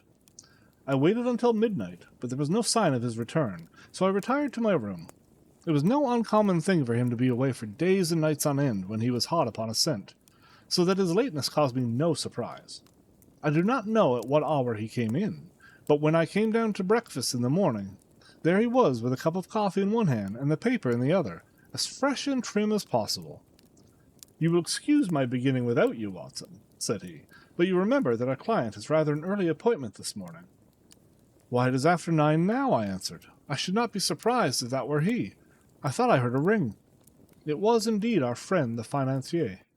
I was shocked by the change which had come over him, for his face, which was naturally of a broad and massive mould, was now pinched and fallen in, while his hair seemed to me at least a shade whiter.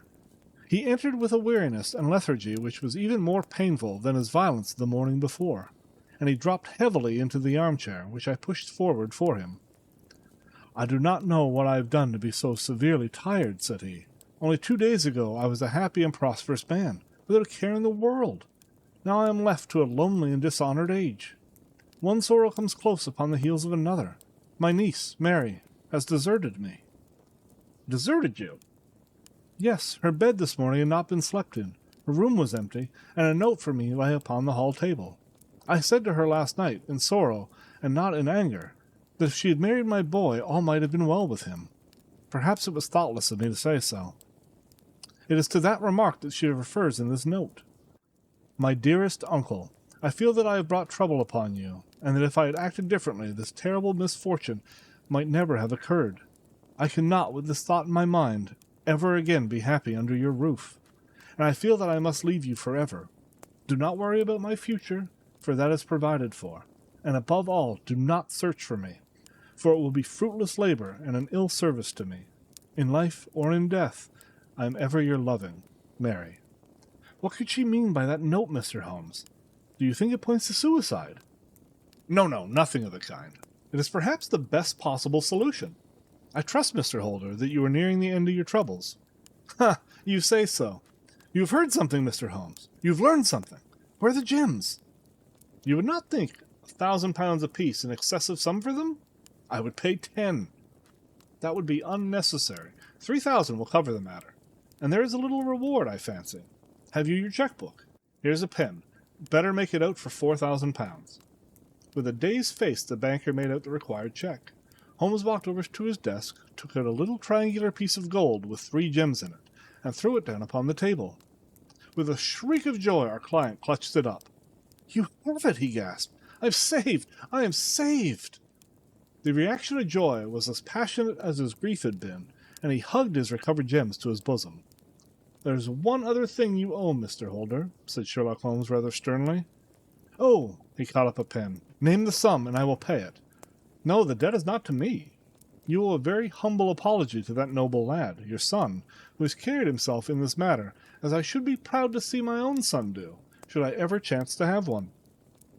"Then it was not Arthur who took them?" "I told you yesterday, and I repeat today, that it was not." "You are sure of it? Then let us hurry to him at once to let him know that the truth is known." "He knows it already. When I had cleared it all up, I had an interview with him, and finding that he would not tell me the story, I told it to him, on which he had to confess that I was right, and to add the very few details which were not yet quite clear to me. Your news of this morning, however, may open his lips." "For heaven's sake, tell me, then, what is this extraordinary mystery?" "I will do so, and I will show you the steps by which I reached it. And let me say to you first, that which is the hardest for me to say, and for you to hear. There has been an understanding between Sir George Burnwell and your niece Mary. They have now fled together." "My Mary? Impossible!" "It is unfortunately more than possible. It is certain. Neither you nor your son knew the true character of this man when you admitted him into your family circle. He is one of the most dangerous men in England, a ruined gambler, an absolutely desperate villain, a man without heart or conscience.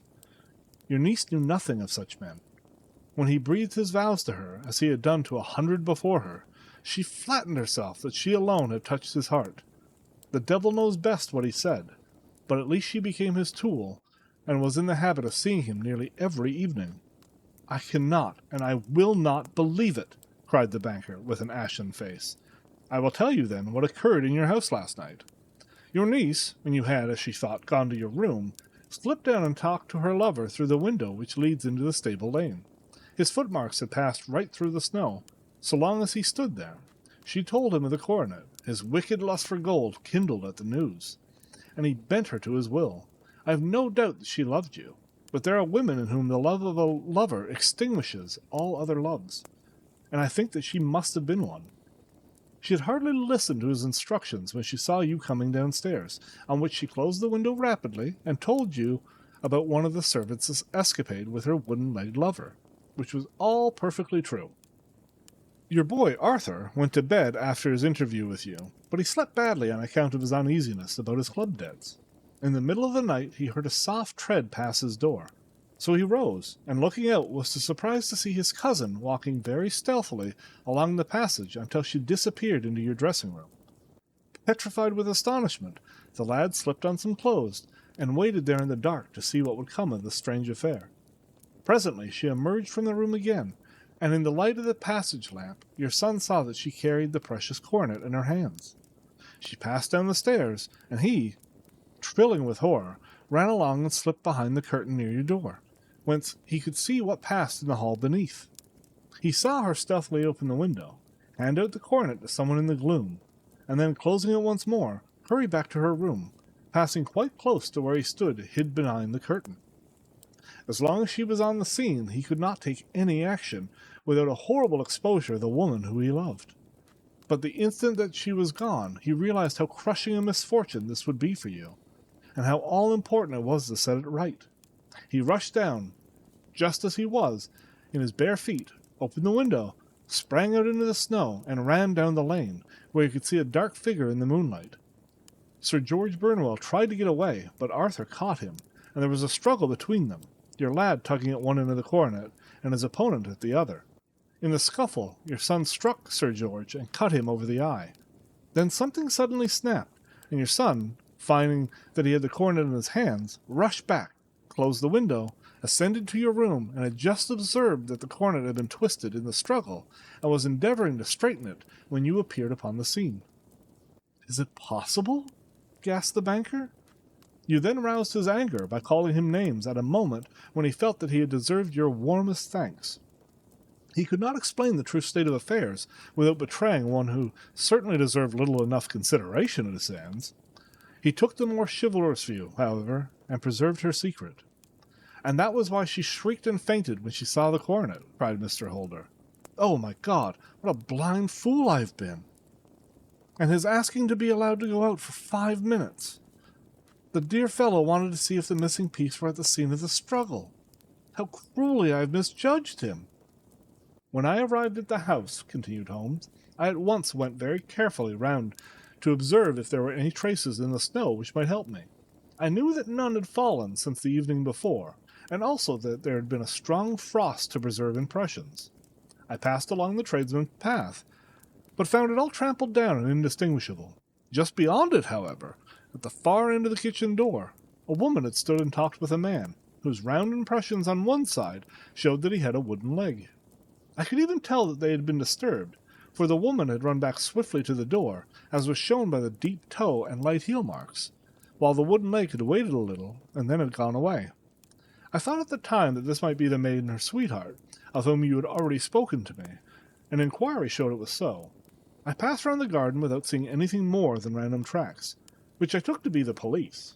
But when I got into the stable lane, a very long and complex story was written in the snow in front of me.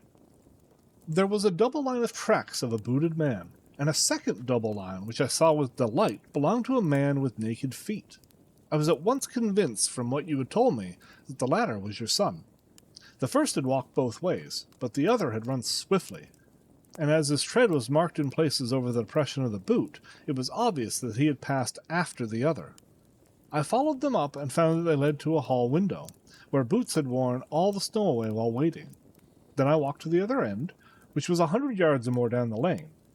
I saw where Boots had faced round, where the snow was cut up as though it had been a struggle, and finally where a few drops of blood had fallen, to show me that I was not mistaken. Boots had then run down the lane, and another little smudge of blood showed that it was he who had been hurt. When he came to the high road at the other end, I found that the pavement had been cleared, so there was an end to that clue. On entering the house, however, I examined, as you remember, the sill and framework of the hall window with my lens, and I could at once see that something had passed out. I could distinguish the outline of an instep where the wet foot had been placed in coming in. I was then beginning to be able to form an opinion as to what had occurred. A man had waited outside the window, someone had brought the gems, the deed had been overseen by your son, he had pursued the thief, had struggled with him, they had each tugged at the coronet, their united strength causing injuries which neither alone could have effected. He had returned with the prize, but had left a fragment in the grasp of his opponent. So far I was clear. The question now was, who was the man, and who was it brought him the coronet? It is an old maxim of mine that when you have excluded the impossible, whatever remains, however improbable, must be the truth. Now I knew that it was not you who had brought it down, so there only remained your niece and the maids. But if it were the maids, why should your son allow himself to be accused in their place? There could be no possible reason. As he loved his cousin, however, there was an excellent explanation as to why he should retain her secret. The more so as the secret was a disgraceful one. When I remembered that you had seen her at the window, and how she had fainted on seeing the coronet again, my conjecture became a certainty. And who could it be who was her confederate? A lover, evidently, for who else could outweigh the love and gratitude which she must feel to you? I knew that you went out little, and that your circle of friends was a very limited one, but among them was Sir George Burnwell. I had heard of him before as being a man of evil reputation among women. It must have been he who wore those boots and retained the missing gems. Even though he knew that Arthur had discovered him, he might still flatter himself that he was safe, for the lad could not say a word without compromising his own family. Well, your own good sense will suggest what measures I took next. I went in the shape of a loafer to Sir George's house, managed to pick up an acquaintance with his valet, learned that his master had cut his head the night before, and finally, at the expense of 6 shillings, made all sure by buying a pair of his cast-off shoes. With these I journeyed down to Streatham and saw that they exactly fitted the tracks. "I saw an ill-dressed vagabond in the lane yesterday evening," said Mr. Holder. "Precisely, it was I. I found that I had my man, so I had come home and changed my clothes. It was a delicate part which I had to play then, for I saw that a prosecution must be avoided to avert scandal, and I knew that so astute a villain would see that our hands were tied in the matter. I went and saw him. At first, of course, he denied everything. But when I gave him every particular that had occurred, he tried to bluster and took down a life-preserver from the wall. I knew my man, however, and I clapped a pistol to his head before he could strike. Then he became a little more reasonable. I told him that we would give him a price for the stones he held, £1,000 apiece. That brought out the first signs of grief that he had shown. 'Why, dash it all,' said he, 'I've let them go at 600 for the 3. I soon managed to get the address of the receiver who had them, on promising him that there would be no prosecution. Off I set to him, and after much chaffering I got our stones at £1,000 apiece. Then I looked in upon your son, told him all was right, and eventually got my bed about 2 o'clock, after what I may call a really hard day's work. A day which has saved England from a great public scandal,' said the banker, rising. 'Sir, I cannot find words to thank you, but you shall not find me ungrateful for what you have done.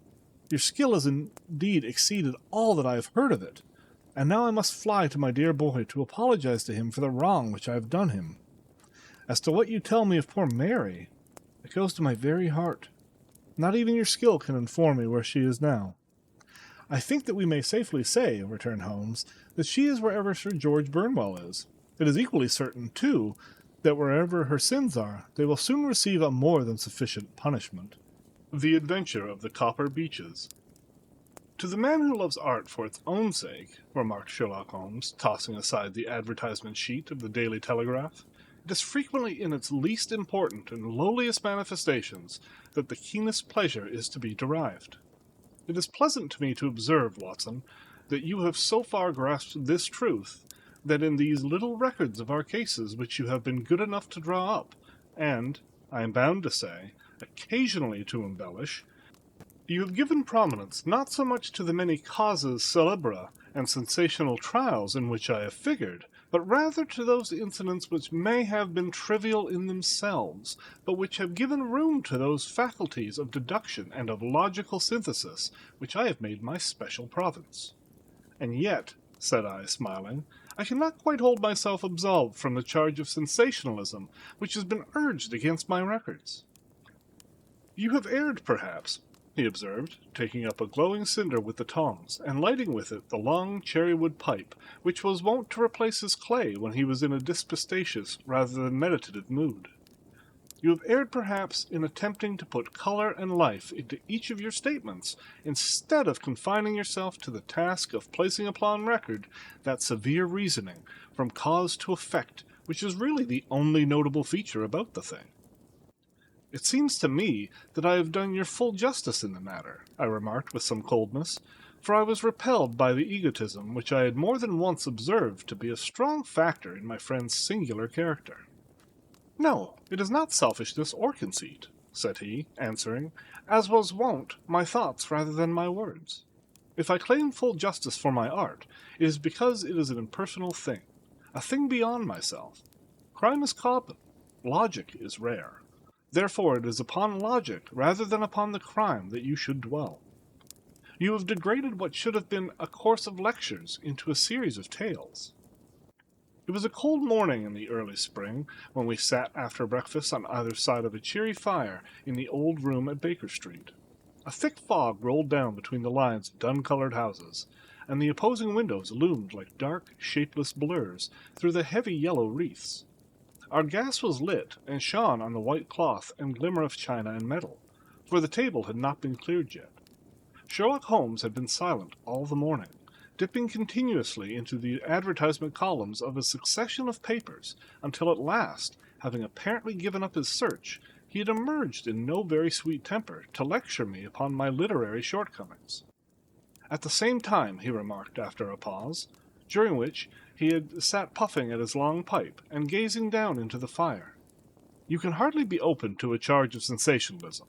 For out of these cases which you have been so kind as to interest yourself in, a fair proportion do not treat of crime, in its legal sense, at all.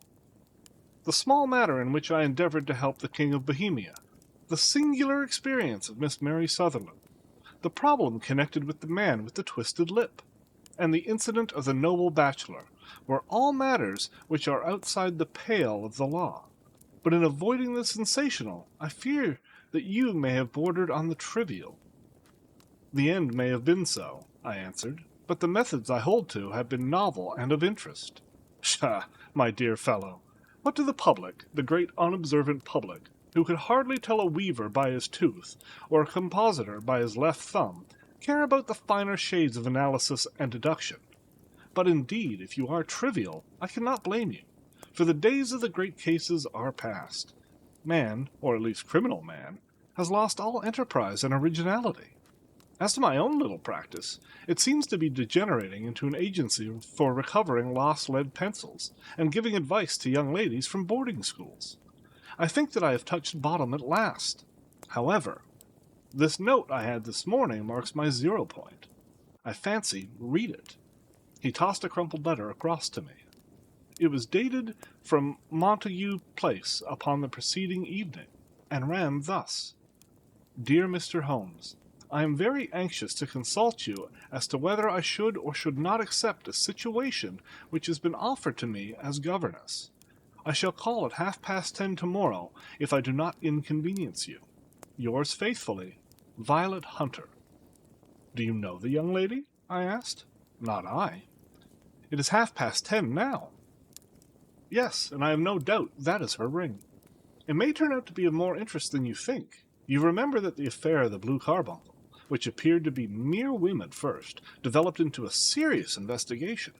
It may be so in this case also. Well, let us hope so, but our doubts will very soon be solved, for here, unless I am much mistaken, is the person in question." As he spoke, the door opened, and a young lady entered the room. She was plainly but neatly dressed, with a bright, quick face, freckled like a plover's egg, and with the brisk manner of a woman who has had her own way to make in the world. "You will excuse my troubling you, I am sure," said she, as my companion rose to greet her, "but I've had a very strange experience, and as I have no parents or relations of any sort from whom I could ask advice, I thought that perhaps you would be kind enough to tell me what I should do. Pray take a seat, Miss Hunter. I shall be happy to do anything that I can to serve you." I could see that Holmes was favorably impressed by the manner and speech of his new client. He looked over her in a searching fashion, and then composed himself, with his lids drooping and his fingertips together, to listen to her story. "I have been a governess for 5 years," said she, "in the family of Colonel Spence Monroe. But 2 months ago the colonel received an appointment at Halifax, in Nova Scotia, and took his children over to America with him, so that I found myself without a situation. I advertised, and I answered advertisements, but without success. At last the little money which I had saved began to run short, and I was at my wits' end as to what I should do. There's a well-known agency for governesses in the West End called Westaway's, and there I used to call about once a week in order to see whether anything had turned up which might suit me. Westaway was the name of the founder of the business, but it is really managed by Miss Stoper. She sits in her own little office, and the ladies who are seeking employment wait in an anteroom, and are shown in one by one when she consults her ledgers and sees whether she has anything which would suit them. Well, when I called last week, I was shown into the little office as usual, but I found that Miss Stoper was not alone. A prodigiously stout man with a very smiling face and a great heavy chin, which rolled down in fold upon fold over his throat, sat at her elbow with a pair of glasses on his nose, looking very earnestly at the ladies who entered. As I came in, he gave quite a jump in his chair, and turned quickly to Miss Stoper. "That will do," said he. "I could not ask for anything better. Capital! Capital!" He seemed quite enthusiastic and rubbed his hands together in the most genial fashion. He was such a comfortable-looking man that it was quite a pleasure to look at him. "You are looking for a situation, miss?" he asked. "Yes, sir." "As governess?" "Yes, sir." "And what salary do you ask?" "I had £4 a month in my last place with Colonel Spence Monroe." "Oh, tut, tut! Sweating, rank sweating!" he cried, throwing his fat hands out into the air like a man who was in a boiling passion. "How could anyone offer so pitiful a sum to a lady with such attractions and accomplishments?" "My accomplishments, sir, may be less than you imagine," said I. "A little French, a little German, music, and drawing." "Tut, tut!" he cried. "This is all quite beside the question. The point is, have you or have you not the bearing and deportment of a lady? There it is in a nutshell. If you have not, you are not fitted for the rearing of a child who may some day play a considerable part in the history of the country. But if you have, why then, how could any gentleman ask you to condescend to accept anything under 3 figures? Your salary with me, madam, would commence at £100 a year. You may imagine, Mr. Holmes, that to me, destitute as I was, such an offer seemed almost too good to be true. The gentleman, however, seeing perhaps the look of incredulity on my face, opened a pocketbook and took out a note. "It is also my custom," said he, smiling in the most pleasant fashion, until his eyes were just 2 little shining slits amid the white creases of his face, "to advance to my young ladies half their salary beforehand, so that they may meet any little expenses of their journey and their wardrobe." It seemed to me that I had never met so fascinating and so thoughtful a man. As I was already in debt to my tradesmen, the advance was a great convenience. And yet there was something unnatural about the whole transaction, which made me wish to know a little more before I quite committed myself. "May I ask where you live, sir?" said I. "Hampshire. Charming rural place. The Copper Beeches. 5 miles on the far side of Winchester. It is the most lovely country, my dear, and the dearest of old country house." "And my duties, sir? I should be glad to know what they would be." "One child, one dear little romper, just 6 years old. Oh, if you could see him killing cockroaches with a slipper! Smack, smack, smack! 3 gone before you could wink." He leaned back in his chair and laughed his eyes into his head again. I was a little startled at the nature of the child's amusement, but the father's laughter made me think that perhaps he was joking. "My sole duties, then," I asked, "are to take charge of a single child?" "No, no, no, not the soul, not the soul, my dear young lady," he cried. "Your duty would be, as I am sure your good senses would suggest, to obey any little commands my wife might give, provided always that they were such commands as a lady might with propriety obey. You see no difficulty, yes?" "I should be happy to make myself useful." "Quite so. In dress now, for example. We are fatty people, you know. Fatty but kind-hearted. If you were asked to wear any dress which we might give you, you would not object to our little whim, yes?" "No," said I, considerably astonished at his words. "Or to sit here, or sit there. That would not be offensive to you?" "Oh, no." "Or to cut your hair quite short before you come to us?" I could hardly believe my ears. As you may observe, Mr. Holmes, my hair is somewhat luxuriant, and of a rather peculiar tint of chestnut. It has been considered artistic. I could not dream of sacrificing in this offhand fashion." "I'm afraid that is quite impossible," said I. He had been watching me eagerly out of his small eyes, and I could see a shadow pass over his face as I spoke. "I'm afraid that it is quite essential," said he. "It is a little fancy of my wife's, and ladies' fancies, you know, madam, ladies' fancies must be consulted." "And so you won't cut your hair?" "No, sir, I really could not," I answered firmly. "Ah, very well. Then that quite settles the matter. It is a pity, because in other respects you would really have done very nicely. In that case, Miss Stoper, I had best inspect a few more of your young ladies." The manageress had sat all this while busy with her papers without a word to either of us, but she glanced at me now with so much annoyance upon her face that I could not help suspecting that she had lost a handsome commission through my refusal. "Do you desire your name to be kept upon the books?" she asked. "If you please, Miss Stoper." "Well, really, it seems rather useless, since you refuse the most excellent offers in this fashion," she said sharply. "You can hardly expect us to exert ourselves to find another such opening for you. Good day to you, Miss Hunter." She struck a gong upon the table, and I was shown out by the page. Well, Mr. Holmes, when I got back to my lodgings and found little enough in the cupboard, and 2 or 3 bills upon the table, I began to ask myself whether I had not done a very foolish thing. After all, if these people had strange fads and expected obedience on the most extraordinary matters, they were at least ready to pay for their eccentricity. Very few governesses in England are getting £100 a year. Besides, what use was my hair to me? Many people are improved by wearing it short. Perhaps I should be among the number. Next day I was inclined to think that I'd made a mistake, and by the day after I was sure of it. I'd almost overcome my pride so far as to go back to the agency and inquire whether the place was still open, when I received this letter from the gentleman himself. I have it here, and I will read it to you. The Copper Beeches, near Winchester. Dear Miss Hunter, Miss Stoper has very kindly given me your address, and I write from here to ask you whether you have reconsidered your decision.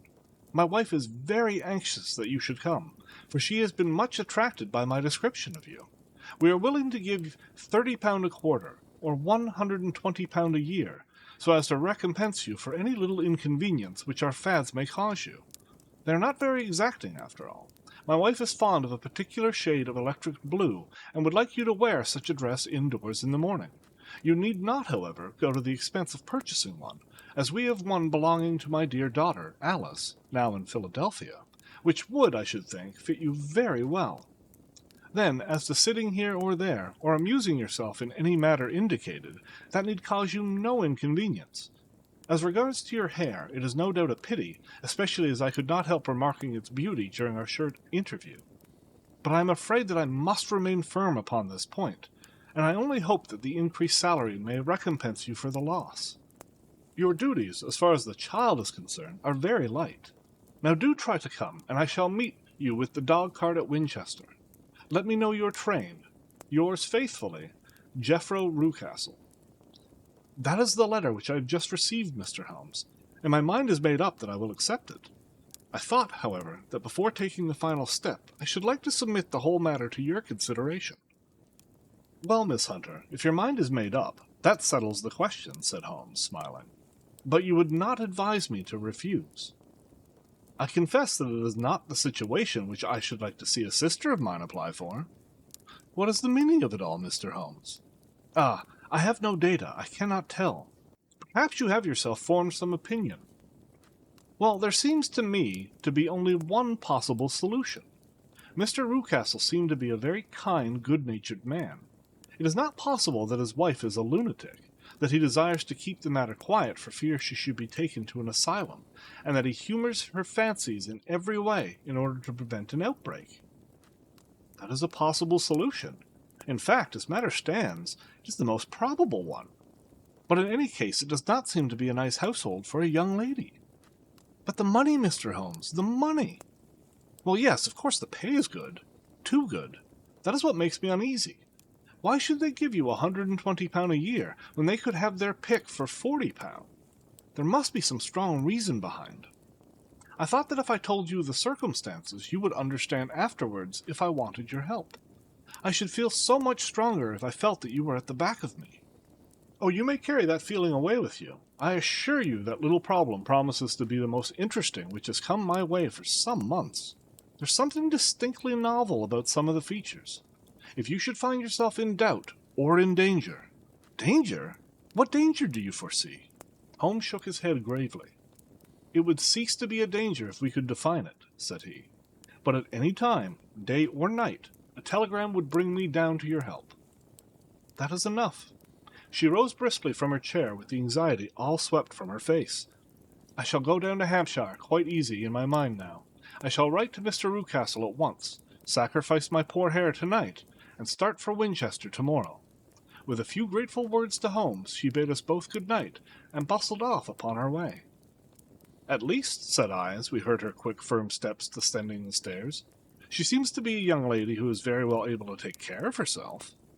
And she would need to be, said Holmes gravely. I am much mistaken if we do not hear from her before many days are past. It was not very long before my friend's prediction was fulfilled. A fortnight went by, during which I frequently found my thoughts turning in her direction, and wondering what strange side-alley of human experience this lowly woman had strayed into. The unusual salary, the curious conditions, the light duties. all pointed to something abnormal, though whether a fad or a plot, or whether the man were a philanthropist or a villain, it was quite beyond my powers to determine. As to Holmes, I observed that he sat frequently for half an hour on end, with knitted brows and an abstracted air. But he swept the matter away with a wave of his hand when I mentioned it. "Data, data, data!" he cried impatiently. "I can't make bricks without clay." And yet he would always wind up muttering that no sister of his should ever have accepted such a situation. The telegram we eventually received came late one night just as I was thinking of turning in, and Holmes was setting down to one of those all-night chemical researches which he frequently indulged in, when I would leave him stooping over a retort and a test tube at night, and find him in the same position when I came down to breakfast in the morning. He opened the yellow envelope, and then, glancing at the message, threw it across to me. "Just look up the trains in Bradshaw," said he, and turned back to his chemical studies. The summons was brief, but an urgent one. "Please be at the Black Swan Hotel at Winchester at midday tomorrow," it said. "Do come. I'm at my wit's end. Hunter." "Will you come with me?" asked Holmes, glancing up. "I should wish to." "Just look it up, then." "There was a train at 9:30, said I, glancing over at my Bradshaw. "It's due in Winchester at 11:30. "That will do nicely." "Then perhaps I'd better postpone my analysis of the acetones, as we may need to be at our best in the morning." By 11 o'clock the next day we were well upon our way to the old English capital. Holmes had been buried in the morning papers all the way down, but after we had passed the Hampshire border, he threw them down and began to admire the scenery. It was an ideal spring day, a light blue sky, flecked with little fleecy white clouds drifting across from west to east. The sun was shining very brightly, and yet there was an exhilarating nip in the air which set an edge to a man's energy. All over the countryside, away to the rolling hills around Aldershot, the little red and grey roofs of the farmsteadings peeped out from amid the light green of the new foliage. "Are they not fresh and beautiful?" I cried, with all the enthusiasm of a man fresh from the fogs of Baker Street. But Holmes shook his head gravely. "Do you know, Watson," said he, "that it is one of the curses of a mind with a turn like mine that I must look at everything with reference to my own special subject. You look at these scattered houses, and you are impressed by their beauty. I look at them, and the only thought which comes to me is a feeling of their isolation, and of the impunity with which crime may be committed there." "Good heavens!" I cried. "Who would associate crime with these dear old homesteads?" "They always fill me with a certain horror. It is to my belief, Watson, founded upon my experience, that the lowest and vilest alleys in London do not present a more dreadful record of sin than does the smiling and beautiful countryside." "You horrify me!" "But the reason is very obvious. The pressure of public opinion can do in the town what the law cannot accomplish. There is no lane so vile that the scream of a tortured child, or the thud of a drunkard's blow, does not beget sympathy and indignation among the neighbors.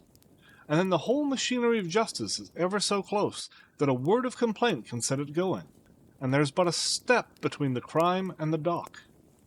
But look at these lonely houses, each in its own fields, filled for the most part with poor ignorant folk who know little of the law. Think of the deeds of hellish cruelty, the hidden wickedness which may go on, year in, year out, in such places, and none the wiser.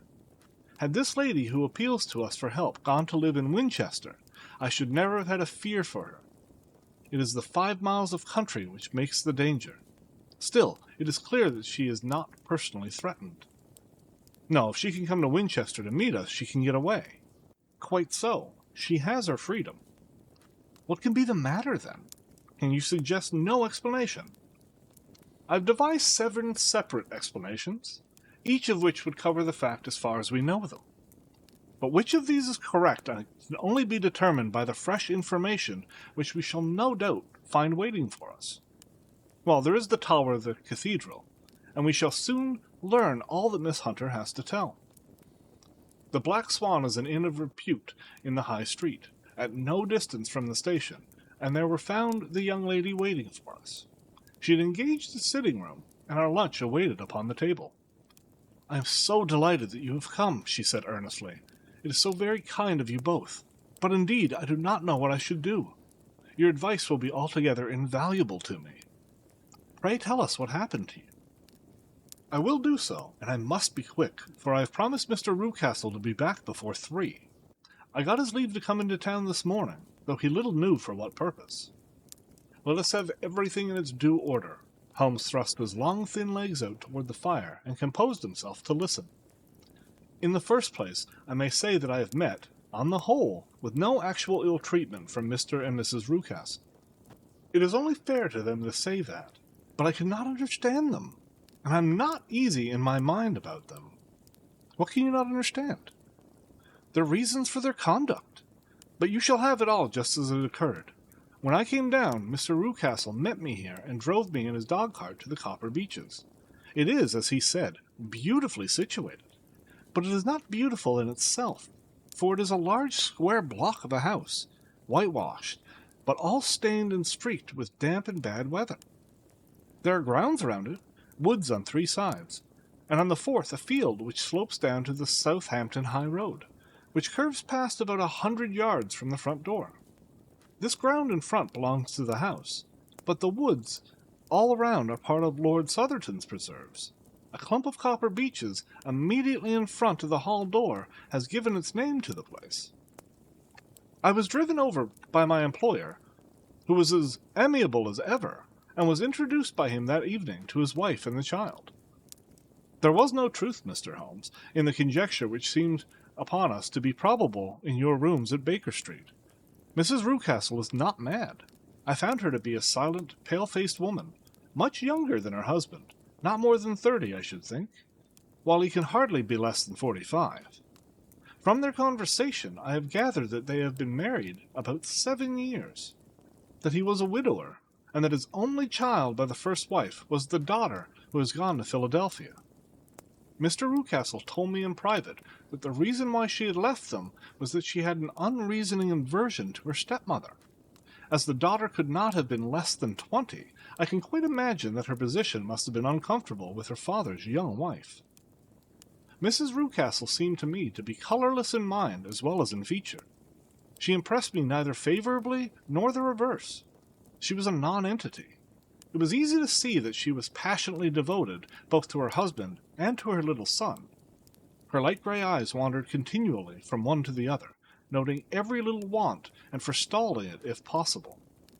He was kind to her also in his bluff, boisterous fashion, and on the whole they seemed to be a happy couple. And yet she had some secret sorrow, this woman. She would often be lost in deep thought, with the saddest look upon her face. More than once I had surprised her in tears. I thought sometimes that it was the disposition of her child which weighed upon her mind, for I have never met so utterly spoiled and so ill-natured a little creature. He is small for his age, with a head which is quite disproportionately large. His whole life appears to be spent in an alternation between savage fits of passion and gloomy intervals of sulking. Giving pain to any creature weaker than himself seems to be his one idea of amusement, and he shows quite remarkable talent in planning the capture of mice, little birds, and insects. But I would rather not talk about the creature, Mr. Holmes, and indeed, he has little to do with my story.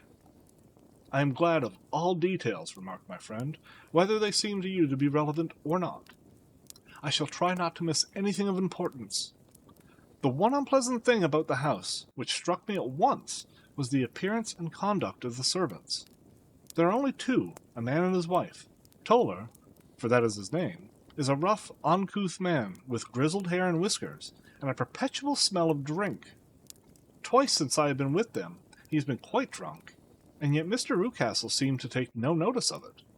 His wife is a very tall and strong woman with a sour face, as silent as Mrs. Rucastle, and much less amiable. They are a most unpleasant couple, but fortunately I spend most of my time in the nursery and my own room, which are next to each other in one corner of the building. For 2 days after my arrival at the Copper Beeches, my life was very quiet. On the 3rd, Mrs. Rucastle came down just after breakfast and whispered something to her husband.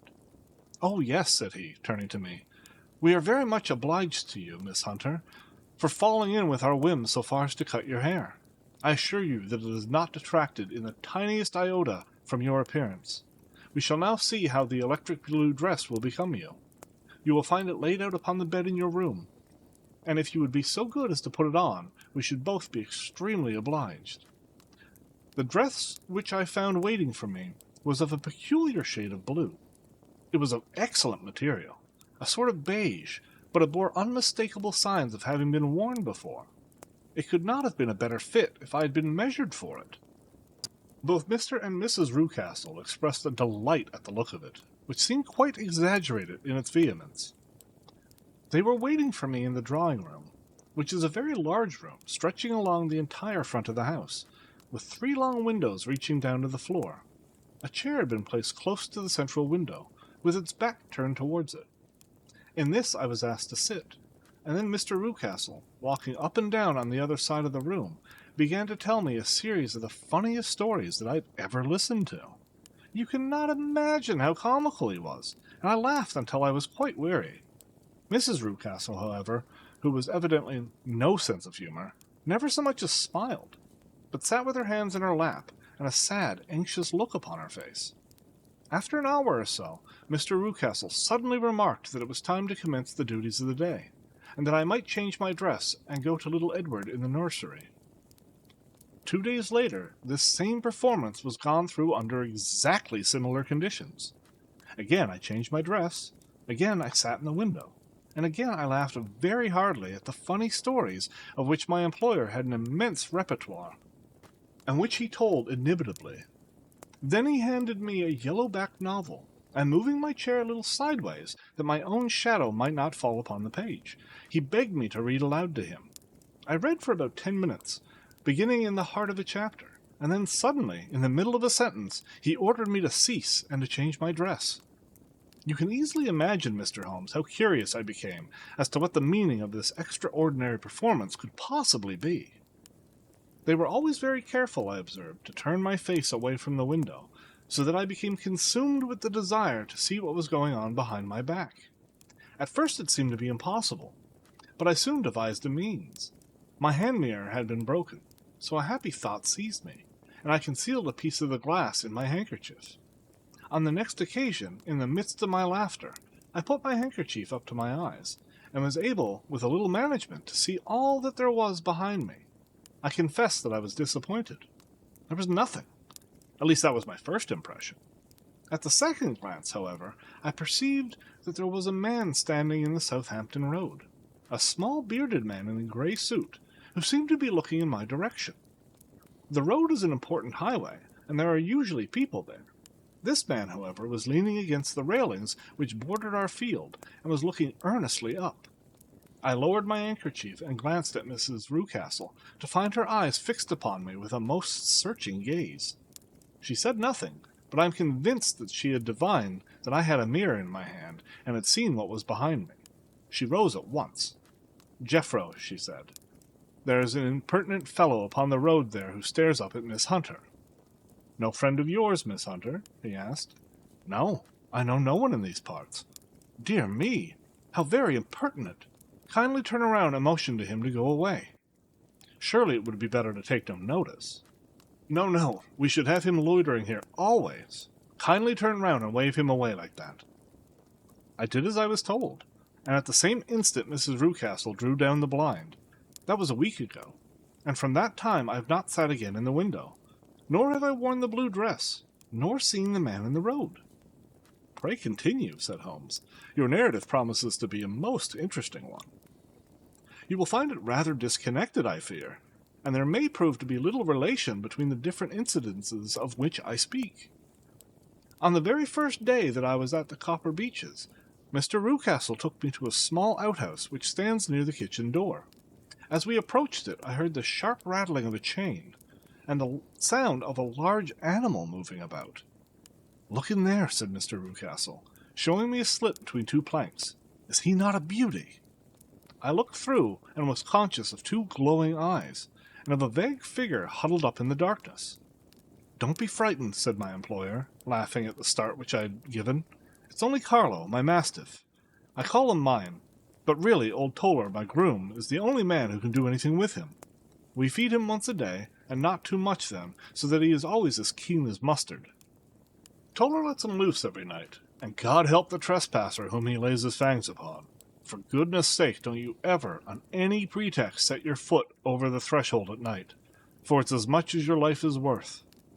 The warning was no idle one, for 2 nights later I happened to look out of my bedroom window about 2 o'clock in the morning. It was a beautiful moonlit night, and the lawn in front of the house was silvered over and almost as bright as day. I was standing, wrapped in the peaceful beauty of the scene, when I was aware that something was moving under the shadow of the copper beeches. As it emerged into the moonshine, I saw what it was. It was a giant dog, as large as a calf, tawnily tinted, with a hanging jowl, black muzzle, and huge projecting bones. It walked slowly across the lawn and vanished into the shadow upon the other side. That dreadful sentinel sent a chill to my heart which I do not think that any burglar could have done. And now I have a very strange experience to tell you. I had, as you know, cut off my hair in London, and I had placed it in a great coil at the bottom of my trunk. One evening, after the child was in bed, I began to amuse myself by examining the furniture of my room and by rearranging my own little things. There was an old chest of drawers in the room, the 2 upper ones empty and open, the lower one locked. I had filled the first 2 with my linen, and as I had still much to unpack away, I was naturally annoyed at not having the use of the 3rd drawer. It struck me that it might have been fastened by mere oversight, so I took out my bunch of keys and tried to open it. The very first key fitted to perfection, and I drew the drawer open. There was only one thing in it, but I am sure that you would never guess what it was. It was my coil of hair. I took it up and examined it. It was of the same peculiar tint and the same thickness, but then the impossibility of the thing obtruded itself upon me. How could my hair have been locked in the drawer? With trembling hands I undid my trunk, turned out the contents, and drew from the bottom my own hair. I laid these 2 tresses together, and I assure you that they were identical. Was it not extraordinary? Puzzle as I would, I could not make nothing at all of what it meant. I returned the strange hair to the drawer, and I said nothing of the matter to the Rucastles, as I felt that I had put myself in the wrong by opening a drawer which they had locked. I'm naturally observant, as you may have remarked, Mr. Holmes, and I soon had a pretty good plan of the whole house in my head. There was one wing, however, which appeared not to be inhabited at all. A door which faced that which led into the quarters of the Tollers opened into this suite, but it was invariably locked. One day, however, as I ascended the stair, I met Mr. Rucastle coming out through this door, his keys in his hand, and a look on his face which made him a very different person to be round. Jovial man to whom I was accustomed. His cheeks were red, his brow was all crinkled with anger, and the veins stood out at his temples with passion. He locked the door and then hurried past me without a word or look. This aroused my curiosity, so when I went out for a walk in the grounds with my charge, I strolled round to the side from which I could see the windows of this part of the house. There were 4 of them in a row, 3 of which were simply dirty, while the 4th was shuttered up. They were evidently all deserted. As I strolled up and down, glancing at them occasionally, Mr. Rucastle came out to me, looking as merry and jovial as ever. "Ah," said he, "you must not think me rude if I passed you without word, my dear young lady. I was preoccupied with business matters." I assured him that I was not offended.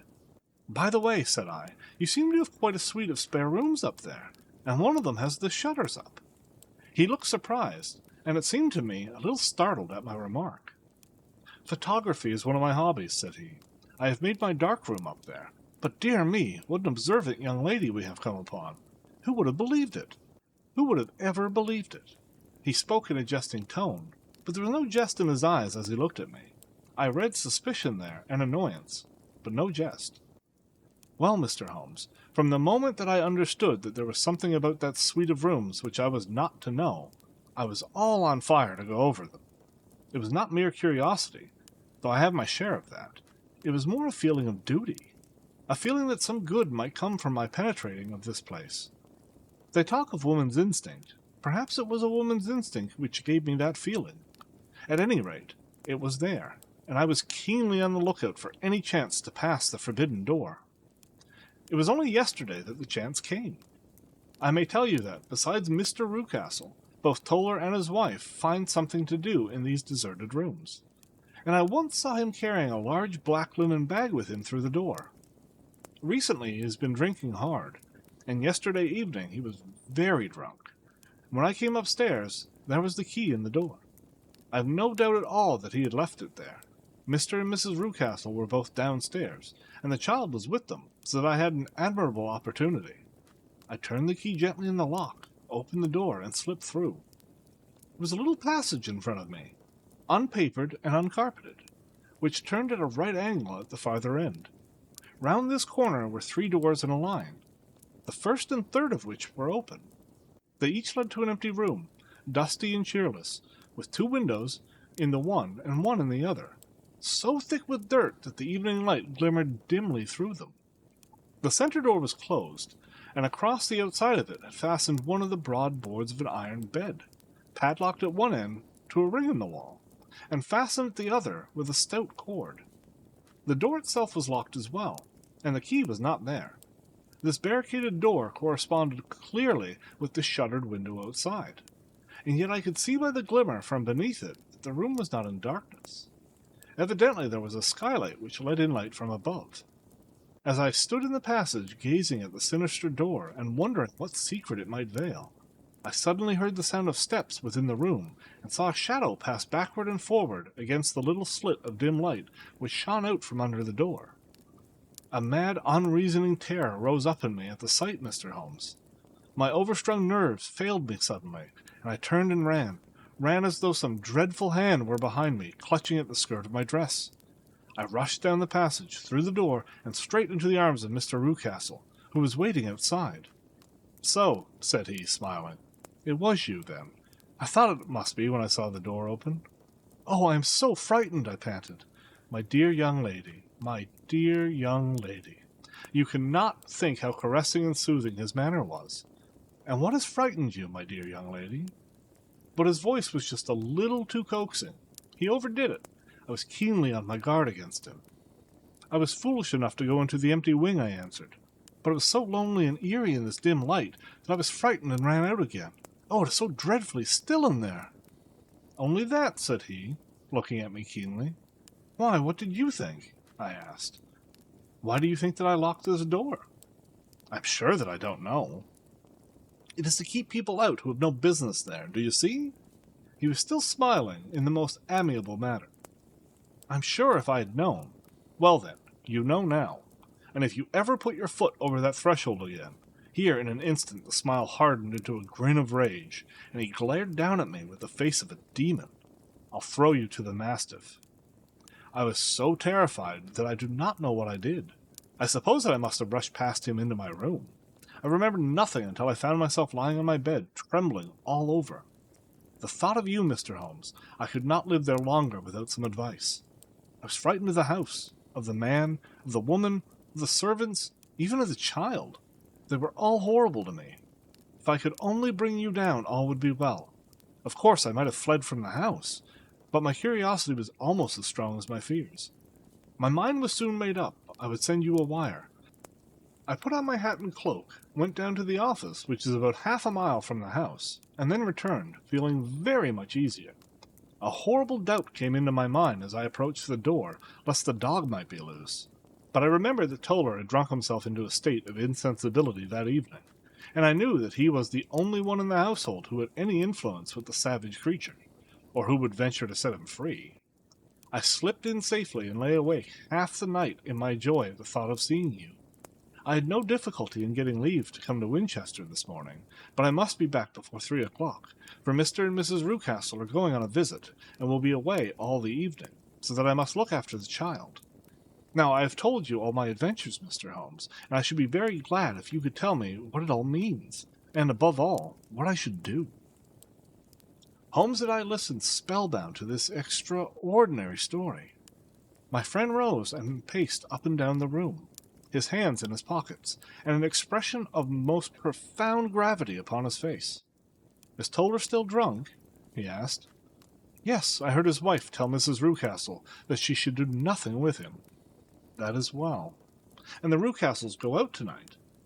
"Yes." "Is there a cellar with a good strong lock?" "Yes, the wine cellar." "You seem to me to have acted all through this matter like a very brave and sensible girl, Miss Hunter." Do you think that you could perform one more feat? I should not ask it of you if I did not think you a quite exceptional woman. I'll try. What is it? We shall be at the Copper Beeches by 7 o'clock, my friend and I. The Rucastles will be gone by that time, and Toller will, we hope, be incapable. There only remains Mrs. Toller, who might give the alarm. If you could send her into the cellar on some errand, and then turn the key upon her, you would facilitate matters immensely. I will do it. Excellent.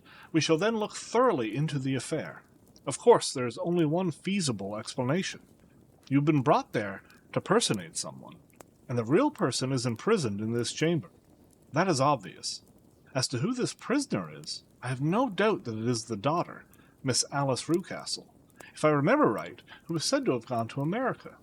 But you were chosen, doubtless, as resembling her in height, figure, and the color of your hair. Hers had been cut off, very possibly in some illness through which she had passed, and so, of course, yours had to be sacrificed also. By a curious chance you came upon her tresses. The man in the road was undoubtedly some friend of hers, possibly her fiancé, and no doubt, as you wore the girl's dress and were so like her, he was convinced from your laughter whenever he saw you, and afterwards from your gesture, that Miss Rucastle was perfectly happy, and that she no longer desired his attentions. The dog is let loose at night to prevent him from endeavoring to communicate with her. That much is fairly clear. The most serious point in this case is the disposition of the child. What on earth has that to do with it? I ejaculated. My dear Watson, you as a medical man are continually gaining light as to the tendencies of a child by the study of the parents.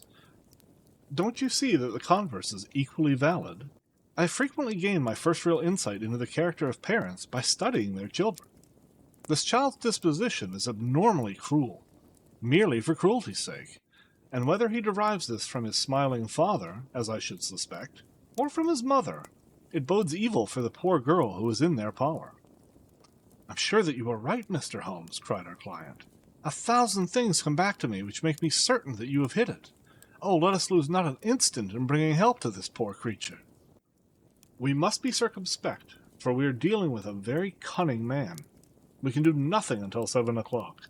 At that hour we shall be with you, and it will not be long before we solve the mystery.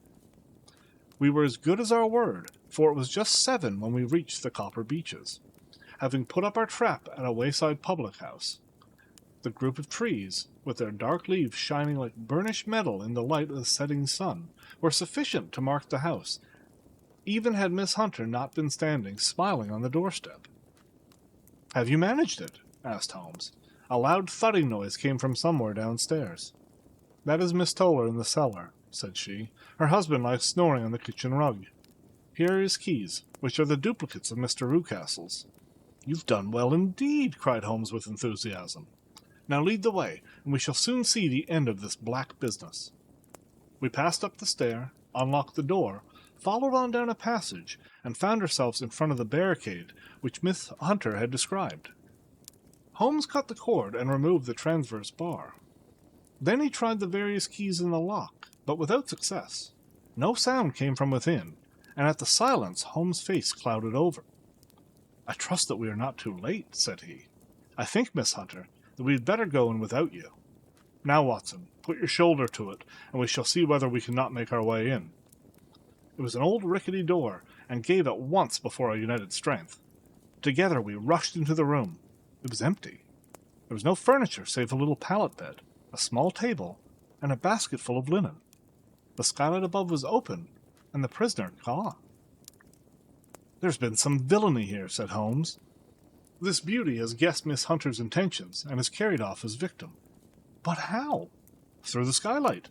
We shall soon see how he managed it. He swung himself up onto the roof. 'Ah, yes,' he cried. 'Here's the end of a long, light ladder against the eaves. That is how he did it.'" "But it is impossible," said Miss Hunter. "The ladder was not there when the Rucastles went away." "He has come back and done it. I tell you that he is a clever and dangerous man." "I should not be very much surprised if this were he whose step I now hear upon the stair. I think, Watson, that it would be well for you to have your pistol ready." The words were hardly out of his mouth before a man appeared at the door of the room, a very fat and burly man, with a heavy stick in his hand. Miss Hunter screamed and shrunk against the wall at the sight of him, but Sherlock Holmes sprang forward and confronted him. "You villain," said he. "Where's your daughter?" The fat man cast his eyes round, and then up at the open skylight. "It is for me to ask you that," he shrieked. "You thieves! Spies and thieves! I've caught you, have I? You are in my power. I'll serve you." He turned and clattered down the stairs as hard as he could go. "He's gone for the dog," cried Miss Hunter. "I have my revolver," said I. "Better close the front door," cried Holmes, and we all rushed down the stairs together. We'd hardly reached the hall when we heard the baying of a hound, and then a scream of agony, with a horrible worrying sound which it was dreadful to listen to. An elderly man with a red face and shaking limbs came staggering out at the side door. "My God!" he cried. "Someone loosed the dog. It's not been fed for 2 days. Quick, quick, or it'll be too late." Holmes and I rushed out and round the angle of the house, with Toller hurrying behind us. There was the huge famished brute, its black muzzle buried in Rucastle's throat, while he writhed and screamed upon the ground. Running up, I blew its brains out, and it fell over with its keen white teeth still meeting in the great creases of his neck. With much labor we separated them, and carried him, living but horribly mangled, into the house. We laid him upon the drawing-room sofa, and having dispatched the sober Toller to bear the news to his wife, I did what I could to relieve his pain. We were all assembled round him when the door opened, and a tall, gaunt woman entered the room. "Mrs. Toller!" cried Miss Hunter. "Yes, miss. Mr. Rucastle let me out when he came back before he went up to you. Ah, miss, it's a pity you didn't let me know what you were planning, for I would have told you that your pains were wasted." "Ha!" said Holmes, looking keenly at her. "It is clear that Mrs. Toller knows more about this matter than anyone else." "Yes, sir, I do, and I am ready enough to tell what I know." "Then pray sit down, and let us hear it, for there are several points on which I must confess that I am still in the dark." "I will soon make it clear to you," said she, "and I'd have done so before now if I could have gotten out of the cellar. If there's police court business over this, you'll remember that I was the one that stood your friend, and that I was Miss Alice's friend, too. She was never happy at home, Miss Alice wasn't, from the time that her father'd married again. She was slighted, like, and had no say in anything. But it never really became bad for her until after she met Mr. Fowler at a friend's house.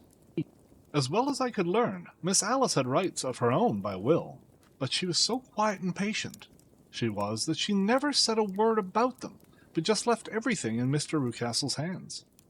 He knew he was safe with her.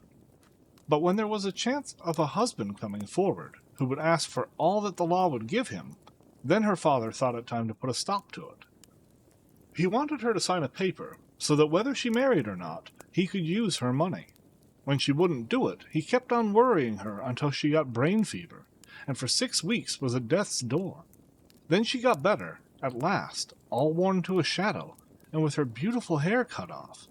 But that didn't make no change in her young man, and he stuck to her as true as a man could be." "Ah," said Holmes, "I think that what you have been good enough to tell us makes the matter fairly clear, and that I can deduce all that remains. Mr. Rucastle, then, I presume, took to this system of imprisonment." "Yes, sir." "And brought Miss Hunter down from London in order to get rid of the disagreeable persistence of Mr. Fowler." "That was it, sir." "But Mr. Fowler, being a preserving man, as a good seaman should be, blockaded the house, and having met you, succeeded by certain arguments, metallic or otherwise, in convincing you that your interests were the same as his. Mr. Fowler was a very kind-spoken, free-handed gentleman," said Mrs. Toller serenely, "and in this way he managed that your good man should have no want of drink, and that a ladder should be ready at the moment when your master had gone out. You have it, sir, just as it happened." "I'm sure we owe you an apology, Mrs. Toller," said Holmes, "for you have certainly cleared up everything which puzzled us.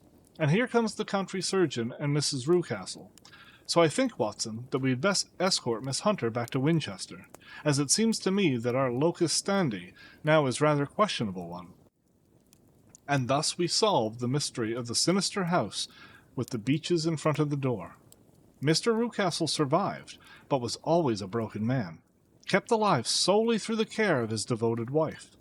They still live with their old servants, who probably know so much of Rucastle's past life that he finds it difficult to part from them. Mr. Fowler and Miss Rucastle were married, by special license, in Southampton the day after their flight, and he is now the holder of a government appointment in the island of Mauritius. As to Miss Violet Hunter, my friend Holmes, rather to my disappointment, manifested no further interest in her, once she had ceased to be the center of one of his problems. And she is now the head of a private school at Walsall, where I believe that she has met with considerable success.